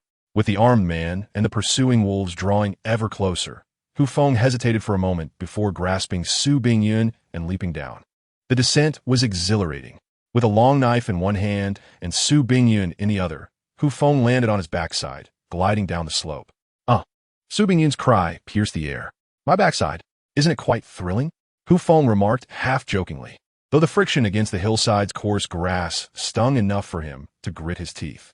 The closer they approached the river, the faster their momentum grew. Without time for further contemplation, Hu Feng hoisted the overly frightened Su Bingyun and leapt into the river, creating a splash. Puffing out mud from his mouth, Hu Feng sat up and quickly turned Su Bingyun over. Seeing her face smeared with muck, he patted her back anxiously. Cough, cough. Su Bingyun expelled the mud. Resembling a visage adorned with a clay mask, her wide eyes gazing in astonishment at Hu Feng. Ha! Hu Feng chuckled, revealing a set of white teeth against his muddy face. We are still alive. Meanwhile, observing the safe landing of Hu Feng and Su Bingyun from atop the hillside, the armed man glanced back at the wolf pack and, emulating Hu Feng, slid down the slope. With a thud, he too landed safely in the river. Seeing this, Hu Feng prepared to search for his long knife in the river's silt, but before he could locate it, he noticed the man emerging from the water. In an instant, Hu Feng's hand grazed the long knife buried in the river's mud. Just as he prepared to spring into action, a searing pain shot through his left foot. At that moment, he realized his foot was undoubtedly fractured. Meanwhile, the man before him grinned malevolently, aiming his pistol at Hu Feng. Run. Keep running. The man sneered. He was the sole survivor of a group of 5, all brothers who had once shared the same struggles. It was unfathomable that they had all perished here today. Despair washed over Hu Feng. His first thought was how he would leave this world and what would become of Su Bingyun and the others. With a gun pointed at him, he dared not move. The agony in his foot rendered him powerless. He was no Yan Shuiying, unable to gamble on whether the gun was loaded. Nor did he possess the grace to dodge bullets. The man approached, gun aimed at Hu Feng's head, a cold smirk on his face. Have you figured out how to bid farewell to this world? He taunted, then struck Hu Feng across the face. With a resounding slap, Hu Feng fell into the river, desperately bracing himself with his hands. The fiery sting on his face ignited a blaze of rage within him, compelling him to charge forward recklessly. Yet, the man would not let Hu Feng escape. He seized Hu Feng by the collar and delivered a brutal blow with the butt of the gun. Hu Feng's head was split open, nearly sending him into unconsciousness. Stop! Su Bingyun cried out, witnessing Hu Feng's bloodied state. Upon hearing her voice, the man glanced back dismissively, raising the gun once more to strike. Blood trickled from the corner of Hu Feng's eye, yet he found himself laughing. Ha ha! With those 4 as my shield, it was worth it. The man, incensed by Hu Feng's words, aimed the gun at his forehead with a menacing glare. I'll grant you this. Jump down and apologize to my brothers. Hu Feng squinted, a cynical smile gracing his lips. Apologize? He had already failed to prevail above. What could he expect below? I'll take them down. But Su Bingyun, could you hurry? I'm about to be killed. The man, consumed by fury, lifted the gun to strike again. Hu Feng shut his eyes, fully aware that this time the blow would be fatal. Yet, after a prolonged silence, he exhaled in relief. Su Bingyun, you nearly scared me to death. I was creating an opportunity for you, and you almost got me killed. When Hu Feng opened his eyes, he saw the man staring at him with disbelief, fixated on the knife tip protruding from his chest. Earlier, just as the man prepared to strike again, Su Bingyun had retrieved the long knife from the river, creating a chance for a decisive strike. Hu Feng had deliberately drawn the man's fire. But the cost had been steep. Enduring the pain, Hu Feng lunged forward, snatching the gun from the man's grip and aimed it back at him. However, before he could pull the trigger, the man collapsed into the river, blood staining the waters crimson. Trembling with terror, Su Bingyun clasped her hands together, utterly bewildered by the notion of murder as her role demanded. She was so frightened that words eluded her. Hu Feng, one hand pressed against the wound on his forehead to stanch the flow of blood, struggled to move towards Su Bingyun, initially paralyzed with fear. Su Bingyun soon noticed the blood trickling from Hu Feng's forehead and rushed to support him. "Are you all right?" she exclaimed. Hu Feng made a weak gesture of denial. His vision blurred, an explosive pain coursing through him. Gritting his teeth against the agony, he managed to flip the assailant over and draw his long knife. Seeing the blood still flowing from Hu Feng's forehead, Su Bingyun became frantic. Suddenly, an idea struck her, tearing a piece from her clothing. She washed in the river and used it to wipe the mud from his face. Once she had cleaned his visage, she finally noticed the 2 gashes on his forehead, and tears welled in her eyes. She helped Hu Feng to the riverbank and hurriedly prepared the clean fabric to bandage his wounds. However, Hu Feng grasped her arm firmly, the intense pain leaving him somewhat faint. He weakly handed her the long knife, instructing, "The bleeding hasn't stopped. Take the knife to the bamboo grove over there and scrape some bamboo skin to staunch the bleeding." Upon hearing Hu Feng's words, Su Bingyun seized the long knife and sprinted towards the bamboo grove. She recalled from Hu Feng's childhood that bamboo shoots could stop bleeding. Meanwhile, on the hillside, a pack of wolves observed from above, hesitating to descend. The considerable height deterred them. They could not slide down like Hu Feng, for that would likely result in injury or worse, perhaps even serve as a premature meal for Hu Feng and Su Bingyun. Not long after, Su Bingyun returned, clutching a generous handful of bamboo shoots. Under Hu Feng's guidance, she gingerly applied the bamboo to his forehead wounds and secured it with strips of cloth. Once the wound was dressed, Hu Feng felt the blood cease to flow and, relieved, his mental defenses crumbled, leading him to faint. Startled by Hu Feng's sudden stillness, Su Bingyun rushed to his side. Upon checking for breath, she exhaled a sigh of relief, having feared he had perished. Realizing he still breathed, she quickly moved him to the shade of a nearby tree and laid him flat, unsure of what to do next. What does one do for someone who has fainted? Is first aid required? Should she perform artificial respiration? But he was breathing. Should she apply pressure to a pressure point? Yet where might that be? Su Bingyun scrutinized Hu Feng's still form. The pressure point? By definition, it should be in the center of the body, right? Furrowing her brow, she pondered. Casting a glance at the designated area on Hu Feng, she felt uncertain. Was it truly there? Something felt amiss. Yet, saving him was paramount, and she could not afford to dwell on trivialities. With half-closed eyes and trembling hands, she reached out. A cry of anguish pierced the air. Hu Feng struggled to open his eyes, and upon seeing Su Bingyun's grasp, he inhaled sharply. What was she attempting to do? A fatal grasp? Observing Su Bingyun's face lit with excitement, Hu Feng, filled with trepidation, inquired, "What are you doing?" He hastily shifted his body, intending to distance himself from Su Bingyun, perceiving her as exceedingly perilous. Upon seeing Hu Feng awaken, Su Bingyun was instantly elated, exclaiming, "Indeed, this is the acupoint. I'm truly a genius. Saving you?" Hu Feng was taken aback. "Is this truly your idea of salvation? It seems more akin to a demise." He sarcastically commended Su Bingyun for her uniquely unconventional method of rescue. "What is wrong with that?" Su Bingyun questioned, somewhat perplexed, defending her actions of merely pressing the acupoint.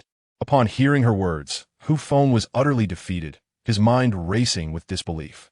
"Who on earth informed you that the acupoint is located there? Reveal their identity, and I shall ensure they regret it." Hu Feng, overwhelmed by a sense of impotence and fury, conceded to Su Bingyun's peculiar logic. "As long as you're awake, that is what matters," Su Bingyun remarked with a hint of apprehension. "Yes, I am awake, but it is the pain that roused me." Hu Feng was left speechless. As drowsiness enveloped him, he struggled to reassure Su Bingyun, "I shall rest for a moment. It is nothing." He feared that if he remained silent, Su Bingyun might once again apply her acupoint pressing technique, which would result in genuine disaster. Perplexed, Su Bingyun nodded in agreement and proceeded to the riverbank to wash away the mud from her own form, having been preoccupied with Hu Feng's needs and neglecting her own state. When Hu Feng next regained consciousness, he felt as though he were on the verge of exploding. A severe headache gripped him, and he realized he must be running a fever. It was dark now, and the fatigued Su Bingyun had fallen asleep beside him, her head resting on his shoulder. Before them, a modest campfire flickered, evidently kindled by Su Bingyun. Hu Feng was somewhat astonished that she possessed the know-how to gather firewood and ignite a flame. Battling dizziness, Hu Feng carefully shifted Su Bingyun from his shoulder and prepared to rise and add more wood to the fire.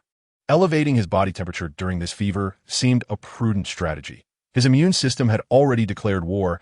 It was either the virus or himself that would perish. Enduring the pain in his left foot, Hu Feng laboriously added several sticks of wood to the flames. At that moment, Su Bingyun awoke, and upon noticing Hu Feng's consciousness, she hurried over. "You're awake," she exclaimed with concern. Hu Feng nodded, though his energy was waning. "Do you wish for water?" Su Bingyun offered him a bamboo tube she had retrieved. Hu Feng gazed at Su Bingyun with astonishment, wondering if the bamboo tube posed any issues. However, seeing her smile, which suggested she understood his apprehension, she reassured him, "I boiled water in another bamboo tube. You need not worry." With her words, Hu Feng relaxed, accepting the bamboo tube and taking a drink, realizing he was indeed quite parched. After a few gulps, he felt considerably more at ease. Yet his eyelids began to droop once more. Leaning against a nearby tree trunk, he succumbed to slumber again. Watching him drift back to sleep, Su Bingyun felt a twinge of uncertainty and cautiously extended her hand towards the area beneath his nose, relieved to feel the warmth of his breath. Yet, when her hand approached Hu Feng's forehead, she was taken aback. "Why is it so hot?" Su Bingyun gently caressed Hu Feng's forehead, which was wrapped in fabric, then touched her own, feeling that the warmth emanating from him was significantly higher than her own. What to do? What to do? Panic surged within Su Bingyun. Could pinching the philtrum help reduce the fever? This was her first thought, but apart from that, she was at a loss. At that moment, Hu Feng wrapped his arms around himself, trembling uncontrollably. "Cold! Cold!" Hearing his words, Su Bingyun hurriedly stoked the fire, and under its flickering light, Hu Feng finally ceased his shivering, beads of sweat trickling down his injured forehead. However, despite her repeated efforts to add fuel to the flames, the dwindling wood supply soon ran out, leaving Su Bingyun in a dilemma, as it was too late to venture into the woods for more. As the fire dwindled, Hu Feng began to shiver again, this time even more violently. Desperate, Su Bingyun gathered anything combustible around her, combining it with the remaining firewood, but it was still insufficient. Just as she was at a loss, a scene from a television drama she had once watched flashed through her mind. Observing Hu Feng still trembling, she hesitated briefly before summoning her courage. She shed her remaining garments and removed Hu Feng's clothing as well, then nestled into his embrace, pulling their clothes over them both. To her surprise, it felt incredibly warm, and this was Su Bingyun's first thought. With the warmth enveloping him, Hu Feng's shivering subsided, and they both gradually drifted into slumber. When Hu Feng opened his eyes again, the day had brightened. Realizing someone was in his arms, he looked down to find Su Bingyun peacefully resting against his chest, a faint smile gracing her lips, as if she were dreaming of something delightful. At that moment, Hu Feng noticed something unusual. Their clothes were draped over them. What does this mean? He dared not contemplate further, fearing that Su Bingyun had taken advantage of his vulnerable state to steal the crystal. Relieved to find his pants still intact, he breathed a sigh of relief, grateful he hadn't missed anything during his unconsciousness. The thought of regretting it for a lifetime was daunting. Chapter 62. The knight gazing at the slumbering Su Bingyun on his chest. Hu Feng smiled faintly and gently brushed his fingers across her nose. Su Bingyun stirred slightly, wrinkling her nose but continuing to sleep, mumbling softly as if dreaming of food. Hu Feng had never realized that the formidable Su, so powerful in her demeanor, could exhibit such a delicate side. Filled with playful mischief, he picked up a slender, unfamiliar plant branch and teasingly brushed it against her nose. "Stop it!" Su Bingyun swatted at her ticklish nose, uncertain if she was awake or still dreaming. Hearing her voice, Hu Feng quickly halted his antics, focusing intently on her. He noticed that her delicate features, resting on his chest, exhibited the slightest flutter of her eyelashes, revealing that she was indeed awake, but perhaps reluctant to rise from her comfortable position. "Rise and shine, sleepyhead." Hu Feng gently caressed Su Bingyun's hair, speaking softly. Upon hearing his words, Su Bingyun realized that he had noticed her concern. She opened her round, glistening eyes and gazed at Hu Feng, whose injuries were wrapped in strips of cloth. She then reached out to touch his forehead, followed by her own, feeling reassured. However, the gracefulness exhibited in her every movement caught Hu Feng off guard. The serene valley, with its towering peaks, enveloped them. Thankfully, the fever has subsided. Su Bingyun sighed in relief, speaking to herself. At that moment, Hu Feng's hands climbed up to her waist. Leaning down, he whispered, "There's indeed a rather effective method for treating a fever." Taken aback by his increasingly close proximity, Su Bingyun was momentarily stunned. Was there truly a better remedy than this? Before she could fully comprehend, Hu Feng gently pressed his lips against hers, leaving her mind blank and her body seemingly beyond her control. The fragrant breeze wafted through the lush surroundings. The intricately woven ribbons symbolized unity, while the clouds of mist danced with the rain of the valley. The melody lingered, and the scent remained, enveloping her senses. As the dust settled, Su Bingyun lay weakly against Hu Feng's chest, tracing circles with her fingers. "Is this your solution?" she murmured feebly, her cheeks flushed like cherries. "Hee. Sweating is all that matters, isn't it?" Hu Feng replied with a self-satisfied grin. "How shameless." Su Bingyun shot him a glare, then playfully twisted his waist with her delicate hand. Hu Feng yelped in surprise. "Is this technique self-taught?" Upon hearing his cry, Su Bingyun smiled mischievously, saying, "I think your fever hasn't truly subsided. It requires further treatment." Hu Feng, feeling the heat still radiating from his body, lay helplessly on the ground, staring blankly at the vibrant Su Bingyun. Just as she was about to speak, he quickly covered her mouth. "The fever has gone. The fever is gone. No need for further treatment," he said, panic evident in his voice. It was not the enemy's strength that rendered him vulnerable. Rather, it was his own frailty. The cavalry was formidable, and he felt utterly defeated. Sunlight filtered through the trees, casting dappled shadows, while the morning mist had long dissipated into the vast wilderness. After their tumultuous encounter, Su Bingyun nonchalantly wandered to the riverbank to wash up, allowing Hu Feng a moment to assess his injuries. His left foot was fractured. It seemed there was no escape.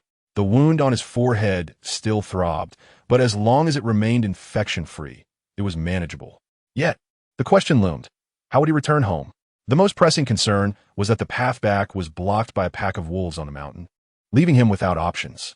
His bow and arrows were nowhere to be found, and he lamented the loss of the nylon rope. Without his bow, even finding food became a challenge. With only a long knife to aid his return, Hu Feng felt disheartened. Recognizing the need to attend to his fractured foot, he gathered some small branches and, using his knife, fashioned them into small segments. He then secured them to the site of his injury and tore a strip from his pant leg, using the knife to cut it into a bandage for his foot. At this moment, Su Bingyun, having finished her ablutions, returned. She had torn a substantial piece from her clothing to bandage Hu Feng's forehead injury, and her tattered garment could scarcely conceal her impressive figure. However, Hu Feng dared not look her in the eye, fearing that if this continued, he might succumb to his own demise. "Let me assist you to the river for a wash," Su Bingyun suggested, stepping forward to aid Hu Feng.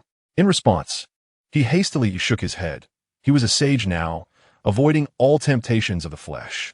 "Please fetch me a slightly larger branch, one with a fork," he instructed, handing her the long knife. Su Bingyun observed Hu Feng's left foot, bound with cloth, and nodded in understanding before taking the knife and heading toward the nearby woods. Before long, she returned with a forked branch. Hu Feng accepted the branch, made some adjustments, and then, using it for support, slowly rose to his feet. His left foot could bear no weight, and any attempt at pressure sent a sharp pang of pain coursing through him. Seeing him struggle to stand, Su Bingyun rushed to support him, chiding gently, "Even in this state, you insist on being stubborn." With her assistance, Hu Feng made his way to the riverbank. After washing up, he gazed downstream, pondering whether the river he had previously traversed was indeed this one. If so, following the current would lead him home, but if not, they risked straying further away. After a moment's contemplation, he resolved to follow the river, comforted by the knowledge that water would not be an issue. "Let us proceed," he declared, surveying their surroundings before handing the long knife back to Su Bingyun. With her support, he limped toward the river's downstream. Due to Hu Feng's injury, their pace was painfully slow. By midday, He gestured for Su Bingyin to set him down, and they paused to rest by the riverbank. Their supply of jerky had been exhausted, and they found themselves at a loss for food sources. As they continued downstream, they needed to remain vigilant for any lurking predators while also searching for edible provisions. However, apart from a few unidentified crabs, they encountered nothing else. The situation was further complicated by Hu Feng's injury. He could not catch crabs, and Su Bingyun, frightened at the mere thought of them, would scream at the sight. Hu Feng bore her fear with understanding, recognizing that she had always been sheltered from such experiences. With no alternative, they rested for a while, drank some water, and then resumed their journey. As twilight began to descend, they finally halted, seeking refuge among a pile of scattered stones, where they cleared a patch of ground. Su Bingyun then gathered some firewood and ignited a campfire, at which point Hu Feng noticed, to his surprise, that she had used the lighter he thought was lost long ago. Chapter 63. I feel as though you might have a fever again. After lighting the fire, Su Bingyun set off once more to gather additional firewood, knowing that the demands of the night required more than just a small amount. The flames served not only to provide warmth, but were also crucial in warding off wild beasts. Throughout the day, Hu Feng estimated they had covered a mere 20 kilometers, remaining well within the hunting grounds of the wolf pack. Moreover, let us not overlook the unfortunate souls whose bodies are suspended from the trees by an unknown species. The perpetrators could either be fellow castaways like ourselves, or perhaps some undiscovered primates, possibly even wild men. After all, this deserted island is vast, and it is unreasonable to assume it is devoid of primitive human life. They may have even advanced into the Iron Age. The ropes that hang the corpses are made of vines, yet they are evidently woven by human hands. Should we encounter wild men here, given my injury, I would likely meet a fate akin to those hanging from the trees. Gazing at the pile of unfamiliar wild fruits beside the campfire, Hu Feng hesitated. He had discovered these fruits earlier in the afternoon while following a small river. The yellowish fruits emitted a faint, pleasant aroma, but no signs of small animals feasting on them were visible. Thus, Hu Feng was uncertain about their edibility. If circumstances allowed, he would have caught a small creature to test their safety, but his injured left foot hindered him from doing so. Returning with an armful of firewood, Su Bingyin noticed Hu Feng lost in contemplation over the wild fruit. She set down her firewood and picked one of the fruits, biting into it. "Hey!" Hu Feng exclaimed, attempting to snatch the fruit from her hand, but she deftly evaded him. "This could be poisonous," he shouted, his fractured foot rendering him immobile, forcing him to watch helplessly as Su Bingyun continued to eat. However, she paid no heed to his concerns and savored the fruit. After finishing one, she picked up another, shaking it playfully before saying, "I secretly ate one of these this afternoon, and I'm fine." "You ate it this afternoon?" Hu Feng looked at her incredulously, remembering that he had warned her about the potential toxicity of the fruit and suggested testing it on an animal. He never anticipated that she would have taken the risk to taste it herself. "I've tried it. It's not poisonous," Su Bingyun said innocently, taking another bite of the fruit, a drop of juice escaping the corner of her mouth, which she deftly licked away with her tongue. Hearing her words, Hu Feng realized that she had shown remarkable courage in testing the fruit. What if it had been toxic? What then? "You!" He glared at Su Bingyin, feeling a surge of frustration, yet at a loss for words. Observing the look in his eyes, Su Bingyin smiled softly and nonchalantly replied, "If only one of us can survive, I hope it's you." "I disagree," Hu Feng shouted back. Then with great effort, he maneuvered his body closer to her. He reached out to touch her hair, speaking earnestly, "We both must survive." Indeed, both must survive. Lin Shi and the others were waiting for their return. "Promise me you won't do that again." Hu Feng gently caressed Su Bingyun's cheek, speaking tenderly. Feeling his concern, warmth blossomed in Su Bingyun's heart. She suddenly thought that perhaps this wasn't so bad, living happily with Hu Feng on this deserted island. When she first met Hu Feng, she thought he was just a pitiful rogue. Gradually, however, she came to realize his capabilities. In this wilderness, he could find food, construct shelters, and hunt. When Hu Feng first fought for her against those individuals, she found his masculinity quite admirable. Despite sustaining injuries himself, he managed to intimidate the crowd. Subsequently, as they relocated and resumed their mundane lives, he consistently exerted his utmost to assist everyone. In the moment when she was terrified by that corpse, she sought solace in his embrace, and he remained still, providing her comfort. Now, captured by those same individuals, she believed her fate was sealed. convinced that Hu Feng would not risk himself for her. Yet, he appeared, rescuing her from peril. After their profound connection deepened, Su Bingyun realized she had fallen deeply in love with this man, who seemed capable of anything. She understood that Hu Feng's relationship with Lin Shi was intricate, and that his bond with Su Tong was equally complex. The sanctuary was confined, and their actions could not escape the scrutiny of others. Nevertheless, she was hopelessly enamored with him. On this deserted island, she could do without Lin Shi or Wang Xiaomei, but not without Hu Feng. Without him, she might have become one of those objects of desire, as described by Xu Yu. Fortuitously, she encountered Hu Feng, seemingly the man destined for her. Lost in her thoughts, tears streamed from the corners of Su Bingyun's eyes as she sensed Hu Feng's overwhelming concern and guilt. With delicate hands, she wrapped her arms around his neck and kissed his lips. Words were futile, for action spoke volumes. Feeling her warm, tender lips, Hu Feng, albeit apprehensive, embraced her slender waist. Su Bingyun gazed up at him with affection, softly murmuring, "I think you might have fever again. Dear sister, I haven't eaten yet." "I believe it's hunger," Hu Feng thought to himself in frustration, yet Su Bingyun silenced him with her actions. After the stormy chaos, she sat beside him, almost nestled in his embrace, munching on wild fruits. Hu Feng replenished his strength, striving to prevent a fever, aware of the severe consequences that would follow, as the female knight would be relentless in her efforts to assist him in cooling down. The wild fruits merely filled their stomachs, and in the afternoon, they could only select the ripe ones, just over a dozen, as Hu Feng, injured, could not climb trees. Once they finished their meal, Su Bingyun nestled against him, and they exchanged whispers, cherishing their secluded moment together, knowing that once they returned, such intimacy would be impossible. Let me tell you a story. To dispel Su Bingyun's potential concerns about his health, Hu Feng decided to amuse her. "What story?" she asked innocently, her curiosity akin to that of a little girl. Once upon a time, there was a man and a woman stranded on a deserted island, where no food was available. After 30 days, when the rescue team arrived, they took the woman, while the man was left as nothing but a pile of bones. Su Bingyun questioned, perplexed, what happened to the man. "He died." Seeing that Su Bingyun had yet to grasp the crux of the story, Hu Feng continued, "Allow me to share another one. A man and a woman found themselves trapped in an elevator for over 10 days. When the rescue team finally pried open the doors, they emerged with only the woman, while in the corner of the elevator lay a solitary, bloodied finger." Su Bingyun gasped in horror. What tale is this? Is it not a vivid reflection of the present plight of the two? Chapter 64. The Return Journey, and What About You? Su Bingyun asked abruptly.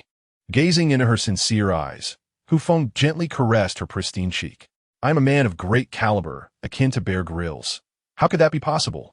Upon hearing Hu Feng's words, Su Bingyun smiled faintly. Yet with a sense of relief, she replied, "But I hope you survive." "That will not happen." Hu Feng regretted having uttered those words, pulling Su Bingyun into a tight embrace. They held each other close as they drifted into slumber, undisturbed except for the incessant buzzing of the mosquitoes in the wild. At dawn the following day, after consuming some fruit, they extinguished the campfire and resumed their journey. With no bow and arrow, and Hu Feng nursing an injury, the prospect of hunting was but a distant dream. They traveled for the morning, feeling hunger gnawing at them before finally stopping to roast a few crabs they had previously caught. The mountain crabs were not particularly plump, yielding meager flesh, merely providing a slight reprieve for their hunger. After a brief rest, they continued along the riverbank, where the stream grew wider, and they occasionally spotted small fish darting about. Not long after, Hu Feng felt the need to pause, having eaten only a bit of fruit in the morning and 2 crabs at noon. He found himself lacking strength after such a long trek. "Su, could you fetch a few bamboo stalks?" Hu Feng suggested, looking at Su Bingyun, who was already glistening with perspiration. Without questioning his intent, she assumed it must be something significant. The title of Su was merely a playful affection, for she had taken on the role of a knight. Before long, Su Bingyun returned with several bamboo stalks. Hu Feng took the knife from her hand and split the bamboo in half, not because he doubted her abilities, but because a novice might waste half of it. Transforming the bamboo into strips, Hu Feng swiftly wove a fish trap. This creation was rather simplistic, but the gaps were deliberately small, considering the little fish they had glimpsed earlier. In no time at all, he completed the trap and led Su Bingyun to the riverbank. Finding a spot with a relative drop, he instructed her to place the fish trap in the water, securing it with stones, while also constructing a barrier of stones around it to prevent the fish from escaping. He then asked Su Bingyun to take a branch and drive the fish upstream. Excited at the prospect of catching fish, Su Bingyun enthusiastically waved the branch, stirring the waters. Once was not enough. She repeated the task several times, her damp clothing clinging to her form, hinting at her elegance. After 3 rounds, Hu Feng urged her to retrieve the fish trap. Although Su Bingyun was not yet satisfied, she complied, moving to the trap's opening. To her delight, she discovered a chaotic assortment of over 10 small fish trapped at the bottom, nameless yet reminiscent of the bluegill Hu Feng had encountered on previous fishing expeditions. Upon spotting fish, Su Bingyun hastily pulled the fish trap ashore and emptied its contents onto the ground. The small fish flopped about, seemingly aggrieved by the abruptness of their fate. After Hu Feng meticulously cleaned the entrails of the fish, he took them to the riverbank to wash them thoroughly. Meanwhile, he had prepared bamboo skewers during the time Su Bingyun was catching the fish, and he expertly impaled each small fish before laying them on a clean stone slab. At this moment, Su Bingyun returned with some firewood, and their teamwork had reached a level of harmony that often required no verbal communication. They intuitively understood each other's intentions. As Hu Feng ignited the fire, he carefully arranged the fish on the skewers beside the flames, attentively monitoring their grilling state and adjusting their positions as necessary. Watching the fish transform into a golden hue, Su Bingyun couldn't help but swallow her saliva. Did the grilled fish, devoid of any seasoning, taste delightful? This mattered little to them. What was paramount was satiating their hunger. The two devoured more than a dozen small fish, their hunger dissipating swiftly. As dusk settled in, they realized it was no longer prudent to search for a suitable place to sleep and resigned themselves to spend the night there. Having been tormented by mosquitoes the previous night, Hu Feng spent the daylight hours seeking plants that could repel these pests. To his fortune, he discovered a considerable amount of mugwort. He placed the mugwort beneath them and tossed the remainder onto the fire. The moisture-laden mugwort, when heated, generated a dense smoke that provided a temporary deterrent against mosquitoes. As the saying goes, a full stomach leads to other thoughts after a long drought. The arrival of sweet rain invigorates the youth. The following morning, the two resumed their journey, resting when fatigued, drinking from the river when thirsty, and fishing whenever hunger struck. In the afternoon, the meandering stream wound through a forest before merging with another river, which Hu Feng found strikingly familiar. It appeared to be the same river near their camp. During their earlier travels, Hu Feng had noted that this river had several tributaries, all ultimately converging and flowing into the sea beside their encampment. Arriving at this juncture, Hu Feng breathed a sigh of relief, as it confirmed his earlier judgment that following the small river would indeed lead them home. As twilight descended, Hu Feng and Su Bingyun could not disregard the lurking dangers of continuing their journey, and thus decided to halt for the night. Su Bingyun took the fish trap to catch more fish, while Hu Feng prepared bamboo skewers and firewood. Over the past few days, Hu Feng had not noticed any improvement in his left foot injury. Instead, the pain had intensified. Previously, he could exert a bit of pressure, but now he found it impossible. He dreaded the thought of becoming a cripple and realized he must return to find Lin Shi. Only she could save him. As night fell, their routine remained unchanged. After their meal, they settled down for rest. However, this evening, Su Bingyun was particularly exuberant. Upon learning that they could return the following day, she paused momentarily, feeling a mix of joy and excitement, tempered by a tinge of melancholy. For returning meant that the dynamics between her and Hu Feng would irrevocably change. What was she to him? His girlfriend? His wife? While those labels could apply, the prospect of making their relationship public raised questions. What would others think? How would Lin Shi and Su Tong perceive her? Lost in thought, she found herself grappling with uncertainties, yet felt powerless to change the inevitable. Thus, Su Bingyun chose to demonstrate through her actions, leaving an indelible impression on Hu Feng, ensuring he would forever remember her. The following day, the two awoke only by midday. Hu Feng was acutely aware of Su Bingyun's intentions. Indeed, he held affection for her. However, the complexities of love in this context were far from straightforward. He found himself entangled with Su Tong and ambiguously linked with Lin Shi, and now, here he was with Su Bingyun. Whether one deemed Hu Feng a rogue or a romantic, He genuinely wished for all the women to survive until the arrival of rescue teams. What motivated his numerous endeavors? If his sole intention was to ensure his own survival, he could have easily done so independently, without involving the others. Yet, having made his choice, he was committed to seeing it through. Emotions accumulate gradually, and if the future unfolded like a scene from a dream, so be it. Who among them could claim to be devoid of selfish thoughts? Chapter 65. Harvesting wild barley. Following the course of a small river, the familiar forest materialized before them after a bend. At the riverbank, beside a massive boulder, two figures awaited eagerly. Su and her team had returned. Wang Xiaomei was the first to spot them. Su Bingyun, supporting Hu Feng, limped along the riverbank. Upon seeing this, the two hurried over. Su Bingyun heard the commotion and looked up, only to find her assistant rushing towards her with fervor. Before she could release Hu Feng, Wang Xiaomei had enveloped her in a heartfelt embrace. Wah, Su Zong, I thought I would never see you again. She wept, hearing Wang Xiaomei's cries.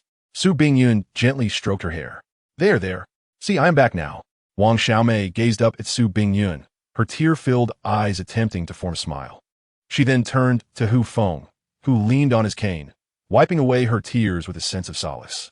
You scoundrel, you did well this time. I shall make a note of it, and you will not go unrewarded when we return. Hu Feng, touched by the scene before him, realized they must have come daily to await their return. As for the reward, he felt it unnecessary. Su Bingyun had already given him ample acknowledgement. Lin Shi approached Hu Feng, noticing the makeshift bandage on his injured leg, and sighed deeply. You've been hurt. Hu Feng awkwardly scratched his head. Thank goodness you're back. Lin Shi said, moving to support him. With Lin Shi's assistance, Su Bingyun refrained from further aid, as their relationship was not yet public within the confines of their camp.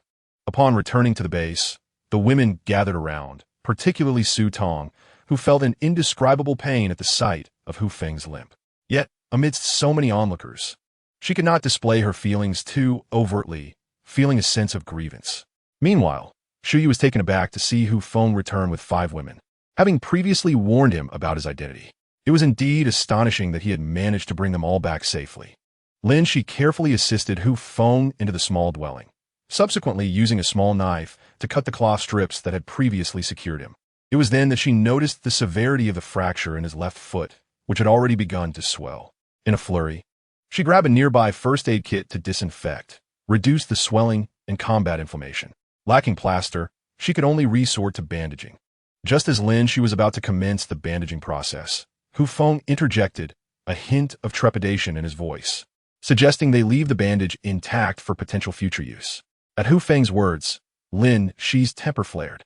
She had already harbored reservations about Hu Feng's solitary endeavor to rescue Su Bingyun, and now, despite his return, the reality of his injury loomed large. With no prospect of healing within a month or two. Are you the doctor, or am I? Lin Shi exclaimed. Do you realize that if this foot is left unattended, it will lead to complications far beyond a mere fracture? Your very well-being could be at stake. The other women gasped at Lin Shi's alarming revelation regarding Hu Feng's grave injury. Hu Feng, however, felt that Lin Shi was exaggerating. After all, it was only a fracture. How could it possibly lead to death? Yet, upon meeting Lin Shi's unwavering gaze, he opted to acquiesce. Once the bandaging was complete, Lin Shi issued her medical advice. For the time being, he must refrain from moving about, allowing the fracture to heal properly. Hu Feng, indifferent to the situation, reasoned that as long as there was food and fresh water, survival was assured. The only threat loomed from the islanders. After losing 3 men last time and 5 this time, it was unlikely they would dare approach again, granting him a brief respite. With Hu Feng and Su Bingyun's return, life gradually resumed its normal rhythm among the group. They resumed their daily tasks, though Hu Feng found himself in a predicament, confined indoors, suffering from the heat and restricted from moving about. After 2 days, he could bear it no longer and enlisted the help of Xiao Wei and Xiao Bao to assist him outside, which brought him some relief. The wild wheat in the plains was nearing ripeness, and Hu Feng felt an acute sense of urgency. It appeared that he could only instruct the women on how to harvest it, as he was incapable of doing so himself. Seizing the opportunity to be outside, he resolved to finish crafting the mat he had previously begun, enlisting Xiao Bao to help by passing him materials. Despite her mischievous nature, Xiao Bao proved reliable when it came to serious tasks. As for her mother's food habits at night, after a few days of contemplation, she completely forgot about it, such is the nature of children. Big brother, what is this for? Xiao Bao inquired, her curiosity piqued as she watched Hu Feng weave. Without pausing his work, he replied, "This, my dear, is a splendid item. In the future, we shall rely on it for sustenance." Xiao Bao, so may what gun food? Observed the mat and wondered if it was akin to a fish trap. Could it catch fish for them to eat? Puzzled, she tapped her little head and continued to assist Hu Feng by passing him the materials. Before long, the women returned, their baskets brimming with ripe wheat ears. This was Hu Feng's directive.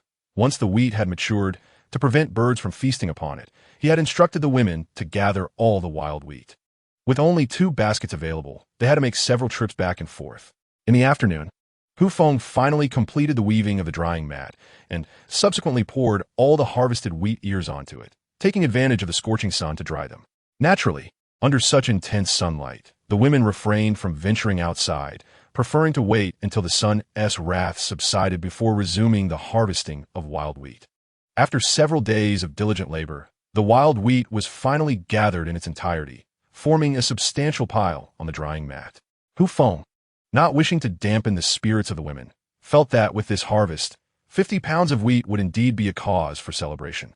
After several days of sun exposure, Hu Feng picked up a few stalks of wheat and gently rubbed them, causing the grains to fall free. Sensing that the time was ripe, he organized the women to prepare for the separation of the wheat grains from the ears. The method employed was quite simple.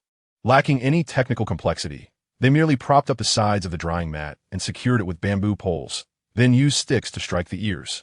The force of the blows naturally led to the separation of the grains from the ears. Thus, the women toiled throughout the day, ultimately processing all the wheat ears. Following this, they manually removed the residual chaff, as they lacked a windmill and had no alternative.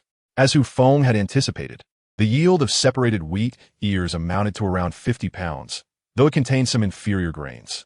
For the sake of cultivation, it was necessary to sift through the grains to select the mature and plump ones. This task naturally fell to Hu Feng, as he was unable to move about freely, making it a fitting responsibility. As for the inferior grains, he entrusted them to Wang Xiaomei, instructing her to prepare a delicious porridge with them. Chapter 66. A month later, after selecting the mature and plump grains for cultivation, only about 20 pounds remained, highlighting the dismal yield of the wild wheat. The selected grains were placed back under the sun to prevent them from regaining moisture and sprouting.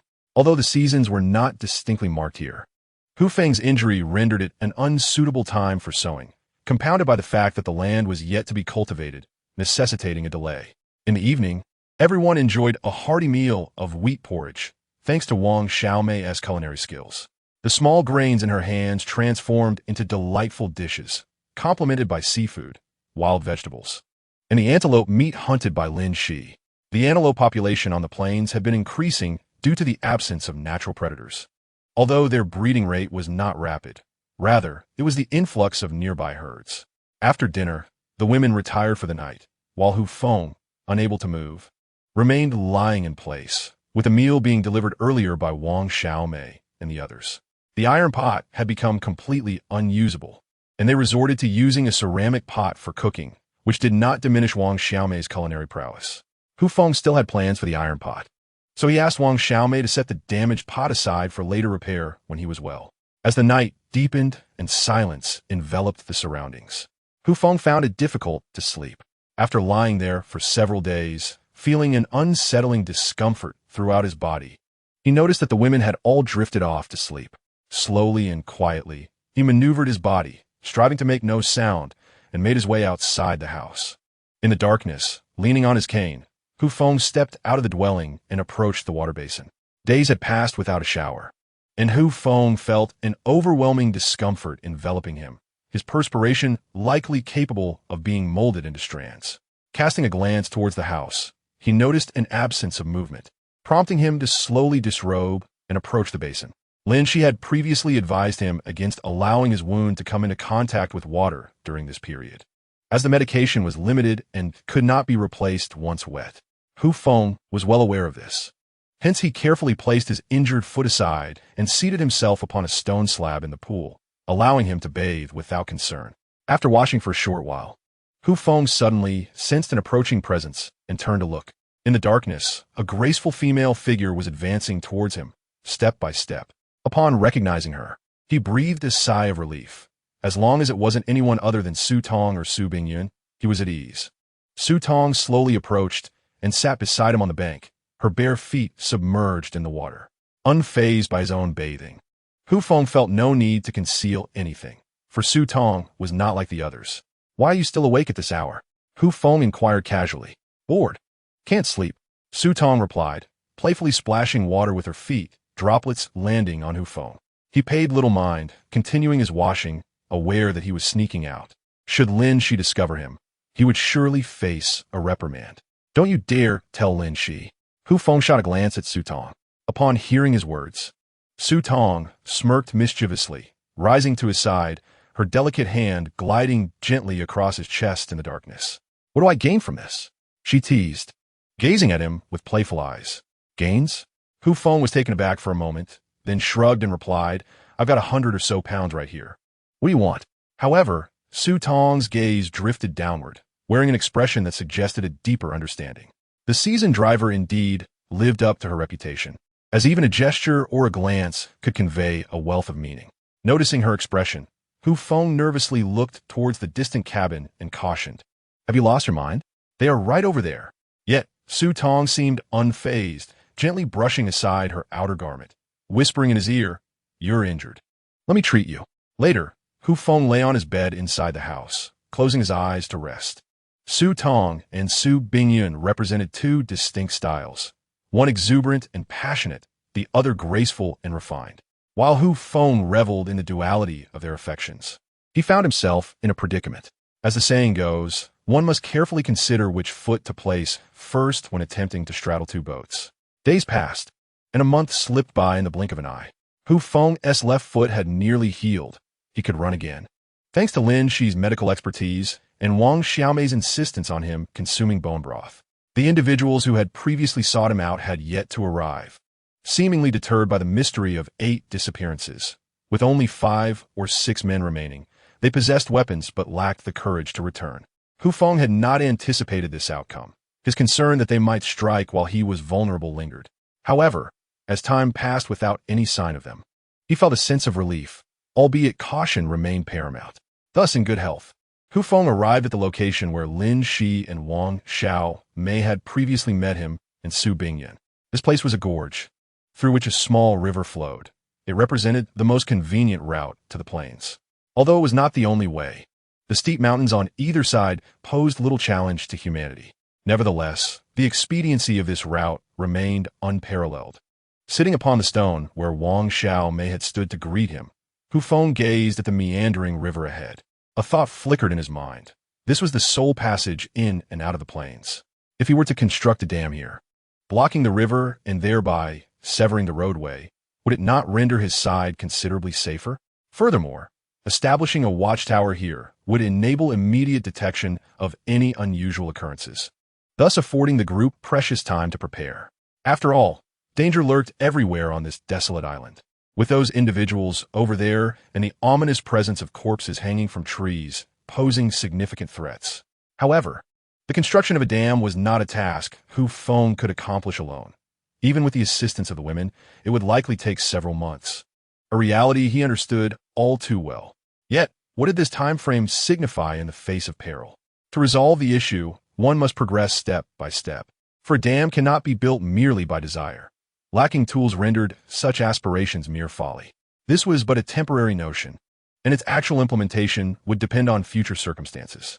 Upon returning to the campsite, Hu Feng retrieved the previously discarded iron pot, subsequently chopping it into small pieces with an axe and placing them into a clay dish. Now that his health had nearly returned, the matter of sowing and cultivating wheat needed to be prioritized, as it was crucial to the survival of the group. The sago palm would eventually be depleted, given its 20-year growth cycle, far too lengthy. Employing the iron smelting methods from earlier, Hu Feng intended to forge a hoe. The iron from the pot would suffice for only one tool.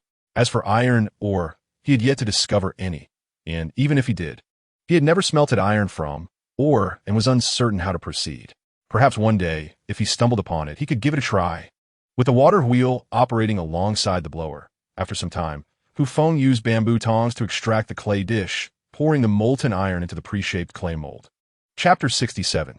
The midnight flute song once cooled, Feng retrieved the iron block and returned it to the furnace for further heating. After hammering it out, a hoe began to take shape. He then found a piece of wood to attach the hoe, using a whetstone to smooth its surface and slightly sharpened the bottom edge for ease of use. On the following morning, Feng shouldered the hoe and made his way to the edge of the pond, selecting a patch of barren land adjacent to the water. Proximity to the water source would facilitate any endeavor, and this area also served as a composting site, making it exceedingly convenient. Feng estimated that 20 pounds of wheat could sow approximately 1 acre of land, but the entirety of the platform was estimated to be only around 1 acre. After accounting for the houses, kitchen, toilet, pond, water wheel, and furnace, only a fraction of usable land remained. Considering that this wild wheat is not of the highest quality, and excluding those that failed to germinate, Feng felt that cultivating all the available land would just suffice. Resolute in his decision, and with food in ample supply recently, the women, having little else to occupy their time apart from the daily preparation of sago, came forth to assist.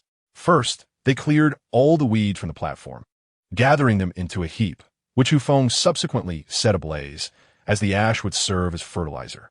Following this, Feng took center stage, wielding a hoe to begin tilling the earth. The land, being uncultivated, was incredibly hard, with stones sporadically embedded within, further complicating the task at hand. After 2 days of diligent labor, Feng finally managed to turn over all the soil, his palms blistered from the exertion. Just as he completed the last dig that morning, a torrential downpour arrived as expected. With an adequate supply of fresh water, there was no need to collect rainwater. Everyone took shelter beneath the kitchen, waiting for the storm to pass while casually enjoying lunch. This downpour proved to be a tremendous boon for Feng, as the freshly tilled, parched earth absorbed the moisture, making it easier for him to till a second time. Seizing the opportunity, Feng prepared the seeds. He took all the seeds and poured them into a winnowing basket, dampening them with water. He then gathered some dried mugwort, which she had previously prepared primarily for repelling mosquitoes. Lacking insecticides, he resorted to this alternative. Using a stone slab, Feng crushed the dried mugwort and mixed it into the basket, ensuring an even blend before covering it with leaves, patiently awaiting the germination of the grains. Before long, the rain subsided, and the water in the pool turned a muddy yellow, mingling with sediment as it flowed into the sea. After the storm, the sun re-emerged, scorching the earth once more. Su Tong was eager to assist Feng in tilling the land, but upon seeing the blisters on his hands, he declined her offer. Such labor was best avoided, as one misstep could lead to unforeseen complications. With the prior cleansing from the rain, the task of tilling became considerably easier. As the sun began to set, Feng turned the soil once more. After a day of toil, both the women and Feng were exhausted. Following their meal and a quick wash, they retired early for the night.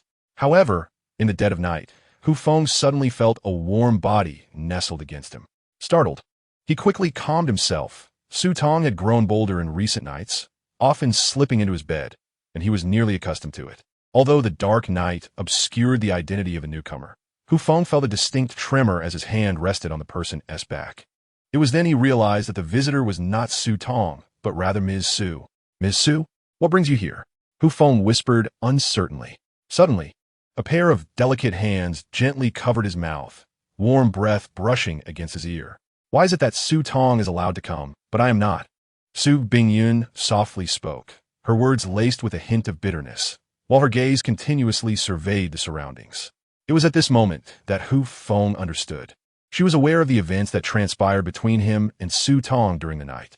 He surmised that not only Su Bingyun was privy to this information, but likely all the women were in the know, choosing to remain taciturn about it.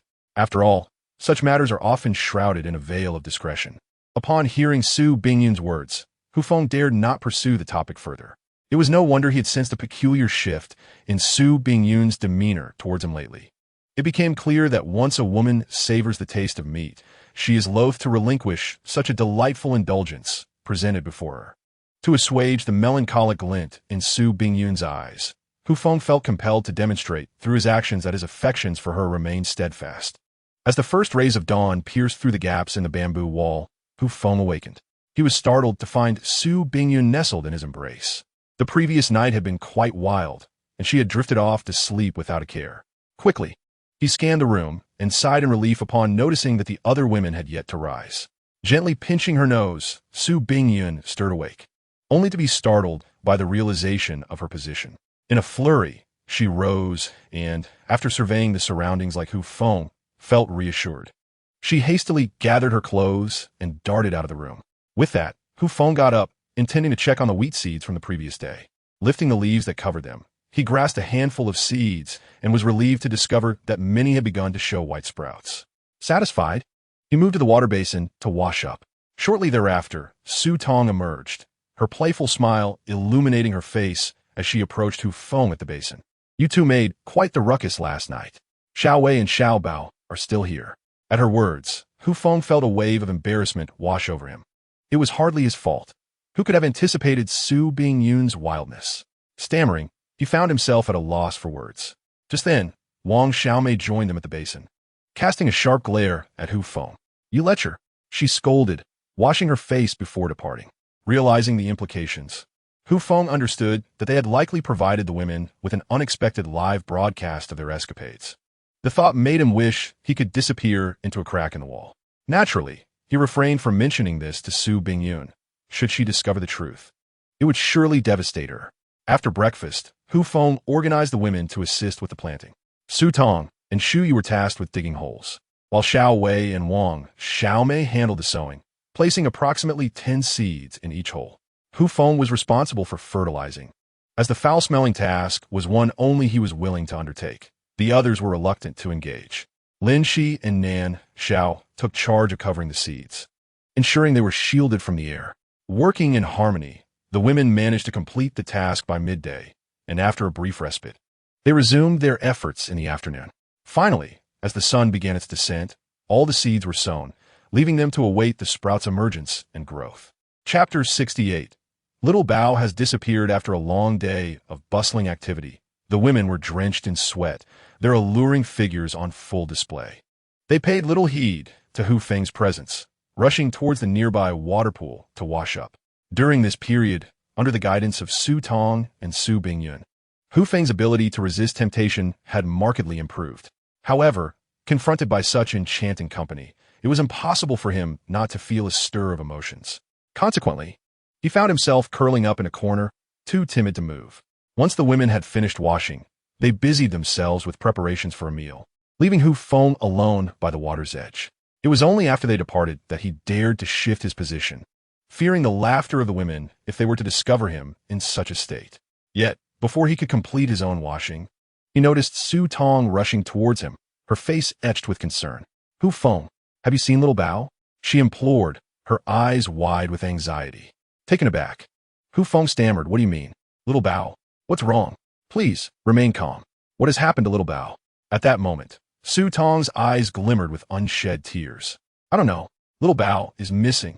Upon hearing her words, Hu Feng sprang to his feet, disregarding his own disheveled appearance. "What did you say? Little Bao is missing?" "Yes," Su Tong nodded, her expression grave. The other women soon gathered around, their faces mirroring the concern evident in Su Tong and Hu Feng's expressions. "We just searched everywhere, but we couldn't find little Bao," Xiao Wei exclaimed, her voice tinged with urgency. Observing the distress among the women, Hu Feng took a deep breath and solemnly declared, "Everyone, please remain calm. Let's think back. When was the last time you saw little Bao?" As Hu Feng spoke, the women began to recall the moments leading up to the disappearance. "When we were busy earlier, wasn't little Bao right there?" Nan Feng pointed towards the recently tilled land. They all nodded in agreement. Indeed, little Bao had been there. "But what about afterwards? I remember little Bao went over to that side." Xiao Wei gestured towards the edge of the platform, near the seaside. Hu Feng paused, considering Xiao Wei's words. Though mischievous, Xiao Wei was a sensible child and would not wander off recklessly. Nevertheless, Hu Feng resolved to organize a search promptly. Just as he was about to speak, Shu interjected, I saw little Bao over there earlier. Could it be?" She pointed towards the stairs leading up to the plateau, which, for some unknown reason, had not been removed. realizing the implications. Hu Feng felt a chill run down his spine. Little Bao would not have ventured onto the plateau, would she? Though it had been inspected multiple times, it remained a perilous area for a child. Determined, Hu Feng quickly directed Lin Shi, Yu, and Wang Xiaomei search along the left side of the beach.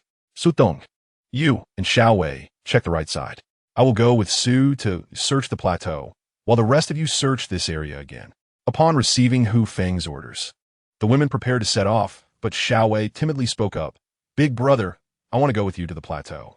I've been there with little Bao before. Upon hearing these words, Su Tong became immediately agitated. She rushed over and seized Xiao Wei's hand, exclaiming with anger, "How could you bring your sister up here? Haven't we made it clear that you're not allowed to come here?"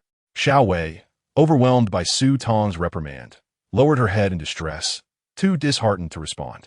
Observing this, Hu Feng hurriedly intervened, separating Su Tong from Xiao Wei, and directed the other girls, "What are you all waiting for? Go find someone." He then turned to Xiao Wei, saying, "In that case, you and I will go up to the place you visited earlier." "Okay." Xiao Wei nodded timidly at Hu Feng's words and followed him onto the plain. By now, the sun had nearly set, and as Hu Feng led Xiao Wei up, the sky grew increasingly dark. Guided by her memory, Xiao Wei led Hu Feng swiftly toward their destination. It wasn't long before they arrived, which was not far from their camp, just a stone above the waterfall. From this vantage point, one could see the entirety of the surrounding sea, making it a splendid observation platform. However, at that moment, they found nothing but a towering boulder with no sign of Xiao Bao.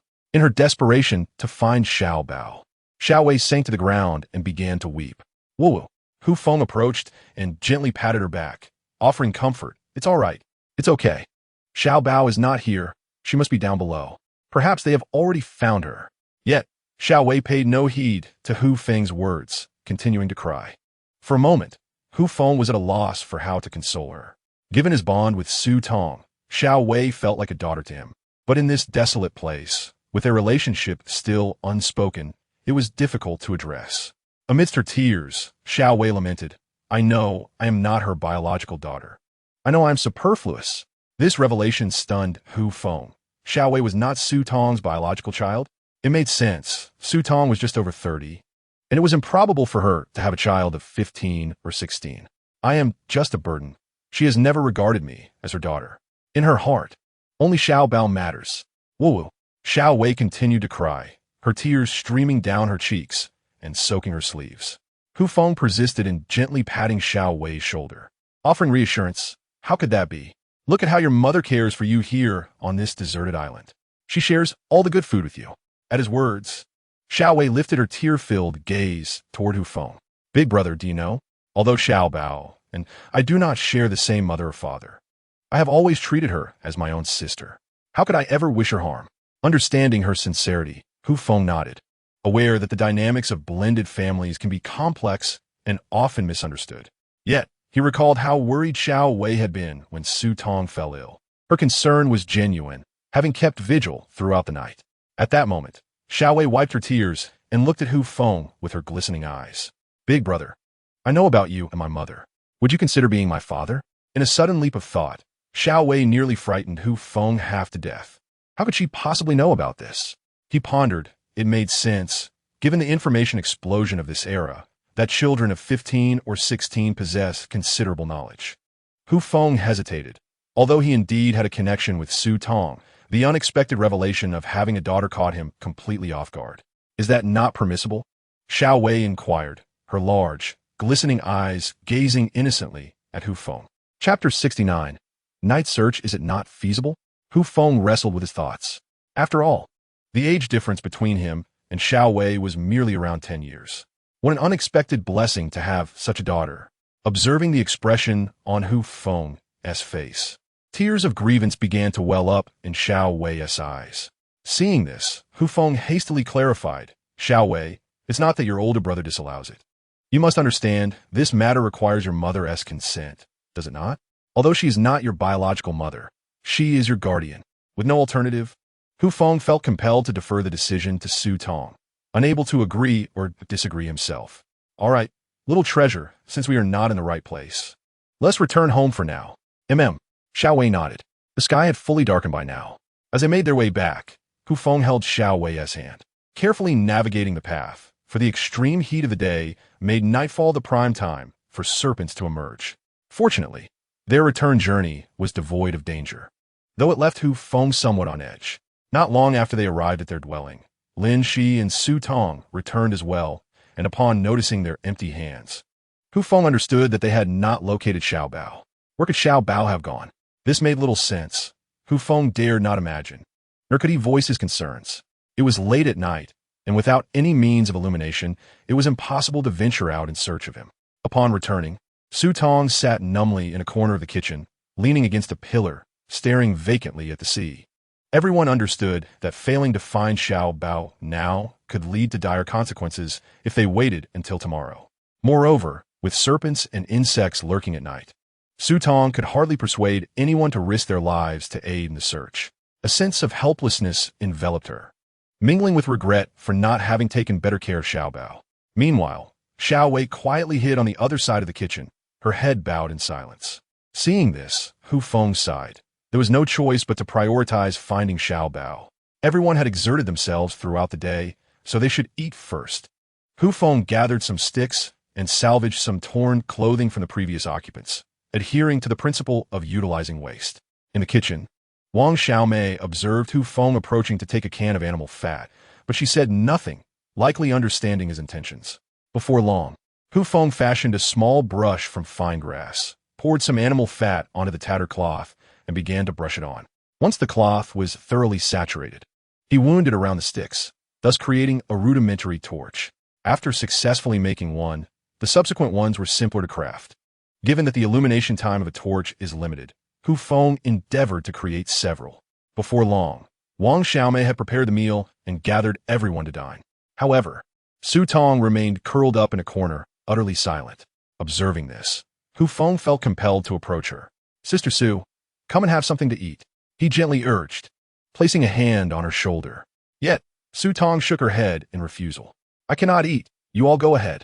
Hu Feng sighed deeply and, without hesitation, sat beside her, taking her hand in his.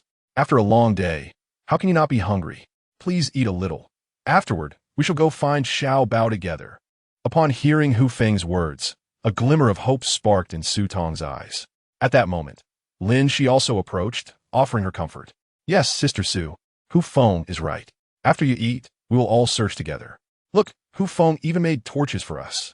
Seeing what Lin Shi held in her hands, Su Tong slowly raised her head, her tear-filled eyes gazing at everyone before she bowed her head and began to weep.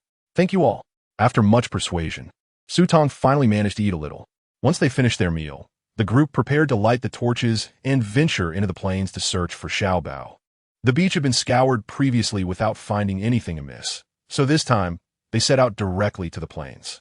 Shu Yu and Nan Xiao remained at the base, while the others divided into 3 teams, each equipped with 2 torches, one for advancing and one for returning. Upon reaching the plains, Hu Feng took it upon himself to lead Su Tong away from the others.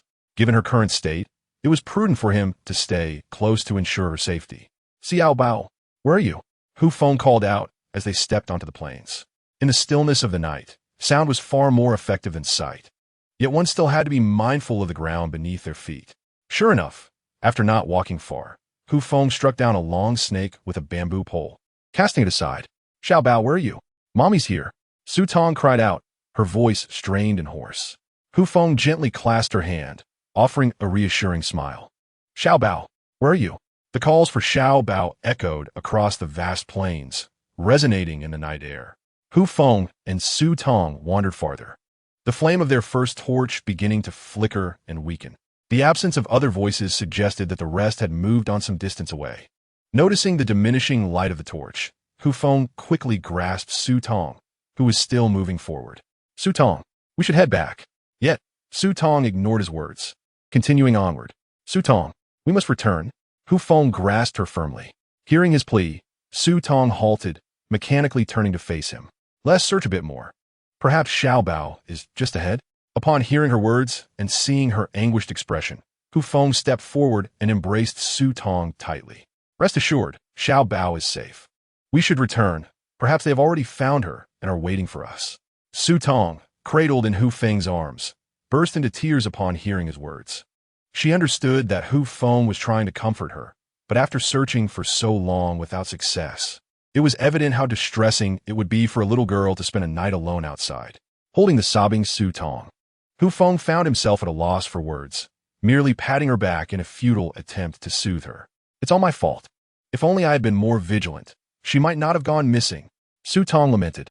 Feng gently patted Su Tong's back, hesitating to speak, fearful that his words might only deepen her sorrow. Originally, he had intended to bring them both back, but the shipwreck had cast them upon this desolate island. It was entirely his fault. If he had not taken them abroad, none of this would have happened. Sighing deeply, Feng noticed the torch dwindling to a faint glow and quickly lit a spare one, illuminating Su Tong's tear-streaked face. The ignition of the backup torch signified their necessity to return. Otherwise, the surrounding darkness would engulf them once the flame extinguished. "Su Tong, have faith. We will surely find Xiao Bao. Trust me." Feng tenderly caressed her tear-stained cheek as he spoke earnestly. With a nod, Su Tong, still weeping, allowed Feng to guide her cautiously back along the path they had come. Upon reaching the enclosure from which they had set out, Lin Shi and the others awaited their return. Yet upon seeing Feng and Su Tong empty-handed, they were momentarily at a loss for words. Su Tong immediately noticed the situation of Lin Shi and the others, but upon glancing around, she did not see Xiao Bao, and her already reddened eyes filled with tears once more. "Are you all right?" Feng inquired, deliberately avoiding the topic of Xiao Bao, fearing that Su Tong might struggle to cope with the absence of news about her. "No." Lin Shi shook her head, her gaze falling on Su Tong, who appeared as a lifeless doll, descending the plane in silence. Just as she was about to reach out to comfort her, Feng held her back. "Let her be," he advised. After a moment's hesitation, Lin Shi acquiesced to Feng's suggestion, and the group descended the plane. With Xiao Bao's disappearance, a wave of despondency washed over everyone. It was incomprehensible how a living person could vanish without a trace. Though Xiao Bao was mischievous, causing annoyance at times, she was also the source of joy for everyone, making it difficult for them to accept her absence. Xiao Bao was not the type to wander off. She typically stayed close to adults and would not venture far. Su Tong sat vacantly under a pillar outside the kitchen, her gaze fixed on the pitch-black ocean. In truth, what troubled Feng the most was not the plane behind them, but the vast sea before him. If Xiao Bao had indeed gone to the shoreline to play alone, the potential consequences were too dire for Feng to contemplate. Xiao Wei quietly approached Su Tong and gently seated herself beside her, grasping Su Tong's trembling hand. "Mom, I'm so sorry. It was my fault for not taking good care of Xiao Bao." Upon hearing Xiao Wei's words, Su Tong gazed blankly at her, but soon turned to offer comfort. "Xiao Wei, this is not your fault. It is merely a calamity destined for her. I also apologize. It was my oversight as a mother." Upon hearing Su Tong's words, Xiao Wei's eyes reddened, and she immediately buried her face in Su Tong's embrace, weeping softly. Su Tong tenderly stroked Xiao Wei's hair, her gaze lost in the distant, dark sea. At that moment, a sweet voice echoed beside Feng and the others. "Sister, why are you and Mom crying?" Feng, astonished by the voice, turned to see Xiao Bao rubbing his confused eyes as he gazed at Su Tong and Xiao Wei not far away. "Xiao Bao?" The group could hardly believe their eyes. Feng rubbed his eyes, confirming he was not dreaming. Su Tong was gently patting Xiao Wei's hair, offering her solace when Xiao Wei suddenly lifted her head to look at Su Tong. "Mom, am I imagining things? How can I hear Xiao Bao's voice?" Su Tong was momentarily taken aback, clearly having heard it too, attributing it to her overwhelming longing for Xiao Bao. "Yes," she nodded slightly. The appearance of Xiao Bao left everyone momentarily stunned, unable to process the situation.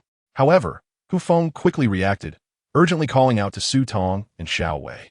"Su Tong, look who it is." Su Tong turned mechanically to glance at Feng, then turned away, but moments later, she swiftly pivoted to the small figure beside Feng. Instantly pushing Xiao Wei off her, she dashed over. Upon reaching Xiao Bao, Su Tong, with trembling hands, touched his warm cheek and enveloped him in her arms. "You poor child, where have you been? You've made your mother worry for so long." Xiao Bao, bewildered by Su Tong's embrace, was at a loss. "What's going on?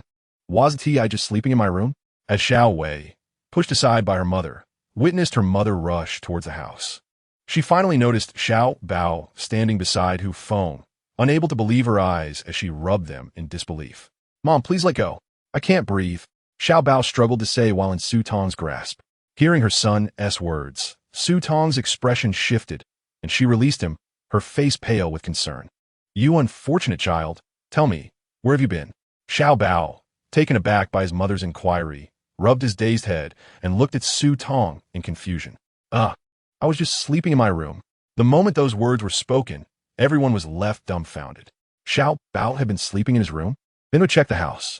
Meanwhile, Wang Xiaomei lowered her head in embarrassment, realizing that she had indeed been the one to check the room and had not found Xiao Bao there. She looked at Wang Xiaomei in confusion, unable to comprehend how they had both missed Xiao Bao in the room. "What are you talking about? You have been here all along, yet when I called you, you did not respond." Su Tong exclaimed in frustration, giving Xiao Bao a light smack on the bottom. "Ouch!"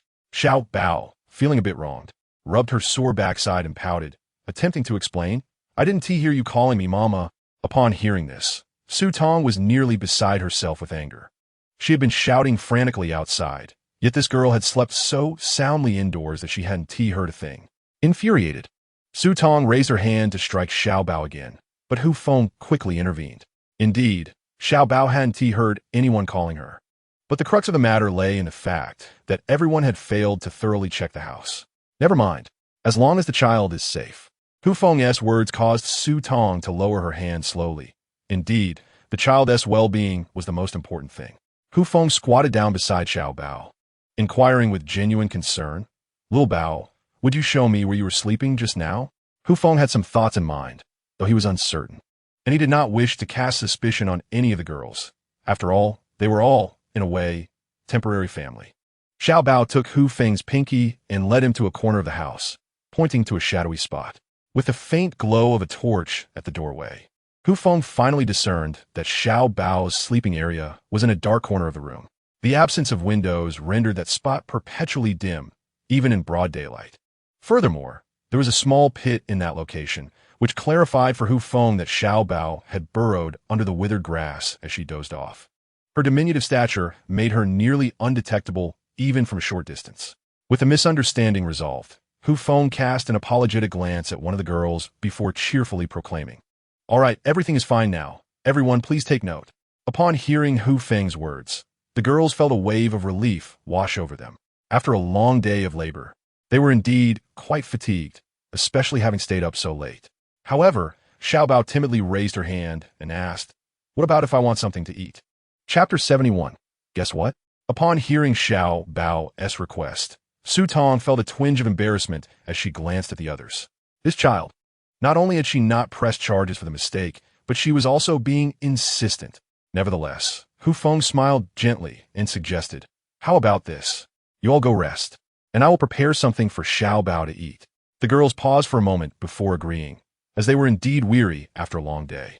Su Tong looked at Hu Feng in surprise. She had intended to comfort Xiao Bao, perhaps suggesting that it was best not to eat after all. But she hadn't expected Hu Feng to speak on her behalf. It was known that Hu Feng had previously instituted a rule to prevent food shortages, which prohibited cooking at night. Although this exception was made for Xiao Bao, it did seem to contravene the established order, did it not? Hu Feng, however, did not dwell on such thoughts, as the rule had been set merely to ensure food was utilized efficiently. With food now plentiful, he had nearly forgotten the stipulation. Having located Xiao Bao and resolved the matter, the girls began to retire for the night, though Su Tong accompanied Hu Feng to prepare a meal for Xiao Bao. Before dinner, there remained quite a bit of food, albeit covered by Wang Xiaomei in a ceramic pot filled with water. The unfinished meal could only be preserved in such a low-temperature manner. After retrieving the food and warming it up, Hu Feng served a generous bowl to Xiao Bao. However, as Su Tong watched Xiao Bao eat, her stomach audibly protested. Hearing the sound, Hu Feng glanced back at her, prompting Su Tong to lower her head in embarrassment. Noticing there was still a little left in the pot, Hu Feng also ladled a bowl for Su Tong. "You didn't eat much earlier, so you should have some while it's hot," he said, handing the bowl of sago porridge to her. Once Xiao Bao was satisfied, Su Tong hurriedly took the bowl and chopsticks to wash them, preferring not to trouble Hu Feng with such trivial matters. After offering a few words of advice, Hu Feng retired to rest, feeling quite fatigued after a long day. He lay down on his bed and soon fell asleep. The next day, the women enjoyed a rare late start, rising only when the sun revealed its blazing form. After several days of busyness, the wild millet had been sown, and they could finally take a moment to relax. However, while the women could indulge in leisure, Feng remained preoccupied with the earlier group of people and the unknown body hanging from the tree.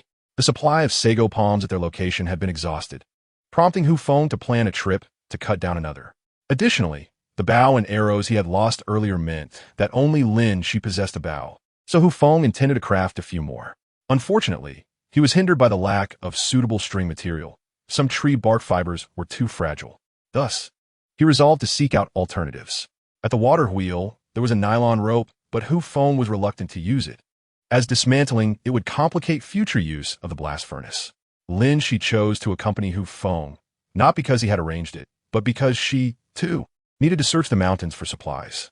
Recently, everyone had enjoyed a diet rich in fish and meat, leading to mild digestive discomfort. Therefore, Lin Shi planned to join Feng in hopes of finding herbs to aid digestion. Ideally, they would come across hawthorn, though it was clear that such plants did not thrive in tropical rainforests. Yet, one could never be certain. Upon arriving at the sago palm grove, they found that many of the palms had already been felled by Feng and others. After a rough count, Feng estimated that about a dozen remained. Given the current state of their meals, they could likely sustain themselves until the wheat matured in 8 months. However, the fear lingered that if their location were discovered or if others came, the remaining sago palms would be insufficient. Feng was uncertain about the situation of the others on this deserted island. If help arrived, would they assist or leave them to their fate? Moreover, if that other group came, what would be their course of action? These are pressing concerns. It was crucial not to wait for problems to arise before devising solutions. Proactive measures were imperative. Thus, Feng increasingly felt that constructing a dam was essential to create a secluded paradise. Together with Lin Shi, he felled a sago palm, dividing it into several sections and set them aside. With time to spare, they resolved to explore the nearby mountains. Arriving at the site where Feng had anticipated constructing a dam, he paused for a moment to survey his surroundings before articulating his thoughts to Lin Shi. Upon hearing Feng's words, Lin Shi hesitated, contemplating the idea for a brief period. It was indeed a commendable notion, yet the implementation presented numerous challenges. Without Lin Shi expressing it, Feng was already aware that the two of them needed to continue their journey, conversing as they walked. The dam should ideally be built from stone, as it would effectively prevent erosion from the water flow. However, they lacked the necessary tools for quarrying stone, and with only one man present, even if they managed to extract the stones, transporting them would be exceedingly difficult. Lin Shi analyzed meticulously. Acknowledging Lin Shi's observations, Feng nodded in agreement. The dilemma was indeed apparent. A mud dam would be utterly incapable of withstanding the erosive forces of water, and if a flood were to occur, their encampment would likely suffer greatly. Yet constructing a stone dam was labor-intensive and time-consuming, compounded by their insufficient manpower and lack of quarrying tools. If only they had cement, Feng thought absently. Suddenly, an idea sparked in Feng's mind. If quarrying stones posed challenges, perhaps locating limestone would allow them to produce cement? The primary component of limestone is calcium carbonate, and marble is one of its varieties. Other forms include calcite and chalk. Even if these were unavailable, shells found along the shore are also a significant source of limestone. With this revelation, Feng's thoughts began to flow freely. Since a mud structure was impractical and stone construction was cumbersome, cement could indeed be the answer. He couldn't help but feel a surge of genius, a smile unconsciously gracing his lips. However, Lin Shi, observing Feng's beaming expression, was somewhat taken aback, unable to fathom the source of his joy. Moreover, she added, if the construction lacked sturdiness, they would face dire consequences during a torrential downpour. Feng paused, turning to Lin Shi with a smile, inquiring, what about using cement? Cement? Lin Shi was momentarily taken aback. It was an excellent idea, yet she suddenly realized the predicament. Where would Feng procure cement on this deserted island? Can you actually produce it? Lin Shi asked, her uncertainty evident. Feng responded with a mysterious smile. Yes. Understanding Feng's expression, Lin Shi surmised that aside from archery, there was little he did not know. If Feng truly possessed the ability to manufacture cement, they could fortify their shelter rendering them less vulnerable to wild beasts, transforming it into a veritable fortress. However, the presence of humans could pose a different challenge, as varied thoughts and intentions could emerge, making even the sturdiest shelter susceptible to human nature. Chapter 72. Sweet potatoes. It must be said that Feng's ideas were indeed quite unique. One must consider that constructing the dam entirely from cement would require an immense quantity of it, comparable to the challenges of quarrying stone given their current circumstances. After all, extracting marble also necessitated the right tools. Unless they could discover a limestone deposit, any discussion would be futile. She acknowledged Feng's proposal, understanding the associated difficulties, yet refraining from voicing her concerns, as she found it difficult to dampen a man's enthusiasm. She decided to wait for Feng to encounter obstacles, at which point he would naturally grasp the complexities involved. The two continued their journey, and not long after, Feng stumbled upon several commendable plants. He approached to examine them, wielding his long knife to sever one from its roots. He then stripped away the outer layer, tugging at it with his hands, only to shake his head in disappointment. This unknown plant, though it yielded some outer skin, lacked the robustness he sought, leaving him no choice but to persist in his search. Meanwhile, she had discovered a variety of medicinal herbs, including those beneficial for digestion. Though Feng was oblivious to their properties, as they ventured deeper into the woods, Feng suddenly recognized a cluster of plants beneath his feet. He crouched cautiously, parting the surrounding weeds, revealing several familiar, somewhat withered plant stems before him. What is this? Trembling, Feng grasped a yellowing vine. A sudden realization struck him. He swiftly tossed aside the soil clinging to the vine, and moments later, a round object emerged in his hand. A sweet potato. She gazed incredulously at what Feng held.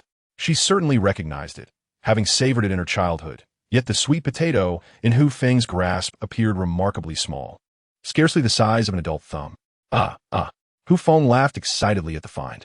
This was indeed a sweet potato, a treasure in its own right. Sweet potatoes could serve as sustenance, be transformed into syrup, or dried for convenient transport. The leaves could be cooked, and even the stems held medicinal value. He quickly reined in his thoughts, realizing it was premature to speculate. Shi, observing Feng's exuberance, grasped the significance of the sweet potato.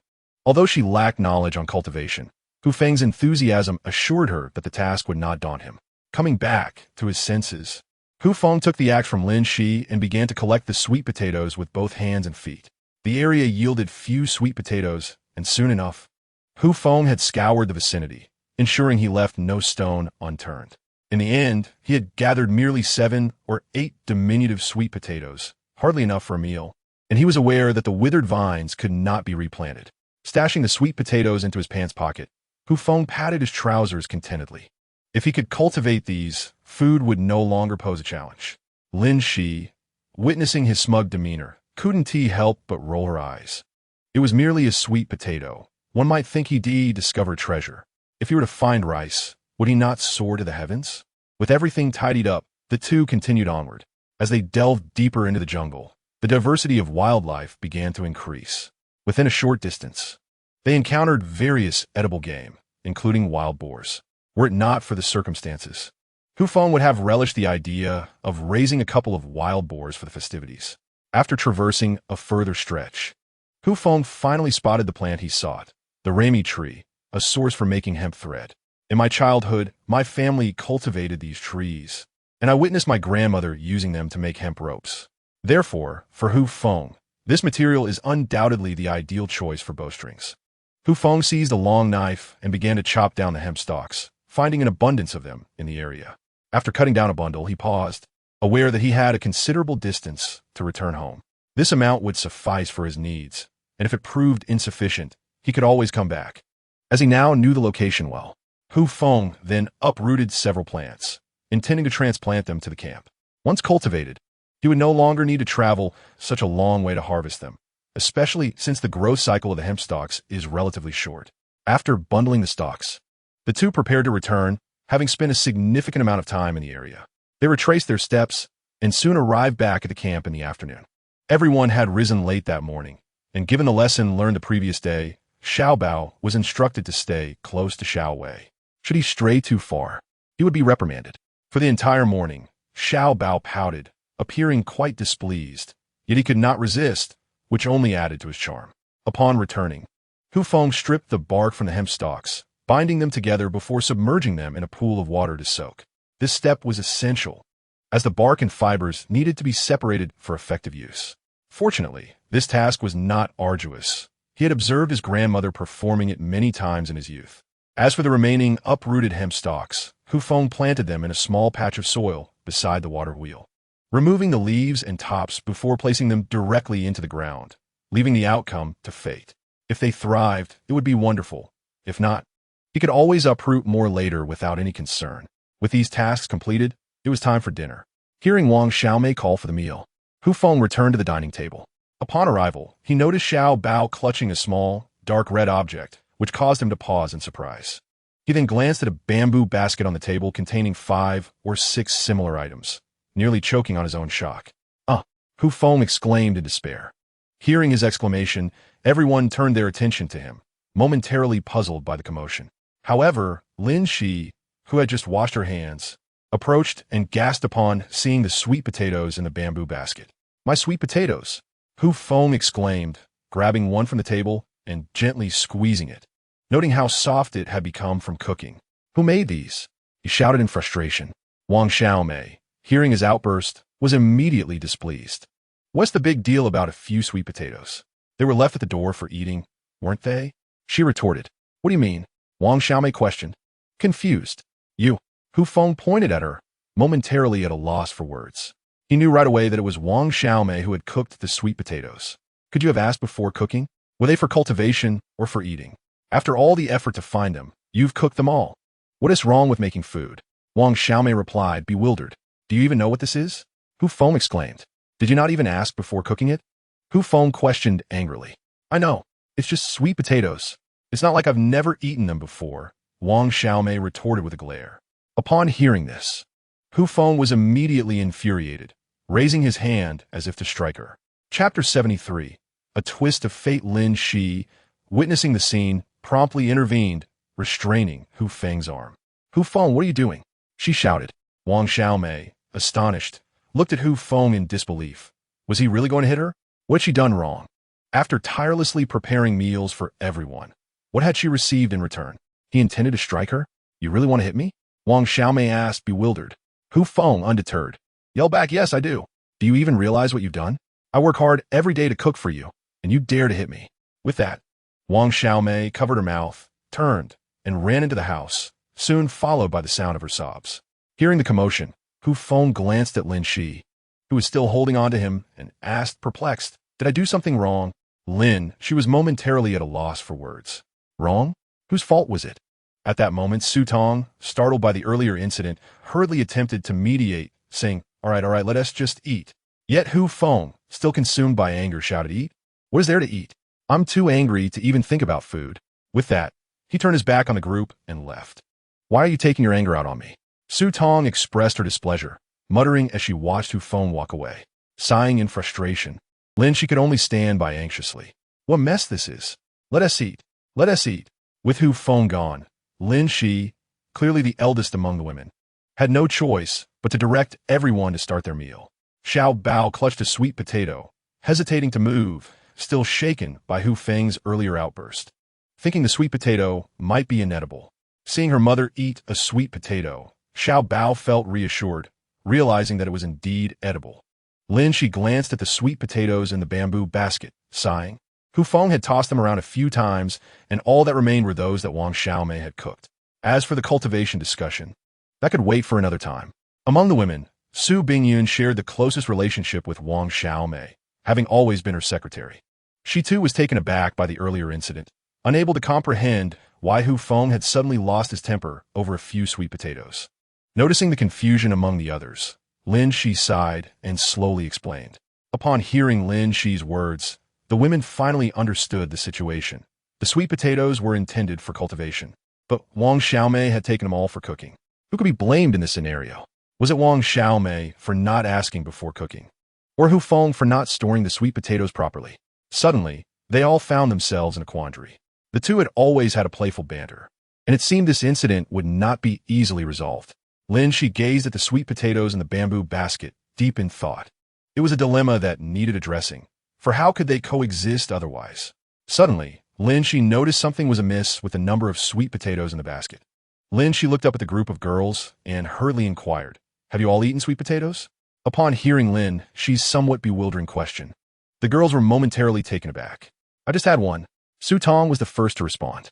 "I had one too." Yu chimed in. "I had one as well," came a cute voice from the side, as Xiao Bao raised her hand. 1, 2, 3. She counted again in the bamboo basket. 4, 5, 6, 7, just one more. The others were momentarily puzzled by Xi's words, each casting a quizzical glance in her direction. She then directly asked, "Did Xiao Mei eat?"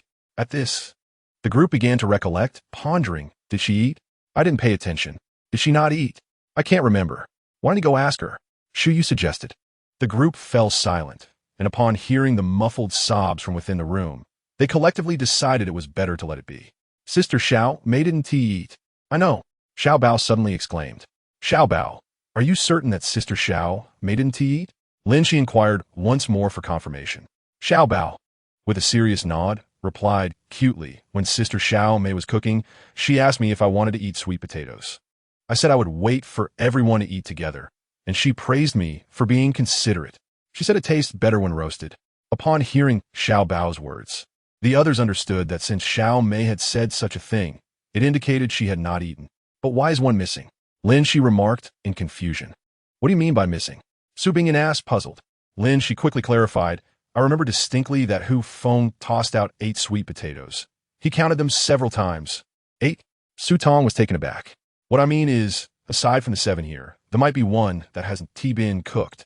At Su Tong's words, the others immediately grasped the implication. Indeed, if there was still one uncooked, it could potentially be used for cultivation. But where could the other one be? All eyes turned toward Xiao Bao, who had just mentioned that Xiao Mei said sweet potatoes taste better when roasted. Had she secretly taken one to prepare it for roasting? At that moment, Su Tong fervently hoped that Xiao Bao had indeed taken one. This was crucial for everyone's future relations.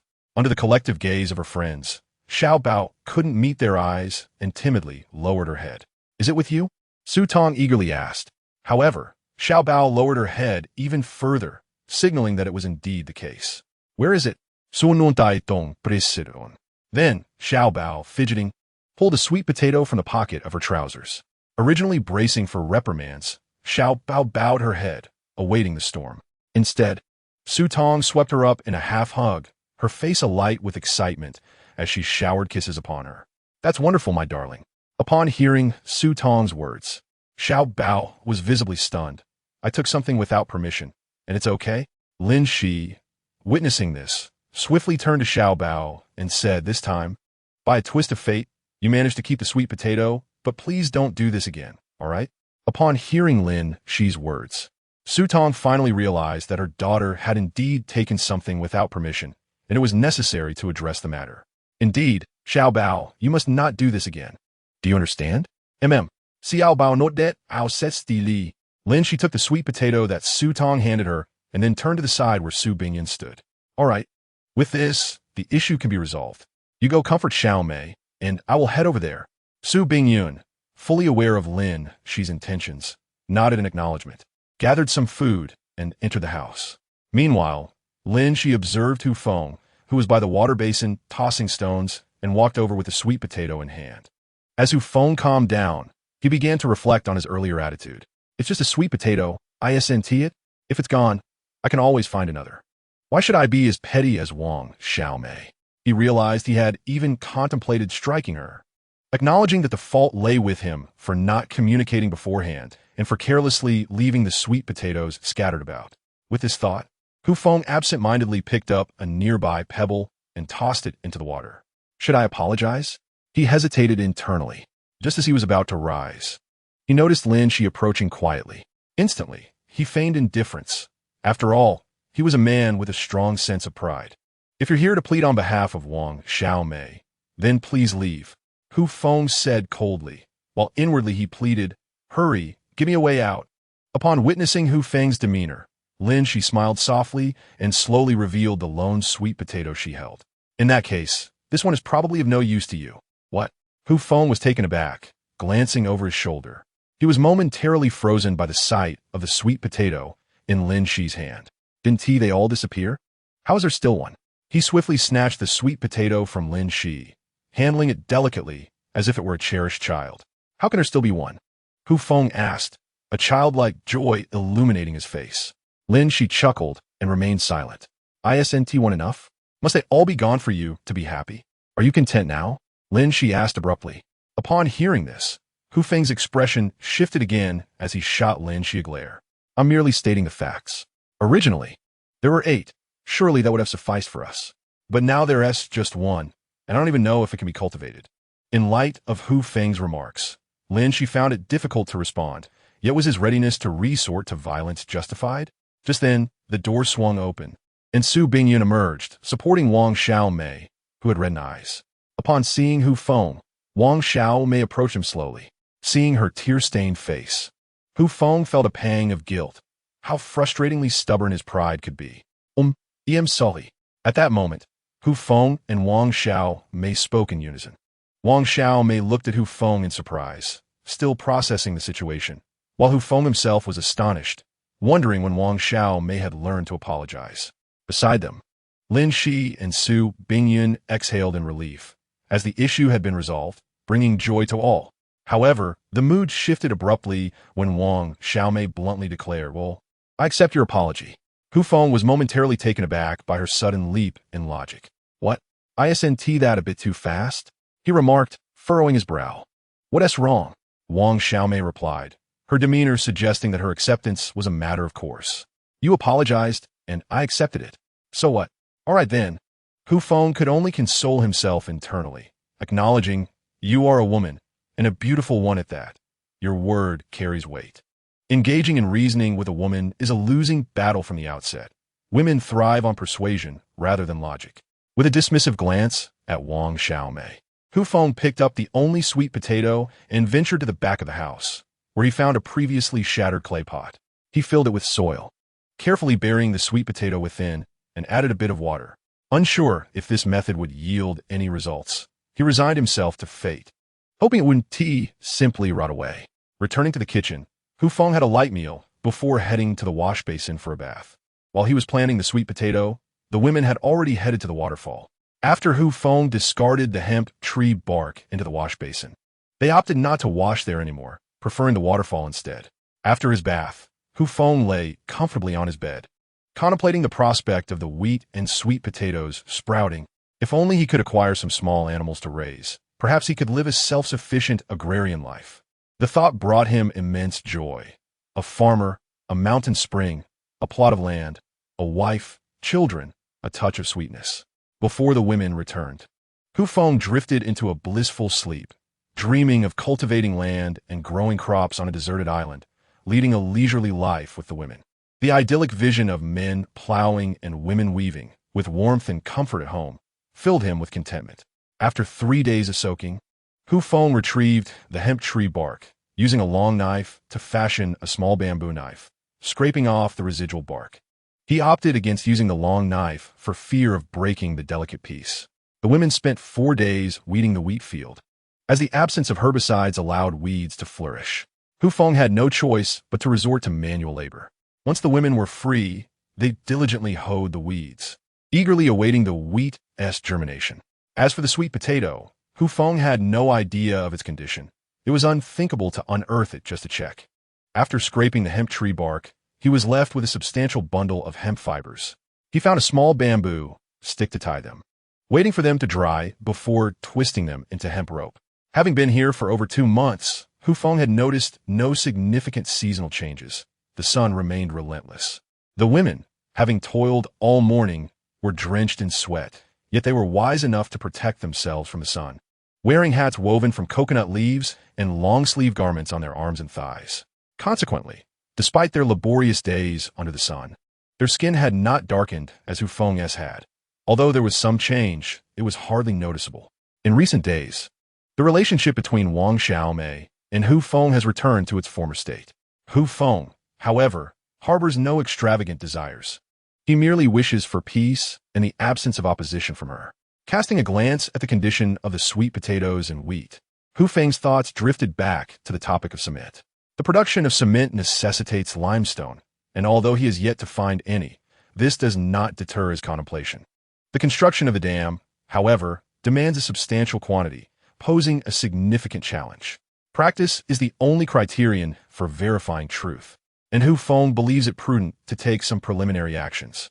Observing the women frolicking in the water, Feng made his way to the kitchen, shouldered a basket, and headed towards the seaside. In response to the women's requests, a pavilion had been erected near the pool, allowing them to enjoy a soak even under the blazing sun. During the earlier construction of the house, some tree bark had been left over, which Feng decided to utilize, as the requirements for shade were not particularly high. Why would he go out in such blazing sun?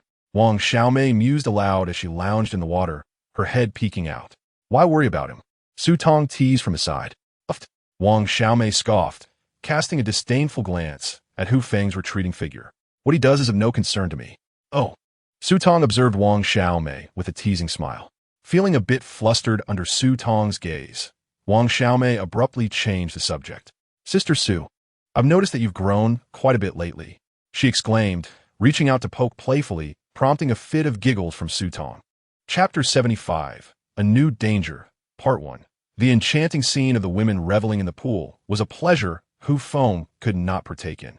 Presently, he squatted by the seaside, bending over to collect seashells, whether they were alive or dead, or remnants left by hermit crabs. He gathered them all. A group of hermit crabs, having been displaced from their homes, brandished their claws defiantly, determined to contest with Feng, but he deftly plucked them from the sand with his fingers. The beach was still abundant with shells, especially when combined with those previously collected by Xiao Wei and Xiao Bao during their foraging for snacks. After a busy afternoon, Feng returned with a bountiful harvest, while the women, having nothing pressing to attend to, gathered beneath the pavilion to relax and observe Feng's industriousness. Once he had collected all the shells, Feng poured them into the furnace. Unaware of the precise temperature required for cement production, he opted to experiment with a higher temperature. He then ignited the previously gathered firewood and placed it into the furnace. As the flames grew fiercer, Feng turned to the water cart and fan to stoke the furnace, keeping a vigilant eye on the state of the firewood inside. If memory served him correctly, the limestone required 4 hours to burn, although he was uncertain about the time frame under intense heat. As time elapsed, the sky gradually darkened. The women, having lost interest in Feng's shell-burning endeavor, busied themselves with their own activities. After dinner, Feng felt it was time to open the furnace. He cleared the previously reserved opening and removed all the ashes from the firewood. With bamboo strips, he carefully extracted the burnt shell residue and placed it in a ceramic jar. The earthenware pot was taken by Feng from the kitchen, appearing empty, presumably in use by Wang Xiaomei.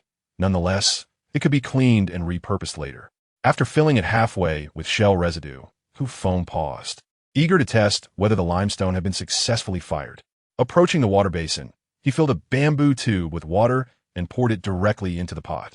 Instantly, a sizzling sound erupted. Observing the bubbling shell residue, Feng chuckled. It seemed the limestone was indeed successful. He then proceeded to dig a pit nearby with a hoe, transferring all the limestone from both the pot and the blast furnace into the hole. As darkness enveloped the sky, Feng resolved to postpone further efforts until the following day. Upon awakening the next morning, the gentle light of dawn filtered through the bamboo walls. Stretching his limbs, Feng rose, washed at the water basin, and immediately set to work.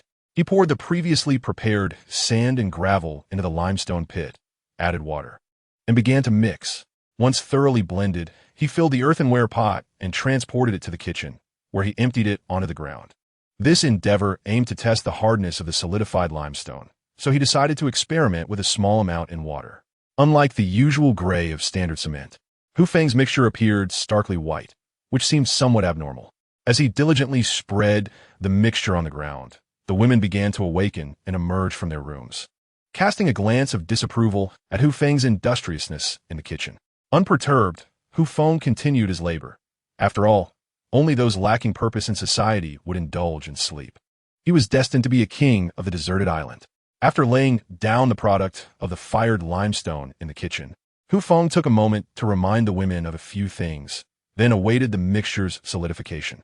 Meanwhile, the hemp threads he had dried the previous day were ready, and he collected them together, Selecting 3 strands of similar thickness, he tied them together, placing them on his thigh to twist them into a fine hemp rope. As he approached the end, he continued to supplement the strands, twisting until a long hemp rope lay at his feet. Inspecting it, Feng tugged at the rope. It seemed sturdy enough to be fashioned into a bowstring. With the rope completed, the crafting of arrows and bows no longer required his attention. As Lin, she had already refined the bows he had previously made. Thus, such specialized tasks were best entrusted to those with expertise. Handing the completed hemp rope to Lin Shi, Feng returned to his work, aware that firing the limestone necessitated a substantial amount of firewood, a task he would undertake alone. He felled the trees surrounding their dwelling, leaving only a few for shade behind the house. The bamboo grove remained untouched, as it held future utility, and bamboo alone would not suffice for the firewood needed. After chopping the trees into manageable lengths, he split them with an axe and stacked them beside the blast furnace to air dry naturally, allowing for additional drying when he would later stoke the fire. This endeavor of cutting and splitting would consume a full 3 days of Feng's time. On the 4th day, at the break of dawn, Feng hurriedly made his way to the wheat field. The previous day, while the women were weeding, they had mentioned hearing some commotion in the wheat pits. Although Feng had observed it himself, he found nothing conspicuous at the time. Thus, he was eager to rise early and head straight to the wheat field.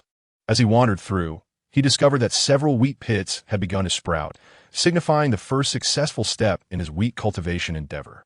The growing cycle of wheat spans 8 months, and with diligent care, such as weeding, watering, pest control, and fertilizing, he anticipated that in 8 months, he would be able to enjoy his own homemade flour products. While sago palms also provide a form of flour, they are finite. In contrast, wheat, once harvested, allows for some to be retained for replanting, thus enabling a sustainable cycle. During breakfast, Feng shared this exhilarating news with the women, who collectively exhaled in relief. They were acutely aware of the time and effort invested in the wheat. Any failure would have weighed heavily on them all. With the meat supply now exhausted, Feng resolved to venture into the plains for a hunting expedition with Lin Shi. The bows and arrows had long been prepared, and the arrows were coated with a potent toxin. After a period of research, Lin Shi had upgraded the poison from saddle venom to that of the poison dart frog. According to Lin Shi, the onset of symptoms would be significantly swifter. Feng remained uncertain of its efficacy, as he had never tested it himself. Following breakfast, they set off, with Feng thoughtfully bringing along several traps. Given that they had primarily feasted on antelope, it was only a matter of time before they would exhaust that resource. If their supplies could not be sustainably managed, it was merely a question of time before the island's food sources were depleted. After harvesting the wild wheat, a large patch of land had been left barren, which, after some time, had become overgrown with weeds. Additionally, there were signs of small animals gnawing at the foliage. Following these traces, Feng set up the traps in preparation to hunt antelope alongside Lin Shi. It wasn't that Feng lacked interest in pursuing other animals. Rather, he found the antelope to be rather foolish, making them easier targets. Of course, Feng's ultimate aspiration was to establish a breeding colony of small animals, particularly rabbits or wild chickens, and perhaps even wild boars. This would ensure a steady supply of staple foods and meat. Ideally, he hoped to find some means of producing sugar, but the island offered scant resources. For instance, as Feng traversed the area, he had yet to discover any stones suitable for producing lime, not even the most common marble. Instead, he encountered only pebbles and red stones, all of little use. Not to mention iron ore, which is rarely found exposed and is typically buried deep underground, much like limestone, which is also a sedimentary rock. Over the past 2 months, the antelope population had thrived without natural predators, their breeding rate noticeably accelerating. Amidst the towering weeds, a few lively young antelope frolicked around their mothers, occasionally mimicking them as they attempted to nibble on the grass, only to spit out after a few unsuccessful bites. Testing the arrow poison derived from the poison dart frog, the male antelopes appear to be an excellent choice, while the females were to be preserved for breeding. If circumstances permitted, Feng truly wished to enclose this vast plain with a fence, thereby converting all these antelopes into domesticated creatures. Regrettably, the expanse of the plain was too extensive. Such an endeavor would likely consume an unimaginable amount of timber. The two approached the herd of antelopes slowly, As Lin Shi aimed at an elderly male ram, releasing the arrow with precision. A soft whoosh echoed through the air. One ram suddenly leapt, feeling a sharp pain in its rear, and hastily fled. However, it had scarcely moved a distance when its hind legs unexpectedly gave way, and it collapsed to the ground, unable to rise. Observing this, Feng instinctively turned to Lin Shi, marveling at the potency of the poison, which surpassed previous concoctions by considerable margin. The earlier saddle poison would have taken at least half an hour to manifest effects in such a creature.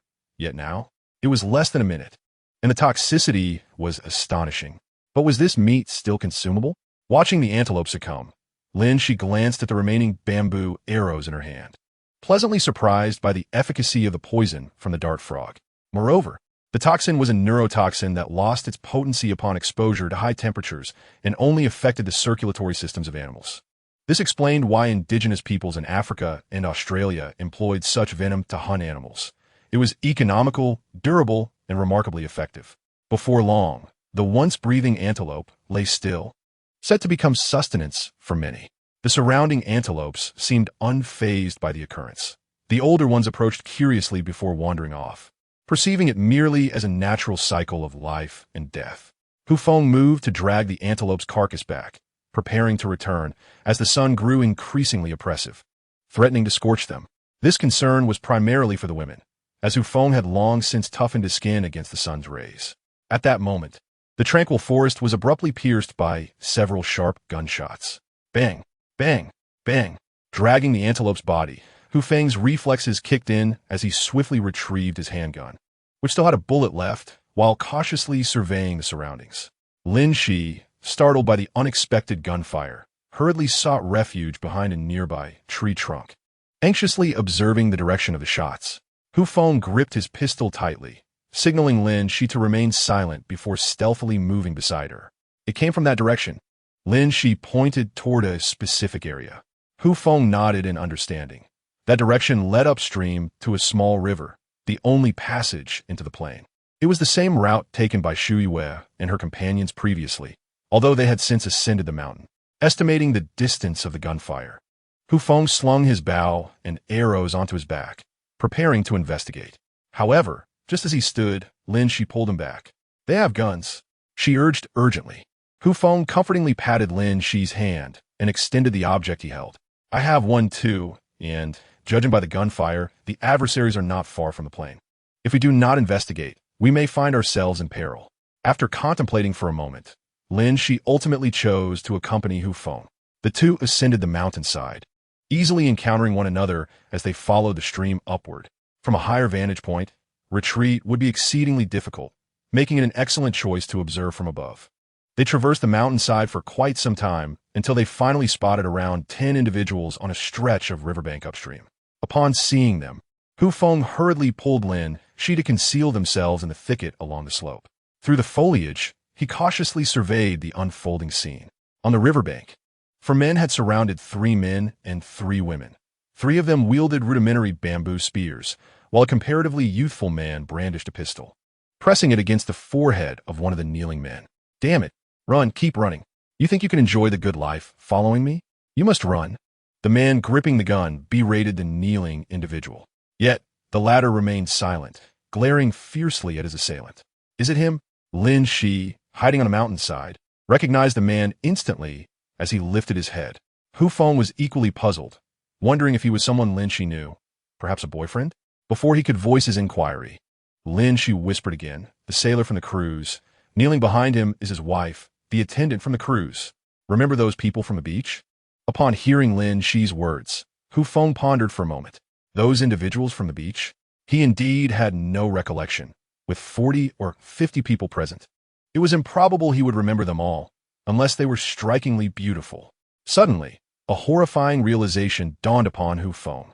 If these were indeed the people from that beach, why had they come here? Moreover, the man with the gun was unmistakably among the group that Shu Yu had mentioned.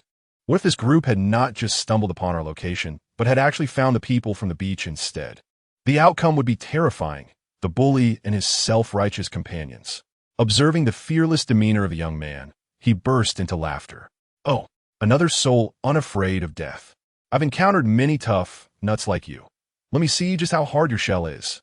The young man appeared intrigued, his unoccupied hand poised to strike the kneeling man's face. The man was promptly knocked to the ground, shaking his head in distress as the woman behind him rushed to assist him. Tiango, are you all right? The assailant waved his hand dismissively, seemingly in pain. What thick skin you have. He then turned to a burly man behind him, continuing, your turn?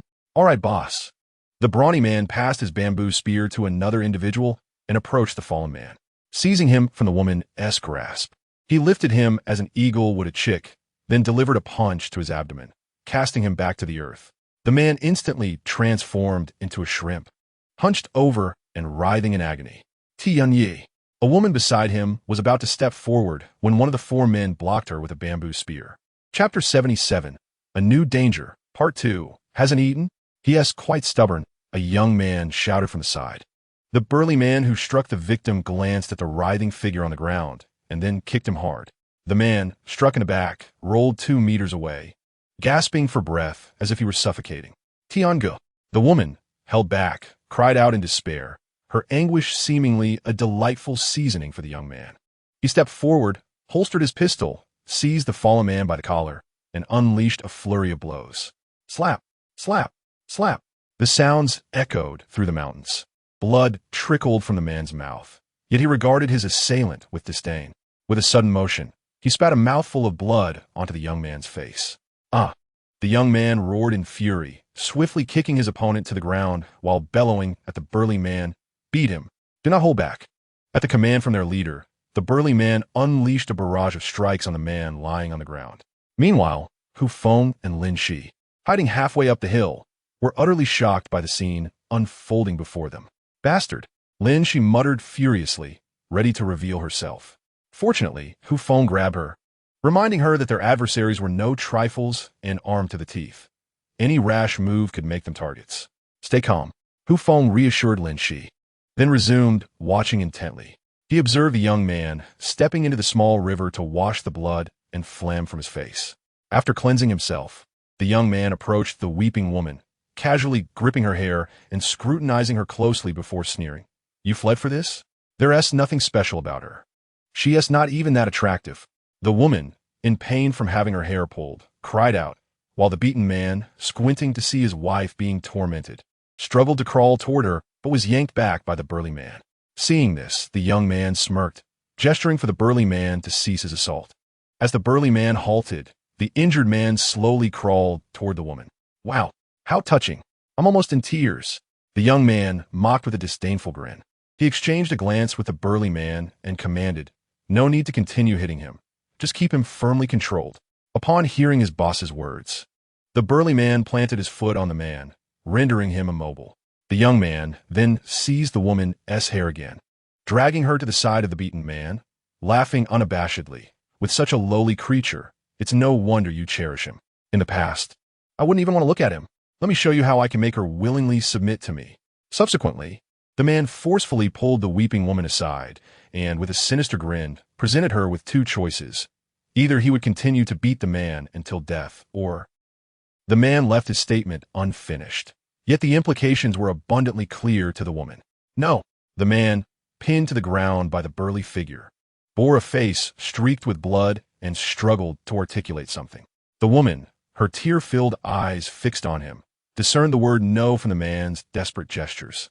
In anguish, she gazed at him, tears cascading down her cheeks, before extending a trembling hand toward his belt.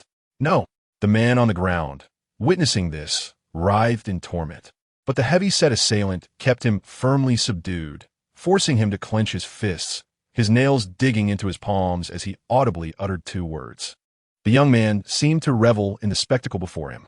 At that moment, Feng and Lin Shi, observing from a distance, were unable to bear the sight. Lin Shi was on the verge of an explosive fury, but ultimately refrained, considering the overwhelming disparity in strength. Meanwhile, Feng quietly rose and began to move away. Did you not say? Lin Shi whispered. Feng understood her apprehension and gently patted her shoulder. We have already managed to control these individuals. Addressing the situation is merely a matter of time. We must prepare. You stay here and observe while I attend to some matters. Upon hearing Feng's words, Lin Shi anxiously grasped his arm, fearing he might take further reckless risks. However, Hu Feng reassured her with a gentle pat on her hand, saying, "Do not worry. This time I will not act impulsively." Relieved by his promise, Lin Shi finally loosened her grip. "If they head downstream, please inform me in advance."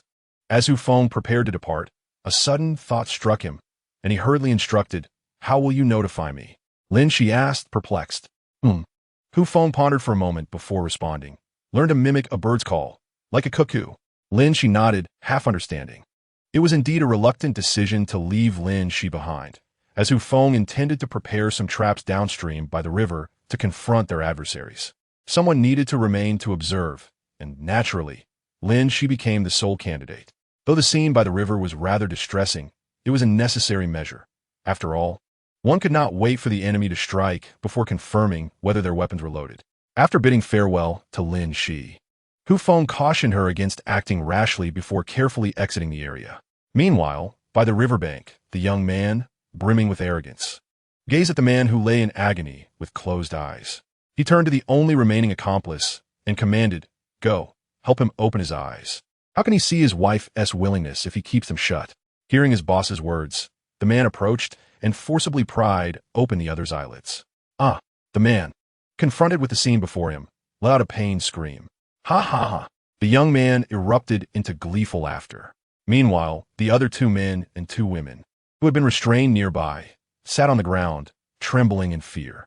Moments later, the man seemed to feel it was time, abruptly pulling the woman who was crouched on the ground to her feet, then forcefully pushing her against a stone. Turning to face the man who was pinned to the ground, he grinned with malicious glee, declaring, "The warm-up is over. Now we delve into the main event."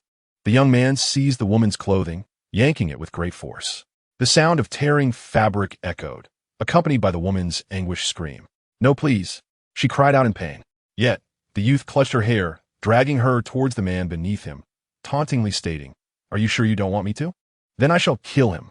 The woman, on the brink of a breakdown, tears streaming down her face, gazed at the man with a pained expression, seemingly having made a decision, silently uttering a few words to the man pinned down. Upon witnessing her lips and expression, the man understood her intent. Although immobilized, he howled in desperation, pounding the ground with his hands. The woman's crying visage vanished, replaced by a long-lost smile. Seizing the moment of distraction, she charged headfirst into the stone. With a thud, the young man, startled, looked up to find the woman collapsed, bloodied, against the stone. Disappointed, he spat on her and kicked her aside before turning towards the nearby river. At that moment, the man who had been pinned down for reasons unknown summoned an inner strength, breaking free from the burly man and racing towards the injured woman. Tenderly, he lifted her into his arms, gently brushing the hair from her forehead. His throat hoarse, mouth agape yet unable to produce sound. The young man washed himself in the river, calmly observing the two without a flicker of emotion. Addressing the other two men and women, he inquired, "And what about you?" Upon hearing his words, the two men and women trembled in fear. One man crawled on his knees to the young man's feet, prostrating himself as he pleaded, "Brother, spare me. I will never run again. I am willing to give you my wife." A smirk crept across the young man's face as he drew a pistol, shooting the man in the head. The sound of the gunshot resonated, and the man's body shook, a small dark hole appearing on his forehead, his pupils dilating before he fell lifelessly to the ground. "Hubby!" The woman beside him instinctively rushed forward, but another man quickly grasped her, only to inadvertently tear her clothing, which had grown frail after 2 months on the deserted island. She stumbled and fell to her knees at the young man's feet, gazing blankly at her deceased husband, unable to process the tragedy. The young man paused, then gently lifted her chin with his pistol. "Not bad looking. You will do." With that, he seized her arm, pulling her aside. The remaining man and woman trembled in fear, clinging to one another, perceiving him as a demon, a merciless killer devoid of compassion. As the piercing screams of the woman echoed, the young man rose and approached the burly man who had previously subdued the male victim, declaring, "Here's your reward." The burly man's face flushed with pride upon hearing his boss's words. "Thank you, boss," he replied, before striding towards the woman lying on the ground. Ignoring the woman's anguished cries, the young man turned his attention to the remaining pair, a man and a woman. Observing their trembling forms, he smiled sinisterly and raised his pistol, aiming it directly at the man. "Please don't kill me." The man whimpered, curling up in the embrace of the woman beside him, tears streaming down his face. At that moment, the woman, emboldened by a surge of courage, stepped protectively in front of the man. "If you must kill someone, take me instead. Spare my brother." "Brother?" The young man scrutinized the woman closely, and his surprise deepened. Despite her disheveled appearance and the dirt smudged across her face, he recognized her instantly. "Is it really you?" he exclaimed with a triumphant grin. On the entire cruise ship, the number of beautiful women could be counted on one hand. Dr. Lin, she was one. The company president and his secretary were two more, and that insufferable reporter was a half, not to mention a woman with 2 children he had inadvertently seen. But here stood the one before him. "Miss Ouyang, your Chinese is quite impressive. You know me?" Ouyang Shui gazed at him in disbelief. "How could I not? A significant portion of the goods from your region is supplied by me. Not to mention, with your remarkable performances in films, it would be impossible not to recognize you," he boasted proudly. Although Ouyang Shui was puzzled by his words, his recognition of her provided a glimmer of hope. "Since you know me, you must understand my brothers and my status. Name your price. When the rescue team arrives, I will pay you double." The young man erupted into laughter, nearly gasping for breath, his expression one of contempt. "Ha ha ha!" he jeered, looking down at her with disdain. Taken aback by his laughter, Ouyang Shui quickly shifted her gaze to the 2 burly men behind him, shouting, "What did he offer you? I will give you 10 times that. My family, the Ouyangs, are the primary shareholders of the CTE Devoir Group in America. Whatever you desire, I can provide." At her words, the 3 men visibly hesitated, momentarily stunned, before they disregarded her entirely. The young man, witnessing Ouyang Shui's attempt to sway his associates, remained unfazed, laughing exaggeratedly. However, moments later, his expression darkened as he coldly addressed Ouyang Shui. "Do you think you can win over my people with mere money? Do you have any idea what they've been through recently? Return? Do you think we can simply return?" Realizing the gravity of her miscalculation, Ouyang Shui understood that her attempt to sow discord had instead placed her in jeopardy. The young man, aiming his gun at the man cradled in Ouyang Shui's arms, grinned wickedly and said, "Go wash yourself clean in the river. Honestly, I've never seen the famous Ouyang Shui unclothed." Ha ha ha! Upon hearing the words of the other party, Ouyang Shui felt a chill run through her heart. She was acutely aware of the reason behind being asked to wash up. Was there truly no escape? A sense of profound sorrow enveloped her thoughts. Noticing that Ouyang Shui remained motionless for an extended period, the young man, incensed, aimed his gun directly at the man beside her. "Go or not. If you refuse, I shall kill him immediately." The man, under the gun's threat, wore a face marked by tears as he looked at Ouyang Shui. "Sister," sighed Ouyang Shui, her heart heavy, for he was the sole heir of the Ouyang family. Observing her hesitation, the young man pressed on. "Think carefully. If you do not comply, I will take his life. But if you do, not only will I spare him, I shall ensure he is well taken care of, while you serve only me. Have you made your choice?" The gravity of his words sent a jolt through Ouyang Shui. How to choose between 1 and 4? Could she ensure the survival of the Ouyang family's sole descendant? In truth, there was no choice at all. Resolving her fate, Ouyang Shui, her heart ashen, stepped slowly towards the stream. What was she doing this for? She pondered. For her family? For her brother? Or simply for her own survival? Perhaps it was all of these.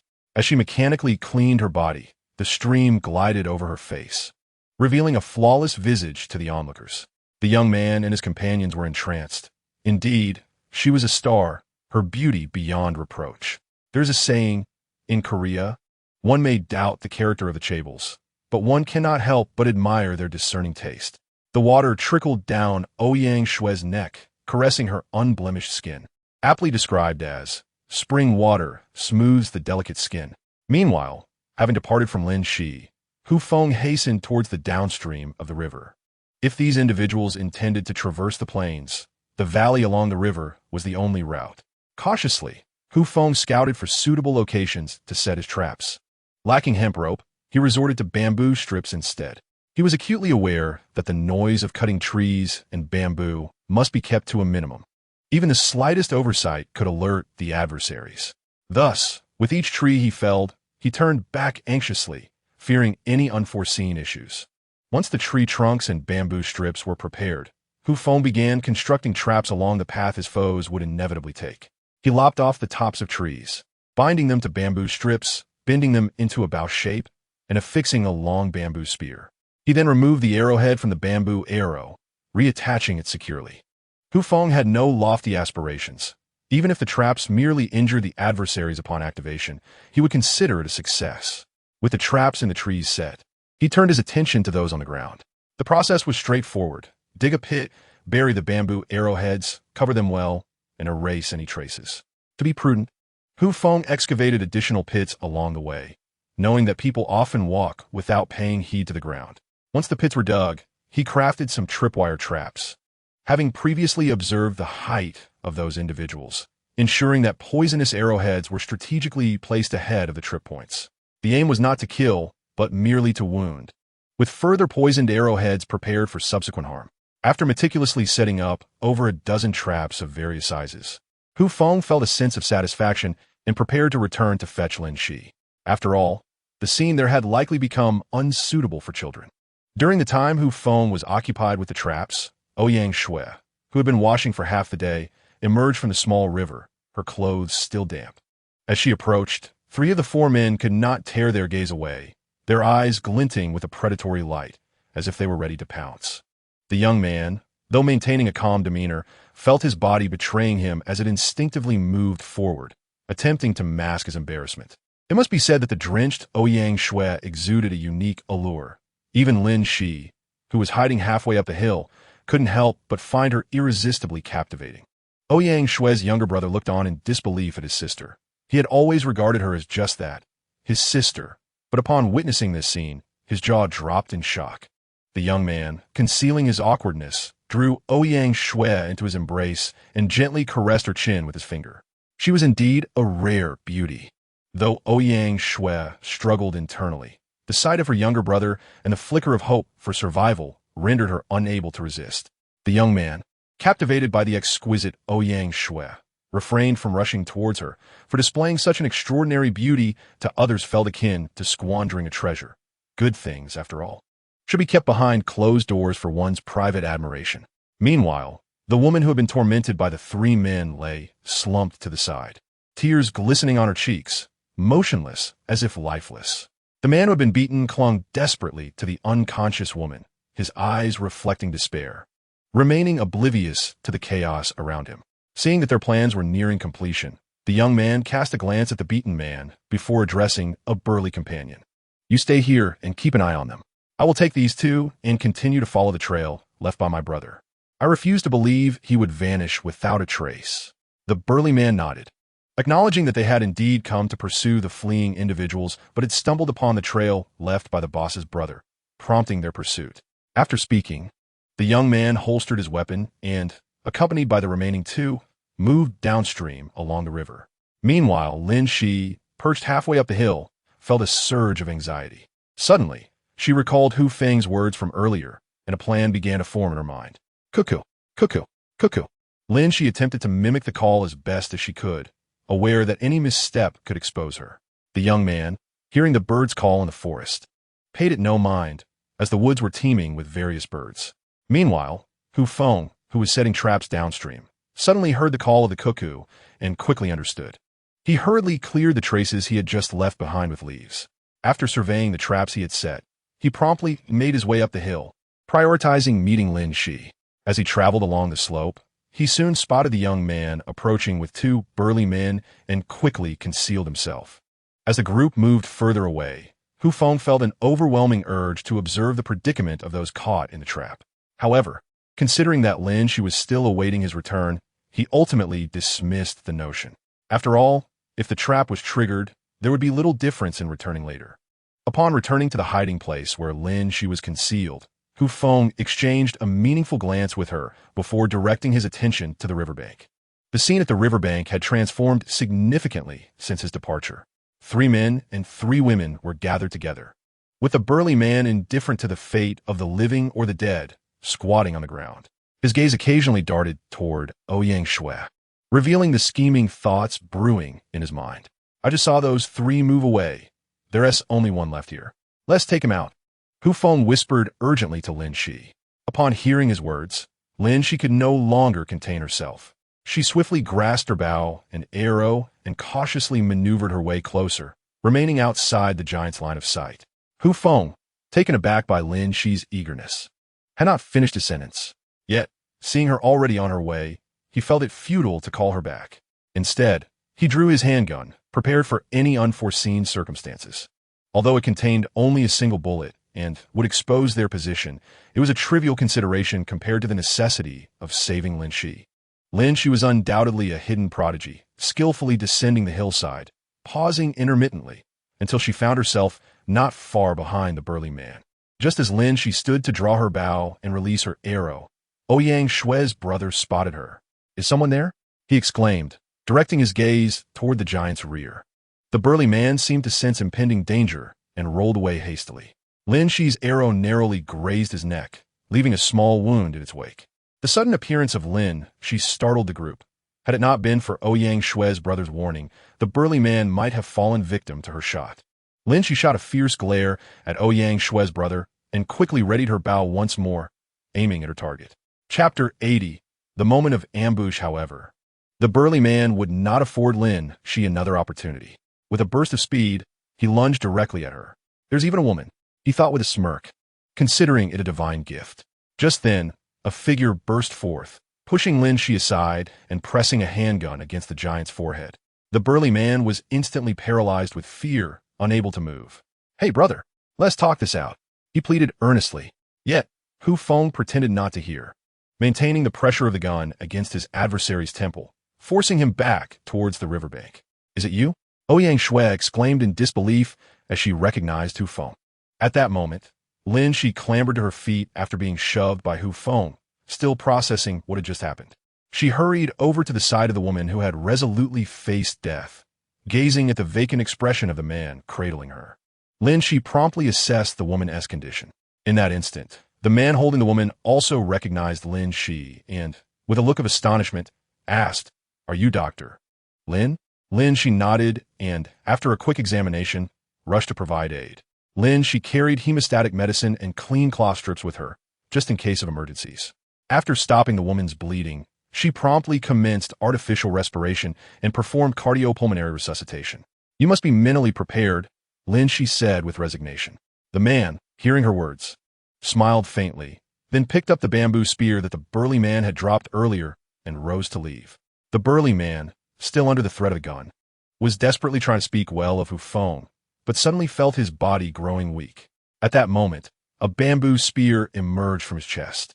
The burly man felt a sharp pain in his chest and, in disbelief, looked down at the spear protruding from his body. He strained to turn his head to see his assailant, but the effects of the poison took hold, and he collapsed to the ground. As the burly man fell, Hu Feng finally noticed the bruised man standing behind him, who calmly tossed aside the bamboo spear and walked towards his wife. Lin Shi, who was in the midst of administering aid, paid no heed to these events. To her, the burly man was destined to die. It was merely a matter of time. However, she was taken aback that this man had the audacity to take a life with his own hands. The man calmly returned to his wife's side, while Ouyang Shue and her brother instinctively took a step back. Thanks to Lin Shi's efforts, the woman finally regained some independent breathing, though it remained uncertain if she would awaken. With the burly man dead, Hu Feng saw no further need to use his gun, but he had something important to do. He slowly approached Ouyang Shue and her brother, then raised his hand and slapped her brother across the face. The struck brother glared at Hu Feng with anger, as if he wanted to devour him whole. "What are you doing?" Ouyang Shue exclaimed, pushing Hu Feng away from her brother. At that moment, Hu Feng glared furiously at Ouyang Shue and her brother. "If it weren't for me, Dr. Lin would have faced a dire situation just now. What were you thinking?" Upon hearing Hu Feng's words, Ouyang Shue suddenly realized the gravity of the situation. Indeed, had it not been for her brother's shout, Dr. Lin might have been able to eliminate the threat directly. "Isn't all fine now?" Ouyang Shue attempted to rationalize. Hearing her words, Hu Feng couldn't help but smile. He had to concede that this pair of siblings was truly something. Since they had already taught the lesson, Hu Feng chose not to dwell on it further, and he walked over to Lin Shi to inquire, "How is she?" Lin Shi glanced at Ouyang Shue and her brother before responding. "She has been saved, but whether she will awaken remains uncertain. Given the head injury, the absence of vomiting and dilated pupils is already a good sign." Hu Feng, lacking knowledge of first aid, accepted Lin Shi's uncertainty without further inquiry. Lin Shi then noticed the bear woman cowering on the ground and hesitated for a moment before approaching her. Hu Feng had long noticed her, but felt it best for Lin Shi to handle the situation. He moved to the side of the burly man's corpse, stripped him of his clothing, and tossed it to Lin Shi. Lin Shi slowly draped the clothing over the woman, feeling her body instinctively shiver at the touch. There, it's all right now. Lin Shi gently patted the shoulder of the other person, offering careful words of comfort. At that moment, however, the woman looked up at Lin Shi and abruptly pushed him away, exclaiming in distress, "Why are you saving me? Wouldn't it be better to let me die?" Witnessing her reaction, Hu Feng quickly steadied Lin Shi, who had intended to confront her, but he felt Lin Shi grasp his arm. Never mind. Her emotions are a bit out of control. She will be all right in a while. This was, after all, a commonplace reaction. A woman forced into a dire situation typically finds it challenging to seek death. However, once rescued, confronted with external gossip and the awareness of her circumstances, she often spirals into emotional turmoil and extreme behavior. Hu Feng nodded, glancing downstream, ultimately deciding to investigate. If he were to save someone and those individuals absconded with the crystal, it would spell disaster. Hu Feng handed his pistol to Lin Shi, then removed the bamboo arrows from her back, silently observing her.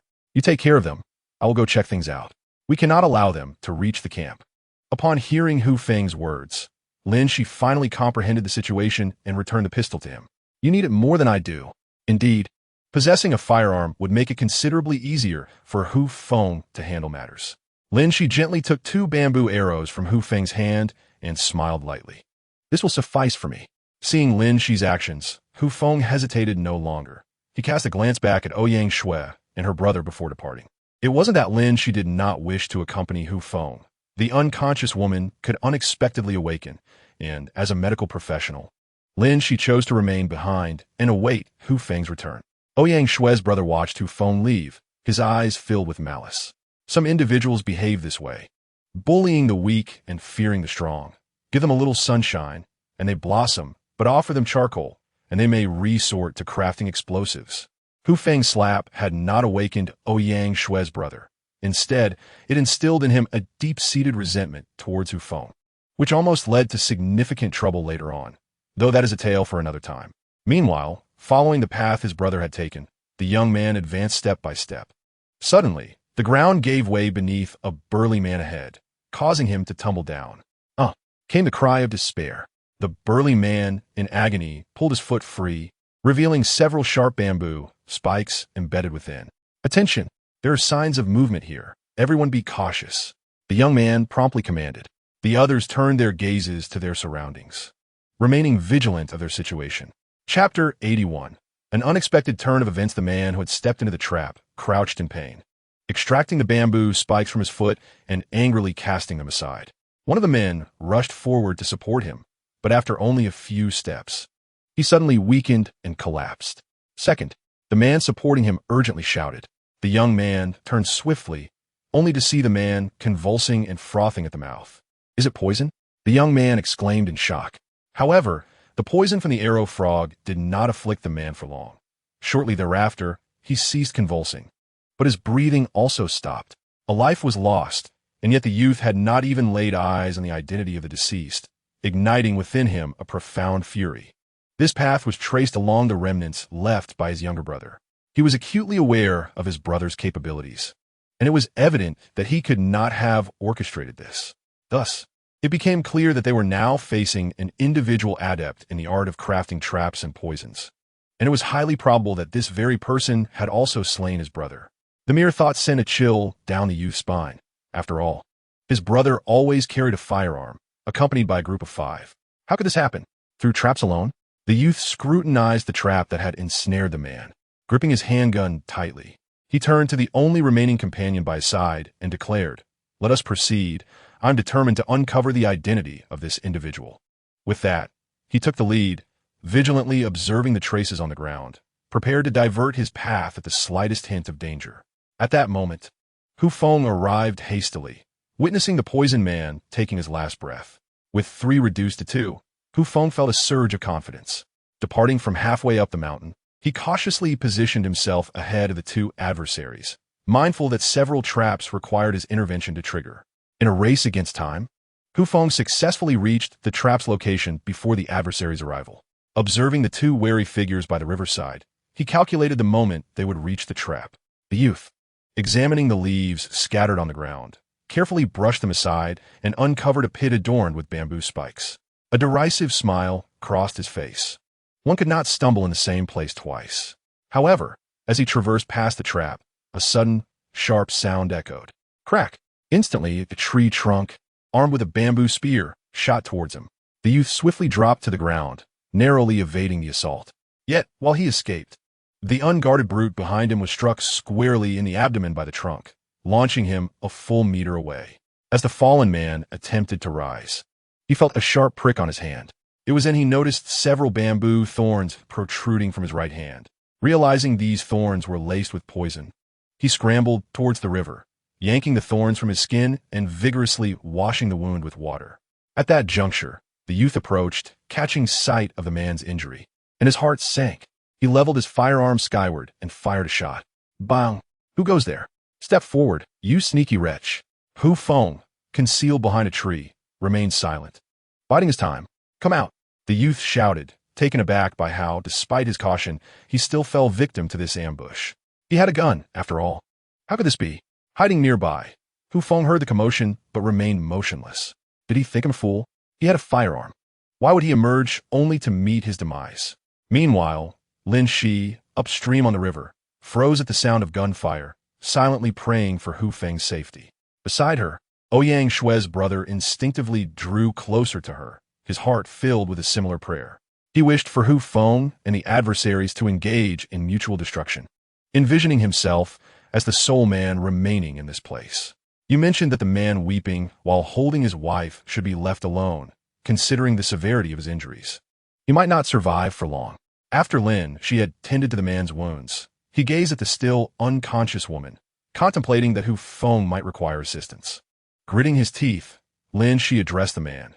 The situation is not dire at present, but should complications arise, you must fend for yourselves. At that moment, Lin Shi seemed to realize the grave mistake of remaining here, as advised by Hu Feng. Confronted by his own conscience, Lin Shi was unequivocally certain that Hu Feng's life was of greater significance than that of everyone else combined. What a medical ethics! They could go to hell if Hu Feng were to come to harm. Leaving the others behind, Lin Shi hastened downstream, fervently hoping for Hu Feng's safety. Meanwhile, the sound of a gunshot echoed once more. Bang! The young man fired again, this time into the dense forest to his right. Come out! I see you. Hu Feng, concealed behind a tree, remained remarkably calm. If he had been spotted, why was the gun aimed to the right? Bang! Another shot rang out, the bullet striking close to Hu Feng. Show yourself. If it weren't for the earlier shot fired to the right, Hu Feng might have genuinely believed that he had been discovered, but this left-right test was an insult to his intelligence. At that moment, the man whose hand had been pierced by a bamboo thorn suddenly collapsed, convulsing as the earlier man had. Witnessing this, the young shooter was engulfed by rage. Realizing he was now alone, we must retreat. The green hills remain, and firewood will not be in short supply. The youth understood the necessity of vigilance as he cautiously began to back away. After a prolonged silence, Hu Feng was taken aback. Had everyone perished? Peering cautiously from behind the tree, he revealed half his head but saw no sign of the man, only the lifeless form of the robust individual. They fled. Hu Feng was startled, suddenly recalling something urgent.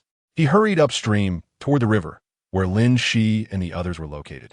Allowing the enemy to escape upstream would be akin to leading a tiger into a den of wolves.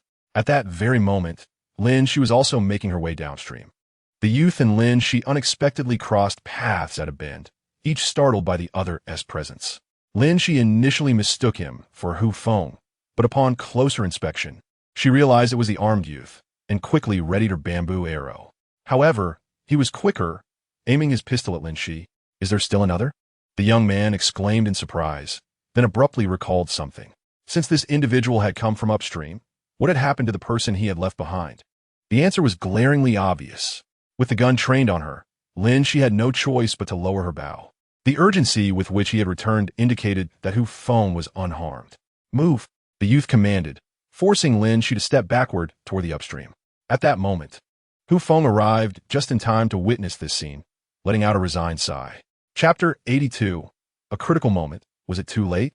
Only Hu Feng was somewhat perplexed, wondering how Lin Shi had ended up here. The young man escorted Lin Shi back to the small riverbank they had visited earlier. The crowd was taken aback upon seeing Lin Shi's return, but they instinctively recoiled when they noticed the young man behind her. After surveying his surroundings, the young man realized that his companions were long gone, discarded carelessly with their clothes stripped away. Go, he urged, shoving Lin Shi forward and gathering her with the others. The group, driven by the young man's command, dared not resist, the vivid memories of prior events still haunting them. This was a man capable of killing without a flicker of hesitation. One misstep, and he would not shy away from firing a weapon. Sister. Ouyang Shue's younger brother gazed at her with a hint of trepidation. The man who had been beaten earlier clung to his partner, nestled among the crowd. The woman who had once been bullied by four men wore an expression of utter indifference, as if she were utterly disinterested in everything around her, her eyes resembling those of a lifeless fish. Ouyang Shue felt a chill as she watched the approaching young man. He had departed with three, but returned alone, hinting at the dire circumstances that must have transpired. The recent gunshots echoed ominously in her mind, suggesting that the man was armed.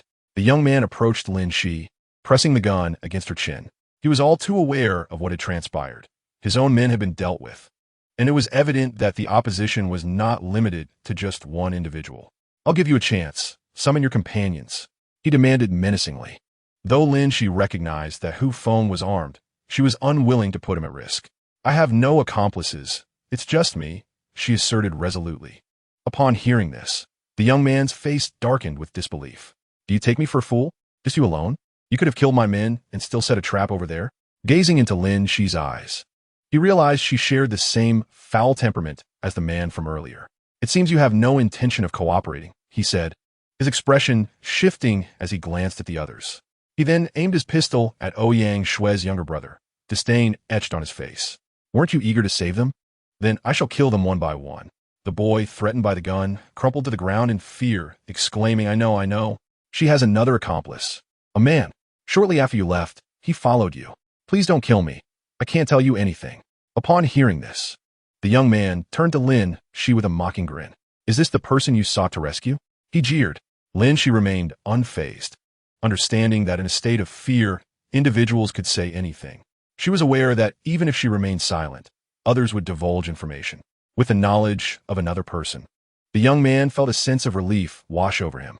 His previous group had been caught off guard, but now that the situation was laid bare, he held the advantage with his weapon.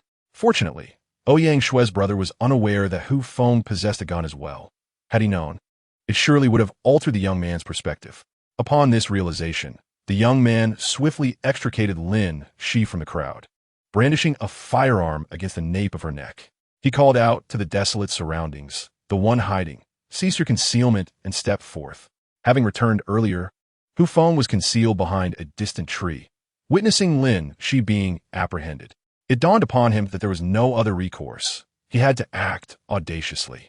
Yet, with only a single bullet in his gun, he fervently hoped for divine intervention to ensure a precise shot. The young man, whether intentionally or inadvertently, crouched behind Lin Shi, rendering it impossible for Hu Feng to aim his pistol accurately. However, should he approach, Hu Feng could not ascertain whether the assailant would shoot first. Thus, he found himself ensnared in a dilemma, to remain hidden and allow Lin Shi to be threatened, or to emerge and risk his own life. Concealed behind the tree, Hu Feng closed his eyes in contemplation. Meanwhile, the young man continued, I presume this woman holds significant value to you.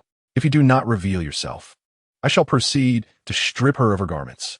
The young man was convinced that Hu Feng was nearby, merely undiscovered for the moment.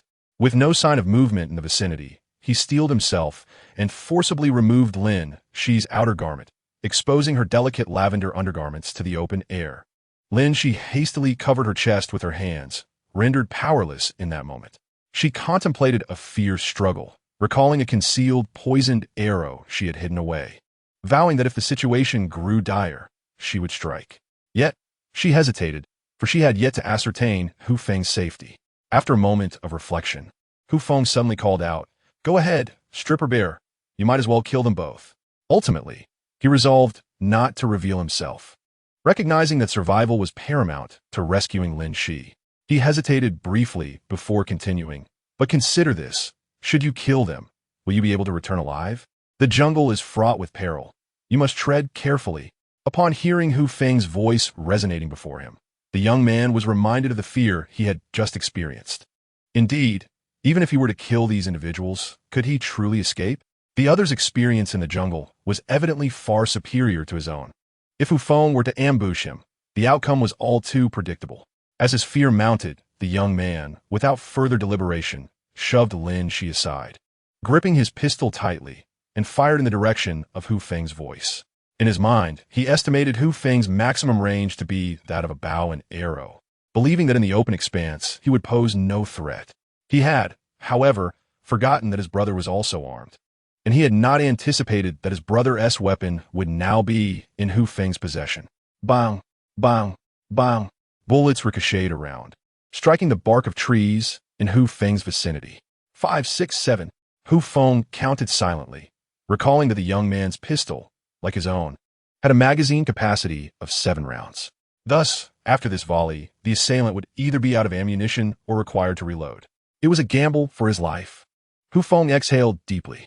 After the 7th shot from the adversary, Hu Feng emerged swiftly from behind a tree and dashed towards him. The youth, upon seeing Hu Feng, was momentarily elated and raised his gun to shoot. However, he soon realized that his pistol had entered the ejection state. In haste, he slid out the magazine and began to load bullets from his pocket. Observing that the youth was pulling out bullets rather than a magazine, Hu Feng sighed in relief, feeling as though fortune was favoring him. Be quick, the distance is still not enough, just a few more meters. Hu Feng urged himself inwardly. The youth, noticing Hu Feng's advance, was loading bullets at a noticeably slow pace and could only manage to chamber 2 before hurriedly preparing to fire. At that moment, Hu Feng had already closed the distance to about 20 meters. That's sufficient, Hu Feng thought as he swiftly retrieved his pistol from behind his back. The youth, meanwhile, had aimed at Hu Feng, and Hu Feng lamented silently that he was still a moment too late. Just as the tension peaked, a figure collided with the youth, driving a bamboo arrowhead forcefully into his neck. Chapter 83. Did I leave my vocal cords at home? The youth felt a sharp pain in his neck as he rose from the ground, instinctively reaching for the injury, only to find his hand smeared with blood. He raised his gun towards Lin Shi, but after Lin Shi's sudden charge, Hu Feng was ready. Just as the youth lifted his weapon, a bullet from Hu Feng's gun was unleashed. In an instant, the youth's body convulsed as a bloodied hole appeared in his forehead.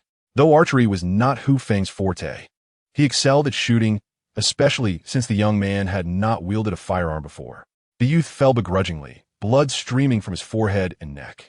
Lin Shi, witnessing the youth's gun aimed at her, felt a pang of regret for not having confessed her feelings for Hu Feng. She lamented that while Su Tong and Su Bingyun could play around with Hu Feng without a care, she was left to stew in jealousy. Moreover, she still had many experiences to share: love, marriage, children. Upon hearing the gunfire, Lin Shi instinctively shut her eyes. However, after a long pause, she realized she seemed unscathed. When she opened her eyes, she saw Hu Feng approaching her step by step. Without a moment to ponder, she threw herself into Hu Feng's embrace, bursting into tears. Chill. Hu Feng comforted her, gently patting her smooth back while hastily draping his fallen outer garment over her shoulders. Realizing the intimacy of the moment, Lin Shi felt embarrassed and quickly withdrew from Hu Feng's embrace to dress herself. Hu Feng then approached the lifeless body of the youth, retrieving the gun from his hand and searching through his pockets. Indeed, he discovered over a dozen bullets tucked away in the youth's pants pocket. With the 2 bullets from his own, now empty gun, he had a total of 18. Hu Feng secured both his and the youth's weapons and made his way back to the others. The recent scene was undeniably heart-stopping. From the moment the young man fired his shot, to Lin Shi tackling his opponent, and finally, Hu Feng resolving the situation with a single shot. It could easily be depicted as a classic cinematic moment, destined for box office success. At that moment, Hu Feng approached Ouyang Shui and her brother. Observing Hu Feng, Ouyang Shui instinctively positioned herself in front of her brother, recalling how Hu Feng had previously harmed him. Step aside, Hu Feng commanded coldly. Ouyang Shui, blocking his path, gazed at him with a pained expression. My brother's actions were unintentional. Please forbear his transgressions. Hu Feng, unwavering, drew a pistol from behind and aimed it at Ouyang Shue's brother. "Move aside," he reiterated icily, startled by the sight of the drawn weapon. Ouyang Shue's heart raced as she met Hu Feng's frigid gaze, ultimately stepping aside. Deep down, she understood that Hu Feng would not take her brother's life. If he had meant to do so, he would have acted earlier. At worst, he might only give him a beating. Upon witnessing his sister's retreat, Ouyang Su felt a chill run down his spine. As Hu Feng advanced, he hastily stumbled back, falling to the ground and soiling himself. Hu Feng, however, had no intention of firing. To waste bullets on such a person would be absurd. He seized Ouyang Su by the collar, glaring fiercely at him. "It appears you lack memory of past consequences. Allow me to impart a lesson. Here, you will live if I allow it, or perish if I decree it. Do you understand?" Ouyang Su nodded vigorously, whispering, "I understand." Upon hearing this, Hu Feng raised his hand and delivered a resounding slap. "Have you lost your voice?" "I understand," Ouyang Su cried, clutching his injured cheek. Smack! Hu Feng struck again, speaking so loudly. "Do you think I am deaf?" Ouyang Su shielded his face with both hands, silenced by the realization that Hu Feng was merely venting his frustration on him. Any further words would only lead to more punishment. As Hu Feng prepared to deliver a kick, Lin Shi intervened, restraining him. "Enough." He acted without intent. Hu Feng glanced at Ouyang Su but ultimately refrained from further violence. "What has become of them?" Hu Feng inquired, gesturing towards a wounded man and woman nearby. Lin, she shook her head. "The male's injuries are not severe, but the female's condition is uncertain. We shall see if she can endure." Hu Feng nodded in understanding. He then stepped forward, addressing the group. "Though I have saved you, I must clarify one point. You may choose to leave or accompany us." Pausing for effect, he continued, "Should you wish to depart, feel free. On this desolate island, my act of rescue is already beyond obligation. For those who wish to stay, be forewarned. Our team does not support idlers. Everyone must contribute labor in exchange for sustenance." Upon hearing Hu Feng's declaration, the group contemplated their options and ultimately decided to join him. Only the woman who had previously suffered at the hands of 4 men stood alone, caught in indecision, neither able to leave nor willing to stay. Hu Feng noticed her plight and exchanged a meaningful glance with Lin Shi. Lin Shi nodded in understanding and approached the other party, subsequently leading them to a secluded corner. Shortly thereafter, Lin Shi returned with the woman and gave a nod to Hu Feng. To be candid, Hu Feng indeed desired for these individuals to accompany him. Firstly, there was a need to repair the dam, and manpower was insufficient. Secondly, there were unknown dangers lurking ahead. The more hands available, the greater the strength. For the world had yet to witness someone capable of undertaking such challenges alone. Even if the group consisted primarily of women, the collective effort would hasten their tasks. As for sustenance, Hu Feng had already contemplated this matter. The growth cycle of wheat spanned 8 months, a time frame that could not be rushed. Should sweet potatoes be cultivated, it would likely take a year before they could be produced in abundance. Moreover, the sago palm, even with a larger number of people, would prove inadequate, necessitating reliance on alternative sources, such as the banana grove they had encountered previously or other resources. Ultimately, foraging for food would suffice with a larger group. Hunting wild boars would not pose a challenge. Upon receiving agreement from the crowd, Hu Feng ventured into the nearby woods, wielding a long knife to cut down several tree trunks and an ample amount of vines. He then crafted a rudimentary stretcher.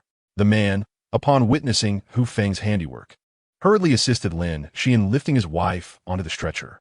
Just as Lin Shi was about to carry the stretcher, Hu Feng cast a glance at Ouyang Su, who was trailing behind Ouyang Shue, conveying a silent message. Ouyang Su, as if his tail had been stepped on, rushed to the stretcher to assist the man in lifting it. He was genuinely fearful of Hu Feng. Although Hu Feng did not wish him harm, he had struck him, and his sister was unable to intervene, leaving him to endure the blows helplessly. As Ouyang Su and the man hoisted the stretcher, Hu Feng led the way, with Lin Shi bringing up the rear, as the group gradually made their way downstream along the small river. Chapter 84. Confusion having walked only a short distance, Hu Feng suddenly recalled something significant. He promptly turned around and approached the deceased young man, thoroughly searching him. To his astonishment, a large white pig appeared before him. Impossible. Hu Feng furrowed his brow in confusion. How could this be? Was Shu lying? Unable to resolve the mystery, Hu Feng relinquished the matter, dragging the 2 bodies aside to dig a grave for them. He wisely retained their clothing, recognizing its potential utility. Turning to see the astonished gazes of the others, he acted as if nothing had transpired and led the group away. He did not overlook the two individuals they encountered along the way, naturally searching them as well. Yet he ultimately found no trace of the list Shuyue had mentioned, which was indeed unexpected. Following the river downstream, it was not long before Feng guided the group to the location where he and Lin Shi had previously hunted antelopes, with larger predators having vacated the area. The antelope remained undisturbed after lying there for half a day. Feng stepped forward and effortlessly hoisted the antelope, leading the group step by step toward their dwelling. Upon reaching the camp, the women were the first to notice Feng, but when they saw he was accompanied by others, they momentarily froze, quickly regaining their composure. Given the presence of an injured individual, Feng carried the wounded woman down, opting not to entrust her to Ouyang Su, fearing he might falter and drop her. After settling the woman in a room, Lin Shi conducted another examination and, finding no aggravation of her condition, finally felt reassured. Upon returning, the individuals began to familiarize themselves with one another. The reticent man was named Zhang Kai, a rather commonplace name, while his wife was Lu Wei. The woman who had been mistreated was called Li Shi, along with Ouyang Shui and Ouyang Su. Their decision to follow Feng stemmed from their admiration for his exceptional abilities, as he was capable of single-handedly confronting four men, undoubtedly a remarkable feat. Upon arriving at their dwelling, they were genuinely astonished. The house, fence, water wheel, provisions, and fresh water, all necessities were abundantly present. One might wonder if they had fallen into dire straits. However, this was indeed a camping experience. Not long after their return, it was time for dinner. When Ouyang Shui and the others beheld the fragrant sago porridge accompanied by antelope meat being served, they could not help but swallow hard. They recalled their previous meals of wild vegetables, shellfish, and even rodents. Accepting the ceramic bowls handed to them by Wang Xiaomei, they cast aside any pretense of restraint and began to consume their food eagerly. With the first mouthful, the briny taste brought an overwhelming sense of satisfaction. Salty? Was there actually salt? Ouyang Shui gazed incredulously at Wang Xiaomei. Did this woman possess the knowledge to produce salt, or had she brought it from a cruise ship?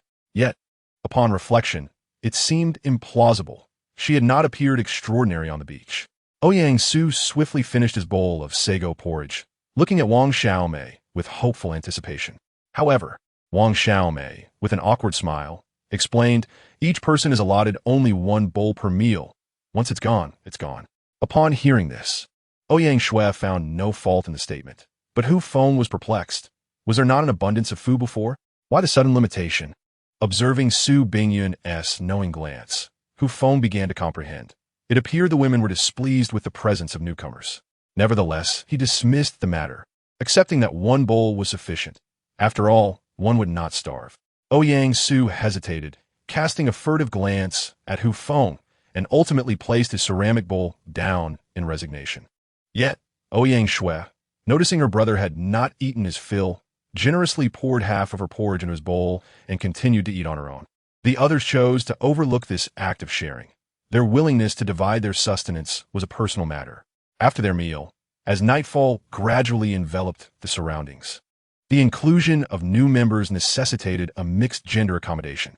Thus, Feng instructed the women to reside within the house, while he, Zhang Kai, and Ouyang Su would make do in the kitchen, intending to construct further housing when time permitted. Following dinner, the women prepared to wash up, summoning the newly joined Ouyang Shui and Li Shi to accompany them to the waterfall, as the presence of other men rendered it inappropriate for them to bathe in the pool. Consequently, the pool became the bathing area for Feng and the other two men. Zhang Kai, with a head injury, could only manage a quick rinse, while Feng chose to disregard Ouyang Su, who, out of fear, kept a significant distance of 10 meters, likely preferring to flee to the sea where the pool not so confined. Not long after, the women returned, each remarkable after their cleansing, and Ouyang Shui, having tidied herself, truly embodied the essence of a star, blessed with natural beauty. After a long day, the women retired to rest, yet Lin Shi remained diligently occupied. It was highly unusual that the woman had not yet awakened. Should she have sustained a head injury, complications could arise, such as subarachnoid hemorrhage. Under the current circumstances, waiting would only lead to despair. Nevertheless, Lin she endeavored to uphold her duties as a physician, refusing to abandon any patient. After a flurry of activity, she reassessed the woman's condition and, satisfied that all was well, lay down beside her to rest. In this manner, she would be able to detect any unusual developments immediately. Meanwhile, in the kitchen, Feng and his companions were enduring a rather dismal situation. With the door shut and Lin Shi's mosquito-repellent incense lit, the enclosed space offered some respite from the insects, albeit briefly. However, in the kitchen, which was open to the air on 3 sides, even firecrackers would prove ineffective against the incessant buzzing of mosquitoes. Feng, left with no choice, resorted to covering exposed skin with previously collected clothing. While Ouyang-su could only hope for the best, after draping his head with fabric, he indeed noticed a reduction in the number of mosquitoes. Exhausted from the day's labor, Feng soon drifted into a drowsy slumber. When Feng awoke, dawn was breaking, and the fire in the kitchen had long since extinguished. Stretching his limbs, he noticed a figure squatting beneath the bamboo wall, arms wrapped around her legs, sporting dark circles under her eyes as she gazed at him. "You didn't sleep?" Feng remarked, somewhat surprised to see Ouyang-su. The moment those words escaped his lips, Ouyang-su nearly burst into tears. "Sleep? How could I? The mosquitoes have been buzzing incessantly by my ear, while you, with your clothing shielding you, seem oblivious. Just look at the red spots on my face. They're all the work of those pests." Feng, taken aback by her aggrieved expression, realized that perhaps he had been a bit too jovial, inadvertently causing her distress. Due to the dim light, he had not clearly seen the mosquito bites adorning her face. After getting up and freshening up, Feng called the other two to rise. There were significant tasks ahead, and he wished to avoid further torment from mosquitoes that night. Thus, he needed to hasten their efforts. Chapter 85. The sweet potato thrives, of course. Feng was not a benevolent soul. Zhang Kai's injuries were manageable and did not hinder his ability to work. As for Ouyang-su, her lack of sleep was not his fault. Just as she had dozed off for a moment, Feng roused her, and she glared at him with evident displeasure. However, upon meeting his gaze, she instinctively recoiled. At the break of day, Feng led Zhang Kai and Ouyang-su to the plain. The trees on the platform below had all been felled when Feng previously burned the limestone. So in order to construct their dwelling, they had to source materials from the upper plain. Ouyang-su and Zhang Kai were tasked with the transportation of these materials. Until they became more familiar with their surroundings, Feng would not allow them to handle any tools, for if anyone harbored ill intentions, it would spell trouble. Feng did not intend to build a grand dwelling for the 3 of them. A modest structure would suffice. Should Zhang Kai wish to move out with his wife in the future, he could construct a residence for himself. As for Ouyang-su, she too could build her own should she decide to relocate. Feng ceased his efforts after a minimal amount of deforestation. Fortunately, bamboos still thrived nearby, and the bark required for construction demanded prior preparation, rendering any last-minute endeavors futile. As he transported the roasted timber back to his dwelling, Feng encountered a significant dilemma. The platform he previously cultivated had been transformed almost entirely into a wheat field, leaving only a small plot adjacent to the water wheel and near the pool. Though modest in size, it was sufficient for constructing a house. However, overhead loomed the enclosure of the upper plain, and to the left lay a steep slope. Had it been any other time, Feng would have dismissed this location outright. Yet circumstances had shifted. The threat posed by wild beasts had significantly diminished, making construction here a viable option. With determination, Feng, after a hearty breakfast, enlisted Zhang Kai to excavate the foundation and bury the timber, while he assigned Lin Shi to accompany Ouyang-su, Ouyang-shui, and Li Shi to the plain to harvest wild grasses. Previously, they had only collected the wheat ears from the wild wheat fields, leaving the stalks, which served as natural roofing materials. The house would continue to be constructed using a method that combined long, medium, and short materials in the same position, with bamboo strips binding the joints and the walls composed of bamboo. Though they allowed a draft, they at least concealed them from the wilderness. Once the women completed their tasks, they joined in the effort, and with their collective assistance, the construction progressed rapidly. By the time dusk cast its shadow, Feng laid the final sheaf of wheat stalks and secured them with bamboo strips. Thus, a brand new dwelling was completed, freeing them from the need to cover their heads while sleeping. Ouyang-su, weary-eyed yet elated, was on the verge of tears. After a dinner that seemed to vanish in an instant, the group dispersed. They had persevered throughout the day, and had it not been for the desire to escape the evening's mosquito onslaught, Ouyang Su might have relinquished his efforts. The women, drenched in sweat from their labor, promptly headed to the waterfall for a wash. Meanwhile, Feng, reclining in the pool, noticed Ouyang Su returning from the seaside, prompting a furrowed brow of confusion. "Where have you been?"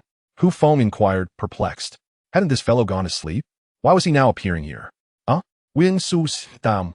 I went to the restroom.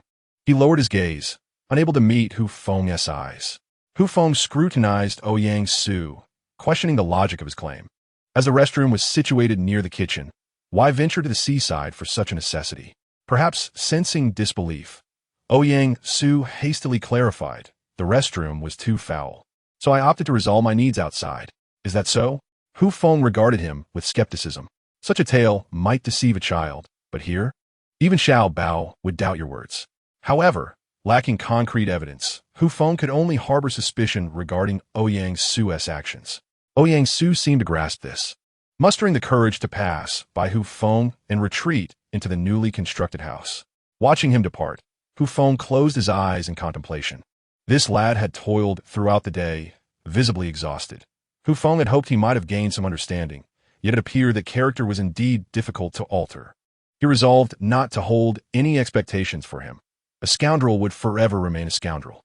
After a short while, Su Bingyan returned, merely greeting Feng and Zhang Kai, who were soaking in the pool, before departing. Deep in thought, Feng quickly approached her and spoke about Ouyang Su. To his surprise, Su Bingyan smiled upon hearing his words. "Are you worried about me being taken advantage of?" she teased. Feng pondered for a moment, realizing that indeed, he could not allow his woman to be seen by others. With a light chuckle, Su Bingyan reassured him.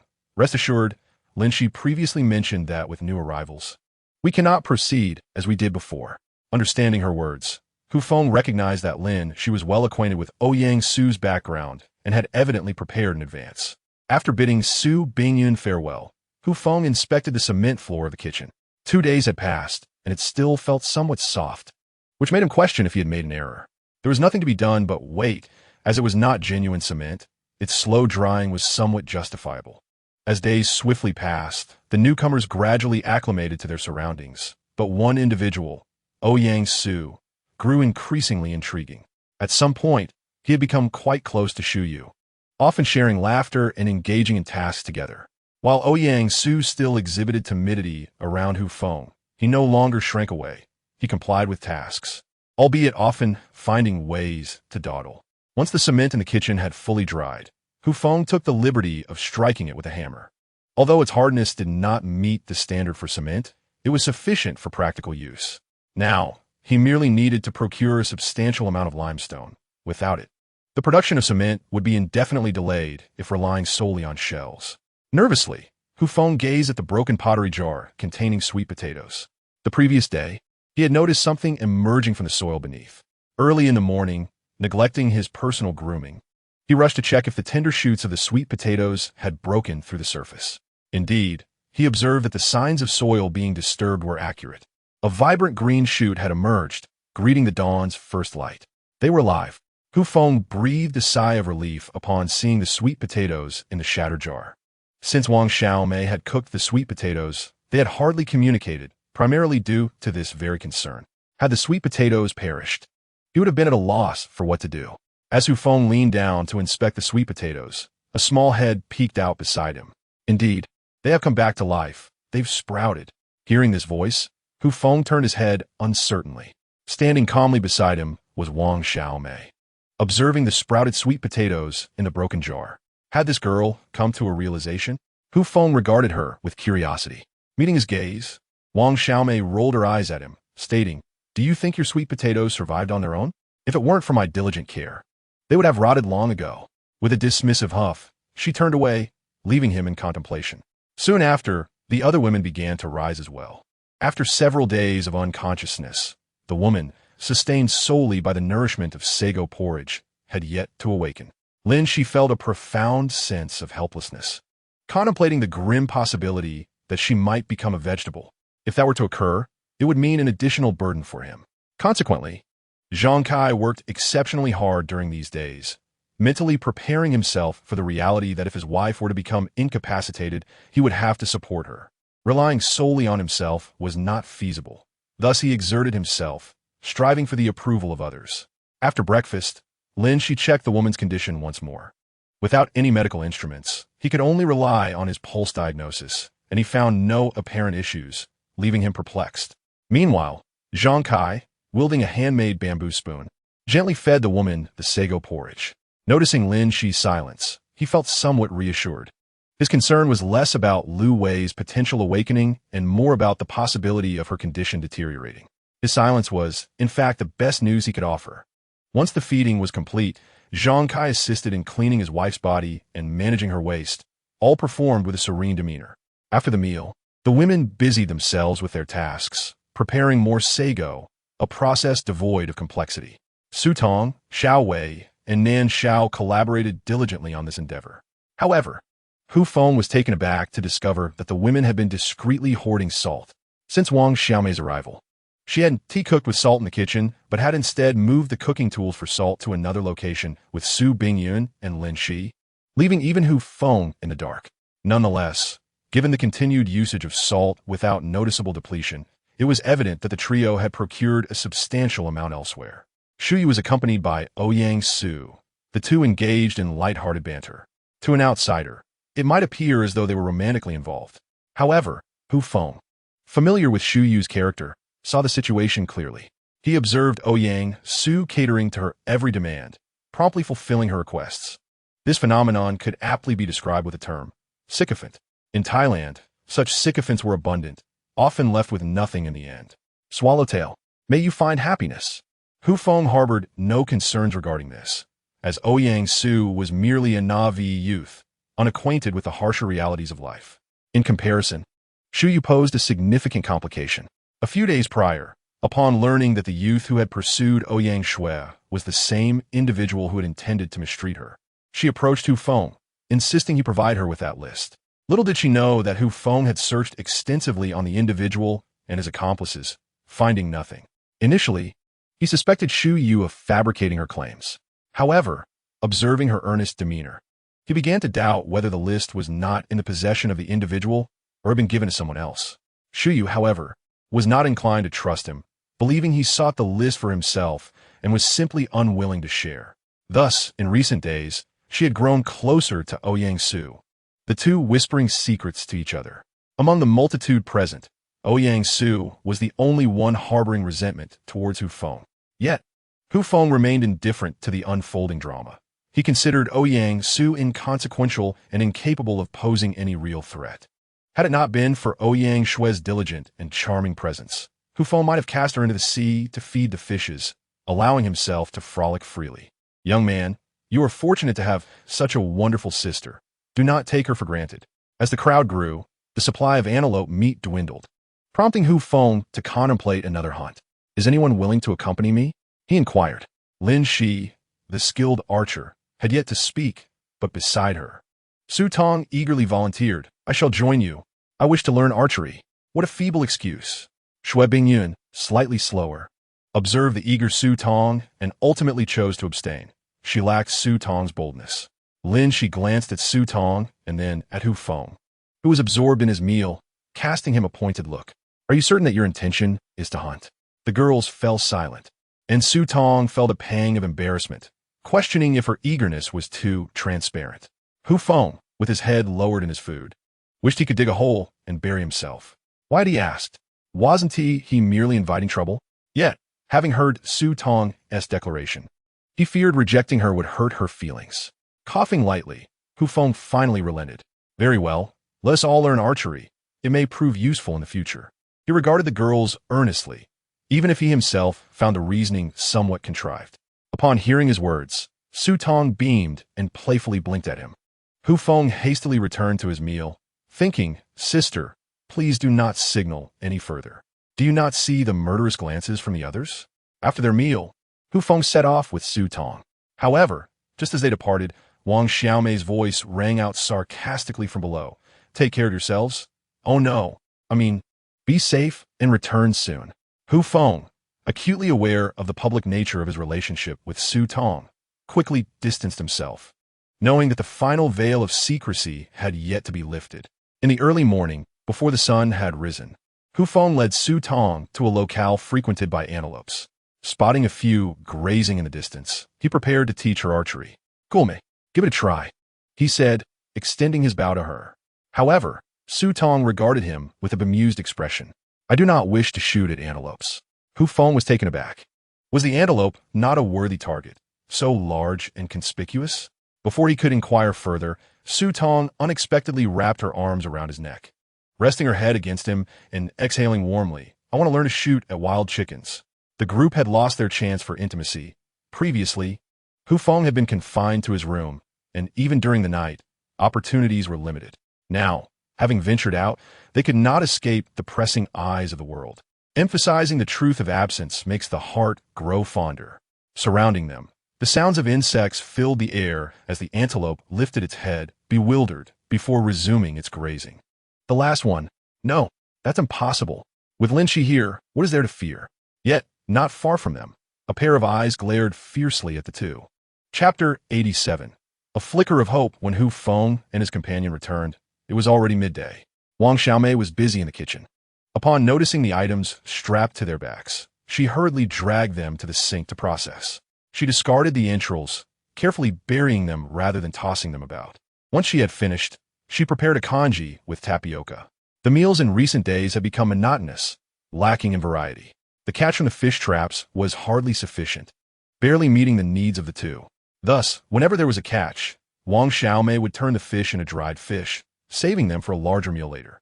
As they dined, the glances of the others subtly shifted towards Su Tong and Hu Feng, the reasons for which were well understood among them. Hu Feng appeared indifferent, engrossed in his own meal, while Su Tong shyly lowered her gaze. Shu Yu shot Hu Feng a disapproving look, wondering how a person who once seemed so earnest had transformed in this place. The afternoon's sun blazed fiercely, prompting everyone to seek refuge in the shade. Hu Feng's previously constructed cement floor became a favored spot, as the coolness was much appreciated by the women. However, with the limestone yet to be found, further cement work seemed a distant dream. When the sun's intensity waned, they finally set to work. Wang Xiaomei and Su Bingyun vanished towards the shore, likely to boil salt. Hu Feng surmised, while he and the others tended to the weeds in the wheat field. Weeding was essential to provide the wheat with a comfortable growing environment, and it required regular attention. Otherwise, the wild grasses would easily overpower the crops. As the group immersed themselves in clearing the wheat field, Xiao Wei suddenly burst out of the house, her face alight with excitement. "She is awake! She is awake!" It turned out that while Xiao Wei had gone inside to fetch a backpack, she had been startled by the sound of coughing. Turning around, she found Lu Wei, eyes open, gazing at the unfamiliar girl before her. At Xiao Wei's exclamation, Zhang Kai instantly dropped the weeds he was holding and rushed towards the small house. Upon entering, he saw his wife looking at him with astonishment. He stepped closer, trembling as he gently caressed her face. "How are you?" he asked, his eyes brimming with tears, fearing he might never see her awaken again. At that moment, Lin Shi and the others rushed in. Seeing the couple, Lin Shi remained silent, quickly moving to check Lu Wei's pulse. "Husband, who are they?" Lu Wei asked, a hint of fear in her voice. Zhang Kai shook his head and introduced Lin Shi. "This is Dr. Lin, your savior," he said, gesturing towards Hu Feng. "And this is Hu Feng, who rescued us from that monster." Hu Feng smiled reassuringly at Lu Wei, exuding calmness. As Lu Wei absorbed her husband's words, she gradually came to understand that she was indeed alive. Her previous determination to confront death had not led to her demise. "Thank you," she said softly to Lin Shi, offering a faint smile. Lin Shi, with a grave expression, examined the pulse, furrowing her brow. The pulse was steady, revealing no apparent issues. Yet therein lay the conundrum. After several days of unconsciousness, the patient had suddenly awakened, leaving Lin Shi perplexed, as the situation seemed to transcend her medical understanding. Indeed, the recovery appeared promising. Upon hearing Lin Shi's words, Zhang Kai finally exhaled in relief. He feared that this might merely be a fleeting moment. Now, his beloved wife was vividly present before him, a reality more precious than anything else. "Well, as long as she has awakened," Hu Feng remarked with a smile of satisfaction from the side. "Now that she is awake, Zhang Kai, you should take care of her for the time being. We must return to our duties. With that, he took the lead in departing the dwelling. Lu Wei, observing Hu Feng and the others leave, quietly inquired, "Darling, what transpired during this period? How were we rescued?"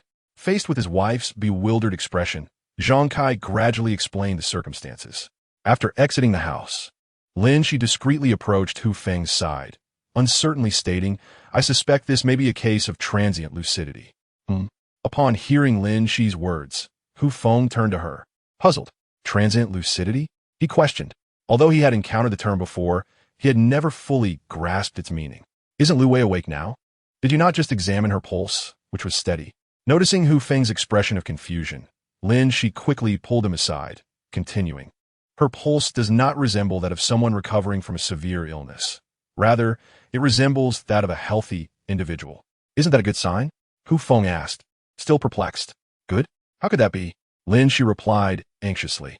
"Typically, the pulse of someone recovering from a severe illness is characterized by being deep, thin, and frail. However, hers is indistinguishable from that of a healthy person, perhaps even better. Do you find that normal?" Regarding the intricacies of traditional Chinese pulse diagnosis, Hu Feng was utterly at a loss, having never heard of terms such as deep, thin, or frail. "So, according to your assessment," he hesitated to continue, realizing that if Lin Shi's judgment held true, it would be an immense blow for Zhang Kai. His wife, having just awakened, might suddenly depart from this world before he could even rejoice. "Is there still hope?" Hu Feng pondered, inquiring with an uncertain tone. "What do you decide?" Lin Shi shot him a disapproving glance. Realizing the gravity of the situation, Hu Feng understood that if this were indeed a case of transient lucidity, the chances of recovery were exceedingly slim, unless divine intervention were to occur. Never mind, he thought, unwilling to dwell further on the matter. Resigning to the notion that all was fate, their presence here was destiny, and life and death were also part of that fate. The group continued their tasks, but it was not long before Zhang Kai emerged with a dazed expression. Approaching Hu Feng, he suddenly knelt down with a thud. Hu Feng was startled by this unexpected display of reverence, utterly taken aback. "Could you not kneel on my wheat seedlings?" "Brother Feng, thank you," Zhang Kai exclaimed. Upon hearing this, Hu Feng initially thought it to be a significant matter and rushed forward to help him up. "You are kneeling on my wheat seedlings." "Not at all. Saving lives is the same, whether it be saving you or your wife." Seeing that he could not assist Zhang Kai to his feet, Hu Feng hastily added, "If you continue kneeling on my wheat, they will perish. May I take a brief leave?" she inquired, expressing her desire to visit a place where the sea is frequently admired. Zhang Kai's eyes glistened with unshed tears, his emotions palpable. In that moment, Hu Feng suddenly recollected something. He exchanged a glance with Lin Shi, and together they hastened towards the small cabin. Meanwhile, Zhang Kai collapsed to the ground, weeping uncontrollably. It was a poignant sight to behold, a grown man, overwhelmed by sorrow, weeping with such heart-wrenching despair. Chapter 88. Confrontation. Upon their swift arrival at the cabin, they discovered Lu Wei lying on a bed, her eyes closed in an unsettling stillness. Lin Shi rushed to examine her, while Hu Feng stood anxiously by, his lack of knowledge in first aid leaving him helpless. After a thorough examination, Lin Shi exhaled a heavy sigh. "Is there still hope?" Hu Feng asked timidly, noting the peculiar expression on Lin Shi's face. Hearing his question, Lin Shi quickly administered cardiopulmonary resuscitation and artificial respiration. Hu Feng began to grasp the gravity of the situation. Was there a cost for the fleeting return of life? He was uncertain. Yet the term return of light raised doubts about the possibility of survival. Lin Shi labored tirelessly, beads of sweat trickling down her forehead and cheeks. Yet Lu Wei remained unresponsive. "That's enough," Hu Feng exclaimed, pulling Lin Shi away from her efforts, urging her to calm down. As he drew her back, Lin Shi was momentarily taken aback before she collapsed into his embrace, sobbing bitterly. "I should have noticed sooner," she lamented. Hu Feng gently patted her back, offering solace. "It's not your fault. We cannot control fate." Indeed, Lu Wei was the first person Hu Feng had managed to save, and now she lay lifeless before them. A courageous woman who faced threats without fear had met her end, leaving a void that elicited disappointment from all. Overcome by grief, Lin Shi could no longer contain her anguish and wept aloud. Before long, others entered the small cabin, their gazes falling upon Lu Wei's lifeless form. Heads bowed in shared sorrow. They were aware of her bravery and her determination to stand against threats. Yet when confronted with such reality, how many would possess the courage to act similarly? "Let us bury her," Hu Feng spoke, though it was perhaps not the time for such words. "Death is paramount. May she find peace in the earth." Hearing this, Zhang Kai paused, then knelt before Lu Wei, tenderly caressing her face, brushing aside her disheveled hair as he choked back tears. "Lu Wei, I am a failure. I could not protect you. You were a brave woman, and I loved you for a lifetime." Witnessing this poignant moment, the others turned away, unable to bear the weight of such profound loss. Lu Wei was ultimately laid to rest in a serene spot atop the plains, a place where Hu Feng and Xiao Wei had come to find Xiao Bao. It offered a sweeping view of the sea, perhaps the very place Lu Wei had yearned to gaze upon for eternity. As they returned, the group was enveloped in a somber mood, the laughter and joy of yesteryears now an echo of the past. The reason behind their heartfelt farewell to Lu Wei transcended mere gratitude for her being their savior. It was a recognition of her remarkable strength. For a woman to achieve so much was indeed a rarity, a feat that at least she had lacked the courage to pursue, choosing instead to embrace life. One cannot definitively assert who is right or wrong. This is not a matter of choice, as each individual's life circumstances vary greatly. The manner in which one chooses to live is a personal decision that others have no right to interfere with. There is a saying, "Do not advise others to be virtuous until you have endured their suffering." After finishing their meal, Wang Xiaomei and Su Bingyun proceeded to make salt, while the group had already squandered half the morning. As the sun softened in the afternoon, they resumed weeding, albeit this time devoid of conversation, each person appearing sullen and despondent. Following Lu Wei's burial, Zhang Kai fainted. Lin Shi observed him, and, seeing he was merely fatigued, deemed it unremarkable. Hu Feng carried him to the men's quarters to rest. The group busily bent over in the wheat field when suddenly, Hu Feng noticed Ouyang Su chatting with Xu Yu while pulling weeds. However, the little weeds appeared oddly familiar. Witnessing this scene ignited Hu Feng's pent-up fury, and he erupted. "What are you doing?" he exclaimed, advancing to kick Ouyang Su to the ground, glaring at the items in his hands. "Are you out of your mind?" Ouyang Su, bewildered and sprawled on the ground, stared at Hu Feng in confusion. Ouyang Shui hurried to help her brother up, casting Hu Feng a peculiar glance. "Out of my mind? Just look at what you're holding." Hu Feng retorted, his anger at a boiling point. It was then that the group realized Ouyang Su held not only wild grass, but also wheat seedlings. Staring at the seedlings in his grasp, Ouyang Su was at a loss for words. "How was he paying attention?" he awkwardly explained. However, Hu Feng was in no mood for leniency and stepped forward to deliver another kick. "Today, I will teach you to pay attention to what you are doing." As Ouyang Su was struck again, he looked to his sister for help. Yet at that moment, Ouyang Shui chose silence, fully aware of her brother's misstep. Undeterred, Ouyang Su turned his gaze back to Xu Yu, only to find her, who had just been laughing and talking, now turning away and delivering a swift blow to the back of his head. "You all!" Before Ouyang Su could utter another word, Hu Feng pummeled him once more. Realizing that Hu Feng had garnered the group's support, Ouyang Su understood that no one would advocate on his behalf. Seeing Hu Feng approaching with another kick, he hurled the weeds in his hand at him and ran towards the sea. Hu Feng, however, chose not to pursue him, understanding that dealing with such individuals required only a good thrashing. They were like children who needed discipline for 3 days without a beating, and they would run amok. Hu Feng carefully extracted the wheat seedlings from the weeds Ouyang Su had thrown and replanted them in the soil, leaving their survival to fate. Sorry. Ouyang Shui murmured softly, lowering her head.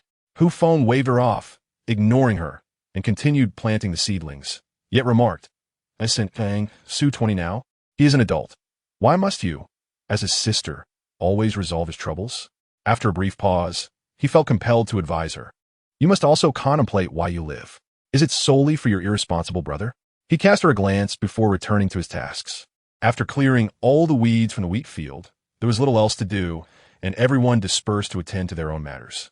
With some leisure time on his hands, Hu Feng decided to check on the progress of Wang Xiaomei and Su Bingyun as they crafted salt. Although he was unaware of their exact location, he knew they were heading towards the waterfall, and the coastline was not far off, making it easy to locate them. Indeed, Not long after passing the waterfall, Hu Feng spotted a wisp of green smoke rising amidst a cluster of rocks. As he approached, he realized the two had chosen a rather fine spot. Beneath a protruding boulder, they had formed a natural shelter from the wind and rain, with ample space to accommodate 4 or 5 people comfortably. Upon noticing someone approaching, Su Bingyun looked up, and her expression softened upon seeing Hu Feng. "Are you guarding against thieves?" Hu Feng inquired, puzzled. Wang Xiaomei, who was filtering salt nearby, replied with a serious demeanor, "Of course. This process of making salt is our utmost secret. We cannot allow them to learn it." Chapter 89. Pitch Black Them? Hu Feng quickly grasped the implication. In comparison to others, the newcomers could indeed be referred to as them. This suggested that Wang Xiaomei and her companions harbored some reservations about the recently joined individuals, a sentiment evident from their previous meals consisting of a mere bowl of sago and meat porridge. In truth, Hu Feng felt a twinge of resistance towards Ouyang Shui and her group. However, there was little he could do, given the circumstances he found himself in. As Su Bingyun assisted Wang Xiaomei, he noticed the salt within a nearby earthen pot, indicating they had indeed been quite busy that day. After bidding farewell to the two, Hu Feng prepared to return. For the time being, their food supplies were sufficient, and if they could cultivate sweet potatoes, it would alleviate any concerns about sustenance. As for clothing, that remained a consideration. After all, producing garments from hemp thread required a significant quantity, and he wondered if these women would even wear them.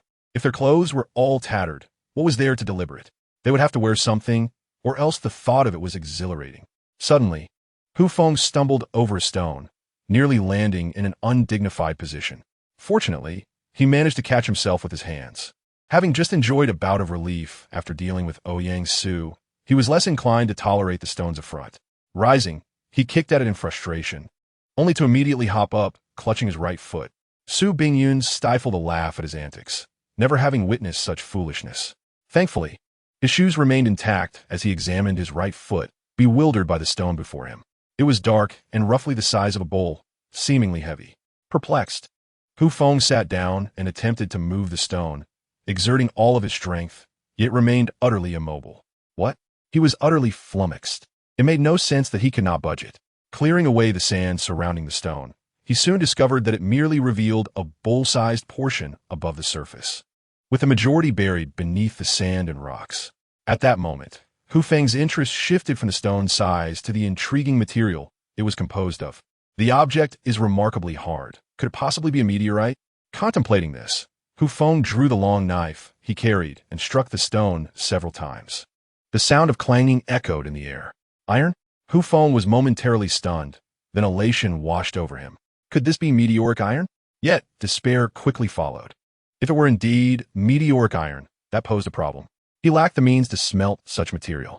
After all, meteoric iron descends from outer space, enduring temperatures soaring to tens of thousands of degrees during its passage through the atmosphere, and it contains unknown elements. How could one possibly smelt it? By merely speaking to it? Meanwhile, Su Bingyun, observing Hu Feng digging a hole in the sand, was perplexed about his intentions. Not overly occupied, she approached with delicate steps to see what he was up to. Before long, Hu Feng had unearthed the entire stone, only to discover it was larger than he had anticipated. The stone was conical, its base embedded in the sand, with a top that resembled a small bowl. What is this? Su Bingyun gazed quizzically at the stone Hu Feng had excavated. What? Hu Feng was equally uncertain. Was it a meteorite? An ore? He was at a loss. What a treasure! He jested earnestly. Transporting it all back was clearly impossible. He was not Shun-He, capable of lifting the floating life stone with one hand. Moreover, his long knife was evidently no match for the stone. Keep an eye on things here. I'll return shortly. Without waiting for Su Bingyun's response, Hu Feng turned and dashed away. Upon reaching the encampment, he acquired an axe from Lin Shi and discreetly took a dustpan before hastening back. Upon returning to the stone, Hu Feng gestured for Su Bingyun to stand back, warning that debris might fly and cause injury. Raising the axe, he swung with abandon. Clang, thud, crack. After a vigorous bout, Hu Feng finally dislodged several fragments from a stone. Surprisingly, his initial suspicion that it was a meteorite significantly diminished. After all, if it were a meteorite, it should not have been so easily shattered. Having gathered a pile of rubble into the dustpan, Hu Feng decided against further excavation, for he needed to ascertain whether this material could indeed be smelted into iron. Dragging the dustpan filled with fragments back to the encampment, he stared at the blast furnace in bewilderment. There was firewood aplenty, given that he had previously felled all the trees in the vicinity, and a substantial amount was stacked beside the furnace. However, charcoal had long been exhausted, and he seemed unprepared. Hu Feng slapped his forehead, realizing his oversight. He needed to produce charcoal first. With a newfound determination, he set to work, hastily piling the firewood together and fetching mud from the pool to create charcoal, just as he had done before. As dusk approached, the women began returning, having enjoyed a leisurely afternoon. However, Zhang Kai remained silent within the dwelling. Having not stirred all day, had Hu Feng not checked on him periodically, he might have assumed the man had perished. Wang Xiaomei and Su Bingyan returned with a small harvest of salt, beginning preparations for their meal. As the sky grew increasingly dim, Ouyang Shui found herself uneasy, her gaze fixed on the surroundings, anxiously awaiting Ouyang Su's return. At that moment, Su Tong approached, surveying the area before inquiring, "Where is Xiao Wei? Has anyone seen her?" Hu Feng looked up and noticed that all the women were present, including the little one Su Tong had brought along. Yet Xiao Wei was conspicuously absent. "Is she not inside?" Hu Feng asked uncertainly, remembering the scare from earlier with Xiao Bao. He felt compelled to confirm her whereabouts. "No," Su Tong shook her head. "I just searched the house thoroughly and did not find her." "Then where could she be?" Hu Feng pondered, recalling that he had been preoccupied with making charcoal that afternoon and had not paid attention to Xiao Wei. As night approached and hunger set in, he wondered where she could have gone. "What about the restroom?" Lin Shi suggested. Su Tong shook her head again, indicating she had already checked there as well. "None of you have seen her." Hu Feng's brow furrowed. "And Ouyang Su hasn't returned either. Could something have happened?" He turned to the group, asking, "Who last saw Xiao Wei?" Each person shook their head, admitting they had not noticed her during the quiet afternoon, and as for themselves, they had only just returned. Just then, Li Shi, who stood behind Hu Feng, hesitantly spoke up. "I think I saw that little girl go toward the beach a while ago." "Really?" Su Tong grasped Li Shi's hand, her voice laced with urgency. Li Shi strained to recall and nodded affirmatively. Upon hearing this, Hu Feng swiftly turned and dashed toward the edge of their camp, where he could see the beach in its entirety. Despite the encroaching darkness, he believed he could spot anyone on the sand. However, to his dismay, after scanning the area, he found no trace of Xiao Wei. A terrifying thought suddenly struck him.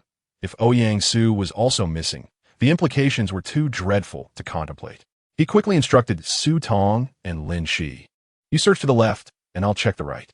Contact me immediately if you find her." Su Tong seemed to grasp the gravity of the situation as she took Lin Shi's hand and hurried left, while the shadows deepened around them. Meanwhile, half an hour earlier, as twilight descended, Ouyang Su hesitated for a moment before ultimately deciding to return. However, upon arriving at the entrance of their residence, he was startled to see Xiao Wei rush out in a flurry. Gazing at her graceful figure and youthful allure, a wicked notion suddenly crossed his mind. If Hu Feng could act with such audacity, why couldn't he? Over the past few days, he had come to understand that Hu Feng merely engaged in hunting and foraging, tasks devoid of significant skill. Surely, he could excel in those endeavors. If he could eliminate Hu Feng and that Zhang Kai, wouldn't he, all the women here become his? He envisioned a scenario where they would toil for him while he reigned like an emperor, and the mere thought sent a thrill through him, causing his mouth to water with excitement. Resolved, Ouyang Su seized the opportunity and stealthily followed Xiao Wei as she made her way to the beach. Seizing the moment while Xiao Wei was distracted, he swiftly covered her mouth, dragging her away to a secluded spot. With a sharpened bamboo shard poised against her neck, he commanded her to remain silent. Startled by the sudden assault, Xiao Wei gazed at him in sheer disbelief. Glancing down at the threatening bamboo point aimed at her throat, she refrained from crying out, fearful that a careless move might result in harm. Ouyang Su, amused by how easily she succumbed to his control, smirked and began to force her toward the beach, step by cautious step. Consumed by fear, Xiao Wei felt utterly powerless to act or scream, resigned to being dragged along. Her only hope being that her mother would soon discover her plight. Upon reaching the edge of the beach, Ouyang Su bound Xiao Wei to a tree with vines and reiterated his threat for her to remain quiet. As he beheld the tied-up Xiao Wei, her compelling figure stirred something within him. Yet, Recalling his plan, he shook his head. There was no turning back now. Having committed to this course of action, he would see it through to the end. After securing Xiao Wei, Ouyang Su departed, seeking accomplices, those who also bore grievances against Hu Feng. Not far from the encampment, Ouyang Su cautiously surveyed the surroundings, relieved to see that no one had noticed Xiao Wei's absence. Before long, a figure emerged from the dwelling, making their way toward the waterfall, prompting Ouyang Su to quickly follow. "Who is there?" Shu Yu sensed she was being followed and turned around hastily. At that moment, Ouyang Su stepped out from the nearby thicket. "It's you?" Shu Yu remarked with disdain. "I need your assistance," Ouyang Su stated directly. "Assistance?" Shu Yu was taken aback, questioning what he could possibly need help with. Provisions for escape? However, his next words left her utterly stunned. "I have kidnapped the girl named Xiao Wei. I intend to kill Hu Feng." Upon hearing this, Shu Yu froze, surveying him with a look of contempt. You think you can do that?" Ouyang Su understood that achieving his goal alone would be a daunting task, so he sought Shu Yu's collaboration.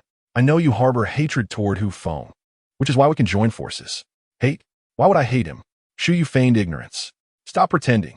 Ouyang Su tore away her facade. "What were you doing in the plains yesterday? Don't think I'm unaware of what you witnessed." Shu Yu narrowed her eyes, scrutinizing him as if trying to unveil the true nature of this previously submissive man. "You were following me? I sent that what you were doing as well." Wing Su Dito Dietz Mi Sin. Though he was oblivious to her motivations, he sensed her desire to obtain something from Hu Feng. "I don't care what it is, but if you help me eliminate Hu Feng, whatever you seek will be yours." "Huh." Shu Yu laughed at his proposition. While she indeed desired that list, she knew there were other ways to acquire it. Intimidation and coercion could suffice. Looking into the eyes of the man before her, she perceived an intense yearning. After all, men were seldom virtuous. By killing Hu Feng, not only will you secure the list, but everything here will belong to you. Ouyang Su continued to temper. Upon hearing these words, Shu Yu could not deny her stirring emotions. However, she was disinclined to eliminate Hu Feng, finding such an act rather dull. Instead, the prospect of controlling him intrigued her. Observing the deep contemplation on the other's face, Ouyang Su felt a glimmer of hope and hastily unveiled his entire plan. As Shu Yu listened to his proposition, her mind began to whirl, not in concern over the plan's viability, but rather pondering the opportunity to eliminate this unknown threat and subsequently coerce Hu Feng, which held paramount importance. We currently possess 2 firearms. One is in Hu Feng's possession, and the other belongs to Su Bingyun. Moreover, I am not well acquainted with Su Bingyun, rendering it impossible for me to seize the weapon," she remarked, seemingly acquiescing to Ouyang Su's scheme. "Indeed, acquiring a firearm poses quite a challenge," Ouyang Su conceded, acknowledging the substantial threat their side faced without one. "What about a knife?" he suggested, seeking a more feasible alternative. "That will suffice," Shu Yu responded with a knowing smile, inwardly mocking him. "Fool, why would I ever provide you with a gun? If I had one, would I truly share it with you?" As she spoke, she produced a small knife from her person, one she had utilized earlier that afternoon while gathering sago palms, yet had not returned it. Taking the knife into his possession, Ouyang Su felt a sense of reassurance. After all, bamboo spikes were hardly a match for Hu Feng. The priority is to use Xiao Wei as leverage. "Aren't you entangled with Su Tong? Surely, you wouldn't wish to abandon her daughter?" he asserted. "Let us proceed according to the plan." With that, Ouyang Su dashed into the nearby woods. Watching him depart, Shu Yu revealed a triumphant smile. "You're still so young, my boy. You believe those who assist you are incapable of causing you harm." She mused to herself, aspiring to become Hu Feng. Perhaps you should reflect on your own qualities. The individual you intend to confront, though lacking in combat prowess, has been an undercover operative in his homeland for many years. What do you possess to challenge him? Before long, upon returning to their base, Su Tong discovered Xiao Wei was missing, prompting Hu Feng to organize a search party. As twilight approached, Hu Feng could hardly fathom the dire consequences should Xiao Wei indeed have been abducted by Ouyang Su. He could only pray for her swift return. As for Ouyang Su's motivations, Hu Feng had some inkling, but the truth would only reveal itself once they found the missing girl. Chapter 91. The unpredictability of change. After traversing a stretch along the beach, a sudden apparition, a white figure, emerged from the edge of the nearby woods. Hu Feng focused his gaze and discovered Xiao Wei bound beneath a tree, her mouth gagged with a wad of cloth. Noticing her attire was intact, he felt a wave of relief wash over him. Upon seeing Hu Feng and his companions, Xiao Wei's expression transformed to one of astonishment as she muffled cries of distress. Just then, a hand wielding a knife emerged from behind the tree, poised at her throat. Moments later, Ouyang Su swaggered forth, his face alight with self-satisfaction. Quite prompt. Aren't we? He chuckled. Witnessing this scene, Ouyang Shui could scarcely believe her eyes. How could her brother have kidnapped Xiao Wei? What were his intentions? Despite Ouyang Su's emergence, Hu Feng remained unfazed by the threat posed to him through Xiao Wei's abduction, dismissing the notion as mere folly. How does it feel? Surprised? Unexpected? Ouyang Su boasted, then turned his attention to Hu Feng. I am aware that at this moment, you might wish to eliminate me with a single shot, but I urge you to contemplate this carefully. Ouyang Su, peeking out from behind Xiao Wei, continued to boast with an air of arrogance. Indeed, if Hu Feng were to pull the trigger now, not only would he risk missing his target, but he could also inadvertently harm Xiao Wei. Should he fail to hit his mark, there is a genuine possibility that, in a moment of panic, he might turn his aggression towards her. It would be prudent to observe the intentions of the adversary first, especially since they have taken Xiao Wei hostage.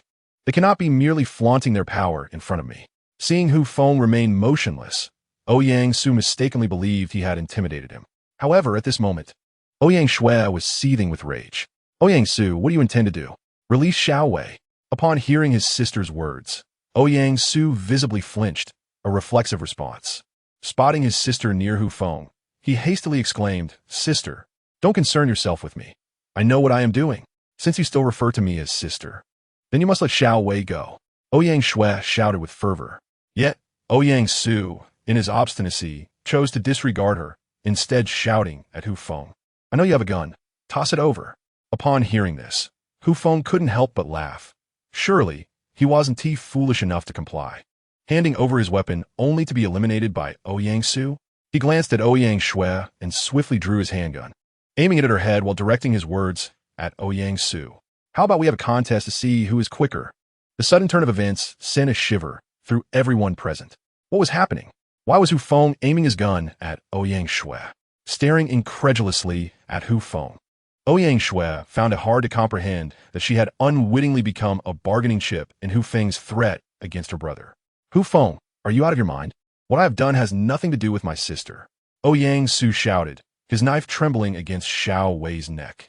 You are truly hypocritical. What connection do I have with Xiao Wei? You and your sister share blood ties.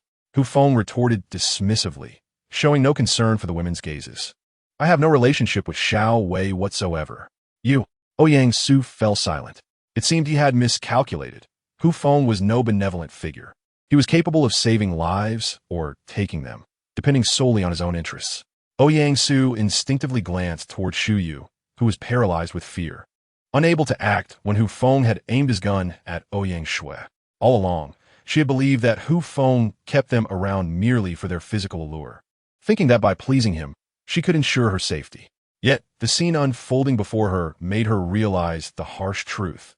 In terms of beauty, Ouyang Shui eclipsed all of them. As a star, her physique was impeccable. But what did that matter? Hu Feng could discard her without a second thought. What then were they in Hu Feng's eyes? Merely free labor? Tools for his gratification? Observing Shu Yu's paralyzed state, Ouyang Su finally comprehended that relying on others is fraught with peril. One must ultimately depend on oneself. It seemed that Ouyang Su had come to a realization. As he gazed at Ouyang Shui, who was being threatened by Hu Feng's gun, he steeled his resolve and shouted boldly, All right, come on, sister. I'm sorry, Hu Feng. Let us settle this, ha. With that, Ouyang Su erupted into maniacal laughter and prepared to strike Xiao Wei.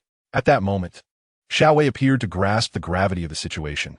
She and Ouyang Shui had become mere pawns in this deadly game, though a sense of injustice welled within her. She found herself utterly powerless. As Ouyang Shui moved to take action, Hu Feng sighed. Fine, you win. He lifted the gun aimed at Ouyang Shui's forehead and addressed Ouyang Su, who stood not far away. Upon hearing this, Ouyang Shui, who had closed her eyes, opened them in disbelief, her spirit deflating after staring death in the face. Witnessing Hu Feng raise the gun, Ouyang Su was momentarily taken aback, then elated. His gamble had paid off. Throw me the gun, he insisted, continuing his previous line of thought.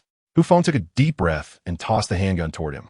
Ouyang Su, surprised by Hu Feng's nonchalance, stepped out from behind the tree, eager to retrieve the firearm. However, Hu Feng charged forward.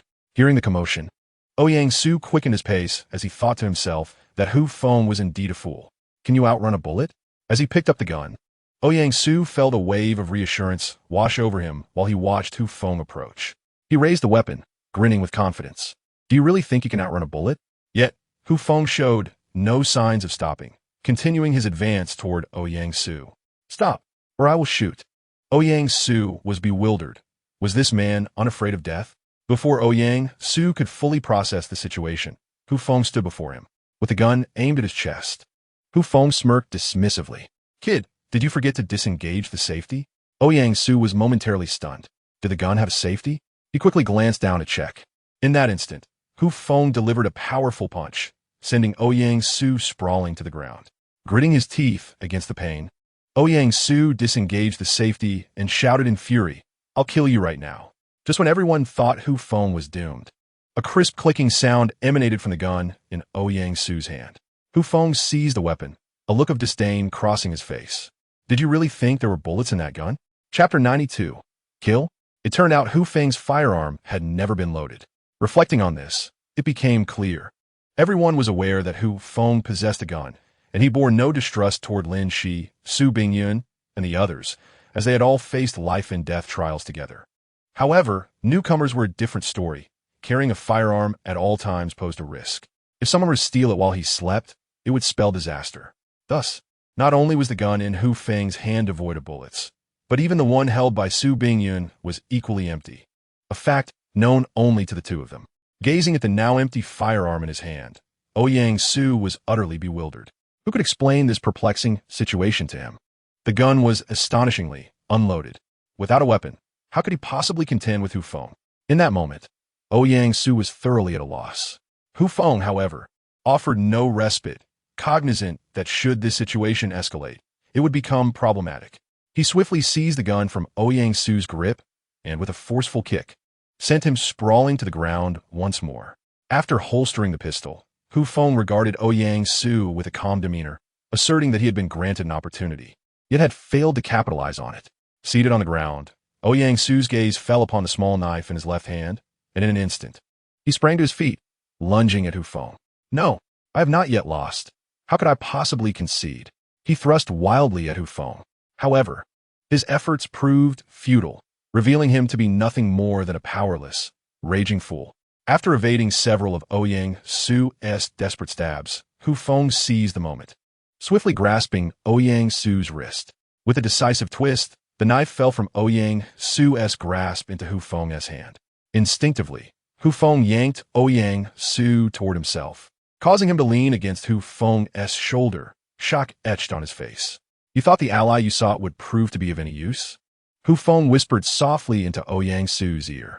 Feeling a sharp pain in his chest, Ouyang Su looked at Hu Feng in disbelief. How'd he know? Could it be? Struggling to support himself, Ouyang Su strained to see Shu Yue, memories of betrayal flooding his mind. It was this woman who had turned against him. As he attempted to voice his thoughts, blood poured from his mouth, and ultimately he succumbed, collapsing at Hu Feng's feet. Witnessing Ouyang Su's fall, Shu Yue's expression transformed to one of terror, nearly causing her to collapse as well. Yet Hu Feng remained indifferent, casually kicking aside the lifeless body that obstructed his path. Moving toward Xiaowei, he tore away the cloth that had muffled her cries and severed the vines binding her. Xiaowei, overwhelmed, leaped into Hu Feng's embrace, weeping uncontrollably. As she beheld the deceased Ouyang Su, Ouyang Shui could scarcely believe her eyes. Her brother, whom she had fought so fiercely to protect, lay lifeless before her. Slowly approaching Ouyang Su's still form, she gazed into his unblinking eyes, trembling as she extended her hand to close them. Raising her gaze, she found Hu Feng approaching, supporting Xiaowei, standing beside Ouyang Shui. Hu Feng regarded her with a cool detachment, speaking in a condescending tone. Keeping him around is nothing but nuisance. If you desire vengeance, I could end your life right now. If you wish to leave, feel free. However, should you choose to remain, contemplate who you truly are and for whom you live. Here, my wort is love. With that, Hu Feng turned away, leaving the matter of the body to those who would attend to it. As he approached the group of women, Hu Feng's gaze shifted to Shu Yue. Upon meeting his eyes, Shu Yue instinctively took a step back. Just as Hu Feng opened his mouth to speak, a voice from behind the women interrupted him. Hu Feng, have you found Xiao Wei? The crowd parted to create a path as Su Tong hurriedly approached, finally letting out a sigh of relief upon seeing Xiao Wei supported by Hu Feng. She stepped forward and struck the shoulder of the other with a firm hand. Where on earth have you run off to, you reckless girl? Su Tong's tone was laced with tears. Mom, Xiao Wei instinctively cried out before collapsing into Su Tong's embrace. Sobbing, seeing that Xiao Wei was safe, Su Tong, despite not being her biological mother, had raised her for so many years that she had come to regard her as her own. If you ever run off again, you two will not give me a moment's peace. Su Tong chastised, giving Xiao Wei a playful swat on the backside. Lin Shi, who had rushed over, felt a wave of relief wash over her upon seeing that Xiao Wei was unharmed. However, upon noticing Ouyang Shui in the distance, confusion clouded her mind. Just as she was about to approach, Hu Feng grasped her arm firmly. There's no need to go over there. Hearing Hu Feng's icy words, Lin Shi seemed to grasp something profound. As she glanced at Ouyang Su, who lay on the ground bleeding, she ultimately heeded Hu Feng's advice and remained where she was. Although the issue concerning Ouyang Su had been resolved, it had given rise to numerous subsequent complications. You all should head back, Hu Feng instructed the women, as he had matters of his own to address. With Xiao Wei safe, the others felt at ease, not pondering too deeply about Hu Feng's intentions, especially as night had fully descended. Just as the women were about to leave, Hu Feng suddenly spoke up. Shu Yu, you stay. The moment those words were uttered, Shu Yu's body trembled, nearly collapsing to the ground. The others were baffled. What could Hu Feng possibly want with Shu Yu? It's nothing, just assisting with burying the deceased, Hu Feng explained, attempting to clarify the peculiar looks directed at him. The women seemed unconcerned and began to depart, although Lin Shi cast a thoughtful glance back, as if to signal that they should not escalate matters further.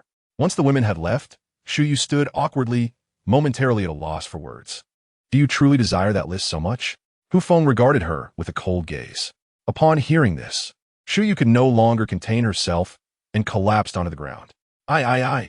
Yet, after much stammering, she could not articulate her thoughts. Hu Feng wiped the blood from the blade in his hand before focusing his attention back on Shu Yu. Shall I escort you down to inquire about that list? As he spoke, Hu Feng advanced step by step toward her. Hearing this, Shu Yu was utterly petrified, hastily retreating along the beach.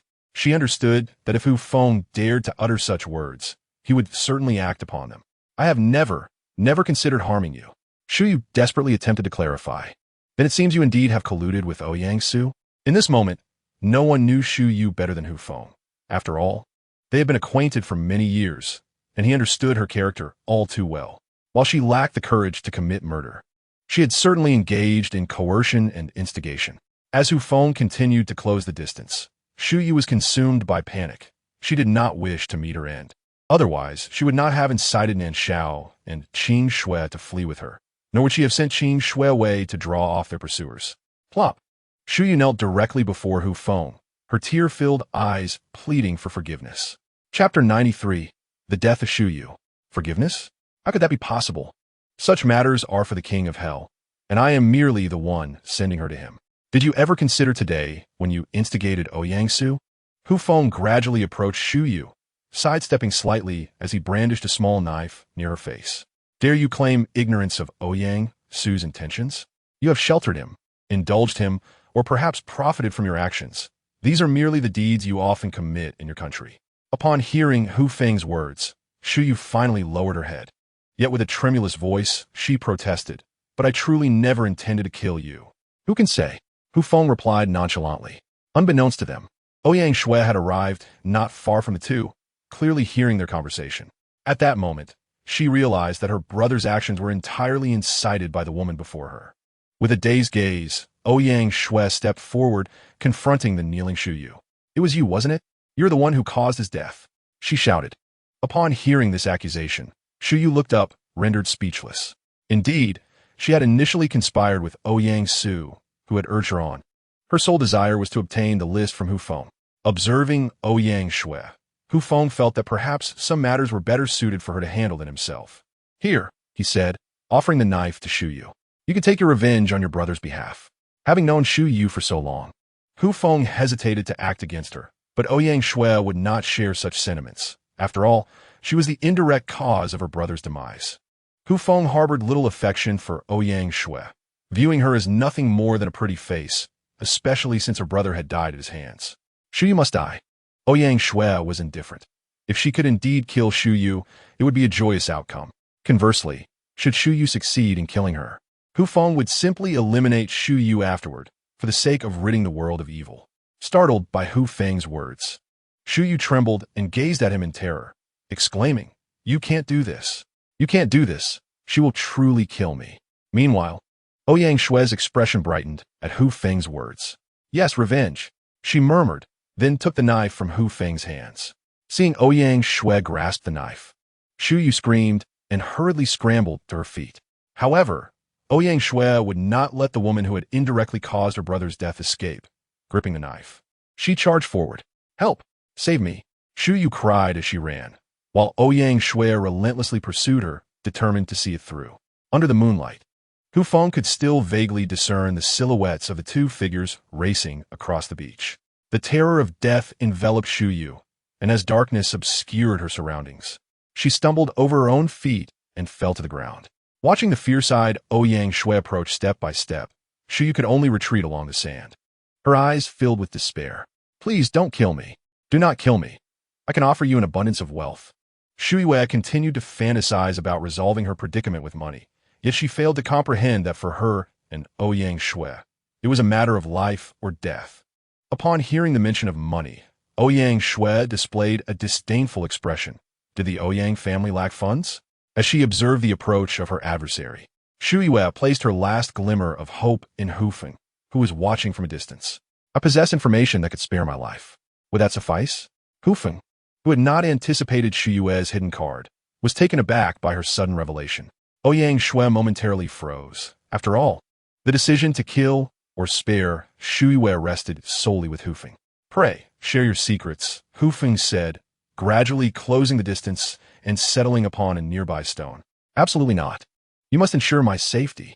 Upon hearing her demand, Hu Feng inwardly chuckled, though his expression remained impassive. "Do you truly hold the leverage to negotiate?" Shu Yu pondered her own position, casting a glance at the hand that had raised the dagger before her. "All I desire is to survive," she uttered with great difficulty, articulating her desperate wish. Hu Feng's demeanor remained unchanged. "You wish to live, yet it seems you may not. Very well. If you disclose the information, I can assure you will not be harmed." Upon hearing Hu Feng's words, Shu Yu appeared considerably reassured, and Ouyang Shui also lowered her raised dagger. The young man had an elder sister on the cruise. She is the daughter of a Golden Triangle drug lord. I once saw her at his base. Rinqing Shuang? The mention of this name stirred Hu Feng, who stood up, uncertainty etched on his face. "Do you know her?" Shu Yu, intrigued by Hu Feng's familiarity with Rinqing Shuang, quickly realized that, after years of undercover work in Thailand, he would indeed have channels to be aware of her existence. Hu Feng did not respond to Shu Yu's inquiry, as a woman's visage involuntarily surfaced in his mind. Could it be her? "May I take my leave now?" As Hu Feng fell into contemplation, Shu Yu desperately sought to preserve her life. Coming to his senses, Hu Feng glanced at Shu Yu before approaching her and patting Ouyang Shui on the shoulder. "I assure you, I shall not harm her. You are not part of this." With that, he turned to depart. Since that woman was on the island, he indeed had an old score to settle. "You scoundrel! You are untrustworthy." Shu Yu, the first to react to Hu Feng's words, hurled curses at his retreating figure. At that moment, Ouyang Shui grasped the implications. What did Hu Feng's assurance mean for her? Realizing this, she raised her dagger once more and lunged at Shu Yu. "Ah!" A piercing scream echoed through the air. Shu Yu, already on the ground, found herself unable to evade the strike, which pierced her thigh, resulting in a sudden spray of blood as Ouyang Shui withdrew the blade. The knife had struck the femoral artery, and blood gushed forth like a fountain, splattering across Ouyang Shui's face as her vision turned crimson. Without hesitation, she struck again. With 2 stabs, then 3, and finally 4, Ouyang Shui gradually transformed into a figure drenched in blood, while Shu Yu, lying on the ground, had long since succumbed to death. Hu Feng, standing nearby and gazing at the sea, remained indifferent to the chaos unfolding behind him. His thoughts were solely consumed with how to make that woman repay her debts. Hearing no commotion, Hu Feng turned to observe Ouyang Shui, her body appearing as though it had been bathed in crimson. "You should wash up," he instructed, gesturing towards the shore. Upon hearing his words, Ouyang Shui halted her actions and, like a marionette, walked towards the water's edge. In that moment, a chilling realization dawned upon her. She had killed Shu Yu, and now her own fate seemed inevitable. Hu Feng retrieved 2 bullets from his pocket, loading them into the magazine of his handgun. He then raised the firearm, aiming it at Ouyang Shui, who was slowly advancing to the shoreline. Chapter 94, Triple Strike. However, Ouyang Shui, who had closed her eyes in quiet resignation to death, remained in silence for what felt like an eternity. "Hurry up and clean the blood. We still need to bury them," Hu Feng's voice suddenly urged from behind. He held the gun steady, contemplating for a long moment, yet ultimately refrained from pulling the trigger. It was not out of pity. Rather, he sensed it was unnecessary. At that moment, Ouyang Shui had lost everything. Her brother was dead, and she had taken a life. If she wished to survive, her only option was to rely on Hu Feng. As for the matter of her brother's death, Hu Feng was indifferent. Revenge would require an opportunity. Hu Feng stripped Ouyang Shui of her brother's clothing, recognizing that they were essential supplies. While Shu Yu's garments were likely beyond salvage, riddled with blood from Ouyang Shui's knife. Initially intending to return to the camp for a shovel, he was interrupted by the emergence of a woman from the darkness. She gazed at the bloodied corpse of Shu Yu and could only sigh in resignation. "One reaps what one sows," she mused. "Could you not have simply waited here for rescue, living quietly as a person? Why complicate matters?" "You've come," Hu Feng remarked, somewhat surprised by Shi's arrival. She surveyed the 2 lifeless bodies and Ouyang Shui, who was cleansing herself by the sea, and tentatively inquired, "How do you plan to explain this?" "Explain?" Hu Feng hesitated, then nonchalantly replied, "Why should I explain? Shu Yu died without cause. What do you think they will think? Su Tong and Su Bingyan may not care, but what about Nan Shao and Li Shi? What Zhang Kai?" At Lin Shi's words, Hu Feng remained unfazed. "Why explain? If they choose to stay, they do. If not, let them go. I'm not one to treat women as cattle." As for Zhang Kai, Hu Feng was reluctant to voice his concerns, feeling that trouble loomed in his direction. Before long, Ouyang Shui returned, having washed herself. She held her clothes in hand, clad only in a purple lingerie that appeared strikingly alluring under the moonlight. Shrouded in the dimness of night, she could not ascertain whether the blood had been fully washed away, so she decided to strip entirely and wash off thoroughly later. "All right then, let's get to work." Upon witnessing Ouyang Shui's scan attire, Hu Feng turned to give instructions. "Upon returning to the base, I lost track of time. It has been nearly 3 months since my arrival here, and my phone, unlike a Phelps imitation, has long since run out of battery, lacking any extended standby features. Nevertheless, Hu Feng collected everyone's phones, for one never knows when such high-tech devices might prove useful. The only watch still ticking belonged to Su Bingyun, though its accuracy was uncertain. Wang Xiaomei had prepared the meal and was waiting eagerly, while Xiao Bao touched his belly, eyeing the food on the bamboo table. Several times he contemplated reaching for it, only to be rebuffed by Su Tong. When Hu Feng and the others finally returned, a sense of relief washed over the crowd, though they soon noticed the absence of Shu Yu, sparking curiosity. "Where's Sister Shu Yu?" Nan Shao, who was closest to Shu Yu, was the first to voice the concern. Upon hearing this, Shi instinctively glanced at Hu Feng, her expression unmistakably conveying, "Didn't you say no explanations were necessary? So why now?" Listening to Nan Shao, Hu Feng looked up at her and casually remarked, "She's dead." The group fell silent, bewildered. How could a seemingly healthy individual simply perish? Hu Feng was about to mention his own involvement when Shi interjected. "She died from poison. She was bitten by a venomous snake when she wasn't paying attention and didn't survive. Poisoned to death." The others regarded Hu Feng with confusion, especially since he had been the one to leave Shu Yu behind. Observing Shi's desperate defense, Hu Feng felt a twinge of appreciation, yet the truth remained unchanged. Seizing the moment, he aimed to impart a lesson. "She conspired with Ouyang Su to kidnap Xiao Wei, intending to control us, so I eliminated her." Ouyang Shui trembled at this revelation. Had she not been the one to kill Shu Yu? The group, grappling with Hu Feng's words, seemed momentarily stunned. Each accusation, colluding with Ouyang Su, kidnapping Xiao Wei, and plotting against them constituted a grave crime. So, allow me to offer a warning. Hu Feng surveyed the women. Here, I will not coerce you into anything. However, I advise you all to conceal your ulterior motives, for we are united in our struggle for survival while awaiting rescue. After this admonition, silence enveloped the women. Compared to others, Hu Feng had shown them considerable leniency. Reflecting on the actions of previous individuals and contrasting them with Hu Feng's, it was evident they were not on the same plane. Now let us eat. Noting the submissive expressions on the women's faces, Hu Feng chose to say no more, recognizing that they needed to come to their own realizations. Where's Zhang Kai? As he lifted his bowl, Hu Feng noticed a conspicuous absence in the crowd.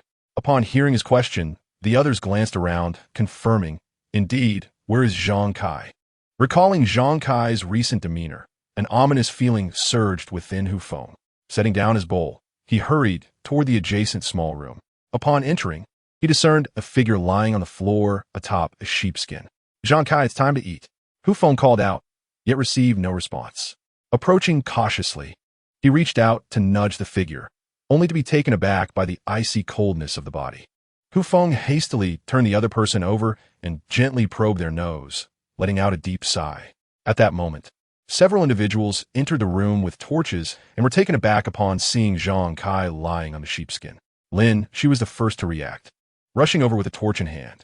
By the light of the flames, Hu Feng noticed a bamboo arrow firmly embedded in the person's wrist. Just as Lin, she was about to render assistance, Hu Feng swiftly pulled them back. No need. Look closely, he instructed, pointing at Zhang Kai's wrist. Poison arrow? Lin, she exclaimed, astonished, before suddenly realizing the implications. Did they confront the Tai Sui today? Have 3 perished? Hu Feng was somewhat surprised. Was this what it meant to travel together? Confirming that there was no hope left, Lin, she exited the small room, while Hu Feng sought a hoe. For it was impossible to leave a corpse overnight. It was best to lay him to rest. Yet, Hu Feng admired their love, fleeing together, caring for each other in injury, and now departing this life together. Was this not a poignant love story inscribed upon this desolate island? In contrast, those around him seemed exceedingly insignificant. Chapter 95. The ice stage garden by the torchlight. Hu Feng buried Zhang Kai beside his wife's grave. Since they chose to depart together, they should remain united for eternity. However, there was little to accompany him in this barren land, so he forwent any burial goods. It was likely the departed would not mind. Upon returning to the base, the millet congee had long since cooled, and Wang Xiaomei had to reheat it. The group's spirits were notably low, particularly regarding Zhang Kai, a commendable individual whose choice had come as a shock. Those who do not understand will never comprehend. After the meal, the women retired early. Hu Feng returned to the small room, instantly feeling a void. Just yesterday there had been 3, and now he was left all alone. Would this wretched island existence come to an end? 3 months had passed without a glimpse of rescue. Had they given up? Yet, the private rescue efforts from Malaysia Airlines had persisted for 4 years, hadn't they?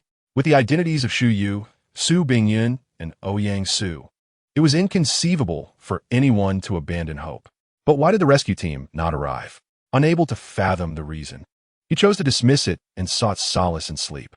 In a haze, Hu Feng sensed someone pushing open the door. Instantly alert, given the recent deaths, it was unreasonable not to feel anxious. However, by the moonlight, he discerned the silhouette of a woman entering, which eased his heart considerably. It took us to come here at this hour. As Su Tong stepped inside, she found the room enveloped in darkness, making it difficult to locate Hu Feng. So she began to navigate cautiously. Suddenly, a figure scooped her up and rolled them onto the sheepskin. You dare to come tonight? Initially unsure of who it was, Hu Feng recognized her immediately upon embrace. Her physique left no room for doubt. Startled by Hu Feng's sudden advance, Su Tong was taken aback. But upon hearing his words, her heart swelled with joy. I came to thank you for saving Xiaowei today. Su Tong spoke with a hint of contradiction, expressing her gratitude. Thank you, Hu Feng replied with a knowing smile. What should I be thanked for? He then embraced Su Tong directly. Su Tong couldn't help but let out a soft moan. Once their intimate moment concluded, she collapsed into Hu Feng's arms, feeling utterly drained and disinclined to move. The two remained in silence, wishing to hold one another until the end of time. However, reality proved to be unforgiving. Just as they were lost in their tender exchange, a shadow appeared at the doorway. Upon seeing someone, Su Tong nearly screamed. But Hu Feng quickly covered her mouth and maneuvered her into the dark recesses of the small room. The newcomer, like Su Tong, was unable to discern Hu Feng's position and could only call out softly, Hu Feng. At that moment, Hu Feng felt as though he were on the brink of social annihilation. Responding felt impossible, yet remaining silent was equally daunting. Hu Feng feigned a sleepy demeanor and replied. Hearing his voice, Su Bingyun gradually confirmed the direction and stepped closer. In a bid to prevent Su Bingyun from discovering Su Tong, Hu Feng gently pulled her closer, wrapping her in a sheepskin cloak and cradling her in his arms. Meanwhile, Su Tong, hidden behind Hu Feng, felt an overwhelming sense of embarrassment. Su Bingyun let out a shriek reminiscent of Su Tong's earlier reaction. Hu Feng chose to ignore it. After all, the individual was right behind him, and there was no need for pretense. Being suddenly embraced by Hu Feng caused Su Bingyun's cheeks to flush crimson, and she instinctively attempted to push him away, only to realize something was amiss. Why are you not wearing any clothes? I prefer to sleep in the nude. Su Bingyun's face turned as red as a ripe apple. I am scared. I can't sleep. Lying in Hu Feng's embrace, Su Bingyun pondered her thoughts. Hu Feng nodded and tightened his hold around her, reassuringly stating, let me hold you as you sleep. Su Bingyun offered a faint smile before closing her eyes. At that moment, Hu Feng could only hope for her to drift off soon, for he had another person behind him. Don't move, Hu Feng instructed, eyes still closed. Su Bingyun was taken aback by his words. What was happening today? Usually, he was so eager, but today he seemed to possess an air of serenity. I refuse to be swayed, she thought to herself. Meanwhile, Hu Feng's mind echoed a singular thought. Heaven's misdeeds can be countered, but self-inflicted misfortune is inescapable. Are you incapable? Su Bingyun suddenly inquired. Upon hearing this, Hu Feng could no longer contain himself. You may call me foolish or simple-minded, but you cannot say that I am incapable. Su Tong, lying behind Hu Feng, held her breath, fearing that Su Bingyun's words could lead to her exposure. Exhausted, Hu Feng felt utterly drained. Although life should be embraced with joy and not let the golden goblet face the moon empty, the notion of restraint had long since been cast aside. Su Bingyun, radiant and full of life, exited the small room, unwilling to linger, as her pride still mattered. Once she had distanced herself, Su Tong cautiously emerged from behind Hu Feng. Noticing him sprawled weakly on the sheepskin, she couldn't help but chuckle and gently caress his cheek with her delicate hand. Hu Feng quickly protested. I truly have no strength left. How boastful! Su Tong murmured a few words before rising to leave. Upon returning to her abode, she unexpectedly collided with Su Bingyun. You! They both exclaimed in unison, yet were at a loss for what to inquire. I need to use the restroom. They echoed once more. At this proclamation, an overwhelming awkwardness enveloped them, their cheeks glowing vividly in the dim light of night. Oh, I've finished, you may go. Su Bingyun was the first to regain her composure, stepping aside to clear the path. Seeing this, Su Tong had no choice but to head towards the restroom. As she glanced back at Su Tong's retreating figure, Su Bingyun pondered curiously about where her counterpart had been standing moments ago. It seemed not as if she had just exited, but rather had come from that small room. This realization left Su Bingyun incredulous, unable to fathom the implications. Embarrassed, she hastily dashed into her room and threw herself onto the bed, exclaiming, "Oh no! What am I to do?" Before long, Su Tong cautiously opened the door, relieved to find Su Bingyun already asleep. It should be noted that the discomfort was mutual. Su Tong felt equally mortified. The following morning, Hu Feng appeared before everyone, his eyes shadowed by dark circles. Unfazed by the skeptical gazes of his peers, he dismissed their concerns, for he had indeed enjoyed a splendid night. Meanwhile, Su Bingyun and Su Tong wished fervently to find a crack in the ground to hide in. What happened to you, big brother? A child's voice inquired beside Hu Feng. He yawned and patted Xiao Bao's head, replying, nothing much. Just had a tussle with a swarm of mosquitoes last night. Xiao Bao, confused, furrowed his brow at the notion of battling mosquitoes. In a hurry, Su Tong pulled Xiao Bao closer, casting an admonishing glare at Hu Feng. In the midst of Su Tong and Su Bingyun's dual scrutiny, Hu Feng managed to consume his breakfast relatively unscathed. He then hurried to inspect the sweet potatoes, which had begun sprouting slender tendrils. Should conditions permit, he planned to transplant the vines. However, there was no available land at present. To achieve mass production, careful planning was essential. After a night of roasting, the charcoal was completed as before. He filled his backpack with charcoal and continued the process, for the iron smelting endeavor required a substantial quantity of it. Seizing the opportunity, Feng crushed all the stones he had previously transported. Wang Xiaomei, Xiao Wei, and Xiao Bao appeared unperturbed, sitting idly by as they observed Feng laboring. It was not idleness on their part. Their primary responsibilities were to cook salt and prepare meals. As for the others, Feng was unconcerned. As long as the essential tasks were performed, and Xiao Wei and Xiao Bao were merely there to watch over the home. Is this iron smelting? Wang Xiaomei inquired, watching Feng as he relentlessly smashed the stones, placing them aside. I have no idea, Feng replied, shaking his head. Indeed, the stones emitted a metallic sound upon impact, yet what they truly were remained a mystery to him. Scandium, titanium, vanadium, chromium, manganese, cobalt, nickel, copper, zinc, perhaps any of these could be present. Ironically, Feng had never encountered iron or before.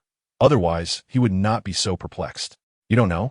Wang Xiaomei looked at Feng in astonishment, as if she had just heard the greatest joke of the century. At present, the adversary has a firearm pointed at my head, and you dare to claim ignorance regarding the presence of ammunition? Are you not concerned about the potential hazards contained within?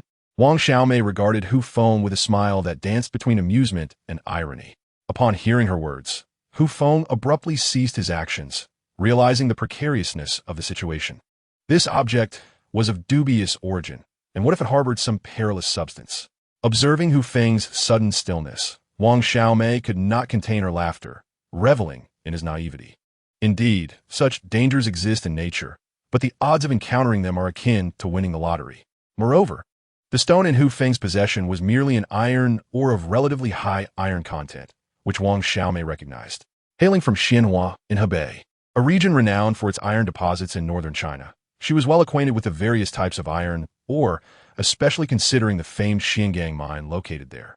Recognizing her mirth, Feng understood he had been duped and shot her an exasperated glance, questioning her with curiosity. Do you recognize this object? Wang Xiaomei, basking in his inquisitiveness, replied with pride, Of course. I am a distinguished graduate of Peking University, having achieved a score of 675 on the college entrance examination. This revelation piqued Feng's interest. It's rather beneath your talents to work as a secretary, given your illustrious background. You are truly remarkable. Beside them, Xiao Wei, a second-year high school student, looked at Wang Xiaomei with utmost admiration, her eyes sparkling with reverence. I've heard that those who score so highly are often under immense pressure. Is that true? Wang Xiaomei instinctively responded, Not necessarily. One must also possess self-discipline. She recalled her third-year high school days, which she preferred not to relive. Meanwhile, Feng chuckled softly, muttering under his breath, It may not be solely pressure. It could also be a case of being born into it. Believing Wang Xiaomei could not hear him, he was startled when she turned crimson and glared at him. What do you mean by that? Subsequently, she took Xiao Wei and Xiao Bao by the hand and distanced herself from him, deeming it prudent to avoid a rogue like him. Humph! Feng watched the retreating figures, pondering whether he had erred in his remarks. It was merely a matter of common knowledge. With the crowd dissipated, he seized the opportunity to attend to his tasks. Before long, he had shattered the iron ore and set it aside for the blast furnace, awaiting the completion of the charcoal before commencing work. Reflecting on Xu Yue's words from the previous night, Feng's heart was a tumult of emotions. The revelation that Rin Qingxuang was on this island was something he had not anticipated.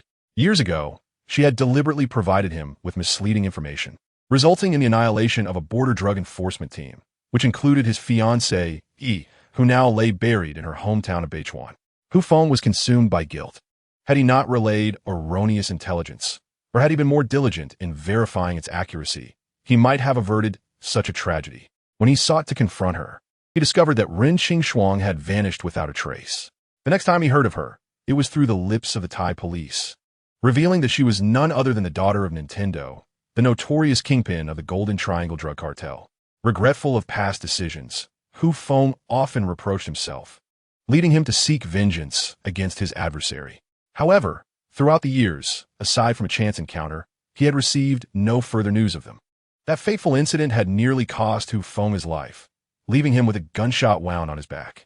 Yet, Upon hearing Shu Yu mention that Ren Xingxuang was also present, Hu Feng felt a surge of elation. At last, he had an opportunity for retribution. Nevertheless, a stark reality confronted him. If even that young man could board the ship armed, what of Ren Xingxuang? She was a drug lord, undoubtedly possessing her own formidable security. Hu Feng recalled how he had nearly met his end at the hands of her entourage, and he was acutely aware that seeking vengeance now would likely lead to a singular, dire outcome. Moreover, given Ren Xingxuang's capabilities, Hu Feng doubted she would struggle to survive on this island. She might very well ascend to become a queen, subjugating others to serve her. After all, she was a master of manipulation. Crossing swords with her, even for a moment, could result in fatal consequences. Thus, Hu Feng's immediate objective was to bolster the security around their encampment. He needed to devise a plan for the dam and consider weaponry, for bullets would eventually run out, and cold steel would become paramount. Additionally, there were the unknown threats lurking in the trees, issues that Hu Feng and his companions must confront. Although they had enough food for the time being, when danger arose, only Lin Shi and he possessed any fighting capability. Now, with the addition of the armed Su Bingyun, their strength was little more than a drop in the ocean. Faced with Ren Xingxuang, they stood no chance. As night fell, Hu Feng sat alone in the small cabin, contemplating the uncertain future.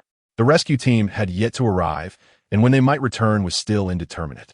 The only course of action was to prepare for the worst, to endure a prolonged existence here, and to navigate the myriad challenges that lay ahead.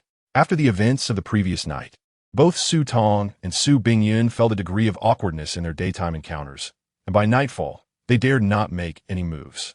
Hu Feng waited long in the cabin for any sign of activity, ultimately surrendering to sleep. After all, dreams encompass everything, do they not?